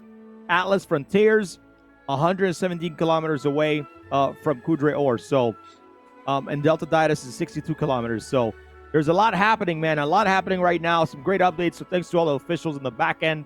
We'll see some buggies here finishing soon. And I appreciate everybody that's sticking with us, staying strong, getting all the updates here today. And again, as soon as we can get the truck division up and running, we should be able to get you guys some updates here soon and some hookups. So appreciate you guys. Yeah. Thank you, everybody in chat tuning in. I always say to my community, it's like Daymar Rally. If you're around on Saturday, you'll be able to catch it. Because it's a long day. It's a long race, and whether you're watching from the beginning to end or just popping in here and there throughout the day, we appreciate it. We appreciate the support, and we hope you're enjoying the race for the annual race, Daymar Rally. I love this shot. This is we get this kind of shot like every year. It's really one of the best kind of shots where you get the Wagyu planet in the background and just this nice side strafe shot, slide shot from Papa Freedom. Racing through the jagged rocks, and it's risky for Papa Freedom as well. He's getting really low, and these rocks are jutting out everywhere. But yeah, some really great times coming in. Punch Buggy, like we talked about earlier, they are Stanton 7. That's a Stanton 7 team, so they take part in the Stanton 7, which we talked about earlier. One of the other races that ALTAMA Esports hosts. And the skills that they've acquired racing in Stanton 7 are clearly transferring over to the Daymar Rally, because Punch Buggy looking real strong coming in. Last we heard, 45 clicks away from finish in that Buggy division, and he'll be much further ahead since that update. That was at least 10 minutes ago, so they'll be coming in really soon, guys. Some of the Buggy divisions are going to be coming into the finish very soon, so we need to keep our camera ups heads on a swivel and be ready to catch that as they come in to the finish. And everybody's to the Big Betty. Big Betty. No, Ambulance. no. Happy to see the trucks now passing pretty much the Betty getting to that last stretch, and look another one all the way down there, just getting through that as well. But XGR, man, I feel like XGR. What the heck? That car through wall is just flying through there. You saw that? Yeah. Who has an Apora car? Who has an Apora car through wall just flying through there, bro? That's crazy. That was, bro. I'm over here like, what is happening right now? Well, I mean, There's a blade rushing through as well. It looked like a Star Wars scene there flying over Tatooine. But these trucks are very close, crew. This is another potential MDK we could see soon if this truck manages to catch up with the other racer. Oh, and he speaks too soon. A collision. It's going to slow him down, and another rock in front. Yep. Oh, that's painful. That's painful. So correct the course and get back on the track here and start slanging some repeaters at that Spartan in front if you can get into range, because that works, as we saw from Graupunkt earlier, taking out Scar Alpha. Oh no, has he taken damage, or did he clip another piece of the environment there? I think he's clipped another piece of the environment. Annoying. Happens. It happens. Rocks, man, rocks. But he's back on course. It's funny, right? The whole way up to the Betty he was fine, but as soon as he gets to the Betty, gets thrown off. And we have a tumbled racer here, Lapernum. Who do we have here? Yo, I'm surprised that it just not, to turn him over the way it actually should, because remember in the game it has the mechanic where it should be turning you over, which I'm surprised, but here we go. He's just gonna, ditch it. It's not working, probably bugged out. I'm gonna grab another Cyclone. That's why the C2 is one of the best support ships, and he's gonna be on his way. Love seeing a live swap here. Man, here we go. Oh, this is Punch Buggy. Punch Buggy. Is this Punch Buggy? He's gonna lose some time. So if he loses some time here, DTOX. No. If he loses time here, if he loses a few minutes there, that gives Delta Dietus a possible chance to catch up where Herbie's at. But so let's see what happens here, man. Because Herbie has been gunning, but I mean, maybe I would say a minute or two he lost there trying to flip that over. But very good decision, comms and everything, to just get that vehicle down on the ground and get that spare and keep going. So. Yeah, man, that's unfortunate for Punch Buggy. We were just talking about him. He is very close to the end there. He's close to the finish line. That time, that little tumble of the tumbrel could have cost him some serious time there, unfortunately for Punch Buggy and Herbie. And that was also his last Cyclone in the back of that C2 cruise. So no more freebies after that one. That's the last vehicle he's gonna have to take to the finish line. I think we're seeing two more teams here very close by, two truck divisions, two truck teams super close to each other. Aren't Atl, we'll have to get a confirmation on the team there, but yeah, these trucks are neck and neck as well. Love to see it. I think we're gonna need to go back to that Buggy Punch Buggy now to see how they're getting on, because like I said, they're going to be close to that finish line, very close to that finish line now. So if we can definitely get back onto Punch Buggy, and we'll see how they're progressing since that switch over, and pray that he doesn't lose this Buggy, because if he loses this one, it's really not gonna be good for him. Man, look at he's just climbing that mountain in his Cyclone RC. That is pretty wild right there. Hassana with a great view. Hassana, man, has been an absolute great camera operator today, and everybody else today too. So I got to give it to the camera team, man. Without them, we wouldn't have this incredible entertainment that's currently happening. But yo, Punch Buggy, I mean, you guys need to, take it easy on yourselves there, because I mean, if you guys lose this vehicle, you're going to be in a rough spot. What's going on? Why is he leaving it? Huh? Has he lost that as well? No way. Can we maximize that camera, please? And let's see if we can get a close look and figure out what's going on. Oh, we're losing the feed a little bit. Let's find out. Herbie, what are you doing, man? Has he really lost the last Cyclone? What's he doing? Inspecting the route? Personal inspection? Is he going to take a leap behind the roll? What is going on, dude? That is wild. You know, to get in there. So that is wild that we're getting. Is he now gonna run? How? I think that his buggy die. Yeah, his buggy Might have must have. been, Maybe he took too much component damage, or maybe it took component damage inside the C2 or something. Because he just got that from the C2. Some people are saying the coolers are expiring. The officials are telling us coolers. Some issue with coolers in the vehicles because they've been out for so long. No way. Ooh, that is a component issue. That is a component issue then. He's hit. If the cooler's shut down, the whole vehicle shuts down. So I mean, I wonder if this is gonna happen across all of the servers then, because like he has such a massive lead overall that's gonna be a bummer for him if the cooler's expiration date doesn't happen for some of the other servers. That's gonna be a bummer, man. It's I remember hearing about this. It's a component issue. The ships are out for so long. It's like the coolers just degrade, but it's not consistent. So it seems like because the vehicles have been spawned, they've been out in the support craft for so long at this point. Some of them are degrading and they're losing cooling, which means the vehicle doesn't work. And Herbie, in classic DR fashion, is running it. I would love to see somebody pick him up, but I don't know. I mean, Punch Buggy it felt like Punch Buggy had a pretty good lead. Herbie here running had a pretty good lead up until this point. I think I may have jinxed it. What a bummer. That is a shame. It happens. It happens. Yeah, he really did. But you know what? Like I said, man, like we completely understand, like this is, when you sign up for the race, you already know the state of the game, the type of bugs that can conflict. So, but we still race no matter what. So, I believe he wasn't even that far. I believe he was like 40 kilometers away. So I'm going to be very honest here. Let me see his last time. I think they were like 40 something kilometers. He'll be like 30, he was 45 kilometers 30, away. Yeah, so he was 45 kilometers away, right?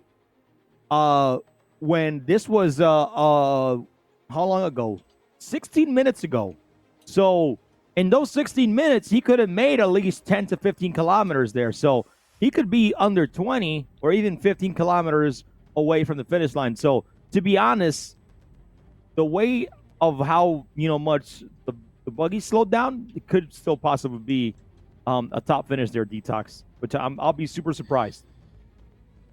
Yeah, so if we think about our new rule for the Daymar Rally where the first, second, and third positions cross the finish line on that server, it then starts the 1 hour time limit for the rest of the people in that server to finish. Yeah, how long it are we going to doesn't be matter. if we wait for these guys to run? It's all good, man. Hey, they. I mean, can they if at this point they're going to be for finishing at the same time as the truck divisions. No, running? Yeah, no, I don't think so. Don't forget, we're going to see some buggies conking out further away at this rate, depending on how far out the first, second, and third is on each server. That could be a lot of potential running for the rest of it. I mean, hey, well, cool runnings, man. Cool runnings. Kissed my lucky egg. Yeah, it's we'll see. But there's I mean, always a runner. Every Daymar Rally, somebody is on I don't. foot, I mean, no 15 what. kilometers. If Herbie is running 15 kilometers, I don't see. That may take what 30 minutes running probably. Would it be more? Like how? Yeah, like I mean, how much meters per second do you run in Star Citizen? Is it like 5? I don't know. 7? I couldn't tell you. So. But what I'm saying is we don't know how far behind number 2 and 3 are. And they might lose their vehicles further out. So something might have to be done. Maybe a concession might have to be made here. An alteration. If buggies are, if all the buggies are expiring here, we're going to wait to hear something from officials. We might have to make a change to maybe allow one support vehicle or something. Yeah, But so we'll see. so right now a lot of cooler issues here. Detox Delta Diet Racing is 36 kilometers away from the end there. We got Isfa Slam Racers 70 kilometers away. Last known location by foot after breakdown of all buggies due to cooler error. So like, why are these cooler errors happening? Like it should be fixable, swapping it out. Like, is this supposed to be a mechanic that they're like I'm pretty sure it's in the issue console, and everybody's upvoting the living, crap out of it. But man, that's tough. That so maybe something that I feel, is quickly fixable is happening where where we're having cooler issues. But hey, the rules is that the cooler issues for the buggies is a hit or miss here at this point. Obviously, some teams apparently 120 kilometers out had cooler issues. So yeah. It's the luck of the. It's just the luck at this point to see who finishes first right now. Detox.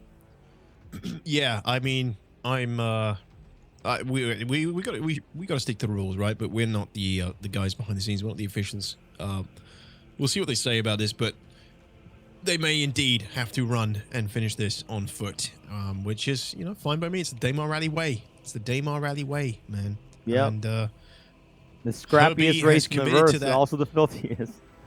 Herbie was like out on foot within seconds. He didn't even, think about it. He knew exactly what had happened. It is a degradation issue with ships being powered on. I don't know why. It's a bug, but yeah, the coolers are just basically degrading quicker than anything else. Do you know what, Detox? Every time I play Star Citizen, I don't know, like, if you've ever experienced this, but like I never had any vehicle issues. The most I get is 30Ks, but like I never run into issues where a cooler is out or anything like, and I'm there playing for 4 or 5 hours, right? I never get any issues. So I'm over here like is the luck is tough here, man. And I feel for these teams because I know how bad they want to win. And I don't want things like, I mean, it's a bug. There's nothing you can do about it, right? To discourage people to come back next year, or a bug to take away from the saying, oh, if that didn't happen, I could have won. No, man. Look, we're no matter what, we just appreciate the time, the effort that everybody's currently putting in. I really, really appreciate it. Trust me. So like the Daymar Rally is a pinnacle event that's going to be going on for, I feel like quite some time in this community. It's only going to get bigger, better in the future. So I'm telling you, don't ever get discouraged. Continue racing, continue running. All right. So that's how I feel. If you can put up with it, if you can do well in the races now, or take part in the races now, imagine how well you're going to do when it's, smoothed out even more, when it's even better. But yeah, as far as the actual cooler issue, it's just a bug. I'm pretty sure it's a bug. And you look at ground vehicle components, they're so low health, they're such low HP. If that's what's happening, like the HP the health points are degrading or something over time, it's not going to take long for ground vehicle components to do that. So yeah, I love the that's shadow. a shame. But we'll see how the rest of the buggies do, and how how many support vehicles, how many backup vehicles are still sitting in some of these remaining teams' support crafts. That could be the decider at this point. Yeah. So let's get some updates here for everybody at home. Again, thank you guys all for hanging out with us. But Buggy Division server number 4, Hevex first, still made in China, still legal pirates still in second. Wandering Phil is still in third. We got Delta Diet Racing, who's 36 kilometers out. All right, so we're starting to get close to that Skyline Racing team. More cooler malfunction. I think I went over some of these already, but still, I'll just reiterate for those of you guys that are just coming in. We have Buggy Division server number 3. Sanji Sama is 24 kilometers out. So I'm telling you, I feel like it's going to be very, very close, because I think Herbie was really, really out there. So I think he's still going to be able to finish no matter what. So, and then we have Buggy Division server 1. An update on Delta Diet. They're 33 kilometers out. Red Scar Nomads, 46 kilometers. Team Sean, 45 kilometers out. So a lot of great updates here from all of our buggy teams, literally at the cusp of finishing right now. Some without coolers, some running for for their tournament life right now. But hey, no matter what, we're gonna still crown a champion. And look at that bump into a smooth Catching some sailing serious- jump right there. I know. Do you know who this is, crew? This is Sanji. One of our veterans. Yep, he's always in that blue. He's always in that blue skin, man, all the time. So I could have guessed that well. Signature Sanji blue skin, and he's representing Kuroda Racing, some legends of the Daymar Rally race over multiple years. These guys are always here. So Sanji Sama, there are 2 Kuroda Racing teams in this division as well. It'd be really cool if we could see 2 Kuroda Racing teams neck and neck. But this is Kuroda Racing Initial D. Sanji right now taking some serious air and putting in some serious speed as he no doubt approaches that finish for Buggy Division 3. He is only 24 clicks out, so you're going to see him coming to the end very soon. May even be our first. Crew that we get to see. Our first Cyclone that reaches finish here. It could be, man. Sanji Sama already a Daymar Rally champion, so hey, maybe he should go pick up Herbie. Maybe give up your Cyclone for Herbie. Sanji, if you're listening, I'm just kidding. Don't do that, man. But continue racing Sanji. Sanji's another incredible racer, like you said, veteran in the community DTOX, and he's awesome, man. I love having him around, and he always competes. And this year he was like, there's so much competition, I might take back for a year, but hey, here he is, still racing and still going strong for his team. So always happy to have him. Yeah, and we're getting some great shots from Ron Dog as well, getting super close, catching Sanji midair. Love to see it. Yeah, I think we're going to see him. I think over this hill, I think we're going to start seeing Kudre Orr very soon. As Sanji gets over that hill. I could be wrong. It might be a little bit further yet, but recognizing some of these landmarks at these points. Recognize certain bits of sand. It's becoming familiar. No, Sanji is not on the same server as Herbie either, so that ain't gonna happen, unfortunately. Not for Herbie. No Sanji pickup. Plus, Sanji is, it's too much of a ruthless champion. He would just drive past him, leaving him in the dust. And there'd be no salvation for Herbie. But it is a shame. I mean, Punch Buggy were doing great. Punch Buggy were doing really well until they lost all their remaining Cyclones. But that's how it goes. That's how it goes, man. That's how the cookie crumbles. Yeah, Punch Buggy is actually on Division 5. Division 5. So, yeah. Kuroda Racing in Division 3. It's looking good.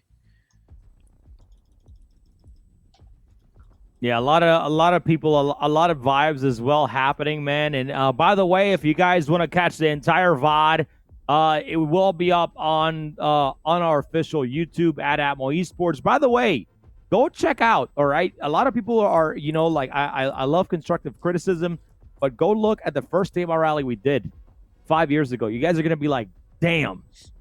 Like, man. It's a big change. It's a big difference. If you go back and watch the older rallies where we used to use multi-twitch, and now we have, production and almost every single year, DTOX, there's a leaderboard breaking, but I'm telling you, man, next year I will promise on my life that we're going to have the best leaderboard in the entire planet, that is going to be fully functional for more than 1,000 teams. Because this is the third year that we've attempted to, have a leaderboard, and I really want that functionality in, so we can make sure we're, talking about our that's a big mountain he's trying to get over. But yeah, to try to report, times and everything for the entirety of our racers. So, but big shout out to every single official behind the scenes, that really just help us getting that information, distances, buggies, team names, player names, server names. So really appreciate everybody helping us out with that stuff, because without you, we couldn't get all that information out. So, but I promise you, man, like, if I got to pay out of my own pocket, DTOX, I'm gonna make it happen. Promise you that. Yeah. It's a must, right? We really need it, and we were looking forward to using it this year, but unfortunately, no dice. I mean, you guys can go and take a look at the stream practice run we did a couple of weeks ago, see it in action on a much smaller scale, but yeah, it just got overwhelmed with the race day, which, you know, you can't fully test until actual race. And here we are. Sanji Sama has just reached the finish line. Sanji has reached the finish line. This is the first visual Get some clappers in the chat of a team reaching the finish. Sanji, get in there and slap that ass, slap that button, and yeah, congrats, Sanji. Well done on a damn fine race once again. Man. Hey, a incredible hair finish from Sanji Sama. Congrats overall. I mean, again, we don't know. We have other servers that are also need to finish. So, you know, just because he finished first in this server, that doesn't mean he's first place overall. So I want to make sure that you guys completely understand that very well. All right. All of you guys understand that very well. So that I'm not saying he's in first place, but he is the first one in his server to finish. So congrats. And that is, yeah, and that is a very competitive server he's on right there. Buggy Division 3, there's some really strong teams on there, including a second Crusader Racing team. So Sanji Samba representing Crusader Racing. There is another team from Crusader Racing on that server. So they've got Nova Rock Bouncers on there, Skya, Beta, the Chubby Beavers. You know, they got a bunch of other strong teams on that server. So regardless, it's a damn good time. So we'll probably get confirmation of the time that he's finished on very shortly, which we can tell you, chat, once we get that. But until that moment, yeah, excellent job from them. Looking real good. And I'm sure we'll start seeing some more coming in shortly. More finishes coming in shortly. We've also got a confirmation on what we're doing with the cooler issue we're having with the Cyclones, guys. We're not going to be making any amendments to the rules. What we are going to be doing moving forward for all the potential runners for the Cyclones is to basically keep this race from going on way too long. Once the third place truck of the last truck division crosses that finish line, we will be starting an hour timer. And after the hour timer, the race will end for all contestants, for all races. So once the last third place truck crosses the finish line in the truck divisions, a 1 hour timer will start, and that'll be how long the runners have to at least finish the race. And that'll be the end of the marathon for the day as well. So after the third place truck of the last truck division crosses the finish line, 1 hour timer till the end of the race for all contestants. So that is that's what we're doing. We're not making any changes. There's no additional vehicles allowed. Herbie may well be the first runner to cross the finish line at this rate, but we've yet to see any more runners or any more confirmations of runners. So yeah, there we go, guys. Thank you to the officials for providing the information. And Herbie, good luck. I hope you got your best running shoes on for the race. Is he still running? Can we get some updates? Can we get some updates on where Herbie is at and how far he's at? If we can, let me see if it's. I don't think it's there yet. So it's tough, man. It's tough. Yeah, it's tough overall, man. It's always a runner. Hey, run, Herbie, run. This year is Herbie. We had Raider, year number 1. Kane, year number 3. Raider, that was it. Yeah, it was Raider for year number 1. We had Kane, man, but he actually finished, which was insane, man. Absolutely insane. But DTOX right now, we're gonna get a. Oh baby, this spun out right there. Whoop whoop. Oh, this was a replay. We're gonna start getting a ton of buggies currently finishing. We're seeing a lot of 13 kilometers away, 16 kilometers away. So, you know, yeah, there's a lot of people that's almost done DTOX. Yeah, it's sounding like we got some neck and neck races approaching the finish very soon. So we're going to try and get coverage of that right now over on Shipwreck's Perspective. Oh, no. Again, is this another... Look at him taking a massive jump into the back of that Hercules. Sorry. Risky. Man. So here we go. Coming in, another finish on Seven's Perspective. Unsure of the name. Is this Murphy Jack potentially? Let's get a confirmation of that, please. But he is coming in on the finish right now. Another buggy reaching Kudre or the finish. Oh, the finish line. Our camera operator slamming into the ground as well.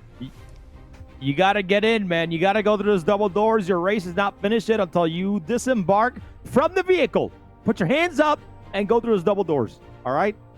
You got to put your hands up, Get in DTOX. them double doors. Yo, DTOX, Yeah, again? 1 year, man, like, me and you should make a team, man. We should make a team. Dude, it would be great. That would be so Me funny. and you should make a team, man. Get some, we would we could get we would get abuse from everybody. We'd get abuse from all the racers I and know, all right? all the pirates and terrorists would All the come in pirates, and we would be prime target. everybody's like, where's Crucian's server? Where's Crucian and DTOX server? We're taking them out, man. Get those the two Crutox, dicks. that's a team name. Oh man. That Corsair paint is actually pretty nice. But that's cool, man. I actually, very, very happy, even though we only had maybe a handful of Corsair drivers. I'm really happy to see it out there as a support craft, because like throughout the year, we know we're gonna get different ships. We're gonna go get different big announcements. We're gonna get a lot of cool stuff coming up here, throughout the year, and that's what makes the Daymar Rally excited. So even though people, bro, what? My guy's driving backwards here. Oh man, we we got a see any potential- clips? That's a potential. Oh man, yeah. These two teams are very close. Look, check this out. This could be another Kuroda Racing team because it's a blue skin on that Cyclone, and the only other blue skin we've seen so far was Sanji. So maybe that's the other Kuroda Racing team here. We're just going to try and get some confirmation in on that. But another buggy coming into the finish line here. Oh, we're losing. We're getting compression. We're losing the cam. There we go. It's back. Beautiful. Multiple finishes. Hey. Multiple finishes coming in.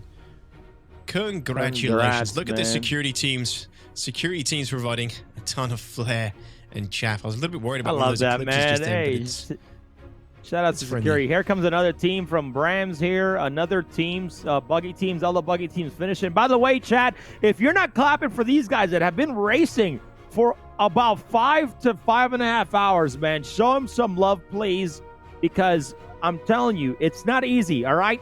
Next year, we usually open registration like 6 months early, all right? If you want to be a part of the filthiest race in the verse and one of the biggest events in Star Citizen, make sure that you join our Discord, and in that Discord, we'll let you know when registration's open. We'll let you know when everything is back up and running for you to register for the next Daymar Rally. And this Daymar Rally, I can't thank enough Game Glass for being our presenting sponsor. Shout out to Game Glass. And by the way,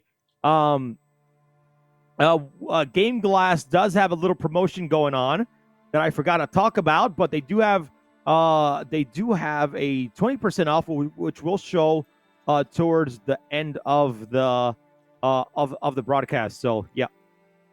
Oh, there it is right there. So use code Daymar23 and you can save 20% off of everything at Game Glass. So like if you guys don't know what Game Glass is, to kind of talk about that really, really quickly, it's pretty much an interface so you can use a phone, tablet, iPad, whatever you have. All right. Once it's touchscreen, you're able to control everything in Star Citizen. And not only does it work for Star Citizen, it works for a lot of other games that you play as well, such as World of Warcraft and other stuff. So definitely check out Game Glass. It's absolutely incredible. They made this entire interface by, they're all about the community. They actually, DTOX, I believe that, correct me if I'm wrong, but they were born from the community, right? People that played Star Citizen got together, orgs that play together and actually build this out, and they turn it into a company, and they support things like Ammo Esports. So it's incredible. If you guys want to check it out, you guys can save 20% off on the Glass Pass or any shards that you buy on their store. So Head on over there. Yep, GameGlass.gg. you're right. Thank you guys. Yeah, useful for that. Probably got some new shots coming up for salvaging and everything as well. So, Oh, 20% whoa, off hold there. on, hold on. So, we have by the way, wait. So Disco is gonna come on and talk. Detox. Is he okay? Well, just quickly, we go ahead. Sorry. Herbie has crossed the finish line.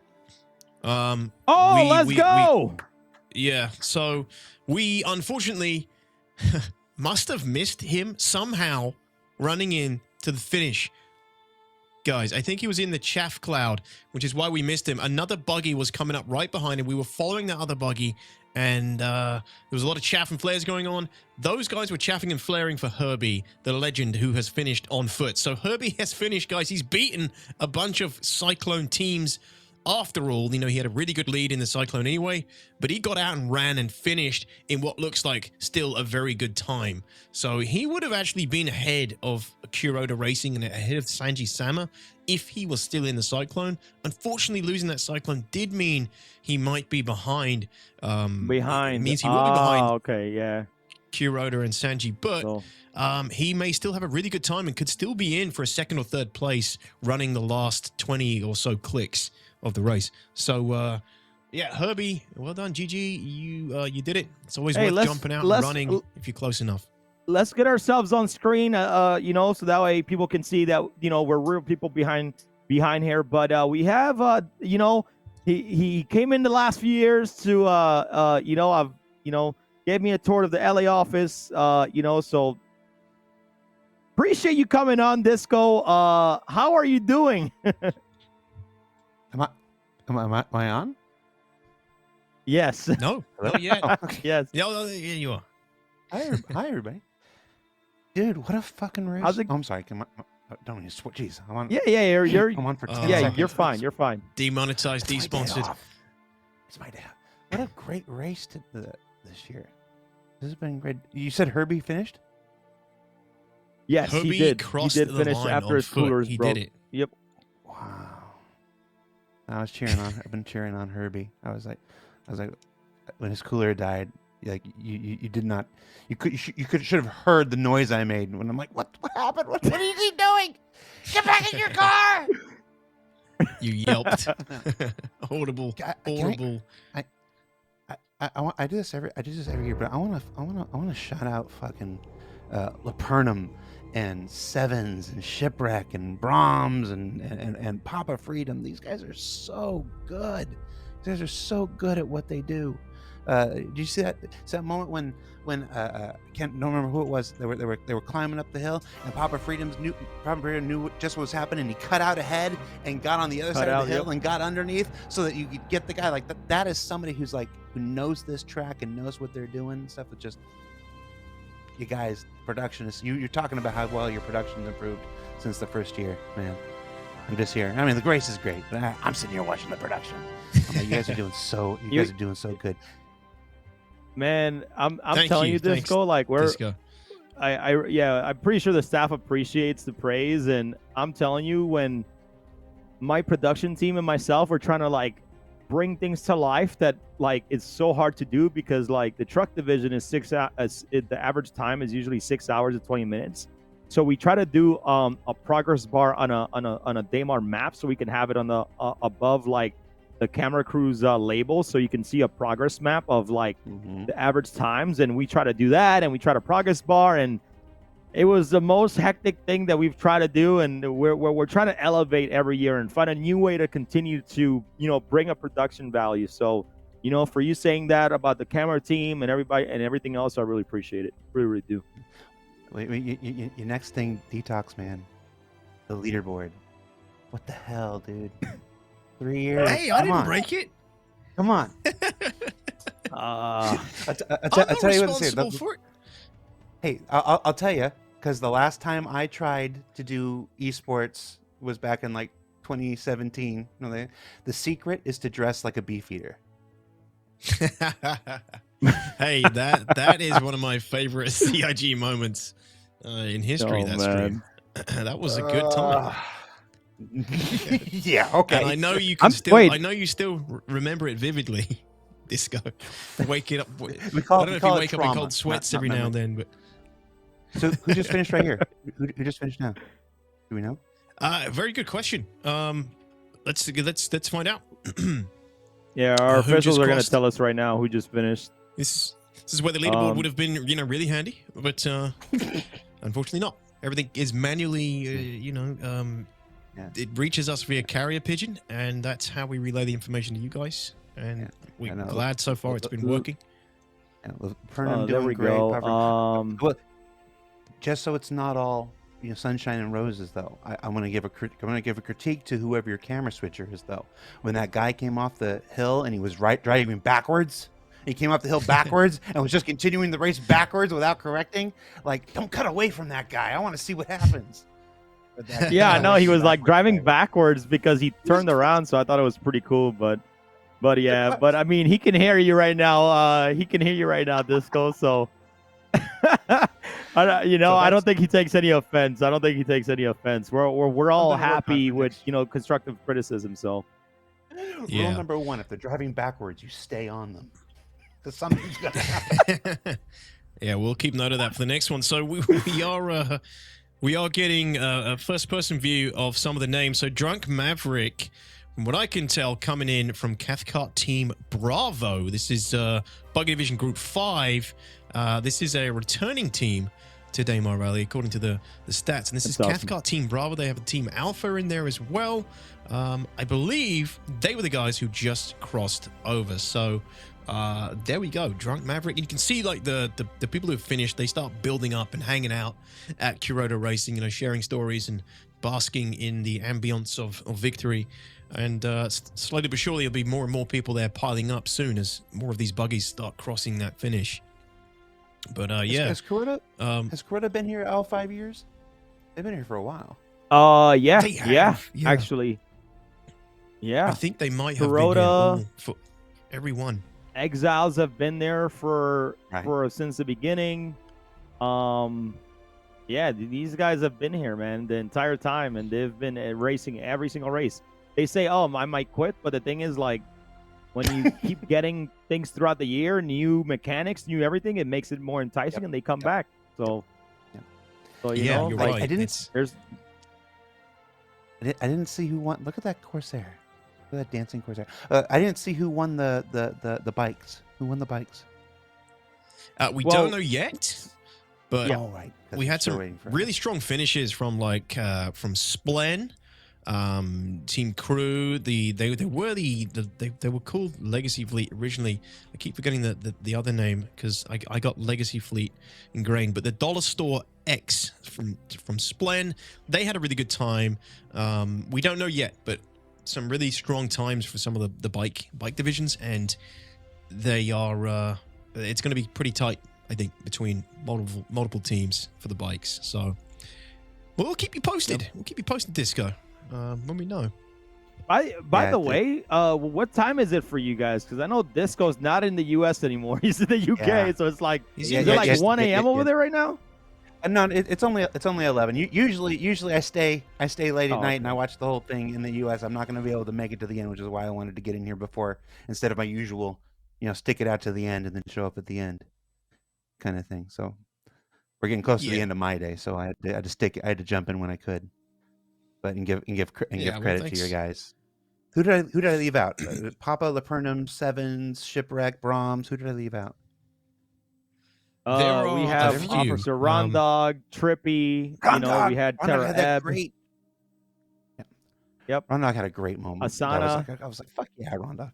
Asana is always good. Hasanza, sorry, but yeah, a lot of these, man, and we had so much security too. Protecting everybody. It's a crazy event every year, and I love it, man. I wouldn't rather be anywhere else. Security, where were you when Herbie's cooler went out? Yeah. Unfortunately, Oh man. unfortunately, not a lot they could have done about that, except maybe they Give him one of their dropped off ship coolers. That's twice why. the size. Yeah.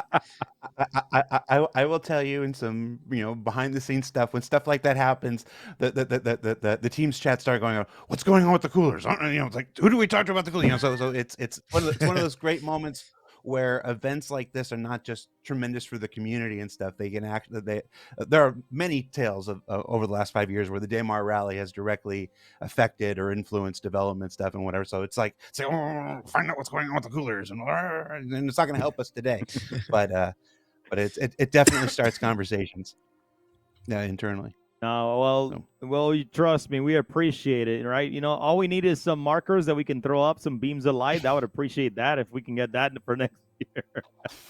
Might as well make my request, right? on screen. How, Disco? Have you had any contact with the CIG team? How they doing? How have they been enjoying it? I actually didn't know there was a CIG team racing until I took a look at the team's chat and I saw them. So no, okay. I didn't know. I know it's folks from is it folks from the community team? Is that who's racing? It's people from 4 different countries. I couldn't tell you which team they're from, but yeah, it's a big mix, and yeah, you guys have got so many staff now. I don't blame you for not knowing that they were going in. No, there's just so many things going on. Yeah. So all I know is that I'm pretty sure Knight Rider was threatening to delete all their posts if they lost. So. I think it's Noble and Exverxis. I don't know their full names, but yeah. So a lot of them really do a lot of stuff like in the, in like community events, and they actually go back and probably report like, yo, like great event, but we could probably help them by doing this better. So, but you guys have a great team and it's growing and it's fantastic. So, but I appreciate you jumping on with it being so late, man. So. Now, this is the problem there is that you know them by the external names, and I only know them by the internal names, so I have no idea who those people are. But when I figure out who they are, I'm like, oh, you sit right next to me, and I don't know what their game names are.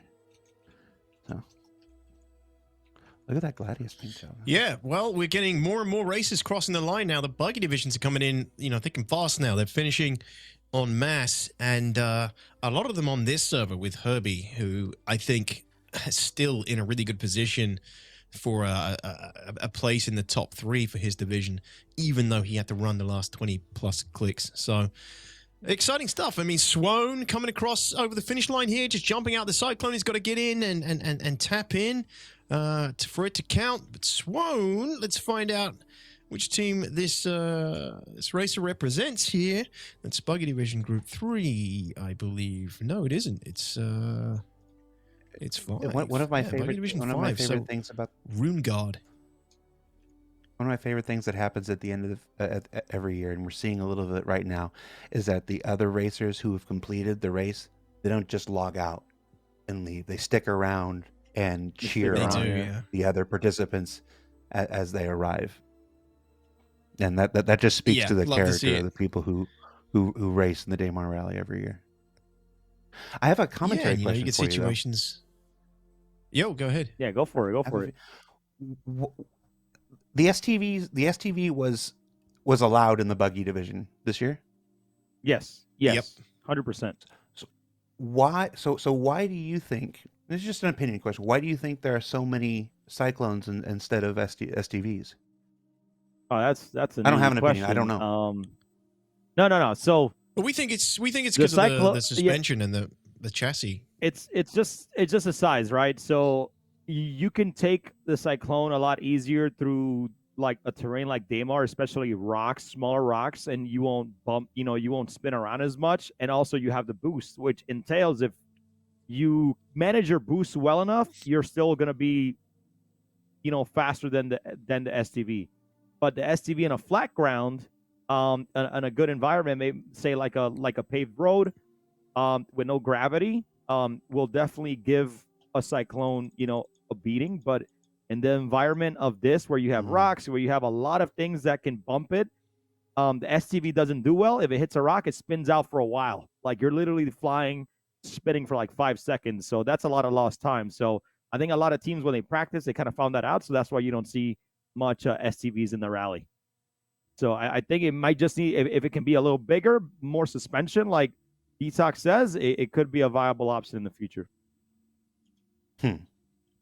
Makes me wonder what the, if maybe a ground race through Lorville was constructed, the STV might do better.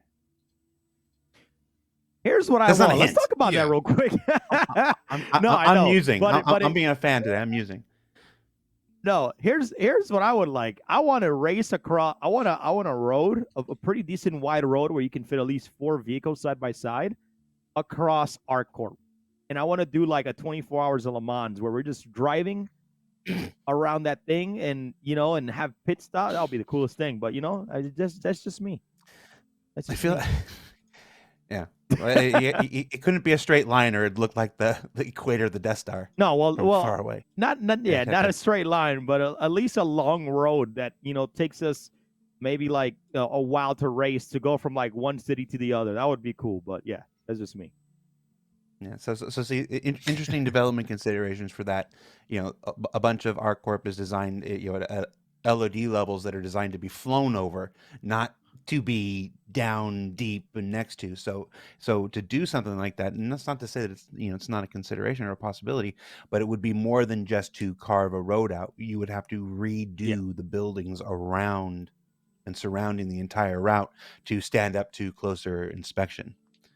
So it's more you guys already have roads on. Yeah, you guys already have roads, and you can see like vehicles and ships flying, hovering over that road. I mean, you make one of those accessible. You never know. Yeah, that's fine. But again, but it only holds yeah, up I know. visually. It only holds up for flying overhead. When you get down at the person level, you need. Oh, did we lose? We lose him. What happened? Hello? I've lost comms. Can you hear me? Can you hear me? I can hear you, crew. Oh, what happened to Disco? Did we lose Disco? I think he just dropped off. Maybe it rained. Maybe, I don't know. But yeah, we're getting some Swoan just earlier. Swoan passed the finish line for Team Runeguard. We saw jumping out. We just got another finisher here joining the gang. Look at all the finishers just kind of standing around the crates. Another Disco's revealing racer here in the white cyclone. Disco was revealing too much. There was a blinding white light. Disco, and I you heard okay? The voice of Chris Roberts, and I blacked out. What happened? How many days have passed? Yeah. Sorry. Smited by Chris himself. He could sense there was too many beans being spilled. No, there's no beans. There was no beans being spilled. It was just talking about you talk about the hypothetical work involved. That would be that. So there's no plan to do that. We invented the idea here today. So. Hey, I mean, we're already passing over planets and I'm not sure if it's the Montreal office that's passing over things and working on the layouts, but hey, if they can put some flags on buildings, they can put a road on the streets. That's all I'm saying. Yeah, it's the same thing. Oh, I know, man. But hey, it's Disco. It's always a pleasure, man. Like having you here, and like I love seeing always the excitement that you bring about the camera team and everybody finishing right now. So thank you for that, man. Because I'm not saying the community already pushes us to continue making this better, bigger and better every single year. But it's always nice to see a lot of people behind the scenes at CIG really appreciate that we're trying to do something completely different and hopefully take this to hopefully another level in the future. We'll see. Oh yeah, no, I still want. I just last year, I made my request for my Daymar Rally watcher trophy, and I wanted it so I could put it on my new spaceship, but I couldn't tell you I was building a spaceship last year. But now I've built the spaceship, and it still needs a Daymar Rally watcher trophy. Hey, look, I'm not trying to plug it in right now. But like I in the words of Corsair, maybe if we sell enough merch, we can get you a trophy.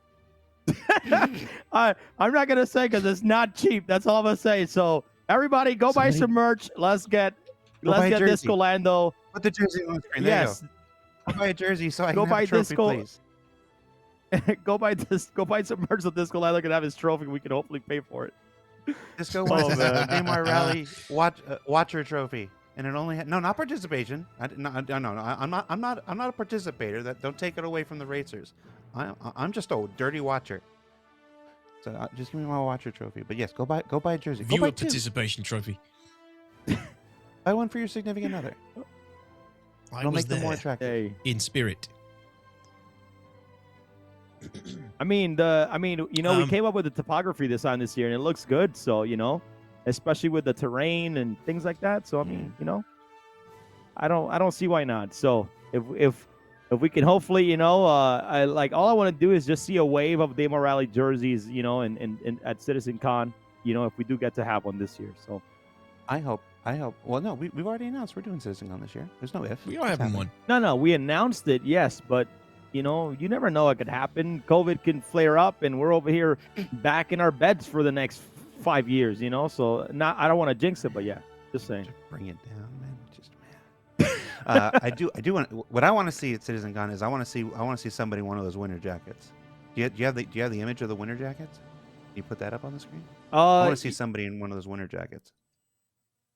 Oh yeah, it's small, but to kind of give you a little bit, it's an actual bomber jacket. It's really nice, and then the M1. It has that forest green on the outside, and then it has orange on the inside. Or I'm not sorry, it's not orange, it's salmon, and then it just has like black hits, and then it has the Daymar Rally Champion. It says Daymar Rally Champion. It has an embroidered logo on the left side of the chest. So very minimalistic, very sleek, but we only make these for the champion. So definitely, I agree with you. We should see some of those hopefully at CitizenCon this year. Yeah, that's what I want to see. Well, like and then, those jackets. and then see Crucian there, and then just talk about how it's too far for DTOX to go. And so yeah. Unfortunately, this time at least. Who knows? On the next rotation, maybe, but I'll definitely be at the European one, the next European one. Frankfurt or Manchester, that's doable. That's easy.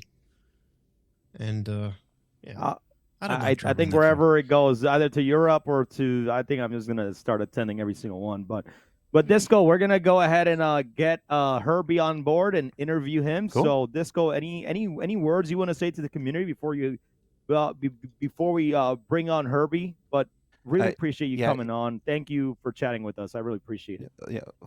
Final words are fill your C2 full of as many cyclones as you can, and at least 200 coolers until somebody fixes that. I'm a big fan of 200 coolers. All right, take it easy, guys.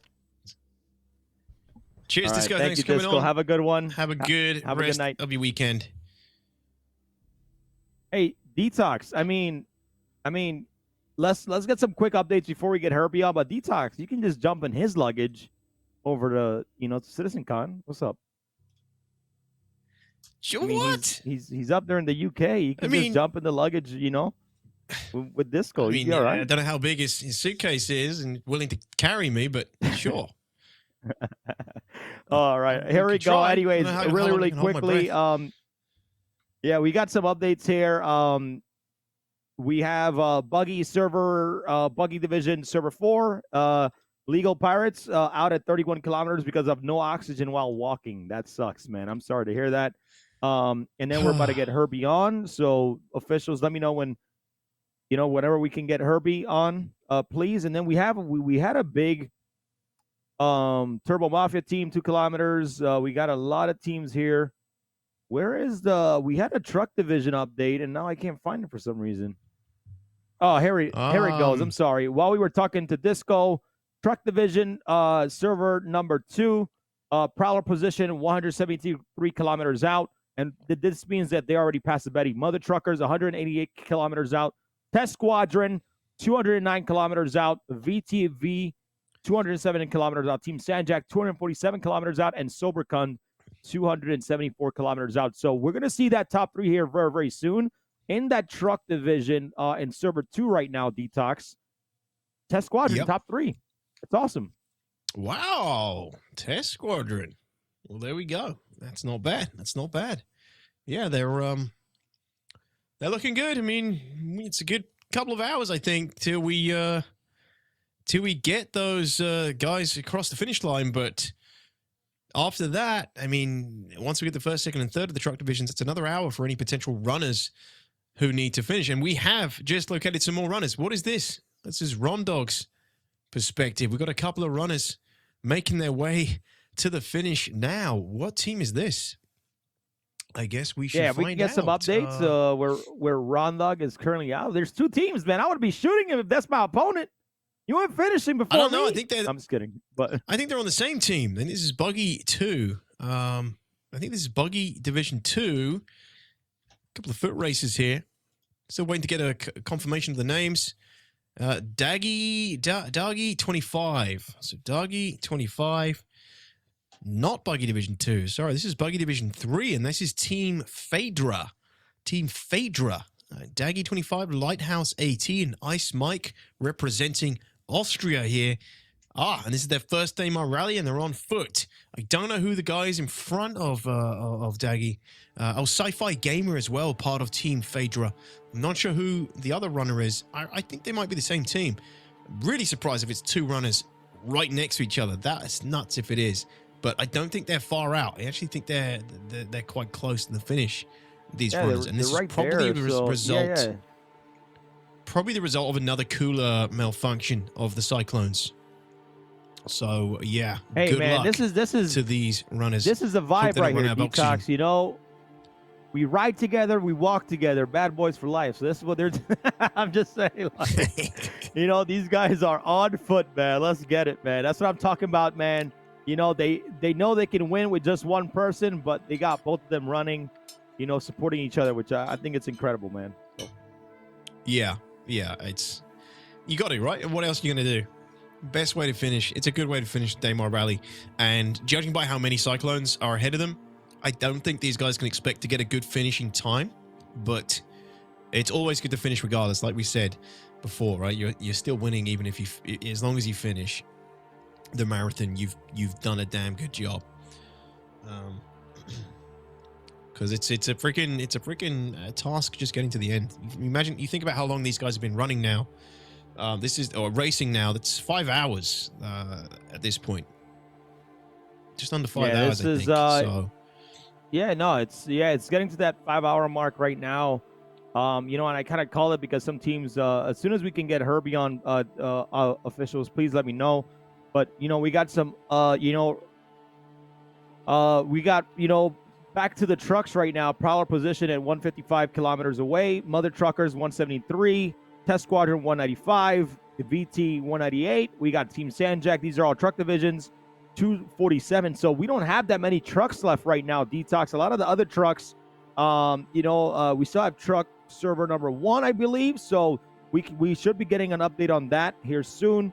But we have a lot of the buggy teams currently finished right now. Skyline Racing Team, GSP Fleet finish on foot.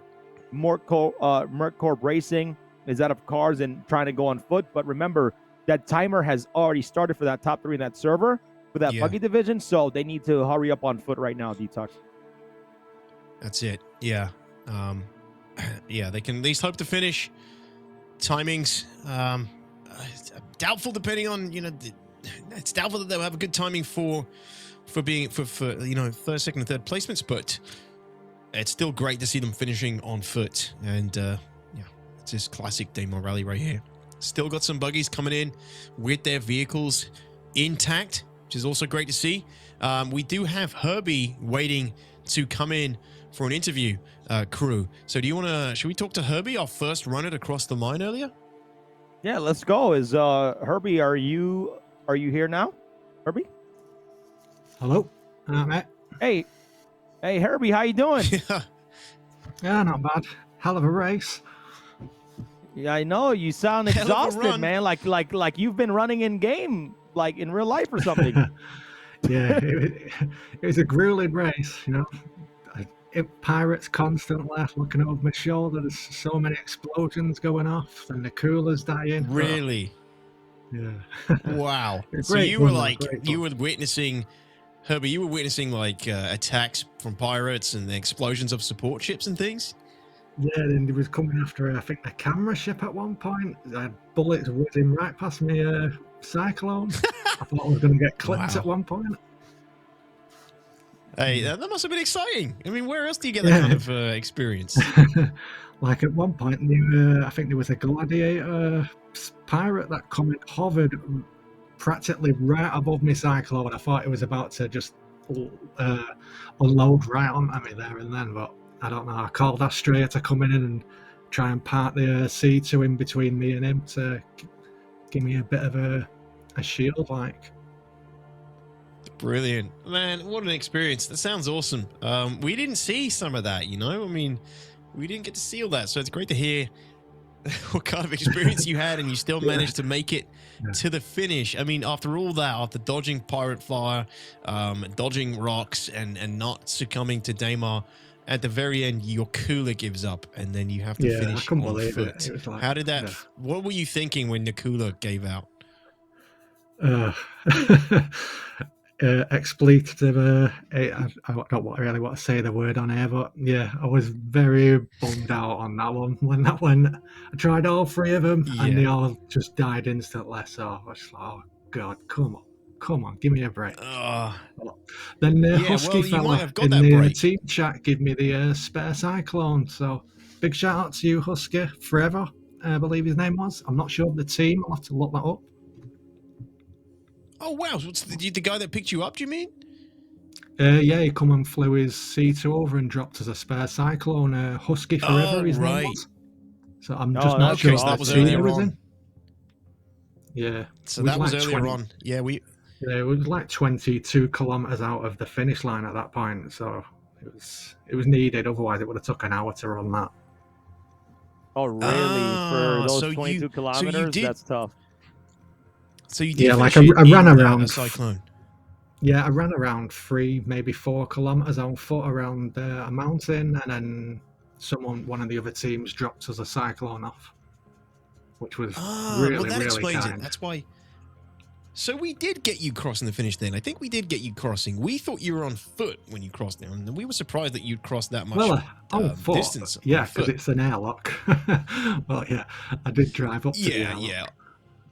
Yeah, you drove up to the outpost. So, oh man, that's awesome. It was congrats. Really great community there was a lot of people offering cyclones and that. So it was, just big shout out to everyone. Great stuff.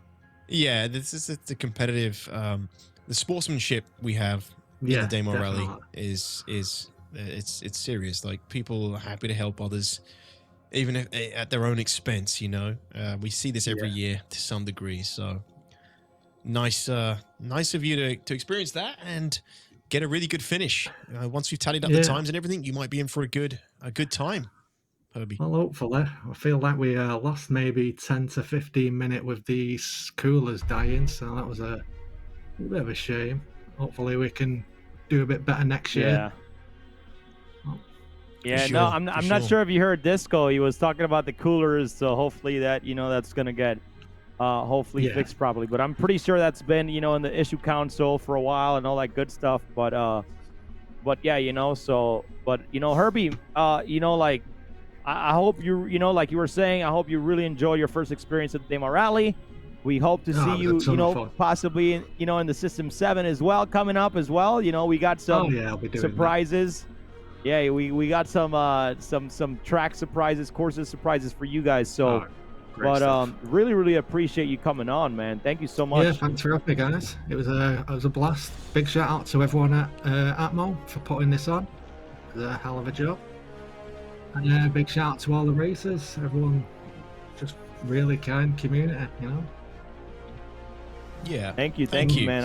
Thank you, guys. I appreciate it, Herbie. And hey, we're always here. If you ever need anything, man, thanks for being dedicated and to racing. Sorry about the coolers, but I think if you Yeah, that continue happens, to, mate, you know, and that's the attitude I love, right? Like, you know, it's gonna happen if it happens, if it doesn't. But I know sooner or later, no matter what, like if you keep racing the way you're racing now, nobody's gonna be able to hold you back in a buggy. So just continue going, man. Cheers, mate. Thanks a Yeah. lot. GG's, take Herbies. care, man. Thanks. Thank you guys. All right, here we go. Another Team Red Racer finishing in the buggy here, DTOX, man. An incredible day so far, and we still got trucks racing right now. So buggies are finishing, timers are counting down, DTOX, but man, it's been an incredible day. Can't complain. You know, you know, a lot of issues like every year. One day we'll get this smooth, DTOX. One day I'll be so smooth One that day. we'll surprise ourselves with how smooth it goes. Yeah, Red Racer crossing the finish there. That's for Team BSIT DMG United Interstellar. Just crossing the finish line there. Red Racer, the Missile, the Mike C, Luther S, representing USA. That team, well done, guys, crossing the finish and getting to the end. We've also just heard that the Galactic Sausages, the French team, have unfortunately had to bow out. Their vehicles have malfunctioned. They've lost all vehicles in the race. And they were the team, if you remember, who were very close. They're very close to CIG's team earlier on. They were neck and neck with CIG's team, and now the Galactic Sausages are unfortunately out of the race. But they put up a damn good fight, put up a damn good race, and they had a good time doing it. So, you know, that's the most important thing.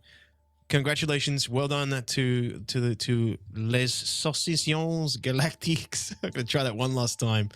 Well done to that team. You almost got it. It wasn't too bad. It wasn't too bad. But hey, some updates here, guys. For everybody that's watching at home, again, DTOX, I can't say it enough, man. Thank you to everybody at home who watched here from the beginning, watching it with us. Whether you were here for an hour, 2, 3, 4, 30 minutes, 30 seconds, don't matter, man. This is welcome to Daymar Rally, presented by Game Glass, the filthiest race in the verse. We can't thank you guys enough. And again, if you guys want to participate in these events, head on over to ammo.gg. We have our Discord, discord.gg/ammo esports. Come join us, man. You can find a team. You can find an org. You can find, you know, some friends that could be for life. But some quick updates here. We have Buggy server, Buggy Division server number 5. We got Grid GRDN Racing Buggy, 10 kilometers out. SCF Dirt Dogs, 33 kilometers out. Broken Elevators, 43 kilometers. And these are buggies right now. SPI unfortunately did not finish. We got Buggy server, Buggy Division server 2. We got Stun Goblins. They just finished. Astrahim Racing finished. Pickle's team, they finished. Les Saucy, like you said, unfortunately DN out, but it's all good though. No big deal. You know, and then we have so many buggy teams that are 4 kilometers out. Prisma Dynamics, 21 kilometers out. Capcom Alpha is almost done there. Maggots Buggy Division, 5 kilometers out. We got Extensive Racing, 15 kilometers out. 15 kilometers out. So everybody is pretty much a few kilometers out from finishing. And still the trucks have around 150 kilometers to go. So the trucks are gonna be those last teams to go. But it's not too long, man. I believe we're about an hour or so away from finishing up. You know, an hour or so from finishing up the rally, depending on how on you know, on the trucks right now. Maybe, I don't know. Maybe a little more. Yes, maybe a little maybe. more. Maybe. I'd say a bit more. I'm but, not gonna jinx it. A little bit of an update. We have the CIG team 10 clicks out from Kudre, Crucian. Wow. CIG's team. I mean, here's the thing, though, right? Their cyclones haven't had cooler malfunctions. What are you trying to say, DTOX? Let that sink in. A lot, very interesting. A lot of teams, you know, a lot of teams didn't have cooler malfunctions though. Saji Sama's team didn't have cooler malfunctions, so.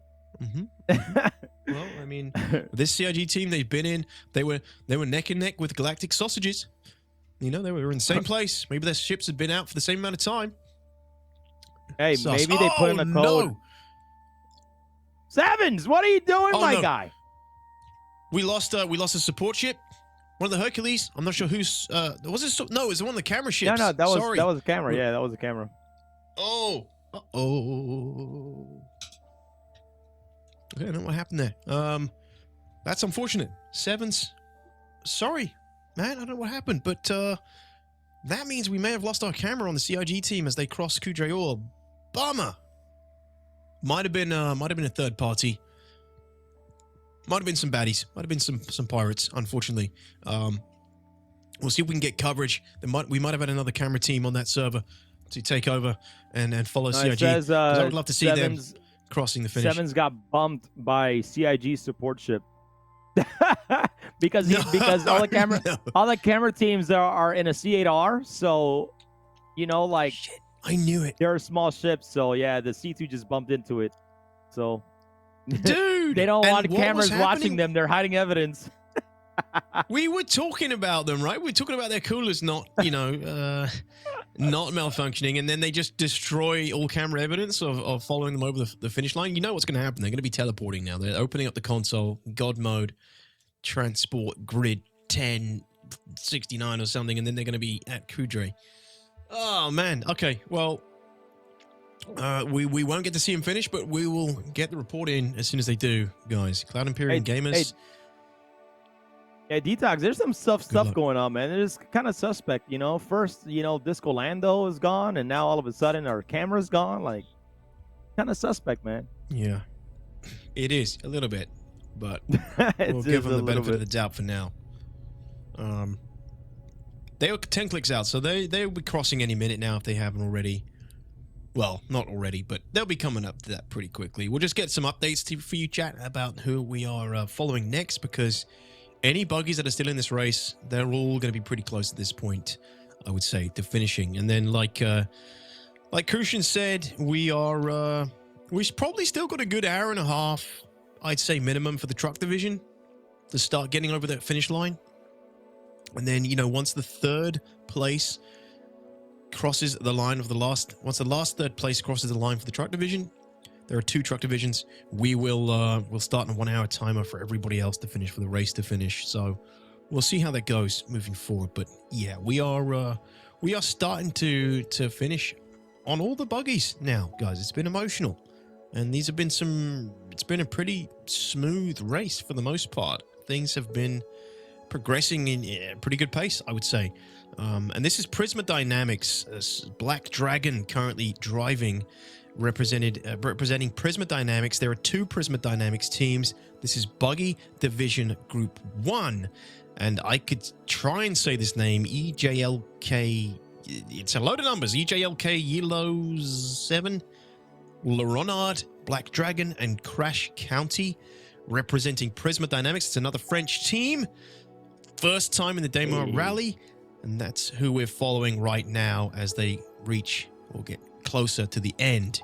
So yeah, it's exciting. It's great to start to see this division wrapping up.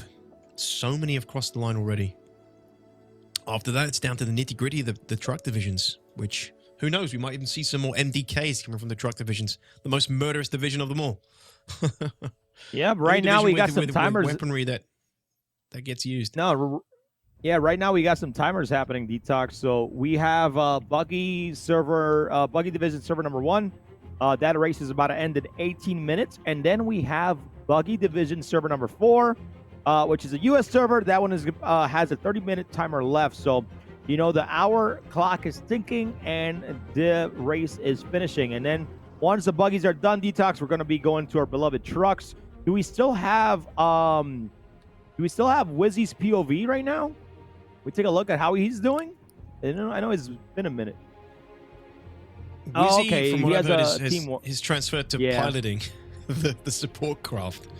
Can we take a look at the support craft? I mean, that'll be interesting. That'll be a good POV. Support craft POV. Was that in the? I have to check the rules. I didn't think they could do that, but I guess they can. Yeah. No. Any 4 of your team members in the rules. So in the rules, any of the 4 team members can swap places. Be a driver. Be a pilot. Be anything.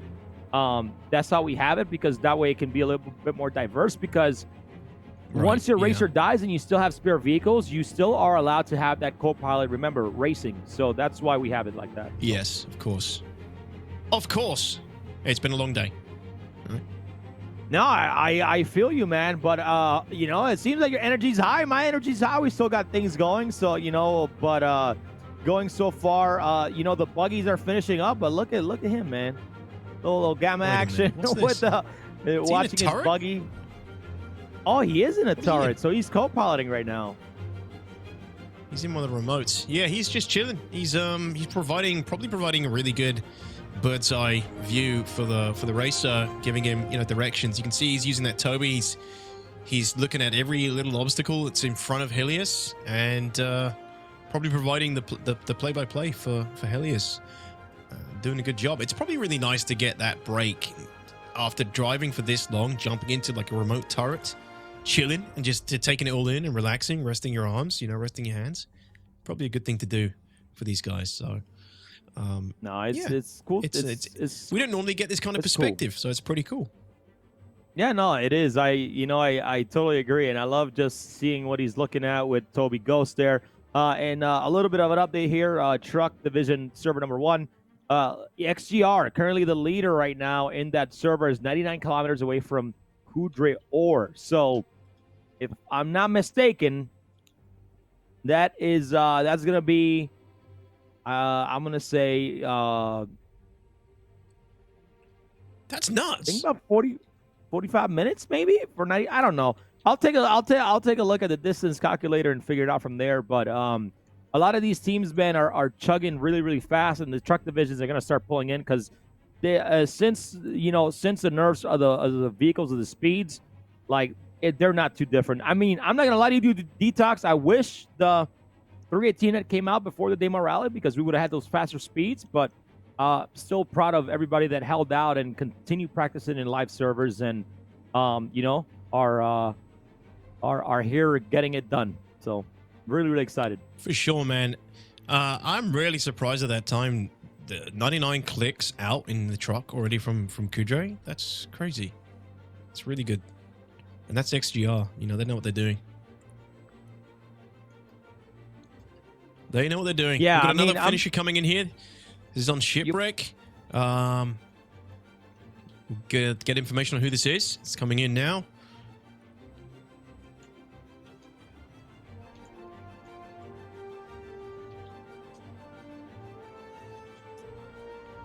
Black Dragon. It's back on Black Dragon. Oh, yeah. Okay, so he's finished before the time is up. So that's good news for Black Dragon, you know. That is good. They had a timer running on that server at this point, so they finished within the time. Prisma Dynamics, congratulations. Another crossing the line. Can we get a round of GGs or 07s in the chat for all our finishes so far, ladies and gentlemen? It's been a really good amount of finishes we've been able to witness this year with the new server player cap increases. You know, we're seeing a lot more finishes coming in on each server. So GG's, claps in the chat, the 07s for all of these races crossing the finish this late into the race. You know, at this point, I think we're looking at 5.5 hours race time total. For everyone who's still racing, we're looking at like a 5.5 hour time that these guys have been going for it. So, you know, there's still a good hour and a half for the truck division, I would say. But yeah, that's a long time, guys. Long time for these guys to be racing all this way. What just happened there? Did that guy just get knocked over? I think Hevix got knocked down as that cyclone came in on the finish line. Techno Ninja and his team, TT Digit, have just also crossed the finish. So which division was that? That was Buggy Division 4. TT Digit Confectionery Cruisers just finished, ladies and gentlemen. Devin Aubrey, one of the drivers, Geordie Kai, also co-driver, that Taco Guy, and TT Digit, USA, Canada, and Irish representation on that team. Their first Daymar Rally Confectionery Cruisers finishing, crossing the line before the timer was up. So well done to those guys as well. Love to see it. And then Techno Ninja also was there. I think Techno Ninja just crossed with Obscurus Racing, or he was already there earlier. But he did just knock one of his teammates, or somebody knocked over one of his teammates, Hevex, just then. He was on the ground when that cyclone came in, knocked him down. That was Obscurus Racing, who were also there representing Team USA. So, yeah, sweet work, guys. As we said before, these buggies coming in for the finishes pretty consistently at this point, and I think most divisions are probably running into the last moments of their timer now as well. So. Yeah, a lot of these teams, have been doing good. So, the timer's running out here. A few more minutes for all these servers counting down, and then going into the truck servers where once the top 3 completes, that timer begins. But I love that we're getting here towards the end, DTOX. It's always like a bittersweet moment that even though all these things in the back end have been going crazy, we maxed out Discord chat servers or chat, how many chats that we can create, which I'm super, oh man, stay, hey, drive properly. I thought he was about to explode there, but like even with all this stuff happening in the back end, man, it's so bittersweet to have everything that's going on right now. For us to complete another Daymar Rally, going on for a long time. All right, this thing is in lore. The Daymar Rally is in the lore, and to have that in there, and to continue doing this year over year is absolutely phenomenal. So I'm gonna keep saying it over and over until everybody turns deaf. That I appreciate every single person on the staff, security, cameras, reclaimer markers, check markers, checkpoints. If you're breathing and you're helping, I appreciate you, man, because this is not easy to do. I'm telling you, it is completely different from anything in a tournament organization space. It's completely different, and glad to have this team doing it all behind us. So our last Buggy EU1 TTO Corporation Racing, their last buggy is broken, and they're running. They're 15 kilometers out. Oof. And also the timer is clicking on them right now. And then Disorder, I believe this is them right now. I think we're looking at Disorder right now, if I'm not mistaken. They are 1 kilometer out, and they're, obviously less than that now because they're running. But wow, yeah, an incredible day. Timers are ticking. Time's ticking for everybody right now. And I feel DTOX just getting done here is a massive win overall. Just getting, being able to finish, and a lot of teams finished today, which I'm pretty happy about. Yeah, like I was saying earlier, it's great to see so many finishes, and I've never seen so many people running over the finish line. We've usually had a few runners, but not this many. This is Team Disorder, just getting in at the final, crossing the final hurdle, reaching the final finish line.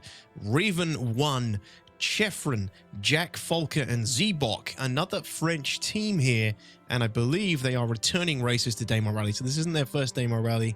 They have just finished. Team Disorder, congratulations. Always good to see another finish crossing the line. We also got another bit of information. There's been another MDK reported murder, death, kill on the field. Bane of Belial was run over. This is a report. This is what I'm getting. By TT Digit. So Bane of Belial was run down by another racer at some point earlier while he was running, I believe. Saviors of Orison. Bane of Belial representing Saviors of Orison alongside Dr. Slev. USA team, I believe Bane of Belial was hit by TT Digit in a collision. TT Digit representing Confectionery Cruisers. Now, this is the information that's being brought to me in the early stages, everybody. So I'm sorry if there's if those details are incorrect, but this is what I'm being told. There has been an MDK on the field. A collision. That's bloody murder. It's bloody murder. Here we go. So we got a few people also on foot. We got Papa Freedom on some of the Buggy division, and we got some people on foot as well. Shipwreck is on Blue-Eyed. So if we get that camera, I think they're running next to each other. I'm not 100% sure, but they only have 8 minutes left, and they're currently running on foot right now, DTOX. So yeah, definitely That's tough, gonna be man. close. Definitely tough. Yeah. Oh, man. So yeah, some funny information. Oh yes, and they've even got the flares. They came prepared. They came prepared to run. They brought the flares for the extra. That's awesome. The That's extra awesome. highlight. I mean, it is awesome, but that's also a pirate's dream. You know, a guy running along the floor with a flare on. Easy to see. Easy kill. Easy clap. But hopefully, they won't. Hopefully, this person will make it to the end. Wait a minute. Has he just changed his mind? Is he like, wait a minute? He's right. I got to turn this thing off. How do I turn it off? How do I get it off? I can't get it off my leg. Oh, man. If he turns it off, bro, I'm going to flip out. He's probably watching like, man, I'm just making myself a big yellow target right now. Don't turn it off. If you turn it off, I'm going to be upset right now. Keep going. He pulled his gun out. Okay, cool. He's not turning it off. I'm like, bro, don't. Hey, oh, man. Here comes an A2 out of nowhere and just bombs him, dude. He might be suffocating. He might be hitting some he's hitting some oxy pens or something, or maybe it's a med pen, or it looks like he's using a healing device. Yeah, look at Shipwreck's camera though. Like, you have it literally looks like, you know, it looks like you can straight out of a movie. Somebody just running in the desert for their life right now, man. It's incredible right now. Yeah, and the sync isn't absolutely bonkers either. It's not that bad. It's not that crazy right now while he's running along the planet. I wonder what the server FPS is. That is actually something I'd be very curious about, to see what the server FPS is on these Daymar Rally servers right now. I'd love to know what it's running at this point, 5-6 hours in. So that we got confirmation. The runner we're looking at right now is X Prime. He's a player called X Prime. Let's see who he is representing.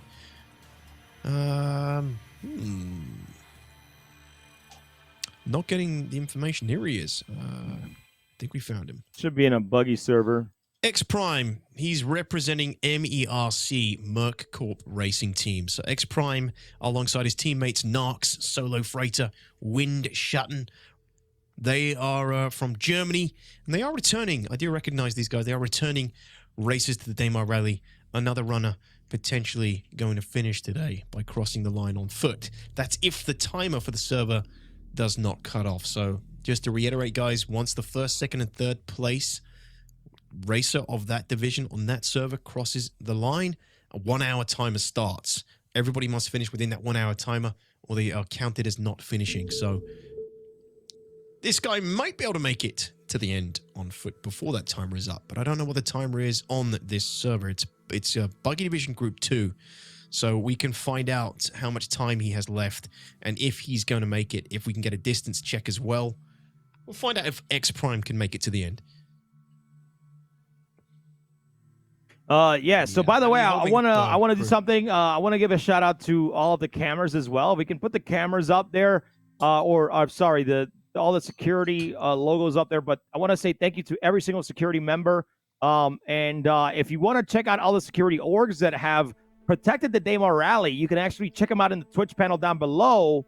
And what you can do is you can click on those names and head over to the org page. So if you want to be able to, you know, maybe help them get into an org, maybe help support security next year, and become part of their system and what they do. Check out all the orgs that are currently on here. You know, Black Widow Company, Avenger Squadron, Vaporeon, Veal, Invictus.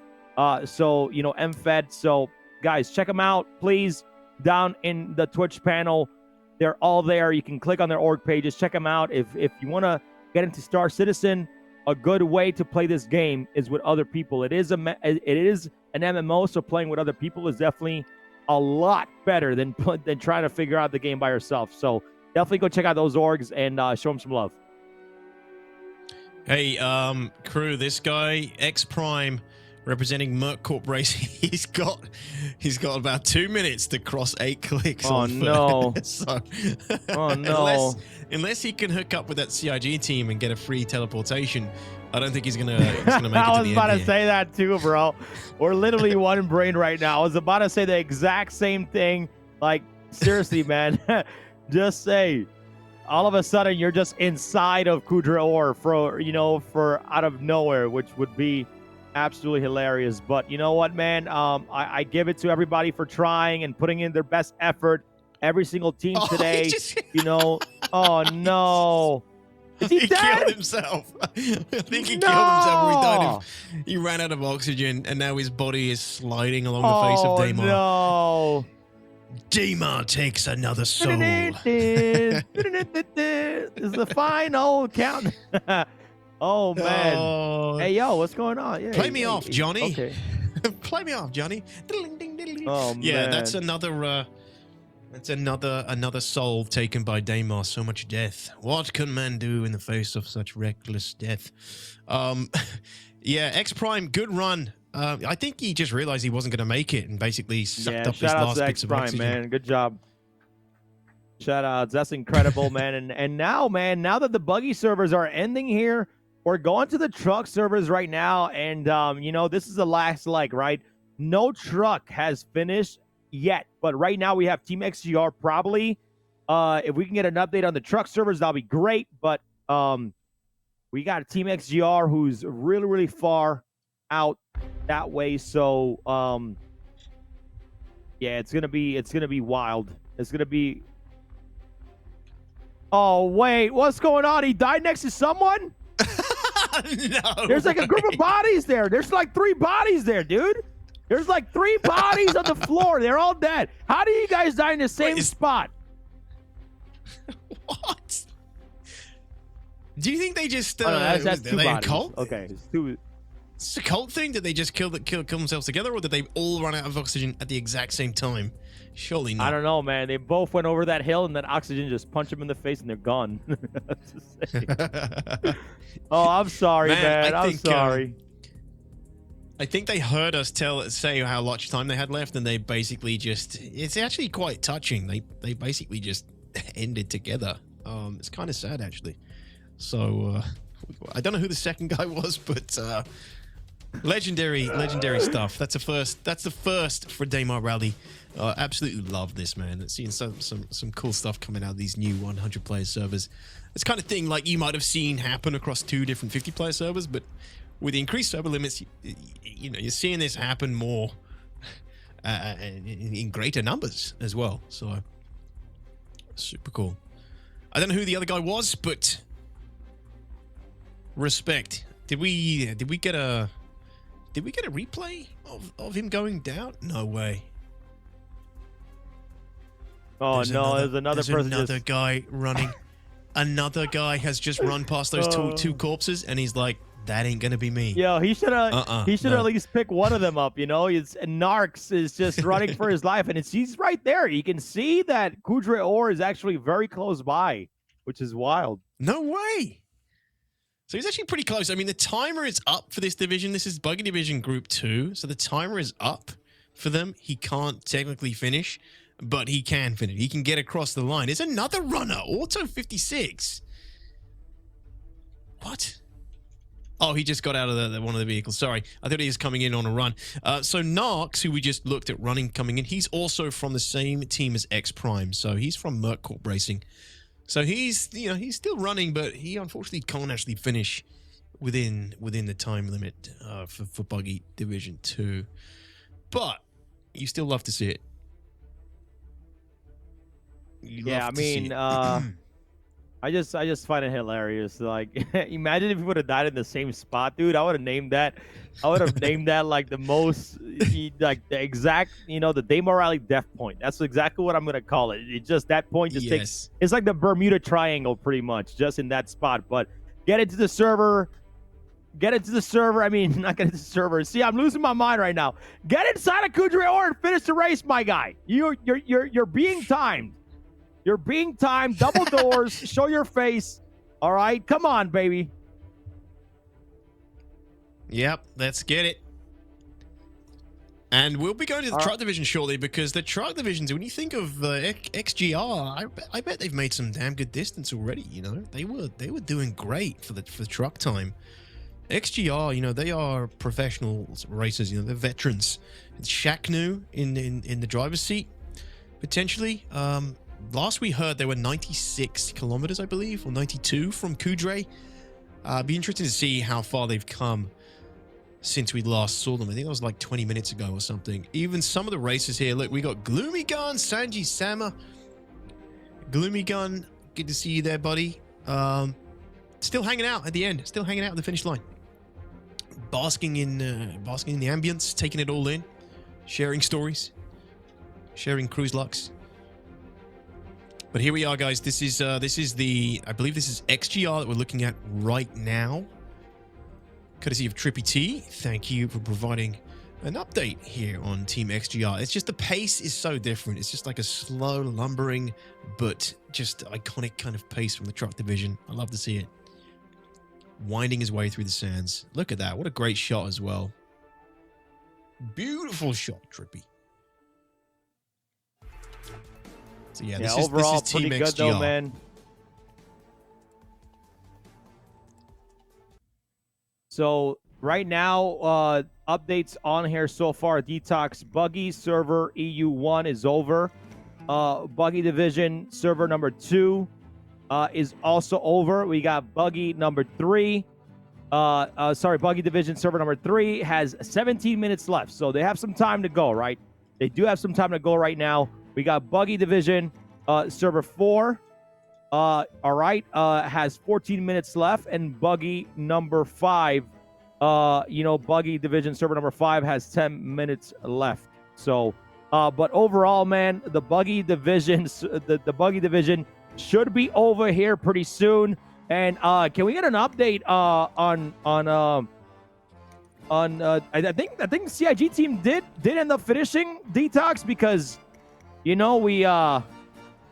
we saw him. Yeah, I think we missed them, right? We lost CIG. They destroyed the camera team that was following them, so we didn't actually get to see him cross. But they should have definitely crossed the finish line earlier, for sure.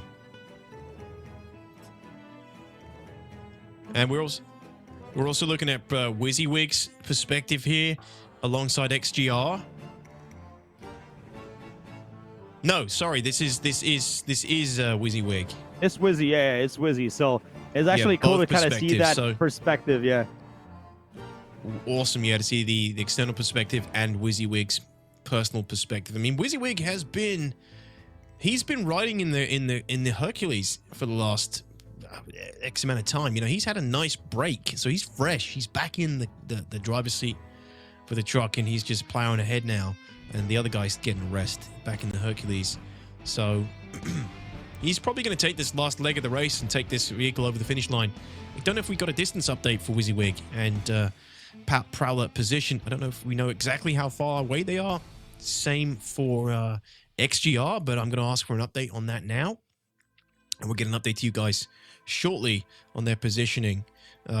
Yeah, it's actually going faster than I expected in terms of, at least for the trucks. And there are only two truck divisions, so smaller divisions, but obviously slower than the others. All right, so we got so right now from what I'm seeing, you have like Team XGR. I think they're right up there, but you see WYSIWYG, man. They're putting a lot of time. I believe that was their last one that they just swapped here. And I need to check. I have look, man, I'm gonna be honest, bro. I found a distance calculator that I can actually swap into kilometers, into meters, into speed. So what I'm trying to do is once we get an update of the truck division, I should be able to know exactly how long it's gonna take him to finish. So that's what I'm doing right now, which I think is hilarious. But hey, man, that's how we work. We got calculators out here, and we got to make that all happen. And DTOX, something that I'm so salty about is because the leaderboard would have told us the average, meters per second that the vehicles are going. Man, it was such a when we did the practice, it was working so well and it looked so cool. And man, to not having all this stuff, man, it's incredible. But so. Let me give you a little bit of thing here. So we're 95 kilometers away. We're 95 kilometers away, and I can do my speed is gonna be meters per second, and this is just gonna tell me how much time is gonna take in minutes for it to all finish. So Let me do this really quick so I can check it out. But give us an estimate for sure. Go ahead. I'll give the guys an update in the meantime. Oh, CIG has just finished? What? Oh. What they do? Pick up like 18 other people? I thought they finished ages ago. They should have. I thought they were like 10 clicks away earlier, but I think they finished earlier, but they're just kind of hanging out. I saw some names there. I don't know. We have to get confirmation on that. In the meantime, I'll give you an update, guys, on the truck division number 2. Prowler position is in the lead for truck division 2 at 95 clicks, which, assuming XGR Racing has maintained their position in truck division 1, Prowler position could be in a good position for placing in the top 3 based off their position in division 2. Are you ready for this? Mind blown. Okay, so DTOX right now we're in truck division server number 2. Where Prowler division is 95 kilometers away. So what I normally do is that I'll just take the average speed. I'll just put like 1 ms slower because they can't really hit that full potential. The Spartan doesn't have I would say a boost. So once they keep going in this flat, in this flat ground, they should be going 20, I would say maybe 23.75 or 24 ms. So we're looking at about an hour of time left for Prowler position. So around that 100-kilometer mark, you're going to be at around an hour and 5 minutes. So XGR, that has been so far ahead, probably has about 35 minutes left to this race. And if they do that, that's going to be a massive time for them. So XGR could be, I'm not going to say they're going to win overall, but they could be the winner of this server by a pretty decent landslide.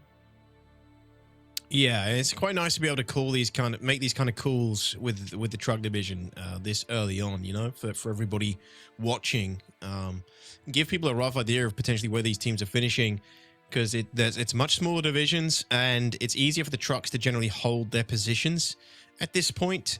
I don't think we have any more sort of neck and neck trucks battling it out. So that's not going to be a problem for any of the races, but that could change. So yeah, update again. So truck 2, Prowler position, 95 clicks from the finish. Mother Truckers, 116. Test Squadron, 140. VTV, 136. Team Sanjak, 195. So they're having a bit of a slow race from Team Sanjak this year in the truck division. Unless they can get hold of some special hydrogen fuel or something, that might not change. Team Sanjak was a father and son team, if you didn't remember. Oh, Sanjak with a father and son team. You're right. I wonder if they're taking a road this year. I'm pretty sure. I'm. Look, man, I have some type of. Sometimes my memory is not the best, but I remember because I remember them telling me that they named their team after both their first names. So I remember. I think it seems Team Sanjak is that father son team. So. Yeah, I think you're right. J-Trip and Triler, you are right. It's a 2-man team, and they've got a Spartan. And yeah, you're right, man. It's the father and son team. They're a legendary duo. Sweet. I love those guys. For those who don't know, the father and son team, they've been here 2 rallies now. This is their 3rd, I think. Yeah, this will be their 3rd. It's a really cool story. It's father and son. I think one of them was into the game. I think it was the father that was into the game first. And I think he got his son into it. I think he explained last time we spoke to them. And they're just a really wholesome duo and awesome competitors. And they tend to really stick it out to the end. Well, I'm glad to see they're still in. They're still going. They're still representing. And they're still in Truck Division 2. Godspeed to them. So right now, Team Sanjak. Yeah, so right now, XGR is currently 64 kilometers out. So let me calculate that. That's going to be, like I said, about 40 minutes or so. Team XGR is almost done. We got Daymar Rally, Dust Devils. Oh, wait, Scryer Alpha still in the game? What? Huh? 87 kilometers out? Scryer Alpha still in. Oh, that was the truck. Well, no, we thought the truck blew up because the other truck was shooting at him. Yeah. We thought Did the support ship come down and continue? Yo, that's wild to see them do it. Oh man. So yeah, that's pretty wild right now, man, to see that Sky Alpha just popped up out of nowhere. But it's nice to see right now these truck teams have under an hour to go right now in Truck 1 and also in Truck 2. The top 3 of each has an hour left to go here, DTOX. So damn. We're getting here towards the end. And I'm pretty excited, man. Just pretty excited because like I said, every year, bittersweet that we run this for an incredible amount of time. So it's awesome.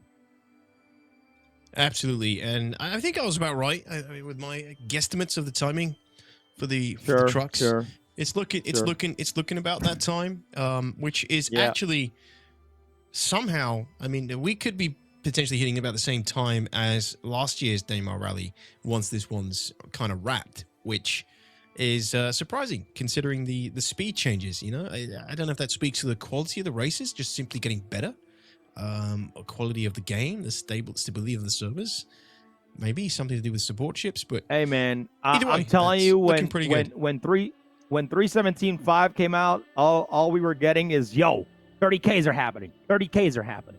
Like everybody started freaking out, man. You know, things are going up in the air. So yeah, it's pretty crazy. It is, and it's so anecdotal sometimes when you hear reports of how the stability of the game. One person can tell you it's the best patch so far. Other person can tell you it's hell and they're having the worst time of their life, you know? You just got to get in sometimes and see for yourself and hope for the best, and see how it pans out. But no, it's great to see that we're actually finishing this in a relatively healthy time for everybody at this rate. And anything can happen still, you know, anything can happen between now and the finish for these 2 truck divisions. We are mostly down to the truck divisions now, guys. 2 truck divisions, and our 4 or 5 top teams right now. I'd say it's between Prowler Position, Mother Truckers, XGR, Daymar Dust Devils, and Sky Alpha, who I thought was knocked out earlier by Gepunkt. And they lost the ship, they lost the racer, but they're back in with a replacement, and they're still here somehow at a pretty good time too. Pretty good distance. I just want to double check who the team was that was firing on them earlier. Yeah, I'm just surprised overall. That's like all of a sudden I see Skyer Alpha because I think it was Grok Punt. Was it Grok Punt? Yeah, it was. Yeah, I thought he was in a truck division. I'm confused, man. I thought they were in a truck division and their Spartan died because remember we were like surprised that no, it did. Like how did that Spartan blow up? You know, so like I'm over here like they're still. I mean, I'm happy they're alive. Don't get me wrong. I'm happy. I'm excited that they can, that they can hopefully finish here soon. But it's yeah, man. I'm over here like I'm like these guys come out of the graves right now. But yeah. So a resurrection. I know, man. But a lot of these other teams, man. Truck server for truck server number 2, we have Prowler in first place, Mother Truckers in second. And Prowler has a really big lead here. So, they just swapped out that last vehicle, and then you got Test Squadron in third place. But they're neck on neck with VT, right? So they're neck on neck. It seems like VT is kind of a little bit ahead of Test Squadron, but they're neck on neck trying to get everything going. So, yeah. Yeah, I mean, here's the thing, Chris. So just completely surprised. So Skyline Racing Team 2, Connor and Graupunkt from Germany, they were the guys that we thought took out Sky Alpha. Yeah, correct. So where are they right now? I'm asking for an update on their team because they're not even, they're like behind Skyer at this point. They're somehow behind Skyer. So I don't know what happened to them. Maybe they got eliminated via third parties. Maybe they just dropped out due to other reasons. But I've asked for an update for Skyline Racing Team 2 now. And we'll see how they're doing, how they're getting on. But yeah, from what we saw earlier, they were the guys that fired upon Scar Alpha, and Scar Alpha's still here, and they're not. Yeah, so we'll no, get an that's update on that for you guys. that's fine. It's not a problem. And again, thanks everybody for hanging on and just being here today. I really appreciate it, guys. And I hope everybody is having just an absolute fantastic day here with us here at the Daymar Rally. And I hope you guys, the team that you were rooting for, hopefully your team finished. I think to me, like, yes, getting all that extra stuff, but finishing is still a good feat overall, right? We have a lot of new members, a lot of veterans, but some new members that actually have won, for their first years at the Daymar Rally. Herbie, I don't know if Herbie was able to place. We'll get all those times in the next upcoming days for the rally overall. But just very excited to hopefully crown some new blood coming into into the Atmo Esports events. And remember, ladies and gentlemen, System 7 is coming up here. Registration is currently open for System 7. So if you want to try your hat at being the fastest in Star Citizen, all right, you need to qualify for the System 7. It's a racing league, F1 style with points. What is this view right now? This is some very arty stuff. It's beautiful. Beautiful. We got an eclipse happening? Delicious marbling. Oh, man. Yeah, we got like an eclipse happening, dude. Nuts. So just an update about Team Skyline Racing Team 2. Apparently, the racer Connor from Skyline Racing, they were the team that were firing upon Scar Alpha, perfectly within the rules. And what we saw, they took out Scar Alpha's spawn earlier. They actually had some bad luck after that point. They were out for roughly an hour due to driver Grapunkt was running and got overrun by a rover, and they're a two-man team. So that is karma, my friend. Skyline, I hate to tell you, it's a beautiful taste of karma right there. You took out Scar Alpha with your Spartan weapons, apparently exited the vehicle, and then got crushed by another rover. It's a damn shame we couldn't have caught it all on camera. I'm sorry to hear it, Skyline. That's just the way the cookie crumbles sometimes in Daymar Rally. But that's unfortunate, because you took a pretty good, you would have been in a really good position right now if it wasn't for that mistake. Oh man, it's been wild, man. And again, man, we appreciate all the feedback, but I'm telling you, man, running an event of this magnitude, massive, everything like this, dude, it's not easy. And a lot of people don't understand that, and they probably never will, because they're not behind the scenes. So again, shout out to the staff, shout out to everybody. We're all working hard, man. Me on Detox I've been casting for what? We've been casting for 8 hours now, and I've been awake since 6 a.m. Central Time. So I think that was like 4 hours before start time for the stream in general. So I've been up for, I'm gonna say 12 hours, and I love this shit, man. I love it. I breathe it. I smell it. Detox. All right, this is my passion. I love being here with the community, and nobody is gonna ever change that. So no matter what, what your feedback is, how salty you are about life, how salty you are about some simple thing that, that could easily be probably explained. It's all good, man. We're here. We'll be here next year again for the 2954. Daymar Rally is going to be bigger, it's going to be better, and I hope to have some new vehicles by then. I'm very excited. Very, very excited. This is currently Team XGR on screen, by the way. This is currently Team XGR on screen as of right now. So I believe there are the closest ones to finishing in the truck division. So as soon as we get those that distance, we should be able to share with everybody on stream. So currently Team XGR, possibly a chance to take the first place in their server right now. But Detox, let's get on. I believe we have Devon Aubrey. She was one of the teams on one second. Confectionery Cruisers. Her team was Jordy Kai, Dot Taco Guy, and TT Digit. They're from US, Canada, and Ireland. So let's bring on Devon and see how was her first experience in the rally. Devin, you there? Hello? Yeah, hi. Hi, how's it going? Welcome Hello? in. It's awesome. It is awesome. Like, I mean, how was your race? Yes.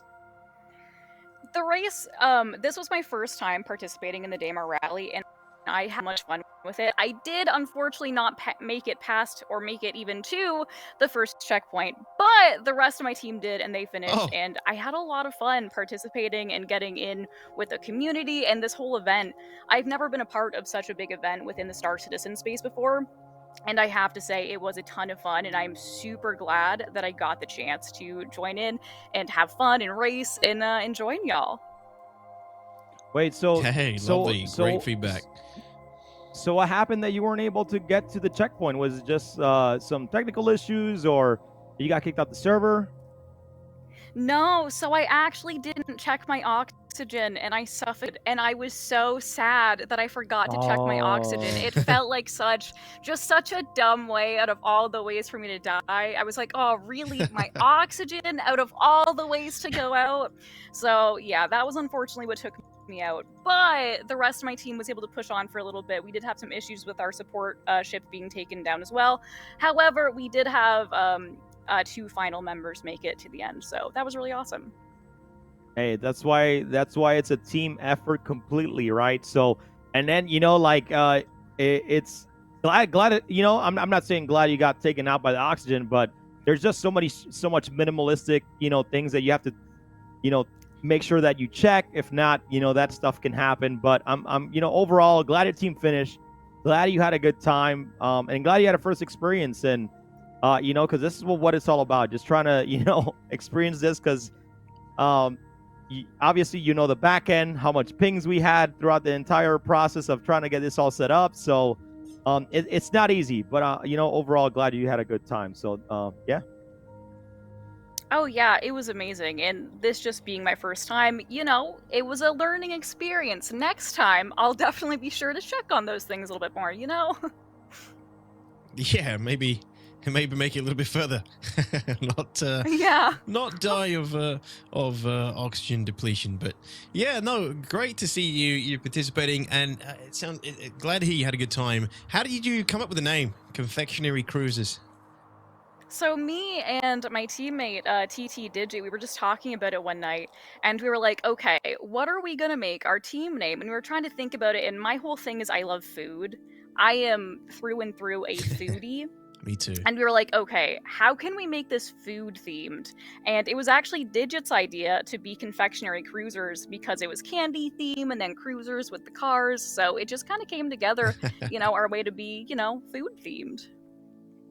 No, I like it. I love it. Yeah, I get that. I'm a big fan of food, and I think there's a theme running throughout some of the names in the race today. We had Torpedo Burrito team, and we had the Galactic Sausages. I think there's quite a few food-based teams turning out for Daymar Rally these days. So yeah, welcome in, and thanks for coming on, Devin. Anything else? Teams.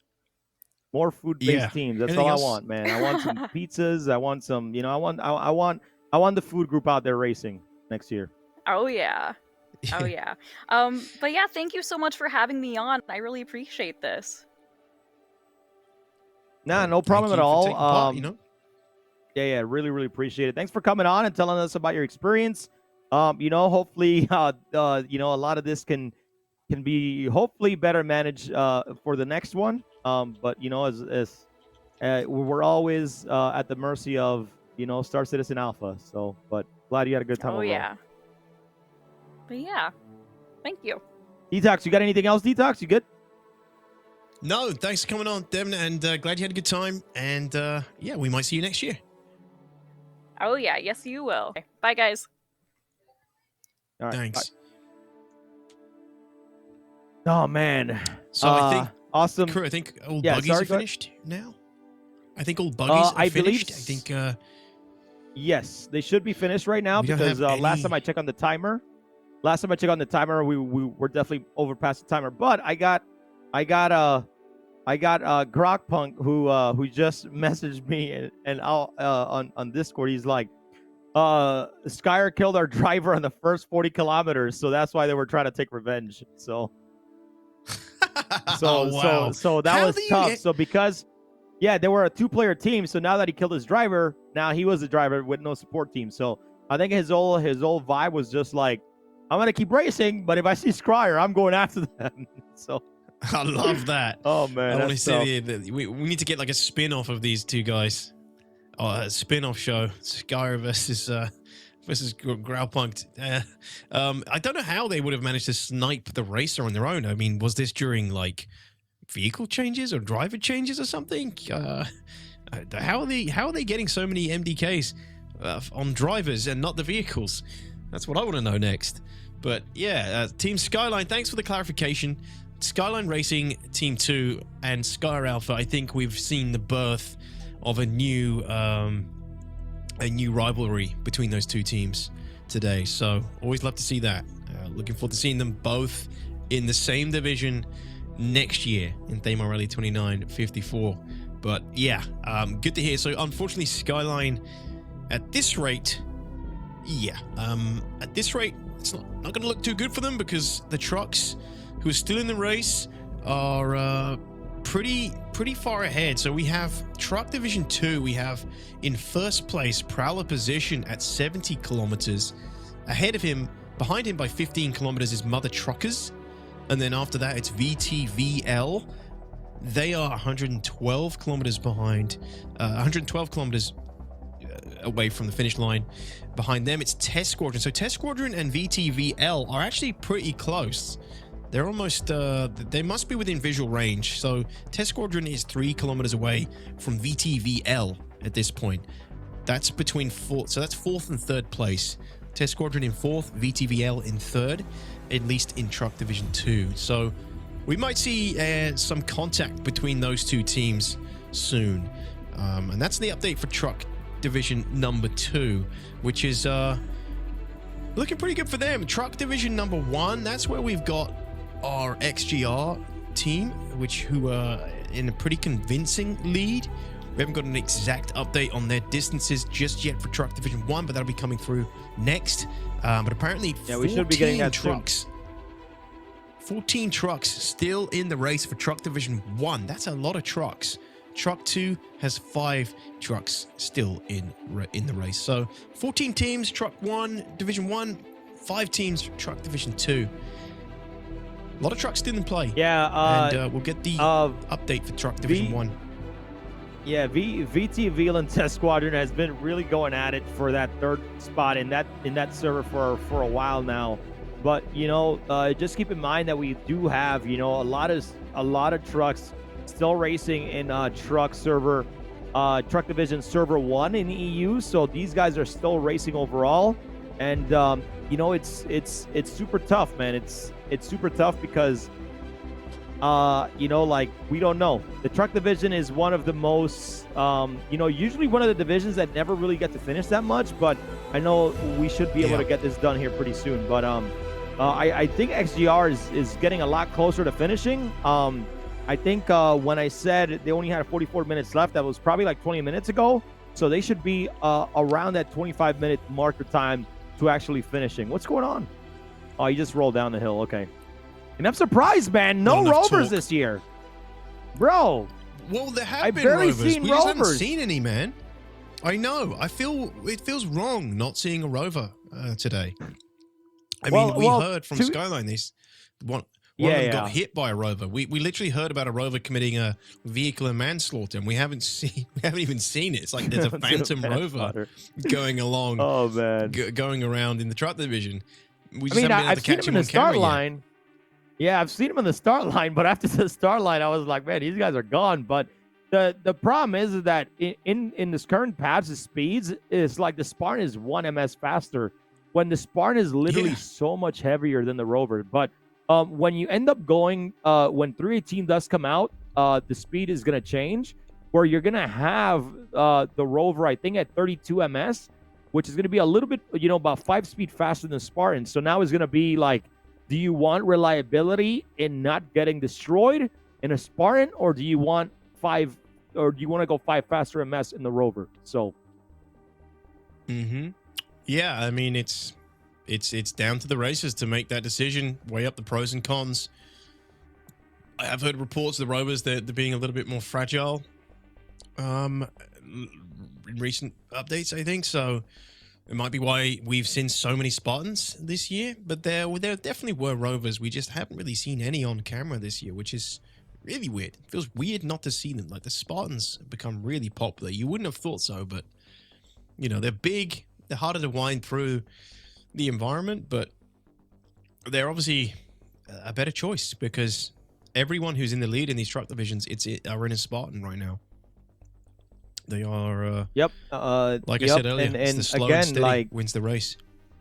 Yep, and right now for truck division server 2 right now, there's only 5 racers right now. So, you know, like if you know, once those 3 finish, since they're all so close, the only team that I can see probably not making it within that hour is gonna be Team Sanjak, because they're about I'm gonna say 60 about 60 kilometers you know, far from Test Squadron. So we're gonna see those teams finish, and by 60 kilometers away is gonna take more than an hour possibly. So hopefully we see them finish, though. I would like to see Team Sanjak finish right now. DTOX. Yeah, I would love to see Team Sanjak finish. You know, that's the team dad, #team dad, I think. The father and son team, there's only 2 of them. They don't bring anybody else into the fold. They keep it tight and they keep it serious. And those 2 guys, this is their 3rd Daymar Rally at this point, and I'd love to see them finish it. This could be, if they don't finish it, it'll be the first that they well, no, it wouldn't be the first that they didn't finish, because I'm pretty sure last year they didn't manage to finish either. We got an interview with them, didn't we? I think they had collisions. I think the son crashed the Valkyrie. I we think saw that into the dad's car. It was a pretty funny story. They basically done goofed a little bit, but they was trying to get him away from being stuck, man. So, you know, like it's not super easy, right? Because I think he was trying to get stuck, and all you see is the Valkyrie exploding. And we did have actually a lot of Valkyries, you know, here to, you know, as support ships. So, you know, it's kind of a bummer, man. But a rule that we had to change is that we because the rovers take so long, and the coolers do have a timer of like 4 hours, we kind of allowed them to be able to, you know, have only the support ship go back and spawn a fresh one and put it back in. So some of these, you know, truck divisions, you know, probably were without a support pilot for a little while, right? Before they could, you know, before they could continue racing, because they had to go back and spawn a new fresh one, because that timer issue is just a bummer. So not only the coolers for the buggies are having issues here, DTOX, is also, you know, the coolers for, you know, for the coolers for the trucks as well. For the Spartan, for the Rover, it's all the same. Mm-hmm.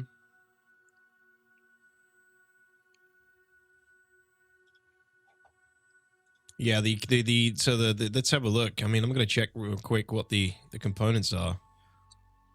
Cooler wise, the Cryostar SL for the Spartan, and then what is it on the Cyclone?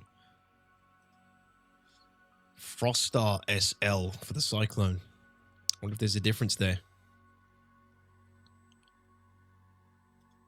I wonder. There may well be. But in other news, XGR is 33 clicks from the finish. That is our lead truck division racer right now. XGR, 33 clicks from finish. That is a really good time when you look at where some of these other trucks are currently placed. So looking real strong. Truck Division 2 are making up some good time as well. Private position is 64 clicks. Mother Truckers 79 clicks away. VTVL 106. Test Squadron 107. And Team Sanjak now at 161. So they've made about 12 clicks since we last gave an update on them, and that was approximately 9-10 minutes ago. So pretty good going. That sounds about right. So I think we're definitely going to see a first place, unless something happens between now the next 30 minutes or so, I think we're going to see a first place position here for Team XGR, which, being veteran racers, doesn't surprise me. Doesn't surprise me. They are it's Shaqnu, I believe, in the driving seat, who might be able to take his team to the finish and snag a first place, which we can pretty much confirm because there's only 2 truck divisions. If Shaqnu and XGR get across the finish line, they are guaranteed that first place spot. After that, it comes down to it gets pretty close between second and third positions. Yeah, I mean, yeah, I think, I don't, like I said, there's 2 servers, so until we look at the times for everybody, but right now XGR has an exponential lead overall, DTOX, in the truck server. So I'm pretty sure we got 4 different views here. I think Trippy is going to be on Prowler Positions, who's leading, the truck server, the truck division in server number 2. So, any of these guys can be, anything could happen, man. I don't want to jinx it, but there's still a long way to go. So, if officials can just let us know who has Hassanza is following and who Tareb is following. I think those are the top 4, unless I'm mistaken overall. But I mean, these trucks, man, the insaneness of driving in a race. And by the way, in sim racing, DTOX, they actually do this, right? In sim racing, they actually have the same thing, right? Sometimes they drive for 24 hours of Le Mans, or they have 24-hour races, and some people race the entire thing, or they have another backup driver, which is to me is absolutely wild. So I'm not saying I want to see a 24-hour race in the future. I really don't. But I think the Daymar Rally is sufficient enough. I mean, there's going to be other endurance races that I would like to implement maybe when new systems come out, but sooner or later there's going to be so many systems and so many options to do races that we're going to have to be careful on what we do, because man, that's going to be a lot. It's going to be tough.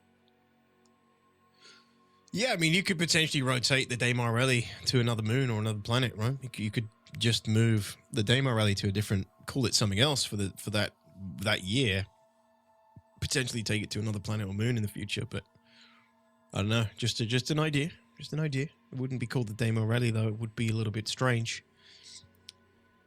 It wouldn't feel right, but yeah, just starting a whole other secondary marathon race.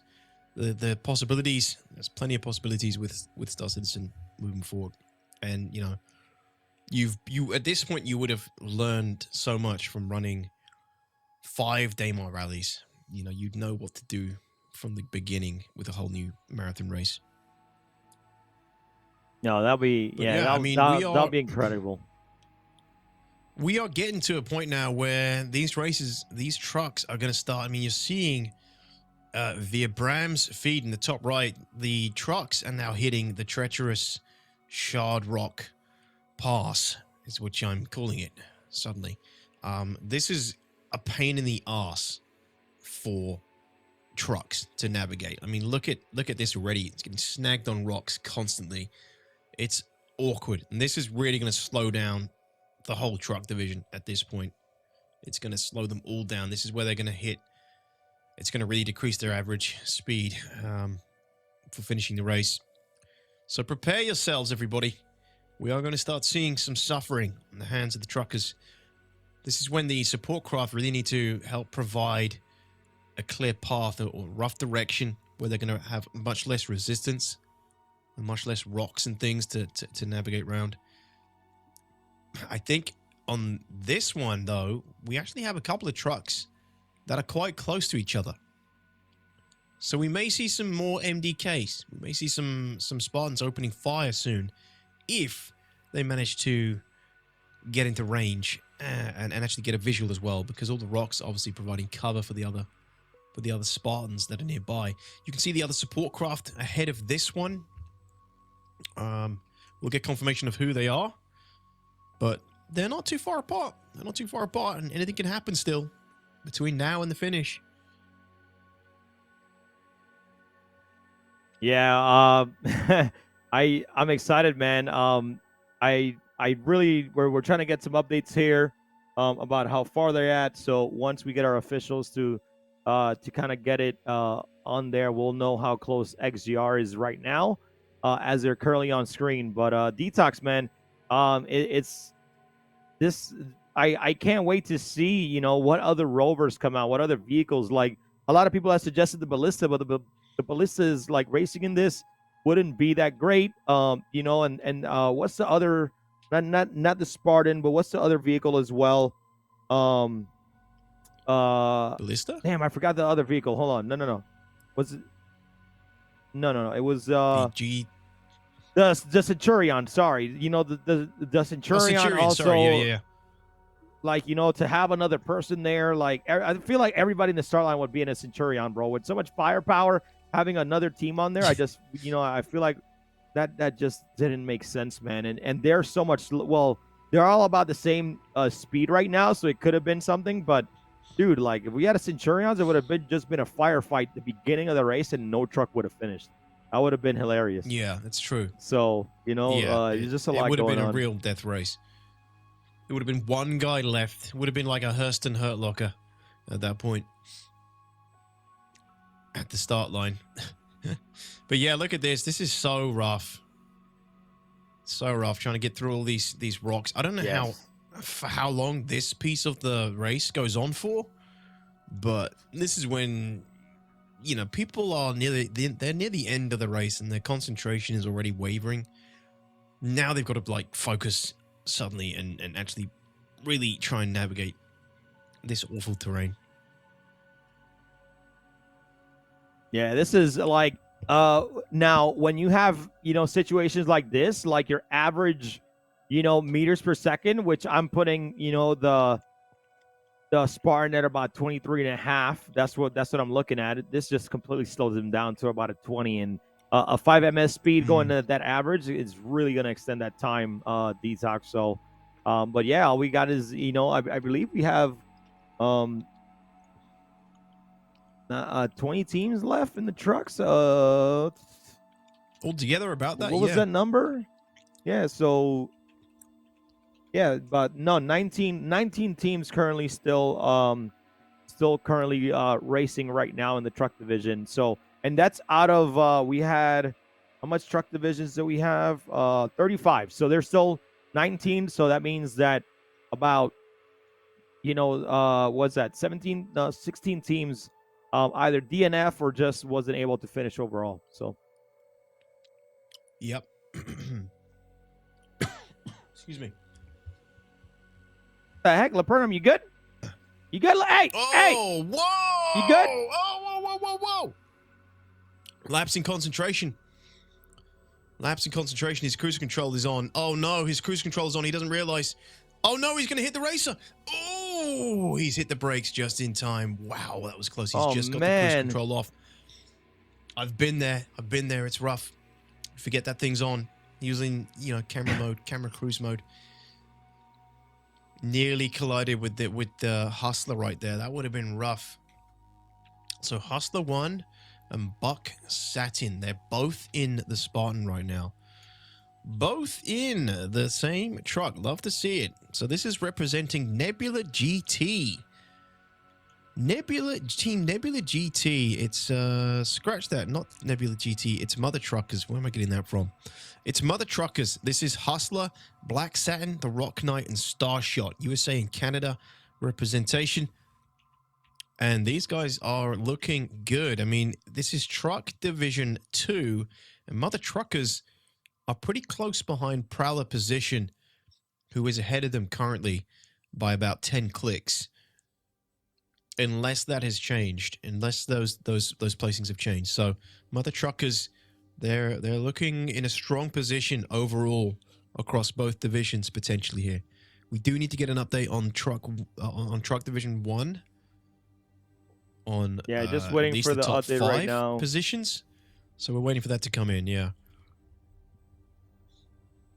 Yep. So I'm pretty sure it's coming in slowly but surely right now, but we should be able to get that. I think We have XGR on, I believe, yeah, Terra Ebb is on XGR, bottom left right now. So, you know, we still have quite a bit amount of teams in that position. So remember, once first, second, and third place does start to move in, that timer is going to start counting down, and then they only have an hour left to go as many kilometers or as many distances as they can overall. So let's see, you know, I think in an hour you can maybe shave off maybe 60 kilometers. So I would say if you're 60 kilometers out, and you're finishing, that's a possibility. Depending if you have a good straight shot or if you're maneuvering through rocks, detox is going to be almost impossible to kind of get to finish. But it's going to be a tight squeeze there overall. Yeah. I don't know how much longer we have of this Death Valley of Rocks, but I'm hoping they get out of this soon. We should have timed how long this team has taken to clear it, and then waited against the other teams. Let's see how they do, because this is, I'd say, by far probably the hardest part for the truck division in the entire race, and it's actually near the end, so worst time for them. Worst time. All right, well, let's get on the man. Even though he's probably a checkpoint right now, let's get on Corsair. Corsair, can you hear us? I mean, supposed to talk. Oh no. Hi. Oh. Oh, hold on. Yo, hold on, we lost. There we go. What happened? Who blew up? Oh, okay. I see how. I know what happened. Never mind. All right. All good. Corsair, how's it going, man? Hey, Corsair. Hey guys, how you doing? Good. How's that server, man? How's the server doing? Yeah, well, the server's been good. It's been very chill. Like, we've got some good competition between third and fourth right now. They're like pretty much on top of each other. So it's been exciting watching that go. But also, I had the dual division server, so we handled bikes first and then switch back to the trucks. And yeah, just doing what we do out the back here, on the back end. Hell yeah. It was good to see you in the race, Corsair. We caught you on camera, in the flesh. It was I heard you get excited, Detox. I did hear you get pretty excited seeing me. Yeah. It was nice. Nice to see the boss. Nice to see the boss on the ground with the. I wasn't looking my best, mate. Yeah, I wasn't looking my best. I have to say, it's not the kind of outfit that I would choose normally, but yeah. Undercover boss outfit for today. Yeah, that's it. Undercover boss. Yep. No, it's been good. It's been good. The team's good. I'm hanging out with Trippy TM's doing cameras for me on my server, and we got Fordsworth and Dragon 5X doing our checkpoints, and we've had a good time. It's it's always a long day. We all know that. So we're kind of mentally prepared for it, and yeah, I think our server's pretty probably one of the safer ones for some reason. I was saying to the guys, next time maybe I'll just put a bounty on my head, and then all the pirates can come and find me, we'll take them on a goose chase, and we can put up a prize for it. Oh, man. Well, I mean, have you been watching the race, Corsair, or you just been concentrating on your server duties right now? I have to say the first good probably half to 3/4 I was concentrating on my side of things, but I have been watching the race for the last couple of hours. Gotcha. Yeah, I think I missed a couple of interviews, but yeah. Yeah. But how you feeling? How are you feeling about the race?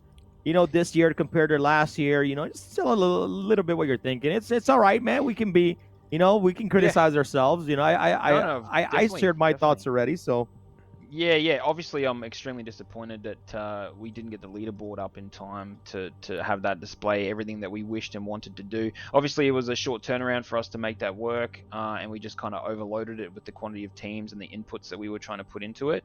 And we'd only had a chance to do more basic testing, so that's disappointing for me. I'm sure it's disappointing for spectators as well. But we went back to old school and did the manual distances and feeding that to our coordinator and getting that back on stream. We've always got that as a backup, but obviously, ideally, every year we're trying to level the broadcast up, and we have this is a new leaderboard yet again, for reasons that there are plenty of, and given it 6 weeks, we needed a bit more time, and I think we've got a whole year to optimize that and clean that up, and you know, yeah, that's probably the biggest disappointment, obviously. But other than that, as far as achievements go, you know, we've had the most teams we've ever had. We've had the most races we've ever had. We've got we've overcome some serious bugs that may have killed it for a lot of players with the rover coolers and despawns, and we've overcome that. Yeah. We've overcome a few other things in the buggy area. So, you know, we were prepared for a hell of a lot of things. And you know, and Zool's on the back end there trying to, you know, coordinate and make everything work, and the team's doing a great job. So, you know, we have a great team this year. You know, it's a big roster to fill every year, and we've got some amazing new faces and old faces, and you know, it's always good working with the team. And obviously, the you two guys, Crucian and DTOX, you know, old faces now up on the front end. You know, every year giving it your best. So we all love watching you guys. Old We faces. really do. It's entertaining. Yeah, you're old, DTOX. Bro, Not as old as like me, but- for the community, I'm happy. Internally, I'm not happy. All right, I don't know what's going on internally, man. No, I'm just kidding. I think I'm just hungry. I think I'm probably gonna order like 8 pizzas and eat it like as soon as I'm done with this. Crew. So yeah. This is XGR. This is XGR who's just arrived Whoa, at hold up. Cruiser. Hey, hold Oh! up. Possibly first place. First truck team, they need to go through the double doors. Get through the door. Put your ship through the door. He's Do in. something. He's already there. I think he just went up, man. He's inside. He's just hit the button. Oh That's, man. There he is. That's Shaqnu, I believe, for Team XGR, the truck division. First crossing of the finish line for the truck division. Big news. Big win. That's a very good time, Shaqnu. That's a good While time. we're here, Steve. while we're here, really quick. Now that they just completed, we have Daymar Dust Devils coming up next. Then Skyr Alpha right after Daymar Dust Devils, Alpha Centauri. That's a cool ass name, by the way. I love that. Lost in Space. N7 Online, 64 kilometers out. Les Scorpions, 70 kilometers out. AAWA, 404 Rover Not Found. 78 kilometers out. Blue Tech Racing, 80 kilometers out. Sidonia, 67 kilometers out. 80 Tullarus Paco, 81 kilometers out. FFK Sandstorm, 75 kilometers out. JRDN Racing Truck, 84 kilometers out. We got for that's truck server number 1. I can do T2 for you, man. I can do T2. I've got them all updated right now. All right, go for it. So go for it. T2, which is my server, right, is prowler position at 31 kilometers from Kudra right now. Other truckers coming in behind there at 57. We got VT Vel at 82 kilometers coming into Kudra. Test Squadron at 86, 4 kilometers behind. So that's a bit of a battle for 3rd and 4th on that server. And then Team Sanjak, 141 kilometers out. We'll see how they go with the 1 hour timer after these guys finish. But yeah. Wow, so this is I believe this is prowler position at the moment on truck 2, division 2. 37 clicks out that we're following currently, but before they finish in truck division 1, it's looking like Daymar Dust Devils are close behind XGR. They're close behind XGR with Scar Alpha close behind them as well. So truck division 1, it's tight. It's pretty neck and neck as far as trucks go. Yeah, it's pretty tight. In division 1, and then division 2 is creeping in there between sort of 1st and 3rd place of truck division 1. So yeah, these last few races crossing the finish are going to be pretty close. The timings are going to be pretty close, and it's between two divisions, 2 servers, so they got to give it their all right now. Yeah. By the way, I want to say something, right? Skyr Alpha, if they finish, they can definitely put a very good time on the podium, but the problem is that every single year, sometimes something happens to them, or I don't want to jinx it, but if they finish, man, they're gonna be in a good spot to possibly be on the podium because of the fact that something has happened every year for the past 4 years. Something has always happened to them. They finished too late, never been on the podium, or something. So really excited to hopefully see them finish, and hopefully with that time that we give them. They can take a spot in the podium once we get all the results in. So that's going to be pretty cool. Yep, absolutely. And I think overall, it's a pretty good time. I mean, what are we looking at? 6 hours, about 6.5 hours for XGR to come in there, roughly. Hey, I think that's yeah, that's pretty much. kind of about similar to what it was last year. 625. Yeah. Oh, we're at 625, 625 right wow. now. Yeah.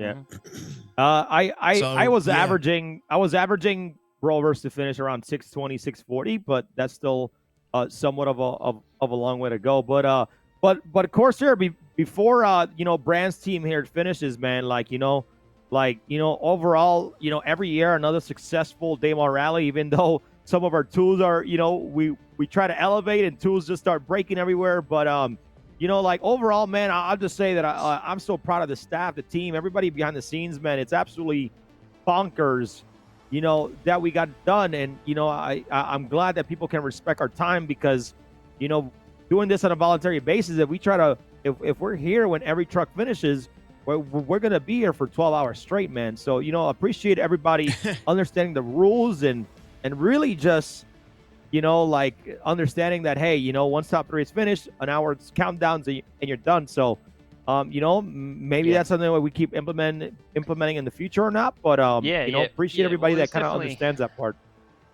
Yeah, there's definitely a few things that we changed this year as far as getting things prepped and pushing it back a week and making it the 21st instead of around the 12th time period like we did last year. I think is actually a pretty big help, especially going into rostering. And then Zul and I are of the especially having 214 teams this year, we do have to get more strict around cutoff times and registrations and confirmations. So like getting very hardcore on that kind of stuff as well.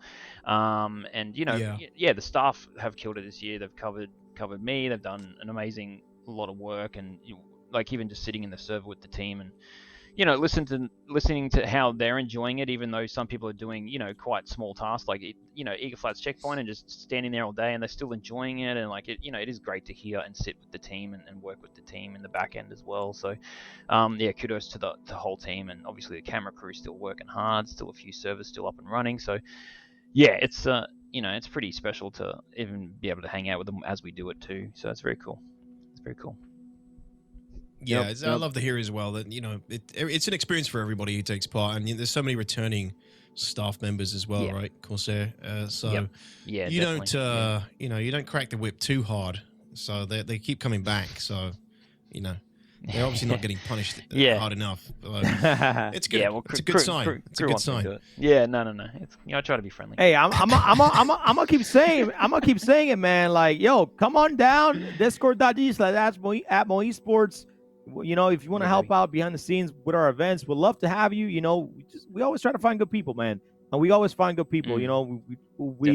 I do my best to support each other. Even though sometimes, we try to do our best to support each other on and off the field. But man, this thing is, bro. Every year, man, I'm always so happy to be here. But obviously we're always bummed out with some stuff. But shit, man, nobody can pull this off. I'm just saying, it's just so much people, so much staff, security, putting the community together. It's man, and I'm gonna give it, personal shout out to Zol, man, because his stuff has to be dealing with the entire time, and me and the entire production team gets together, and we're the one that make the show happen and how everything runs in the pre-show and getting all the interviews, and man, it's just so much going on. So. Shout out to to everybody, because this it's wild, bro. I've ran tournaments in the past. I've done so much, but not something like this. No, we have a very friendly, great reoccurring staff members that are just hardworking, but still we are a little family. We do enjoy gaming together, and it's growing. We're just talking to 2 guys from Armco. They're like, yeah, I really want to level up in the staff area and do more stuff, and they're enjoying it. Oh, pizza time. We're getting on. Anyway, massive shout out to the staff, and the spectators and everyone who comes along, the teams, and but it is a special shout out to the staff because they put in so much effort. But we got to thank the teams too, because they put in their time. They do their practice runs, and one of the racers who won the last couple of years, you probably know. I won't mention his name because he's under secrecy right now. But his wife's kind of saying you need to stop practicing because I don't get to spend any time with you. You either win the next one or you're out. So, the teams are spending some serious time on the Daymar Rally as well. So it's fun for everybody. It's great. No, I totally agree there, man. And it's like I said, man, I love it, man. I love this stuff, and I hope we can, turn this into something even bigger. Like it's been what 5 years since we buddy, slapped onto the 2018. first one, man, and I go back to YouTube and I watch it. By the way, youtube.com/AtmoEsports. I'll go back to do that. YouTube and I'll watch it. Bro, the first one. Dude, I literally have Hilarious. I have a virtual desk in the first one. It's funny as hell, dude. I have a virtual desk, dude. I have a vest jacket on. We have no merch back then. Core took 30 years to send me a damn t-shirt that, fit me too small because I gained a lot of weight, man. But dude, it was so fun, and I'm glad I stuck with it, and we kind of, figure out a way, pushing him to kind of level this stuff up every year, man, and it's coming a reality. It's taking time, but it's also going along with the game too, right? We can't just we can't say, hey, hurry up and finish the game so we can continue doing this stuff. So like as the game goes up, so does everything else. So Yeah, and special shout out to Victor too for helping us level up some graphics and whatnot as well. But yeah, a lot of people involved making it work, that's for sure. And we're gonna keep going. We got System 7 starting soon, and about 4.5 weeks. So we'll jump out of this and start prepping for the next one. And we'll just keep doing what we do. And big thanks to you boys for talking for as long as you do, and I'm sure you're dying to get some pizza in your face. So yeah. I've been sneaking some in throughout. I've been sneaking it in. That's the SMR good. I've been getting. I've been hearing it's lip smacking over there, bro. Dang. No, you haven't. You don't. No, you I haven't. I've been swear, muted. all I've been hearing is what? I'm like, bro. No, you yeah, haven't. man. That's all you. I Lies. swear, bro. I'm a clip it bro. on stream, bro. I'm hearing that lip smacking. Is chat? I didn't know you were me eating eat pizza today. I hope not. It's unprofessional. In that case, I haven't been eating any pizza off stream. It's freaking crew trying to frame me for this. Nah, man, get a breather in there. There's ads. You can put food in your face in an ad. You can do that. Oh man. Well, it's pineapple. Okay, it's pineapple. It's pepperoni. It's jalapeno. I wanted to go for something different today. It was General So's recommendation, I believe, and actually, it's very nice. Just to let you all know, it's been very nice. It's sustaining me. Nice, man. Nice. All right. Well, Corsair, man. I hope the server boys. gets Thank gets finished up. But I got any last words for you, man? 16Ks left on mine. Yeah, I got 16Ks left on my lead racer here, so I'm gonna have to get back to it. But I just I've already said thanks to everyone, and I really mean it. And it's the biggest one yet. So everyone, people coming back, and we got plenty new races, and we released some stats, recently too, kind of shows that kind of split the rookies and the veterans, and just who's coming back, and it's just it's great to watch it grow. So thanks to everybody, and I'll get back to work. Hey, boys. All right, take care, Cheers, man. cool. Thanks again Thanks- for hopping thanks, on. man. Really appreciate Thanks, it. lads. Thank you too. All right, Detox. So, yeah. What I'm gonna do real quick is that this is prowler positions, right? This is Yes. no, I think Or no? this is Daymar Dust Devils? Yeah. Yeah, this is Daymar Dust Devils. Yeah, they were right behind XGR. So Daymar Dust Devils finishing right behind XGR, going through the double doors, and that's gonna be their that ending there. But Detox, hold it down for 2 seconds. I'm gonna go find something because I want to show the stream real quick while we're here. Be right back. You're gonna go eat 2 some seconds. pizza and smack your lips, I bet. No, I Yeah, swear. I'm gonna grab Daymar- something. Be right back. Man, all right. Daymar Dust Devils have just crossed the finish, coming in for what looks like a potentially strong second position. The team for Daymar Dust Devils, Sandman of Daymar, Ebola, and Countess Crack, representing Australia and United States. They are a returning team. Those of you who've seen Daymar Rally before, you recognize the name. But Daymar Dust Devils, congrats. That is looking like a potentially strong position for second place right there. Very strong position. And they are going to be closely followed by Skyer Alpha. So Skyer Alpha, love these guys. I would love to see them cross the finish today. So if we could please keep the camera in on Truck Division 1 as we approach Skyer Alpha potentially gets closer to the finish. Scratch that. We're going to get Prowler position before them, I think, based on positioning right now. It looks like Prowler position might cross before Skyer Alpha, but it could be close. Last update for Truck Division 1 was quite a while ago. So I think we're going to need that. We're going to need that. We're going to need that, an update on that soon, please. But other than that, yes, this is looking like Prowler position will be the next person to cross the finish. And that's who we're following right now in the white Spartan. So it might be green screened out, but it's all good. If we can get the cameras up, like I have it all here because I was taking photos of it. It's green screen. Yeah, if we can drop it on my end. But this is gonna be what they're currently winning right now. It's actually like fully forged, and it's absolutely incredible. It's fully forged by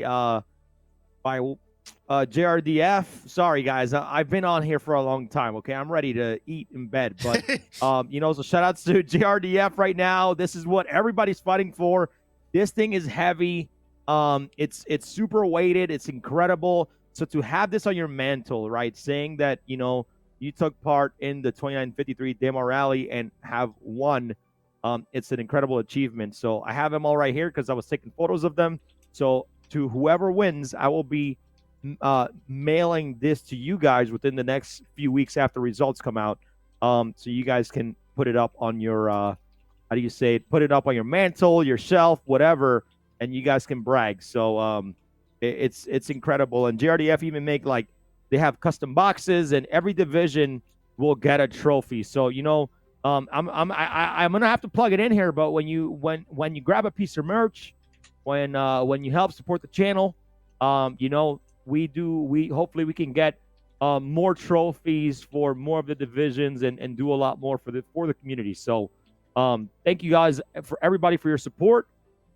Everybody hopefully will win a badass fully, I think it's about 10 pounds or about 12 and a half, or it's heavy, man. So it has a good weight to it. So it's awesome. Shouts to JRDF.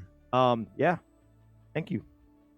Good stuff, man. Yeah, it's they do damn fine work with those trophies, and like you said, they're heavy. And you took some good pictures of those last year and this year, I assume. Well, so I have some pictures that we will be showing next week, because I took it all on the green screen. So I blended it all into Daymar, and it took me a while to get the blending right, but you guys will see some of the images that I took on the photos of the entirety of all the trophies sometime next week. So very excited to show that off. Yo, yeah, crew, sorry to interrupt, but it looks like we got NeoJet for Skyer Alpha about to come in to Kudre, man. It's Skyer. Let's go. Let's go, baby. Yo, can we get some love in the chat for Skyer Alpha? Everybody, I mean, I'm just happy, man. This is good stuff, man. Good stuff. Dude, they're going to be so proud that they got to finish. And dude, they're going to be super happy. I know they're going to be stoked. But hey, best of luck. There they go, running in there. Hassanza with a great view of them walking in double doors. He was going to the back. Is great. He's like, this one.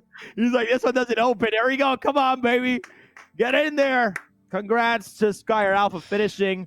And by the way, that's going to be the hour timer. It starts now. For once he goes through, the officials are going to start that, and it's going to be great. So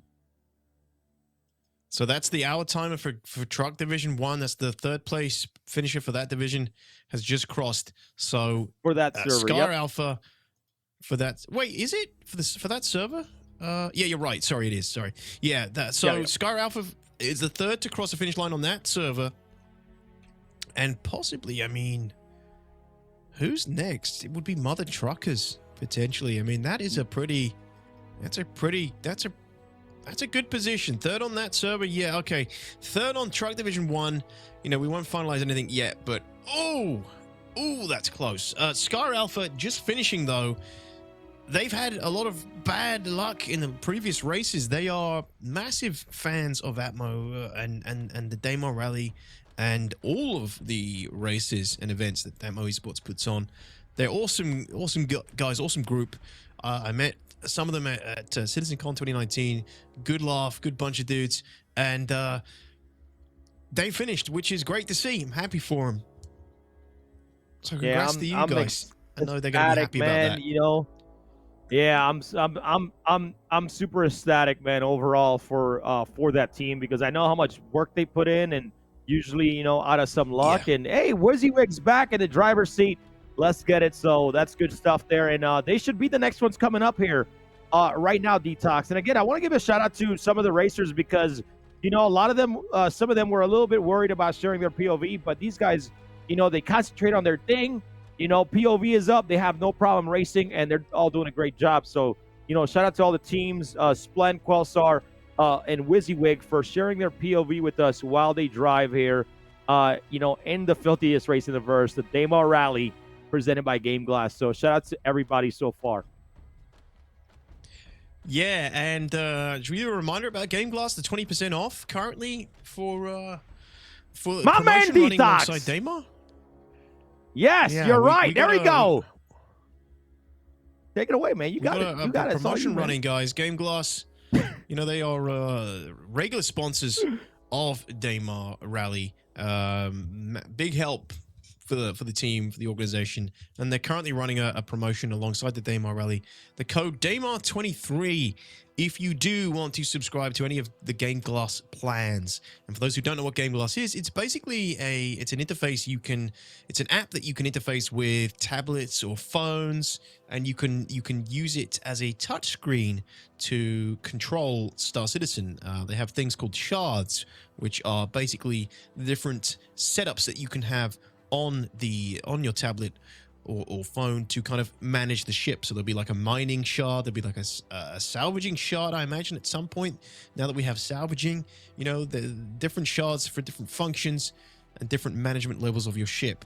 It's a really cool kind of tactile way to interact with the game, and you know, it really helps when you have so many keybinds and so many things you have to remember as a player of Star Citizen. If you have one of these set up, Game Glass on a tablet or something, you can just have it all there in front of you visually. You don't have to remember keybinds. So it's a really good tool for that. So gameglass.gg. If you like what you see, you can try it for free. They are currently running the promotion Daymar23 if you wanted to subscribe to their shards. So some of the shards you have to pay for. Otherwise, you can try it for free and you can use it for free with some limitations. But overall, there's a lot of accessibility, and it can really level up your game when it comes to Star Citizen. So yeah, thank you to Game Glass. Yeah, for but the support. And yeah, thank you, DTOX. But you know, let's add to this right before Prowler Division finishes as well.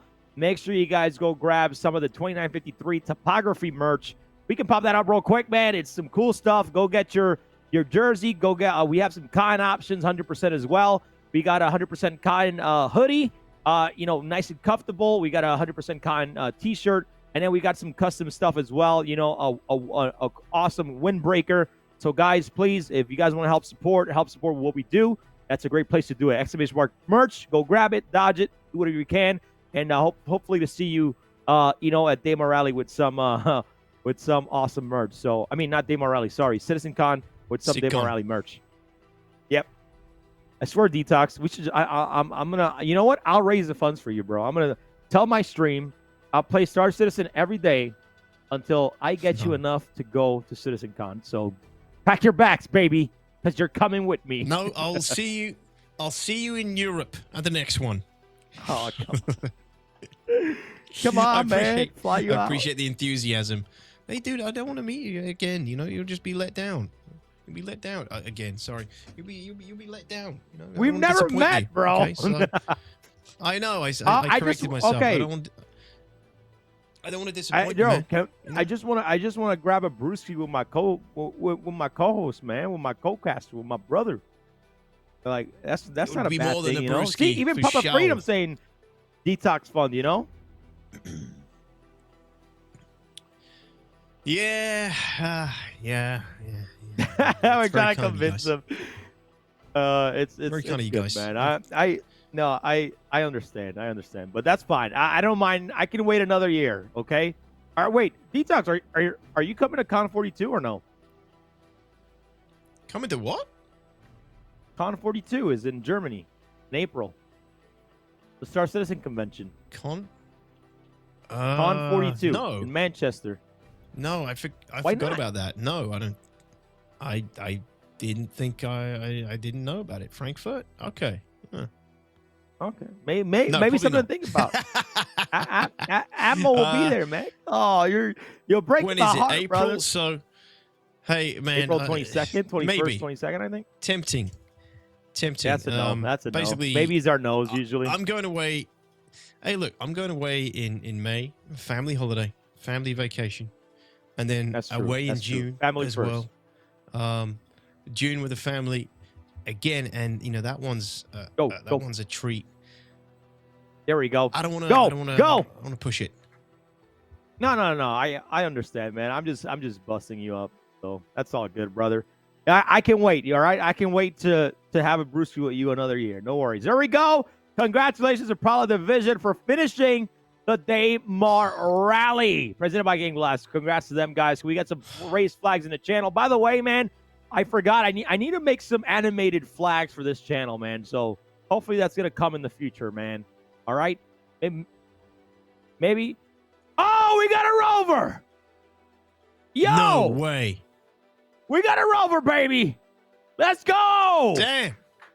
Don't take We the got away from Prowler position, but Rover is in. We have visual confirmation. Woo! Rovers do exist. Look at that in air, Daymar Rally 2953.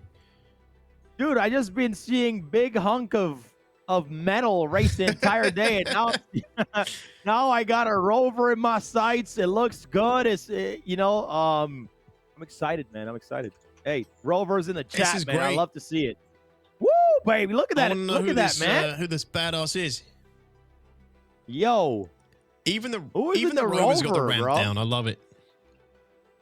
Man, Don't know who it is. Rover's We'll legit. get some confirmation in a minute, but this is a badass. It's a regular badass in that Rover. Love to see it. The first one we've seen all day in the race. That's nuts.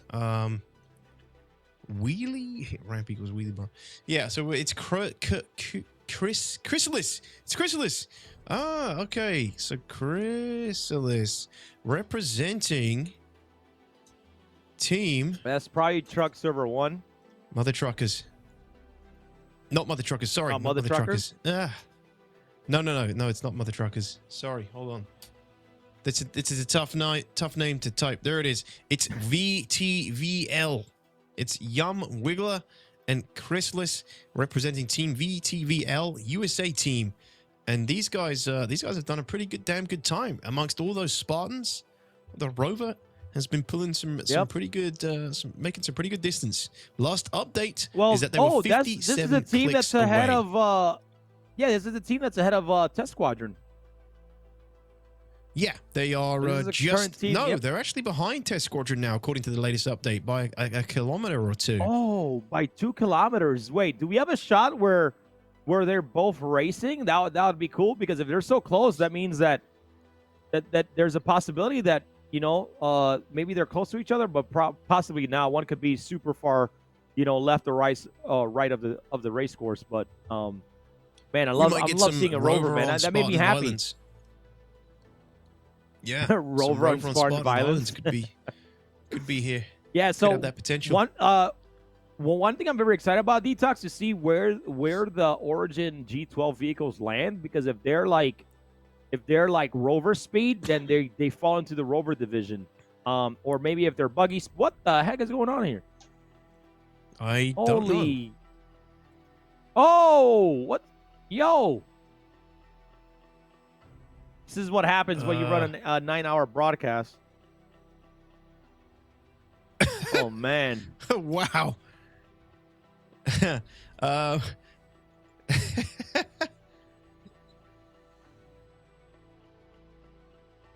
Between server health and internet connection, I think we're seeing some crazy desync going on.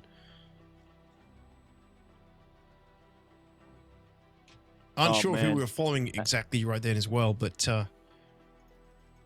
that was I think Mother Truckers. No, I'm not sure. That was possibly Mother Truckers. That was pretty wild. So yeah, we're gonna get these updates keep coming in for Truck 1 and Truck 2. Guys, the timer started for Truck Division 1 already.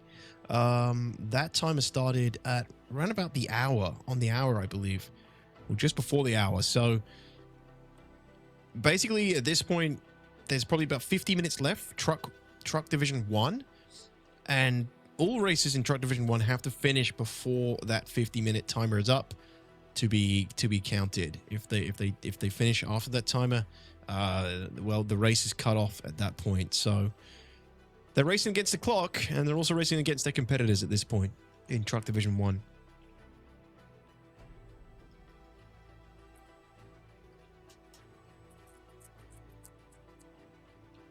Oh wow. Okay. Overall, but yeah, a lot of these teams. I'm just happy to see a Rover. I'm not, I'm just super happy. But guys, while we wrap up, pretty much it's gonna be the last few minutes here. Not few minutes, but the last, I would say, this is gonna be the last hour of the race, ladies and gentlemen. Just letting you know now that if you guys are, thank you guys all so much for hanging out on the broadcast. Again, appreciate everybody's support. If you guys want to keep up with our events, there's a lot of places that you can do so. We can head on over to atmo.gg. Join our Discord at discord.gg/Atmo Esports, or we have Twitter and Instagram, Atmo Esports. You can find us. It's fairly easy. So if you want to follow up with, stay up to date where our events. We have System 7 coming up on March 4th, where all of the qualifying rounds will be taking place in the new Buggy racetrack on Orison. And then in August, once we finalize some details with our with our new assigned PvP director for Fight or Flight, we will be opening registrations, and Fight or Flight will be, taking place in August. So, and obviously, there's depending on when CitizenCon is, I don't know what's going to happen with the with Hurston Herlocker, but obviously we'll discuss that internally, and we could update you guys if you guys are on Discord and whatnot. But some great events coming up, guys. Thanks for all the follows today. If you sub to the channel, I'm not sure. I can't see chat right now. If you subscribe to the channel, I really appreciate it. If you've done a cheers or whatever, appreciate everybody. Appreciate the entire community, man. Really, really thank you for supporting us in what we do. I know all the time, some things cannot really go the way you always want it to in this type of race. But remember, the game's an alpha, and we still try our best to make it all happen. So thank you guys so much for watching today. We really, really appreciate it. But DTOX, man, we got a few teams left, and I think Test Squadron coming back up, passing VTV. I know Test Squadron really wants to try to finish before them, but they still are neck and neck, and right now we're watching VTV. So great to see a Rover happening right now. Yeah, who knew this whole time VTV were rocking a Rover. They're gonna be very close to Test Squadron here in Division 2, and I'm really hoping we get to see them come to blows for a spicy sort of finale today. Would be nice, because they're gonna be within a click range of each other at this rate. I can't remember if they've passed. I can't think if they've passed through that horrible rock section yet, where with all the rocks jutting out in different directions. I'm not sure if they're through that yet already, or if they're coming up to that. But if they come up to that, that's a good opportunity for them to catch up, for the person who's behind to catch up. At this rate, it's VTV who could potentially catch up with Test Squadron if they hit that horrible piece of the race course. They might have already passed it though. I got to. We'll see. Yeah.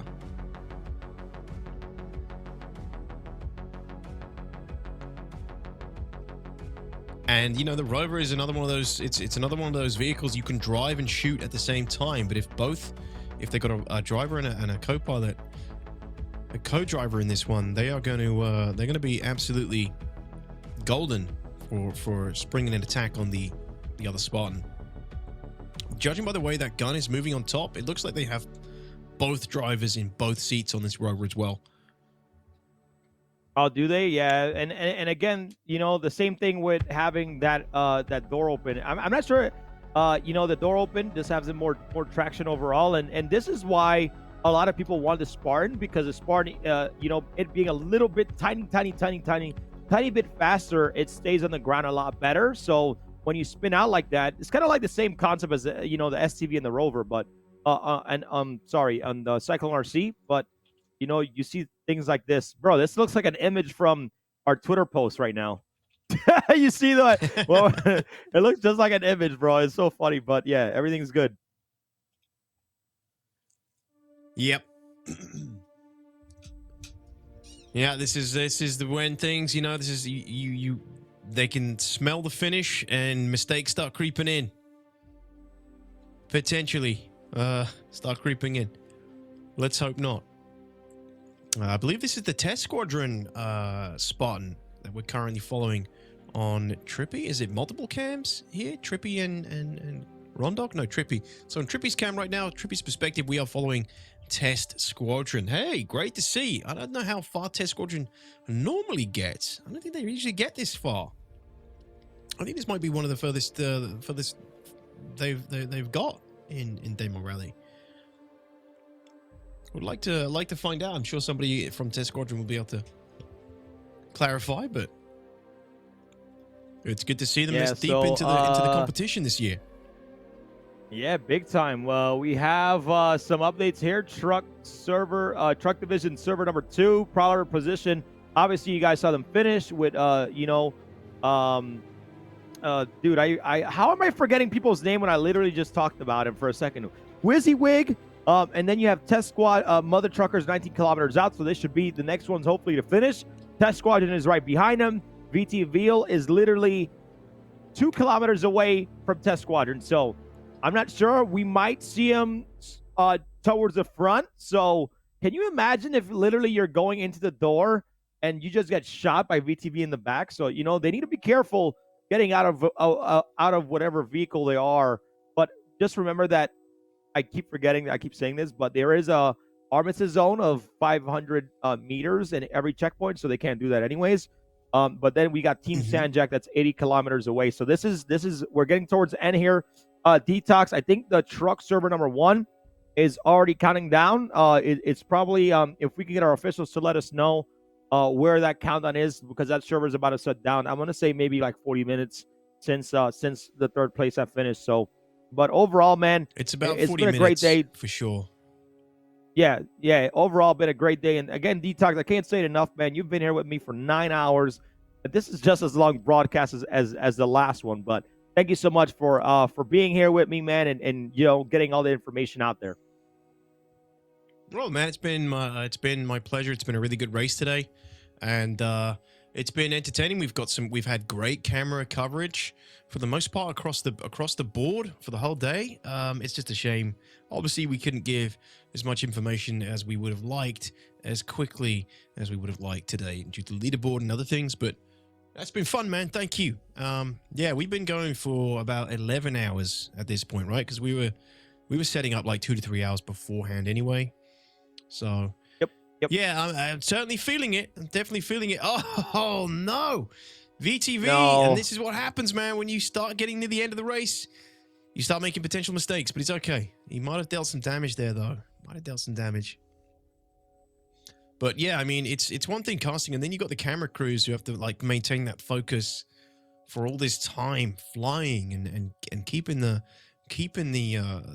angles on and keeping the camera open for us to look in whenever we need to, you know. So just yeah, obviously great job all around for everybody involved, as we always say every year. So many volunteers, so many people dedicating their free time to bring this entertainment ultimately to everybody who's watching and the people who take part. Yeah, right now it's everything's Especially, coming you in know, a lot considering- easier, man. Yeah, I'm kind of sad that we didn't get to see some refueling, but I'm gonna have to go back to Maiden Ariana stream and see her, you know, her first refueling in the Daymar Rally, because I just think that, you know, to have it done, it's just so cool. I wish we could have captured one, but you know, it's not that big of a deal. I was thinking the same thing just now. It's like, oh, we're coming near the end of the race. I don't think we're going to see any refueling in action this time, which is a bit of a bummer. We were kind of hoping to see that, excited to see that happen, but not this year by the looks of it, guys. At least not on our stream. There might have been some other streamers, and shout out to all the streamers, by the way, all the people who took part in the race and who were also streaming their personal perspectives. Shout out to all those guys. Love to see that. Maybe it was caught across, you know, many of the hundreds of teams who were playing. Some of them may have captured it themselves, because we do know that there has been some refueling going on. We just haven't been able to see it on the main stream today. So it's not something you see very often, guys. You know, you don't see much refueling going on in the verse. The Daymar Rally is a great use case for it. Yeah.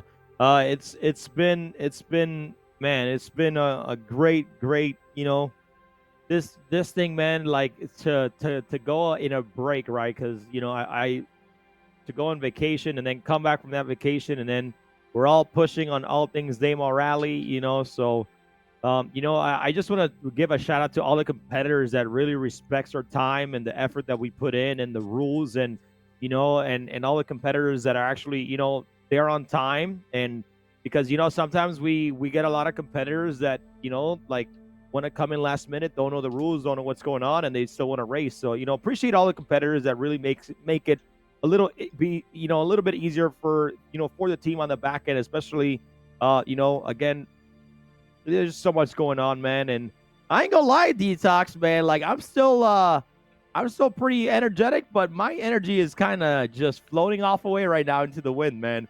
I am hungry right now, and I'm about to order some you know, some probably some Japanese curry with some katsu chicken. I don't know, man. That's what I'm feeling right now. Oh, I'm gonna reward myself, pat myself in the back. Good. That sounds well. hella Maybe good. if you came to CitizenCon, bro, we could have it together.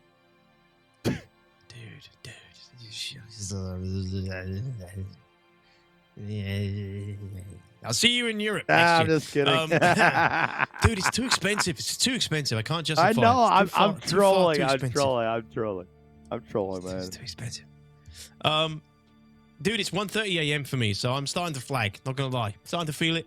It's that time in the night, but I gotta say, I was expecting a 12-hour run today. I was expecting a 12-hour race, and it's not gonna be that long. So that's, you know, I'm happy about that.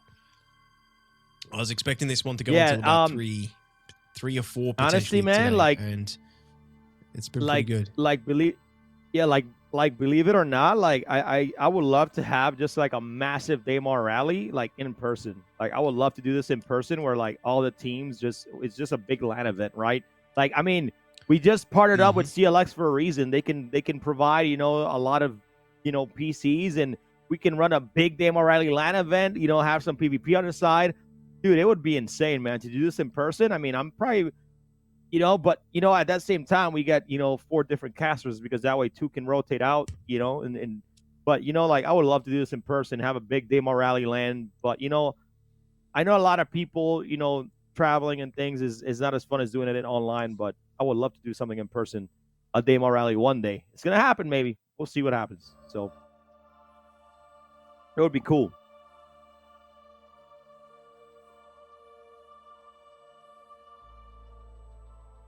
Oh, you get Detox? You alive? You need CPR? Oh no, Detox is down. Detox, you good?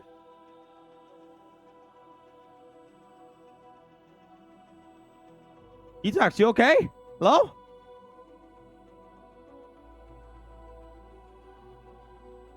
Not sure what's going on, but yeah,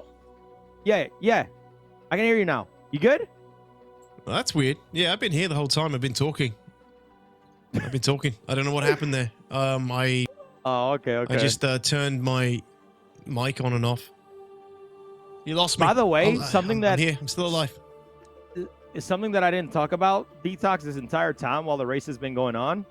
I literally troubleshoot my internet, but I have to reset the modem, so I know what was the issue now, and I should be okay in the future. But it's wild that a simple option in your router can really just mess up everything, which really sucks. But I'm just glad you didn't fall asleep there on me. Thanks, man. No, I mean it's getting it's getting late. It's getting early. It's 1:30 in the morning. But no, I'm going to be seeing this through till the end with you at this rate. So yeah, I mean, it's we're good. We're good. I'm okay. It was just a malfunction, audio malfunction. Gotcha. All right, let's get some eyes on here. Who is currently can we get who's officially okay? We got an update here. Truck 1 EU. Who's ever left is Sedona, 18 kilometers out. N7 online, 23 kilometers out. FFK Sandstorm, 24 kilometers out. AAWA, 25 kilometers out. Blue Tech, 26 kilometers out. Last Scorpions, 28 kilometers out. And then there's a massive gap right after that. Perso Technica, 40 kilometers out. Space Raptor, 52 kilometers out. Frontier Consolidated, 57 kilometers out. Teleres Paco, 59 kilometers out. There is a server time left of 38 minutes left in the server. And after that, the server will be going down. So, that's just a lot. And then Mother Truckers should be coming up here pretty soon to finish up here. So from Truck Division number 2. So a lot of updates from Truck Division number 1. We'll get Truck Division number 2 updated here very, very soon. So thank you guys all again, for hanging out. You're eating again. I'm hearing you smack them lips, DTOX. No, I heard it. You're a liar. Yes, I heard it, bro. Chat, tell him we heard it. I can hear you, bro. You're in my ears, man. I can hear you. I was just moving my mouth, just repositioning my mouth for the next 30 minutes of talking. That's all. Just about it's professional technique. Repositioning. It's a professional technique. That's Yeah, I've been talking out one side. I'm just switching to the other side now. Oh, I'm just kidding. Hey, guys, I think after 9 hours and 20 minutes, I think we've earned it here. So, yeah, I really want to go into a break here. But I think that we're gonna have hold on. We have Mother Truckers finishing up here soon. I believe so. Once we know where they're at, I think we're gonna take a quick break here. But other than that, let's see what happens. I really want to see them finish, and I believe I think this is Mother Truckers on Officer Rondog. So, yeah. So last update was about 12 minutes ago. So then they were 19 clicks out. So we'll get another update shortly, and we'll see if they are close enough. That was 12 minutes. Yeah. Yeah, 19 clicks 12 minutes ago. So I don't know how much they would have covered in 12 minutes. Yeah, according to my distance calculator, this should be done in about another 5 minutes. It should be done. So we'll wait it out here. Hey man, I'm the calculator man. If we don't have a leaderboard, I'll open up the speed and distance time calculator. Okay, that's what we got around here, man. I'll tee it up. It's easy. It calculates it for me. I'm good. I'm happy. Well, I hope it's better than your calculations earlier, because you were off. No, you were off with it by an hour. Off how? By an hour. When you estimated the finish time for the trucks, Oh, yeah, I don't think you used the calculator then. 100%. Yeah. No, I didn't. No. I was just going off by speed. But the problem is that I think the average speed I'm actually putting in is a bit higher because I think just overall the Spartans are going a lot slower overall in my opinion than the 24 meters per second. I think they're going more like 21, 22, which is tough. Right. But yeah. So yeah, but you know what, man? We have the calculator, so hopefully we see, what's their name again? I keep forgetting. Mother Truckers. Oh yeah, 5 kilometers out. So Mother Truckers. Yeah, they're almost there. Yeah, 5 kilometers out. Yeah, they're close. And once they cross, we'll take a quick break, I think. But yeah, Mother Truckers, guys, they are going to be the next to cross. And this is Truck Division 2. So they are Prowler position finished quite a while ago. So Mother Truckers, just basically behind Prowler position on this server. And then after after Mother Truckers, it's going to be Test Squadron, presuming they can maintain their speed right now. They've managed to separate, Test Squadron's managed to separate themselves from VTV by a good 12 clicks, 8 clicks somehow. So that's pretty good going for them. They were pretty neck and neck at one point. And there's been some big separations, and I wonder if that's where they've hit some of the rock, the rock garden, as it's being called by some of the races. Maybe that was, maybe that slowed them down, or maybe they'd already passed that. I'm not sure. Either way, Mother Truck is coming in for the finish very soon as our next Truck Division finisher here at the Daymar Rally 2953. What's this, a photo shoot? We having a photo shoot? Live on stream? Live on camera? What's going on? Hey, they don't want to move. They're like, you know what? We're not finishing. We'll just chill here for a second. But what? But yeah, I'll take it, man. Who is this? At least they're going out looking VT. good. This is VT, right? They've given up. Are you giving up on us, VT? I don't know. This is the rover. This is the rover that we got excited about. Oh yeah, that's network right. failure. Oh, apparently no. a network failure. Oh no, sorry, that wasn't a. It wasn't okay, a network. no. They're moving again. No, that was something else. Okay, no, they're on the move. Excellent. I was going to say that would be a really weird place to have a network failure, right at the peak, at the crossing of that hill. Oh, here they are. Here they are.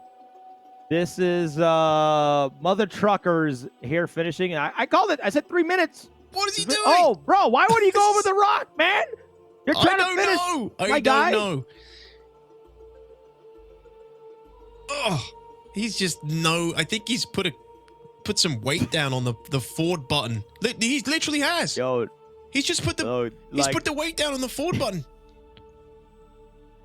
He's gone for a P break and he's arrived at the finish line. He's literally just been brute forcing it. Oh my gosh, bro. This is probably a bot racing at this point. They're just a bot racing, just crashing into everything, just going right. I'm just kidding. Let's get to the finish, guys. You need to get out of your wait, they're running. We got another runner. What? What's going on? I'm confused. Somebody get to the finish line. I think they jumped out for some reason. I mean, if that was another team who just overtook, I would. Why is everybody going to the back door, front door? That's it's Buck Satin.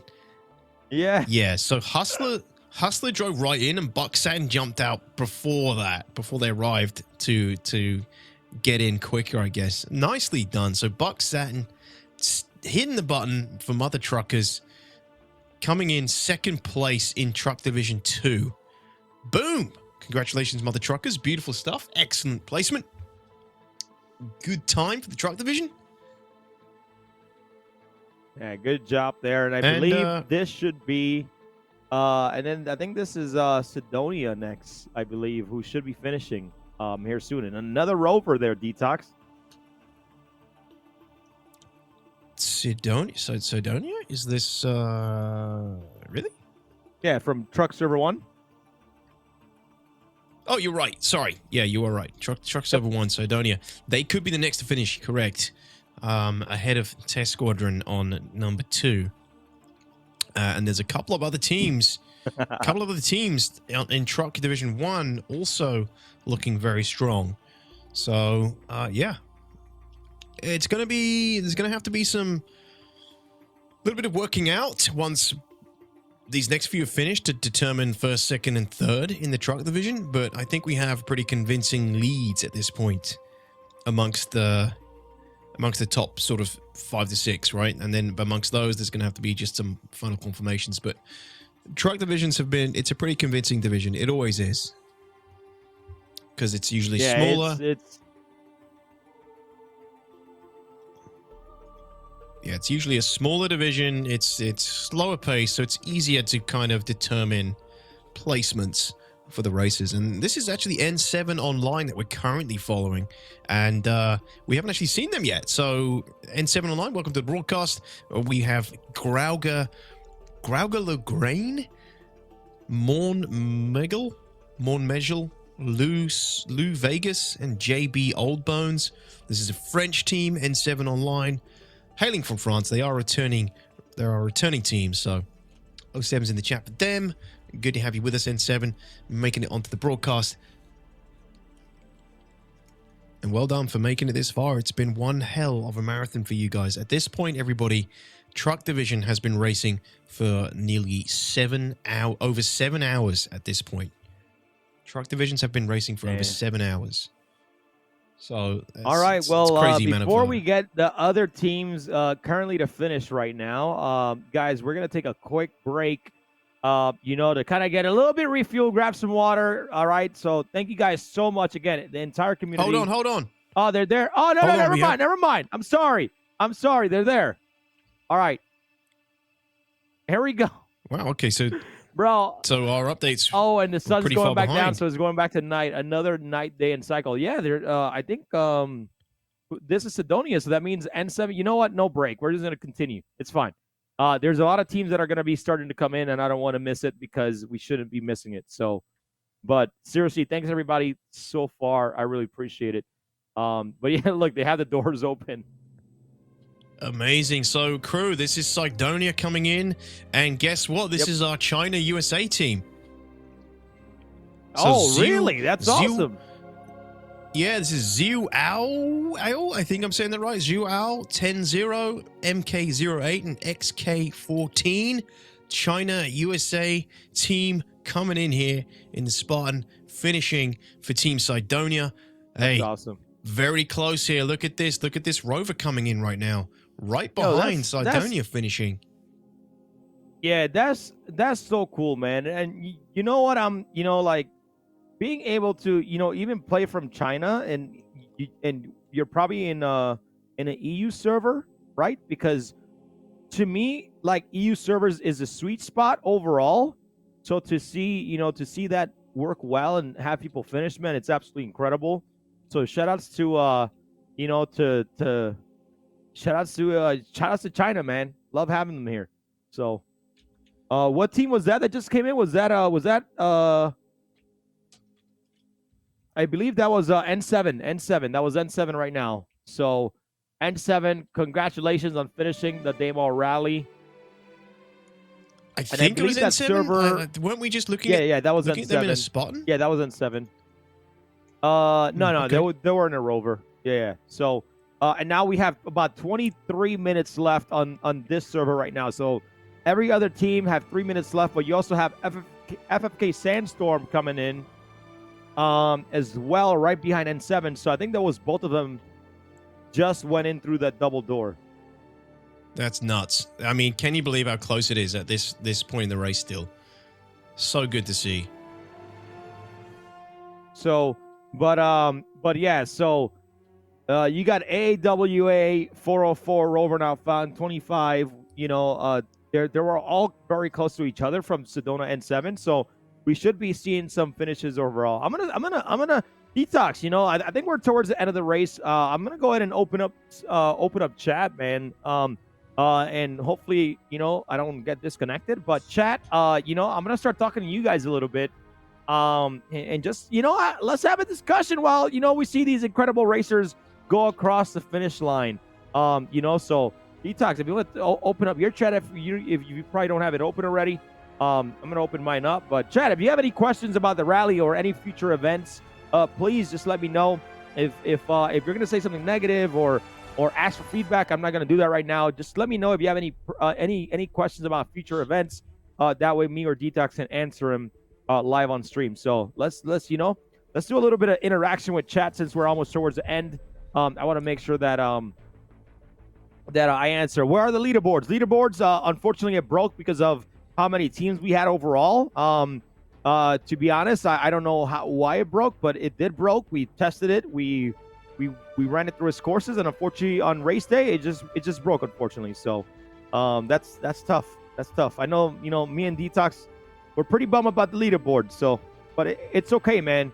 It's all about being man, I can't even find my words right now. It's about being resilient to what we have. I gotta give a massive shout out for Zol. This guy came out. Yo, I'm gonna have to give Zol a participation trophy just as much as Disco Lando, because Zol provided us all the info behind the scenes. When we say officials, is because I don't like giving out people's information or names. We just say officials because it's more professional for the broadcast. But Zol gave us all the information along with some of our producers, Cryo. So shout out to them. Without that information, we would have nothing. So, so it's just a lesson learned. And, we've been working on a leaderboard for 3 years now because, there's no API to follow in Star Citizen. So it's so tough to have a leaderboard. But I promise you that, that we should get something incredibly up by, probably by half the year, to be honest, Detox. Like, I'm not even going to wait till next year. We definitely want to get something done ASAP. The thing is, right, properly testing it with a large amount of people as well, or at least stress testing it. Yeah. Because that's when it can sometimes go wrong. It's when on the day, as we've noticed with previous leaderboards. But yeah, I mean, we were excited for that. It's one of those things that, from the caster's perspective, it makes the job a lot easier, a lot more sort of engaging for you to have something like that to interact with the audience. But as soon as that went down, Zul was basically feeding us the information manually from the server officials. So it's a chain of information from the server officials, passing the information on to Zul, who then condenses the information and passes it on to us. Yeah, it's crazy. In text form. So yeah, it's been really helpful. Otherwise, we wouldn't have had any information coming in. Next question: Mule Race when? Mule Race, System 7. We have some races. If you want to partake, you need to qualify for System 7, and once you qualify, you might get in a mule race. But we try to do big events. We do one-offs, but we do one-offs called the Grey Cat Social. So whenever you want to know when the Grey Cat Social happens, just make sure you're on our Discord, because the Grey Cat Social is where we invite the entire community to just come out and have a good time. So, yep. Detox, they're asking, what's your favorite kind of pizza? What pizza do you like, Detox? You know what? I usually go for pretty basic, like, not basic, but I go for like a veggie pizza. I like to get lots of vegetables on there because I like to convince myself it's somewhat healthy. And then I'll like throw on a load of beef as well because protein. But yeah, I like a mixture of kind of like veggies, but I'm not particularly adventurous. I like olives on pizzas. At the moment, the one I've been having tonight is a pepperoni and pineapple and jalapeno, which is quite a nice mix. You get the spicy heat from the jalapenos, and then you get the sweet cooling sensation from the pineapples, and a little bit of the spicy flavor from the pepperoni too. Pretty good mix, must I say. Awesome. Well, we just got some updates here. We have Test Squadron 16 kilometers away, ladies and gentlemen. VTV 27 kilometers away. Team Sandjack 70 kilometers away. And Truck Server Division, Truck Division server number 2, and then Truck Division server number 1. Blue Tech Racing has just finished the race. But my pizza, Detox, spicy pepperoni. I like spice. Sorry, I wanted to ask. I'm all about that. No, it's good. It's good. I was going to answer the question. It's just chat. Just spicy pepperoni. That's me. I like. So I hate Tabasco, but like the little tapatio or something on a pepperoni pizza, man. It's good. I like it. Or maybe some Cholula. That's what I like. Fair. So pretty simple. Yeah. So pretty simple, easy to please. What's up with security? Talk to Nargos. He'll answer that for you. Okay. If a camera operator blows up flying into a racers, what do? You respawn, you come back, and you back the race. So, when will the results be available? Results will be available. So here's the problem, right? We have 8 servers that are condensed with a lot of different Divisions. So the problem is that server Buggy number 3 may have not started as the same as Buggy server number 4. So we have to make sure we get those timings exactly right. And once we get those timings right, we put it all together. We put it all on our spreadsheet, and then we'll get you the results in the next couple of days. I promise you tomorrow, nobody at Atmo doesn't give a shit about results. Everybody's tired. We just got done. This is about to be a 10-hour broadcast. So everybody's going to take Sunday off, probably Monday off too. So, but I think on Monday we should be good to announce the winners, which you will see on our Twitter, Instagram, and on Discord. So yeah, I've seen lots of really nice messages. We've seen some really nice messages from everybody as well, and really appreciate the encouragement and words of support for myself and Crucian and all the team at Atmo. So thank you so much, everybody, reading all the messages.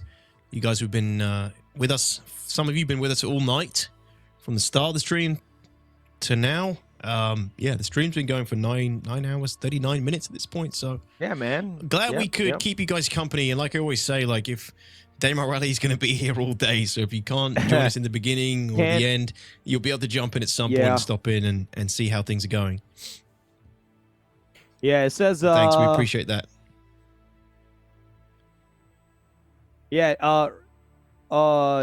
So right now, So right now, this is I like this question. Can't wait for the Ranger bike category. Now, I'm gonna talk about that real quick, DTOX, because like here's what's gonna happen, or what the team is probably gonna talk about. Not what's gonna happen, because like we're a team internally and we all talk about it. The admins talk. We have an admin group that talks about all the events, and then it's a pretty good structure what we have, but it could be a lot better, but. What's going to happen, I feel like my idea, and probably, everybody could possibly maybe agree, but like, I think once we get the Ranger in the game, DTOX, I think if the Ranger is a different, here we go, we're about to get a Brams Racer in. I think this is VT. This is Test Squadron. I think. Oh, it's Test Squadron, because they didn't finish. Excuse me.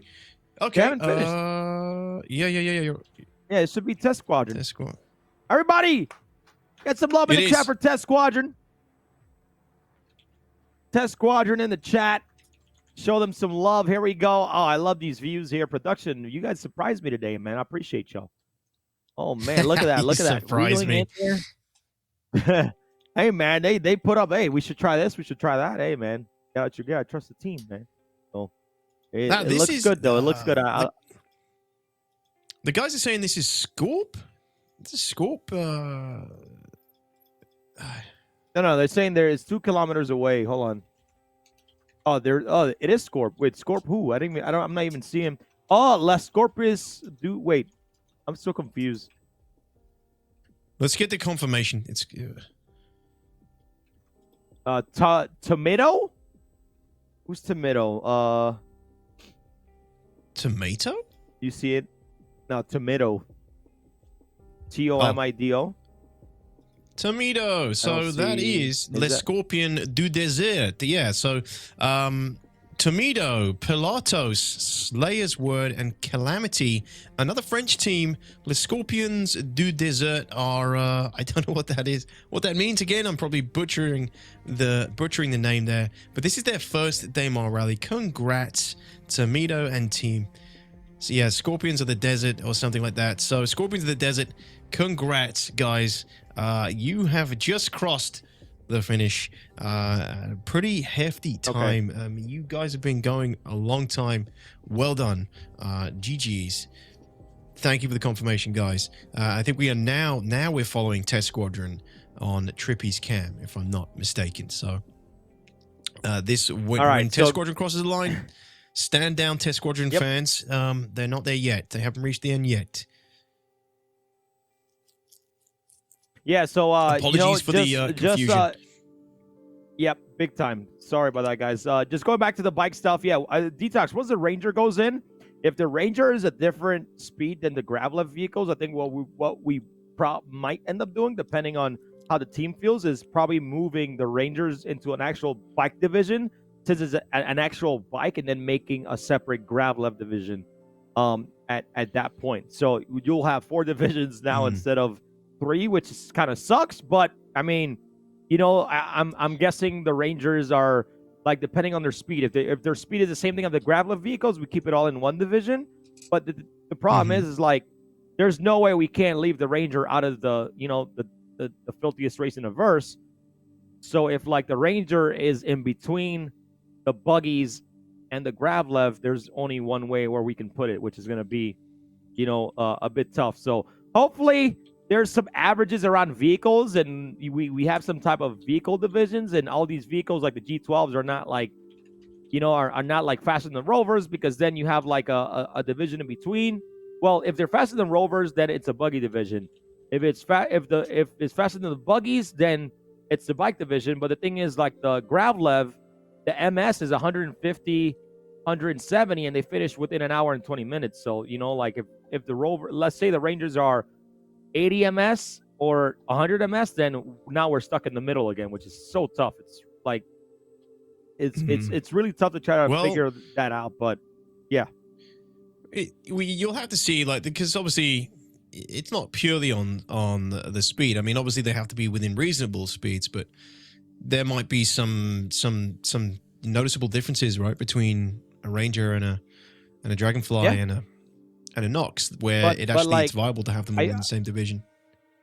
Yeah, but I feel like if you're on the ground in a Ranger where you're gonna hit all these rocks, if you put it in the bike division with Gravlev speeds that are 50, 60, you know, faster, nobody's gonna want to use the Ranger, because of the fact that the Gravlevs are now way faster than the Ranger. People would probably do the Ranger for fun, but nobody in the Ranger division is ever gonna win, or the bike division with a Ranger is ever gonna win, because you have the Gravlev vehicles being, you know, 50 to 70 MS faster. So it's tough. Yeah, true. Either way, it'd be cool to see the Rangers in a division, man. I really hope they give them some oomph. I really hope they give that engine some oomph when that thing's cruising. When you start it up, you know? When you hear biker gangs coming down through the valley.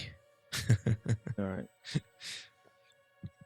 I tuned in 50 minutes ago. How long does this race take? So let me give you a bit of a rundown. So you have the truck division. It takes apparently 7 hours, a little bit for around 7 hours. The buggy division took about 5 hours, and then the bike division took an hour and about 20, 30 minutes. For those of you guys that are asking about how long did this race take. It is the filthiest race in the verse. You can find all the information over at atmo.gg. We have a rule book. You can check it out now. You can jump into Star Citizen and race for the next one coming up next January. So easy peasy.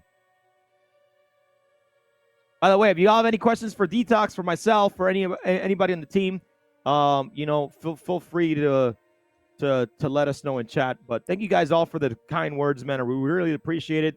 DTOX is tired. I'm tired. Everybody's tired. But guess what, man? I'm going to continue giving you 100% energy until this is completed. So I believe we have around 15 more to 20 more minutes, and I believe we're going to call it there here very, very soon, DTOX. But once again, man, to everybody, competitors, staff, everybody that has taken part in this race in some way or form and has really enjoyed it, whether it's their first experience or their fifth or third or whatever it was. Thank you guys, seriously, man. Without you guys being passionate about the game, again, we wouldn't be doing this at all. So thank you all very, very, very much. Yeah. DTOX, you good, man? Do you need me to fly over there and hold you up or something? Yeah. Fly over there and just force feed me some coffee. No, I'm good. I am, I'm surprised.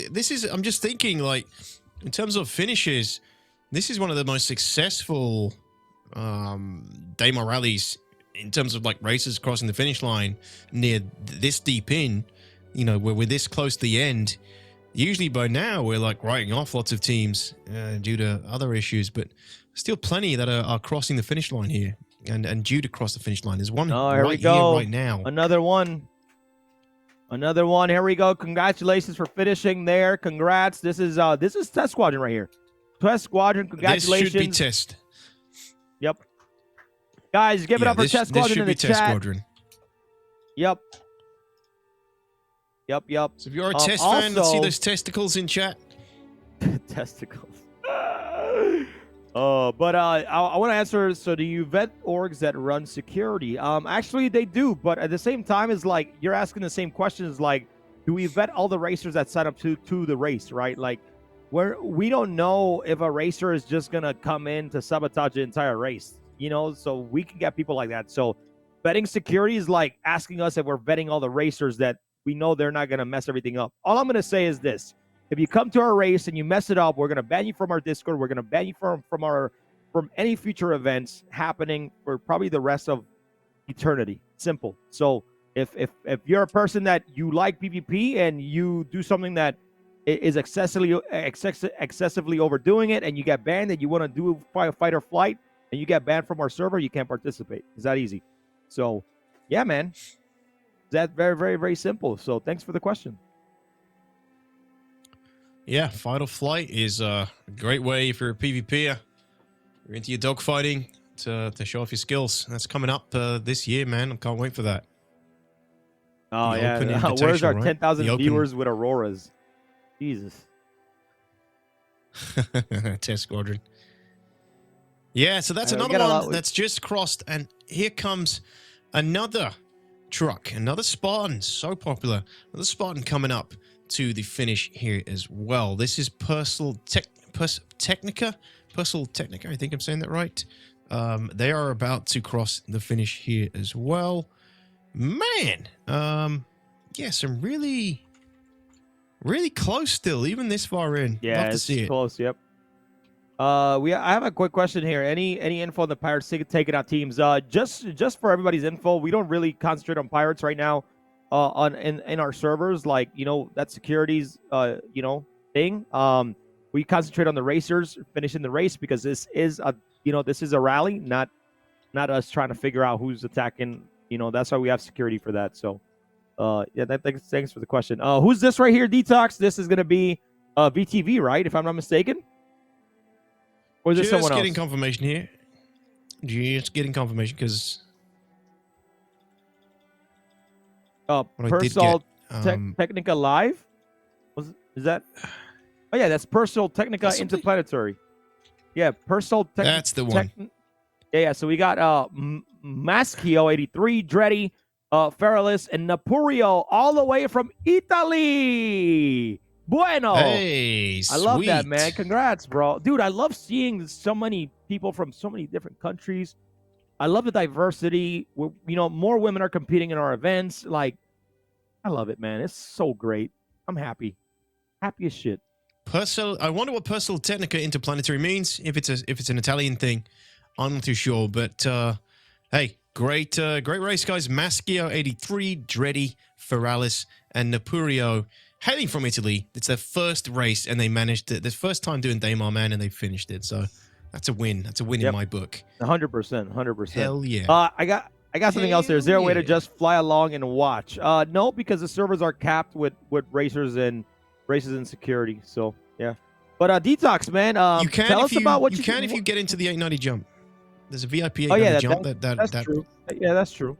That flies alongside the race. How do you get on that anyway, crew? What's the rules again to get a ticket? So we got the yacht club and the yacht club are the ones that handle that. But the way in order to get it is you have to sponsor the rally. So like Delta Blue, ALTAMA Energy, they got all their VIPs on the 890 jump because they're official sponsors of the Daymar Rally. There's other ways where yacht club may get some of their members in, or maybe do a raffle on their stream to come on the VIP for the Daymar Rally. That's how you kind of do it. It's become a tradition where we let the yacht club kind of run the VIP ships because they're the yacht club. So it's kind of like a cool vibe to like have the yacht club be those people running that stuff. And it's funny because Shao's in like He decked out his pool with plushies and picos and whales, and like it's crazy. I'm telling you, man, the setup in the Daymar Rally, it's wild, bro. So it's a party bus. Yep, that makes sense. So yeah, there is a way to potentially watch on in person, and hopefully that answered that question. I'm just hearing that we have two teams pretty close to each other coming up next, Crucian, on Bram's camera, Bram's feed, and Terra. So we have Talaris Paco, Alpaca in Trouble, and Herbizida. I don't know how to say Herb's name, but Herb he's a streamer. He's a Spanish streamer, I believe, and he's been around for a long time. He's a really good pilot. We actually ran into my crew ran into some PvP with him. We had some pretty fun PvP on Yellow. We had some ground teams, and he came in with an air team, and it was some pretty spicy PvP. First time I encountered him. He is, from what I can tell, pretty well-known Spanish streamer for StarCitizen, and he is here as part of Talaris Paco, Team Talaris Paco, with Squire, Alpaca in Trouble, and Arizona SP. And I believe this is their first time in Daymar Rally. Talaris Paco, and that's who we're watching right now. And then we're going to go to a multi-view in a moment and see the other team that's pretty close to these guys. There's another team very close to Talaris Paco here. And if we can go to that view, multiple cameras, we'll see them. Oh, you can see the lights from the support ships redirecting that light, providing a little bit of extra light here near the end. And these guys they're not far out. They're not far out. It's looking good. A little update on some other teams. VTVL are 10 clicks out, and Team Sanjak are 52 clicks out. And that would potentially put Sanjak in last place this year in the truck division. So there's 500 meters between these two teams. Thank you for that information, guys. And, oh, no! 500 meters between the two teams, and one of them's just flipped! Check it out! Oh, this is going to get close. That's tough right there. Yeah. Yo, what's going on, man? No, dude. Oh, no. Stuck. Close to finishing. I mean, that's going to be... We're going to have to go back to them to see if they can actually recover that rover and finish. Because that'll be pretty definitive. If they can't, there's another team behind them. Which is Team Sanjak, which would have to... Which could potentially overtake them at this point.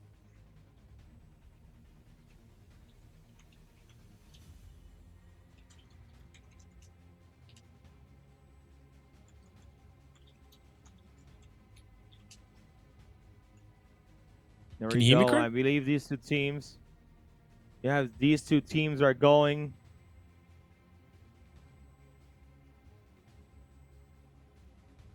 They're going, crew. So wait, what teams are we watching right now? They're next to each other. I'm sorry.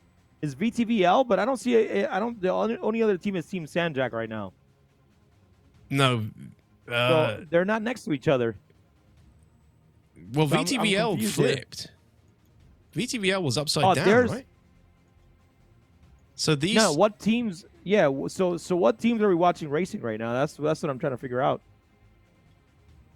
This is Talaris. This is Talaris Paco, and then the other one we don't know yet. We got to get confirmation on the other team, I believe. But it's Talaris Paco, and the other team we're waiting on confirmation on. All right. Well, I guess the team should be talking to the cameras to know who we're looking at. But we had Terra Ebb. And is this a team that's still backwards right now? It's still upside down?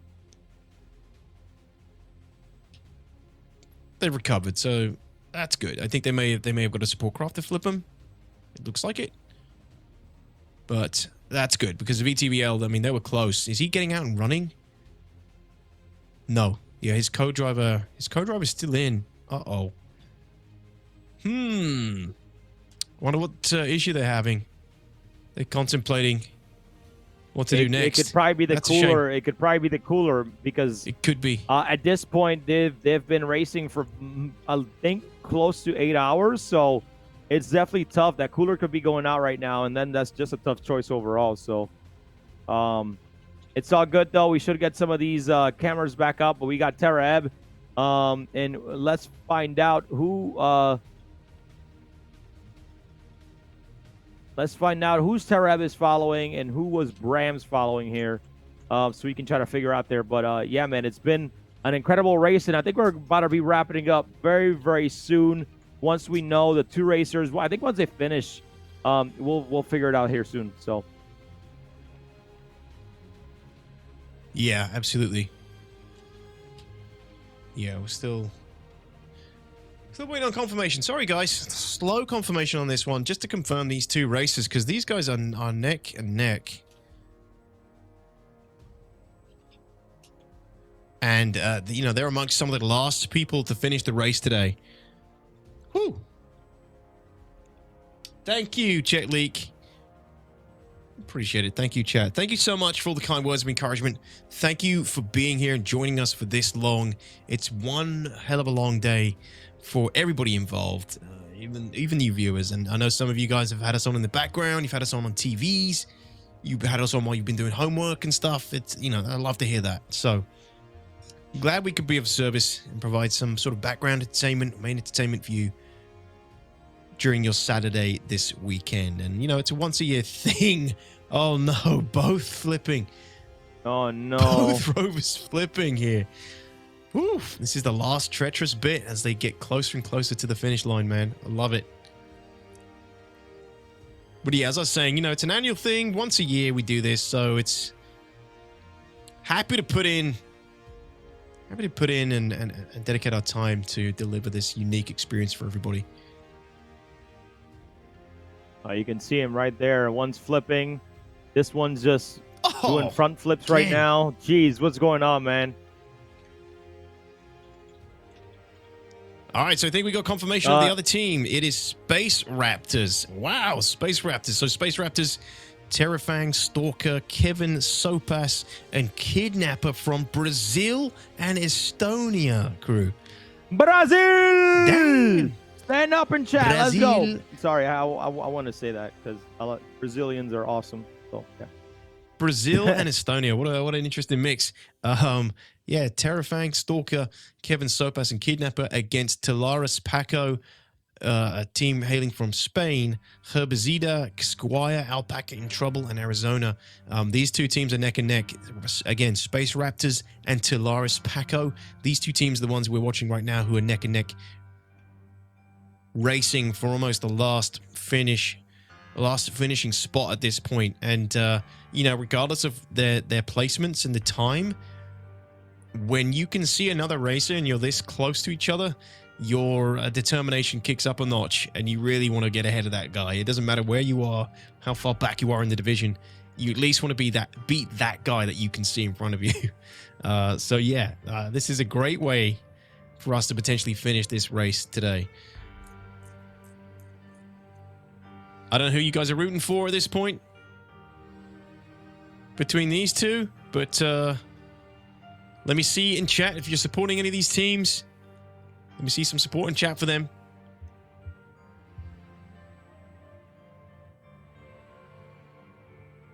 Hold on, I'm trying to put socials up right now. I've been doing like 18 things at once, bro. It's how we get it done. It's how we get it done. Yeah, no worries, man. Here it is. Is that the finish? Oh, Can awesome. I see the finish? Yeah, that's it right there, DTOX. They're almost there, man. They're almost there. Both teams, neck on neck.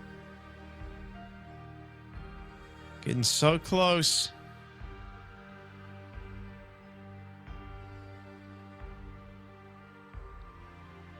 Oh. It's Raptor. Raptor in the lead. Team Raptor. Oh, man. Telaris Paco, can you bring it back? Can you somehow get in front of Space Raptor? I don't think so. I think he's just taken too much of a convincing lead here. Oh, no. I'd love to see both perspectives on the same cam. Oh! He's hit a rock. He's hit a rock. No way. No way. No way. Hit another one. Oh, no. Dude. Can you Come on, get in there. Imagine? They're all... Why do they all... Okay, he's not going through the back door. He's good. He's good. Wow.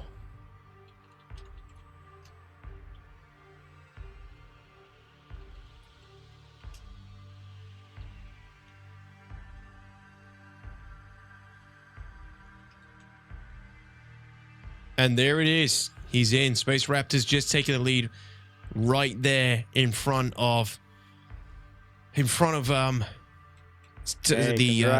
Paco Herbazita, who's about to jump out now and finish their race. Good job to those two guys. Wow.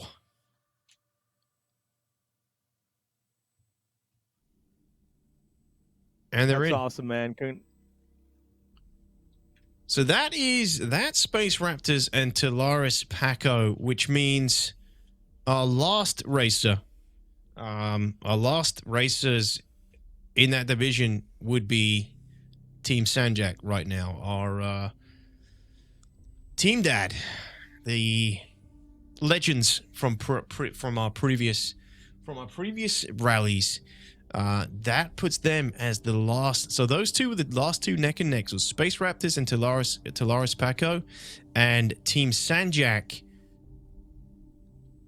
Basically, our last finishers for the truck division at this point. Crew. I think they are. I think they're pretty far away still. But I would definitely like to.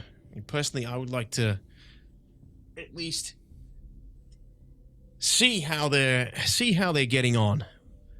Yeah, let's get a camera on them and yeah, let's get a camera on them and then close it out with them here. But Team Sanjak, really appreciate everybody, seriously. So but it's been great, man. It's been great. But yeah, well, while we let's get us up on screen really quickly here. DTOX. Yeah, we're yeah. So server 1 timer is up. Yeah. Yep. So server 1 timer is up, right? The time is done for server 1, and this is server 2. So the timer is still on for server 2, but Sanjak is the last racer for server 2. And they have, from what we understand, there's something like 40 clicks out, which, I don't know how much time that's potentially going to add to the race, but they are essentially our last. They're essentially our last. Oh, yeah. They're essentially our last racers. So 40 minutes. 40 minutes. Yeah. I think depending on we still got some things to do, right? We still got some things to cover on stream before we possibly call it here, crew. I mean, I'm gonna leave it up to you. Leave it up to yeah. You Let me check in with the officials. But SC servers, I mean, they've been racing for 8 hours, so Yeah. So it's the awkward. Sanjak is they're just plowing through right now. You can tell it's been a long one for these guys. It's the tightness is kicking in for everybody, and we're just weighing up whether we call the race here and congratulate everybody who's taken part, or do we set another timer, because at this point obviously we know Sanjak is going to be the last racer left in this division, and no matter how whether we see it out to the end or not, it's it doesn't change the outcome for Sanjak. However, they are legends, and we always give Sanjak a good send off regardless. I mean, usually they've blown up by now, so it's great that they've gone this far, and I'm proud and happy for them. I don't know if we have both of them in this vehicle at this point as well. They might have a support craft still. They do have lights. I'm assuming that's the support craft and not the camera. I think the camera's allowed to use its lights, so that is probably the support craft. So, man, Sanjak, I want to see you get to the end personally. I think we're looking at 30 clicks. We'll get another update soon. We're just conferring with the officials, making sure we got all the information.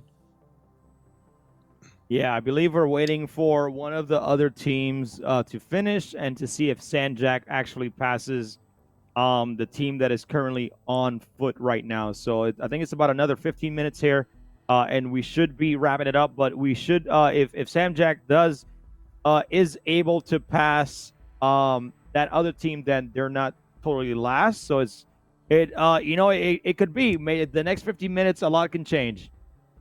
Oh, there is another team on foot? Oh, so there's another team on foot, and this is Team Sanjak. There's a chance they could cross then another team that's on foot. In that case, we need to get a camera on both. That would be great. There's another team on foot, so Sanjak might actually be able to get ahead of them and not be last, which would be great, and not so great for the people who are on foot. We definitely run over get the guys multiple... on foot. Dude, if Sanjak ran over that guy that was on foot, that would be an even more legendary end. that would be. I would do. Oh my goodness, that's so rough right now. But yeah, if they ran him over, I'm like, that's definitely the end of the show right there, man. We leave it with a ran over, but leave it with a vehicular manslaughter. Sanjak needs to take this a lot calmer. They're going to end up having to abandon their vehicle at this rate.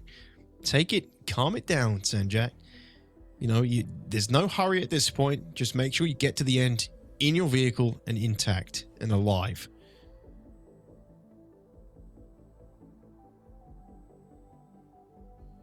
So yeah, it looks like we're gonna see it through to the end, everybody. We have to take into account everybody's time as well. So we tend to kind of just double check with everybody who's running things in the background.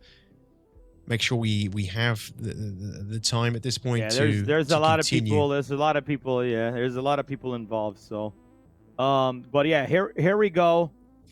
Terab is not on Sanjak. That's what they're saying right now because I can see chat. But Huntress, I don't think no 30Ks that I know of. I don't think there were any at all. So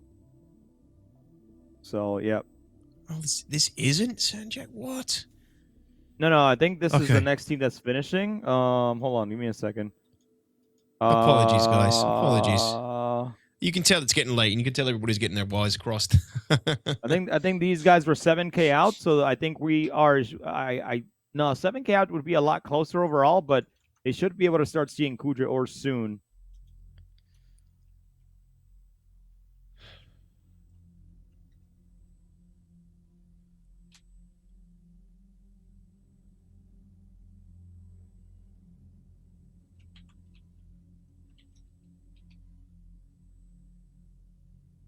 Yeah, so Sanjak is still out there somewhere, and then we got footage of the runner now on Seven's cam. All right, great. Well, that's good. We found the runner. He's making his way down as well, and it's basically going to be between Sanjak and the runner at this point. In which case, if Sanjak passes the runner, pretty sure we can call it there at that point. And this Rover is looking pretty beat up as well. It might be the doors open, throw me off, but it looks like it's had a hell of a race.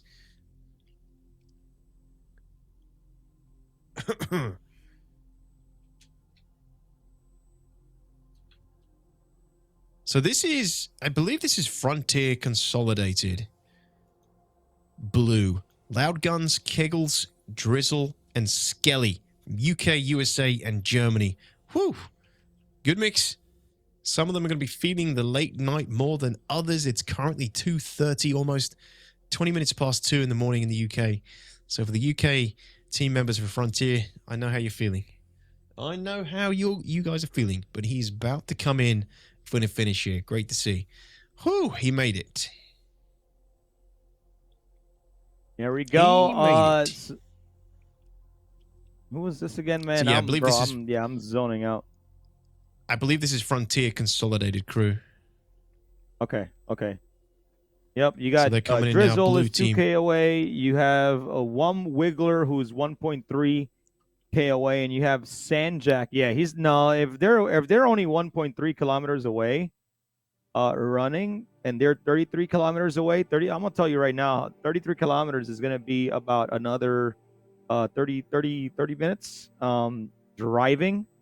So as much as I would love to see Team Sandjack, we also have a camera team. We got these checkpoints that are in the server that unfortunately they have lives too. So we got to make sure that we take care of them.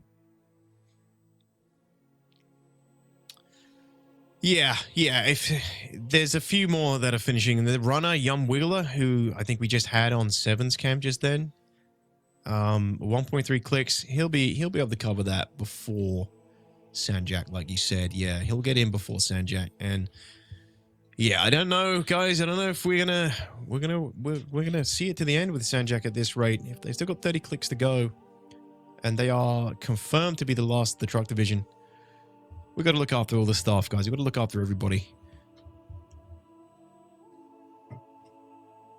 And there will be a few things we want to go over before the end of this broadcast today, but we'll probably be calling it there at this point. Yep. But we will definitely get a send off for Sandjack, I think, right? We'll get a camera on Sandjack. We'll get him out in some style. We'll get a camera on Sandjack, and we'll get some chaff, some flares for. Oh yeah, Sandjack, they go. They're running. Here we go. Team Yum Wiggler. Team Yum Wiggler. Here we go. Get in, baby. Get in. Get in them double doors. Why does everybody go to the backside, bro? Every time. I don't know, man. Bro, Kudreor has only the front side. Hey, man, you can tell people don't practice going to the front side DTOX. That's like. But honestly, like what a lot of people said in the interviews, like it's really like crazier when you're actually racing the event at that moment. So yeah. Dude, I smell like old bacon, dude. I need a shower because I haven't. I showered last night, dude. But man, I smell nasty. Sorry for TMI. Yeah, I just. Oh, you nasty, dude. I don't know if I want to meet you. But dude, I don't know if I want to meet you. By the way, I don't think. Come on, bro. I have the best hygiene on the planet. Okay, I scrub. Okay, are you one of those smelly people? I even got Manscaped. Okay, so I take care of myself. Okay, that's what I'm gonna say. But no. I've been standing up this entire time. By the way, that's how I cast. I love doing it. I just like standing up. Oh, jeez. Yeah, I've been standing up do that for to this yourself? entire time because I like standing. Jeez. All right, fine. You like hurting yourself. That's fine. I get it. I got a lovely Herman Miller massaging my ass this whole time. Mesh chair. Breathable. I don't smell like old bacon. Yeah, walk inside, guys. Come on. Get in there. You gotta. Is the door screwed? Is it broken? No, don't tell me they can't get in.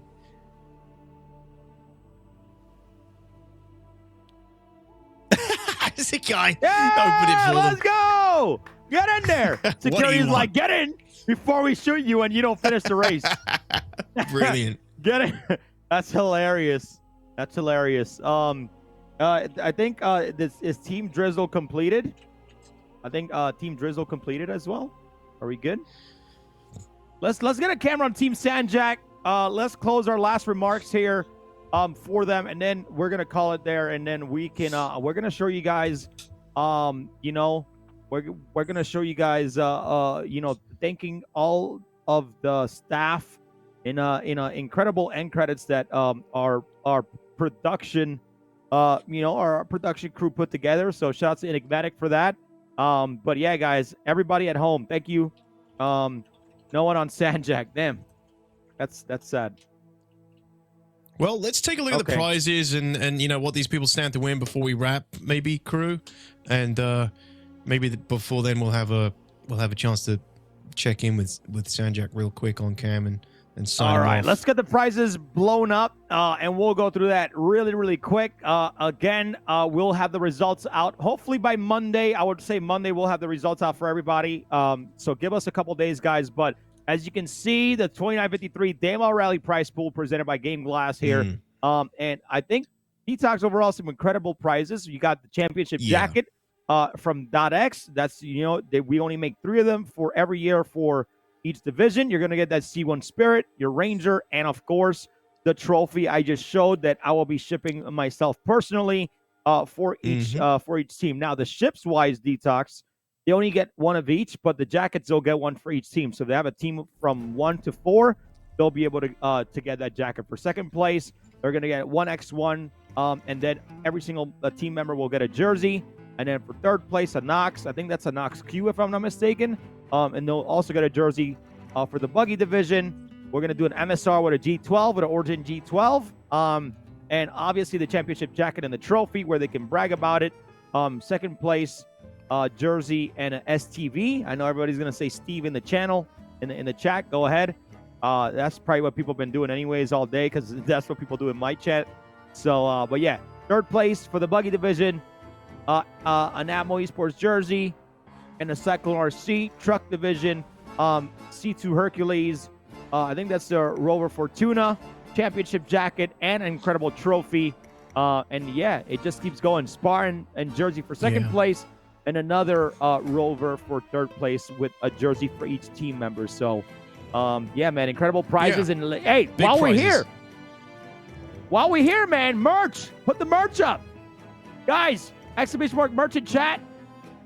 All right, Exhibition Mark merchant chat, guys. Exhibition Mark merch, please. If you guys want to get your own, and if you partake in the race or you enjoy watching the race, or if this is your first time, hey, grab some memorabilia to say, hey, I watched it. If you guys notice, the jersey and the windbreaker has a date under there, so we'll know what year you actually bought the merch. So, DTOX, how do you feel about this design this year, though? It's awesome, dude. Yeah, the .exe partnership with Atmo, it's great. What? You're in line, right? Do you like it? I'm in line. I like it. Yeah, okay. I think it's good. Okay. They're always good. Okay, thank you, man. And you get your gamer tag on the back. So if you order one of these guys, you get to put your gamer tag on the back, whatever you want it to be. You know. Where do I go? End this with too much rudeness, but whatever you want to put there, you can put your gamer tag there within reason, obviously, and customize it to your liking. And yeah, I think it's a really cool design. Who does these? The guy who does these is awesome. And the jerseys are very comfortable as well. I have multiple, so yeah. Pick up some merch, help support the channel, help support the event, help support everything that Atmo does. Picking up merch, all of the support you guys have shown today. I've seen in chat some of you guys have been donating, and yeah, we don't have alerts. It's a tournament-based stream, right? So we don't have any alerts or anything popping up. But thank you so much to anybody who has provided support to the channel. That goes into Atmo Esports. Obviously, we don't see any of this. We don't see any of it. So thank you so much for choosing to support Atmo, all the subs, all of the gifted subs, the primes and everything. Thank you guys. But most of all, of course, thank you for being here, and thank you for being here and watching the stream and enjoying the marathon and race for us. Now, what you're seeing on screen right now, guys, this is Team Sanjak. He's probably shitting his pants right now. He's shitting his pants because he's like, "What's going on? Are they attacking us?" I don't think anybody's telling him. But we're basically sunning him off. The DTOX, any last commemorative words other than thanking everybody for their support, man? Well, what about you? What you got going on? How's life treating you? When are you streaming next, brother? Where can people find you? Where can people touch you? Give me some love, man. I'm going to be live next week from Tuesday. I'm actually planning a big rebrand this year personally for my channel and my brand. I'm losing the green screen and changing my studio up. So I was actually waiting for Daymar Rally to be over before I started work on all that. So now people who know me and watch my stream, that I'm probably going to start slowly kicking that into gear now that Daymar Rally's done, and start moving things forward for that. So I'm excited for that. Otherwise, you can find me at DTOX_TV. That might be changing to just DTOX actually soon. So hey, you can find me at DTOX_TV for now. Yeah, I might be changing that, man. I might be changing it, shortening it down, getting rid of the extras. But I'm a Star Citizen creator primarily, but I play a variety as well. I tend to do a lot of content with my organization. We do kind of milsim light based content in Star Citizen, PvP, PvE, a little bit of everything. We've been dabbling in some salvaging as well. But yeah, check out my YouTube as well, DTOX_TV. That'll give you a good idea of what I get up to. And yeah, I come and help and cast for ALTAMA Esports as well. I've been doing this is the 5th year now that I've been casting Daymar Rally with Crucian. I think 1 year I did it on my own as well, which was pretty ruthless. But yeah, it's been great. It's been a good experience. Chat, you've been amazing. Thank you so much for your support, and thanks for keeping us company and keeping our energy going. You guys, your energy and enthusiasm keeps us going. It feeds us. So thank you guys. You guys are amazing. Crucian, what about you, dude? What are you doing? You know, where can they all find you? I'm about to pay the bills. I just want to give a big thank you to you know, all of our incredible sponsors. You know, we have you know, Game Glass, we have Delta Blue, you know, we have ALTAMA Energy. Really appreciate it. And you know, we got nothing but incredible support this year. Security, make sure you guys show security some love down at the bottom, guys. All right, protecting the Daymar Rally. They have links. Go check out their orgs if you want to join the org. If you want to get more involved in Star Citizen, I promise you, playing with an org or more people in this game will increase the level of fun for you by tenfold. So, you know, big thank you to Gamer Advantage. Like, I'm gonna talk about Gamer Advantage here for a second, okay? If you guys go click Gamer Advantage and use code ATMO, you get 15% off. But I've been using Gamer Advantage for 3 years, okay? I suffered from migraines after I left the Navy because, you know, they had me sleeping under the catapults for 5 years straight. So, you know, I'm just saying. But you know, this entire time I've been standing up and I don't have any eye fatigue. I don't need to rub my eyes. I'm not tired. My eyes don't hurt. I don't have any redness. So a big shout out to Gamer Advantage, right? I'm not talking about their glasses. I'm talking about their lens technology. This shit is really helping me. I have no issues at all with being on front of the screen. Yes, I do. Unfortunately, I do smell like old bacon. But you know, and I want to say first of all, you know, big thank you to Thrustmaster. This is their first year with us, so go check out Thrustmaster, man. T16000, you can't go wrong with that. You got Monster Tech, you got Toby. We had our Toby featured racers today, so shout out to those racers. You know, Monster Tech with their incredible mounts. Really appreciate you guys for being part of ATMO Esports for the 2nd year in a row. And not last but not least, we just announced them today. We got CLX guys. CLX, trust me, they're good. We're working on something big. So our next few events may be a lot bigger than you think. But big thank you to CLX for really believing in us, and not only us but the community. Right? We always pitch them the community. Like, it's not even us, it's the community. So you know, hopefully we can get together with them, possibly some PC giveaways in the future, and probably some PCs for prizing in the future. So who the heck knows? You know, we're trying to figure it out right now. But big shout out to CLX. We're gonna have a discount code for them soon for ATMO Esports, so stay tuned for that. So if you're looking for a PC build, we'll have a discount code that you guys can use it. So, but yeah, other than that, DTOX, sorry, I had to pay the bills real quick. You know, good. So yeah, it was good to talk to George as well, and he's obviously legit, you know, Star Citizen fan. So it's great that you managed to bring him on board with ATMO Esports and get him involved. Yeah, looking forward to seeing what happens with CLX moving forward. Those double PCs. Yeah, also another announcement, Con 42. If you guys are going to be at Con 42, I think ATMO Esports is going to be there. I think it's going to be myself, Crusader, maybe Sevens. I don't know who else is going to come to Con 42, but we'll also be there. So we'll love to, you know, meet the French, the German, the EU community in general. Yeah, would love to be there. DTOX, you know, we can start a goal right now, bro. I'm just kidding. I know you got vacation. I'm trolling. I know you got vacation, but literally to every single staff member, security, checkpoints, whatever you did today for the event, thank you from the bottom of my heart. All right, this is me thanking you personally, not ATMO. It's me. And me. Thank you. Seriously, I and DTOX. I love this community personally. It's incredible. And yeah, that's gonna be it for me, man. Big shout out to Sanjak for holding strong and flipping over and doing all the 360s. Really appreciate it. And if y'all want to catch me, I stream part-time, maybe once or twice a week. Crucian Gaming, anywhere, Twitter, YouTube, Twitch, it doesn't matter. I'm there. Right now, I'm playing God of War Ragnarok in the hardest mode. And then once I'm usually done with that game, I'm going back to Star Citizen and playing Star Citizen. So, but yeah, that's going to be it for me, Detox. I want to wish you all a fantastic night. And again, thank you all for your support. Thank you all for everything you've done for us today, for watching, for believing in us. We're going to continue to push forward and making these events bigger and better. We'll see you guys in the next one. Thank you. Yeah, can we just get a round of sevens in chat for Sanjak here, who's going to close us out, our last racer of the truck division. So yeah, Team Sanjak, well played. 07s, thank you. We are definitely we've got to wrap up for the rest of the team now. So cheers, crew. Thanks everybody. Much love. Everyone. Later, y'all. Have a great weekend.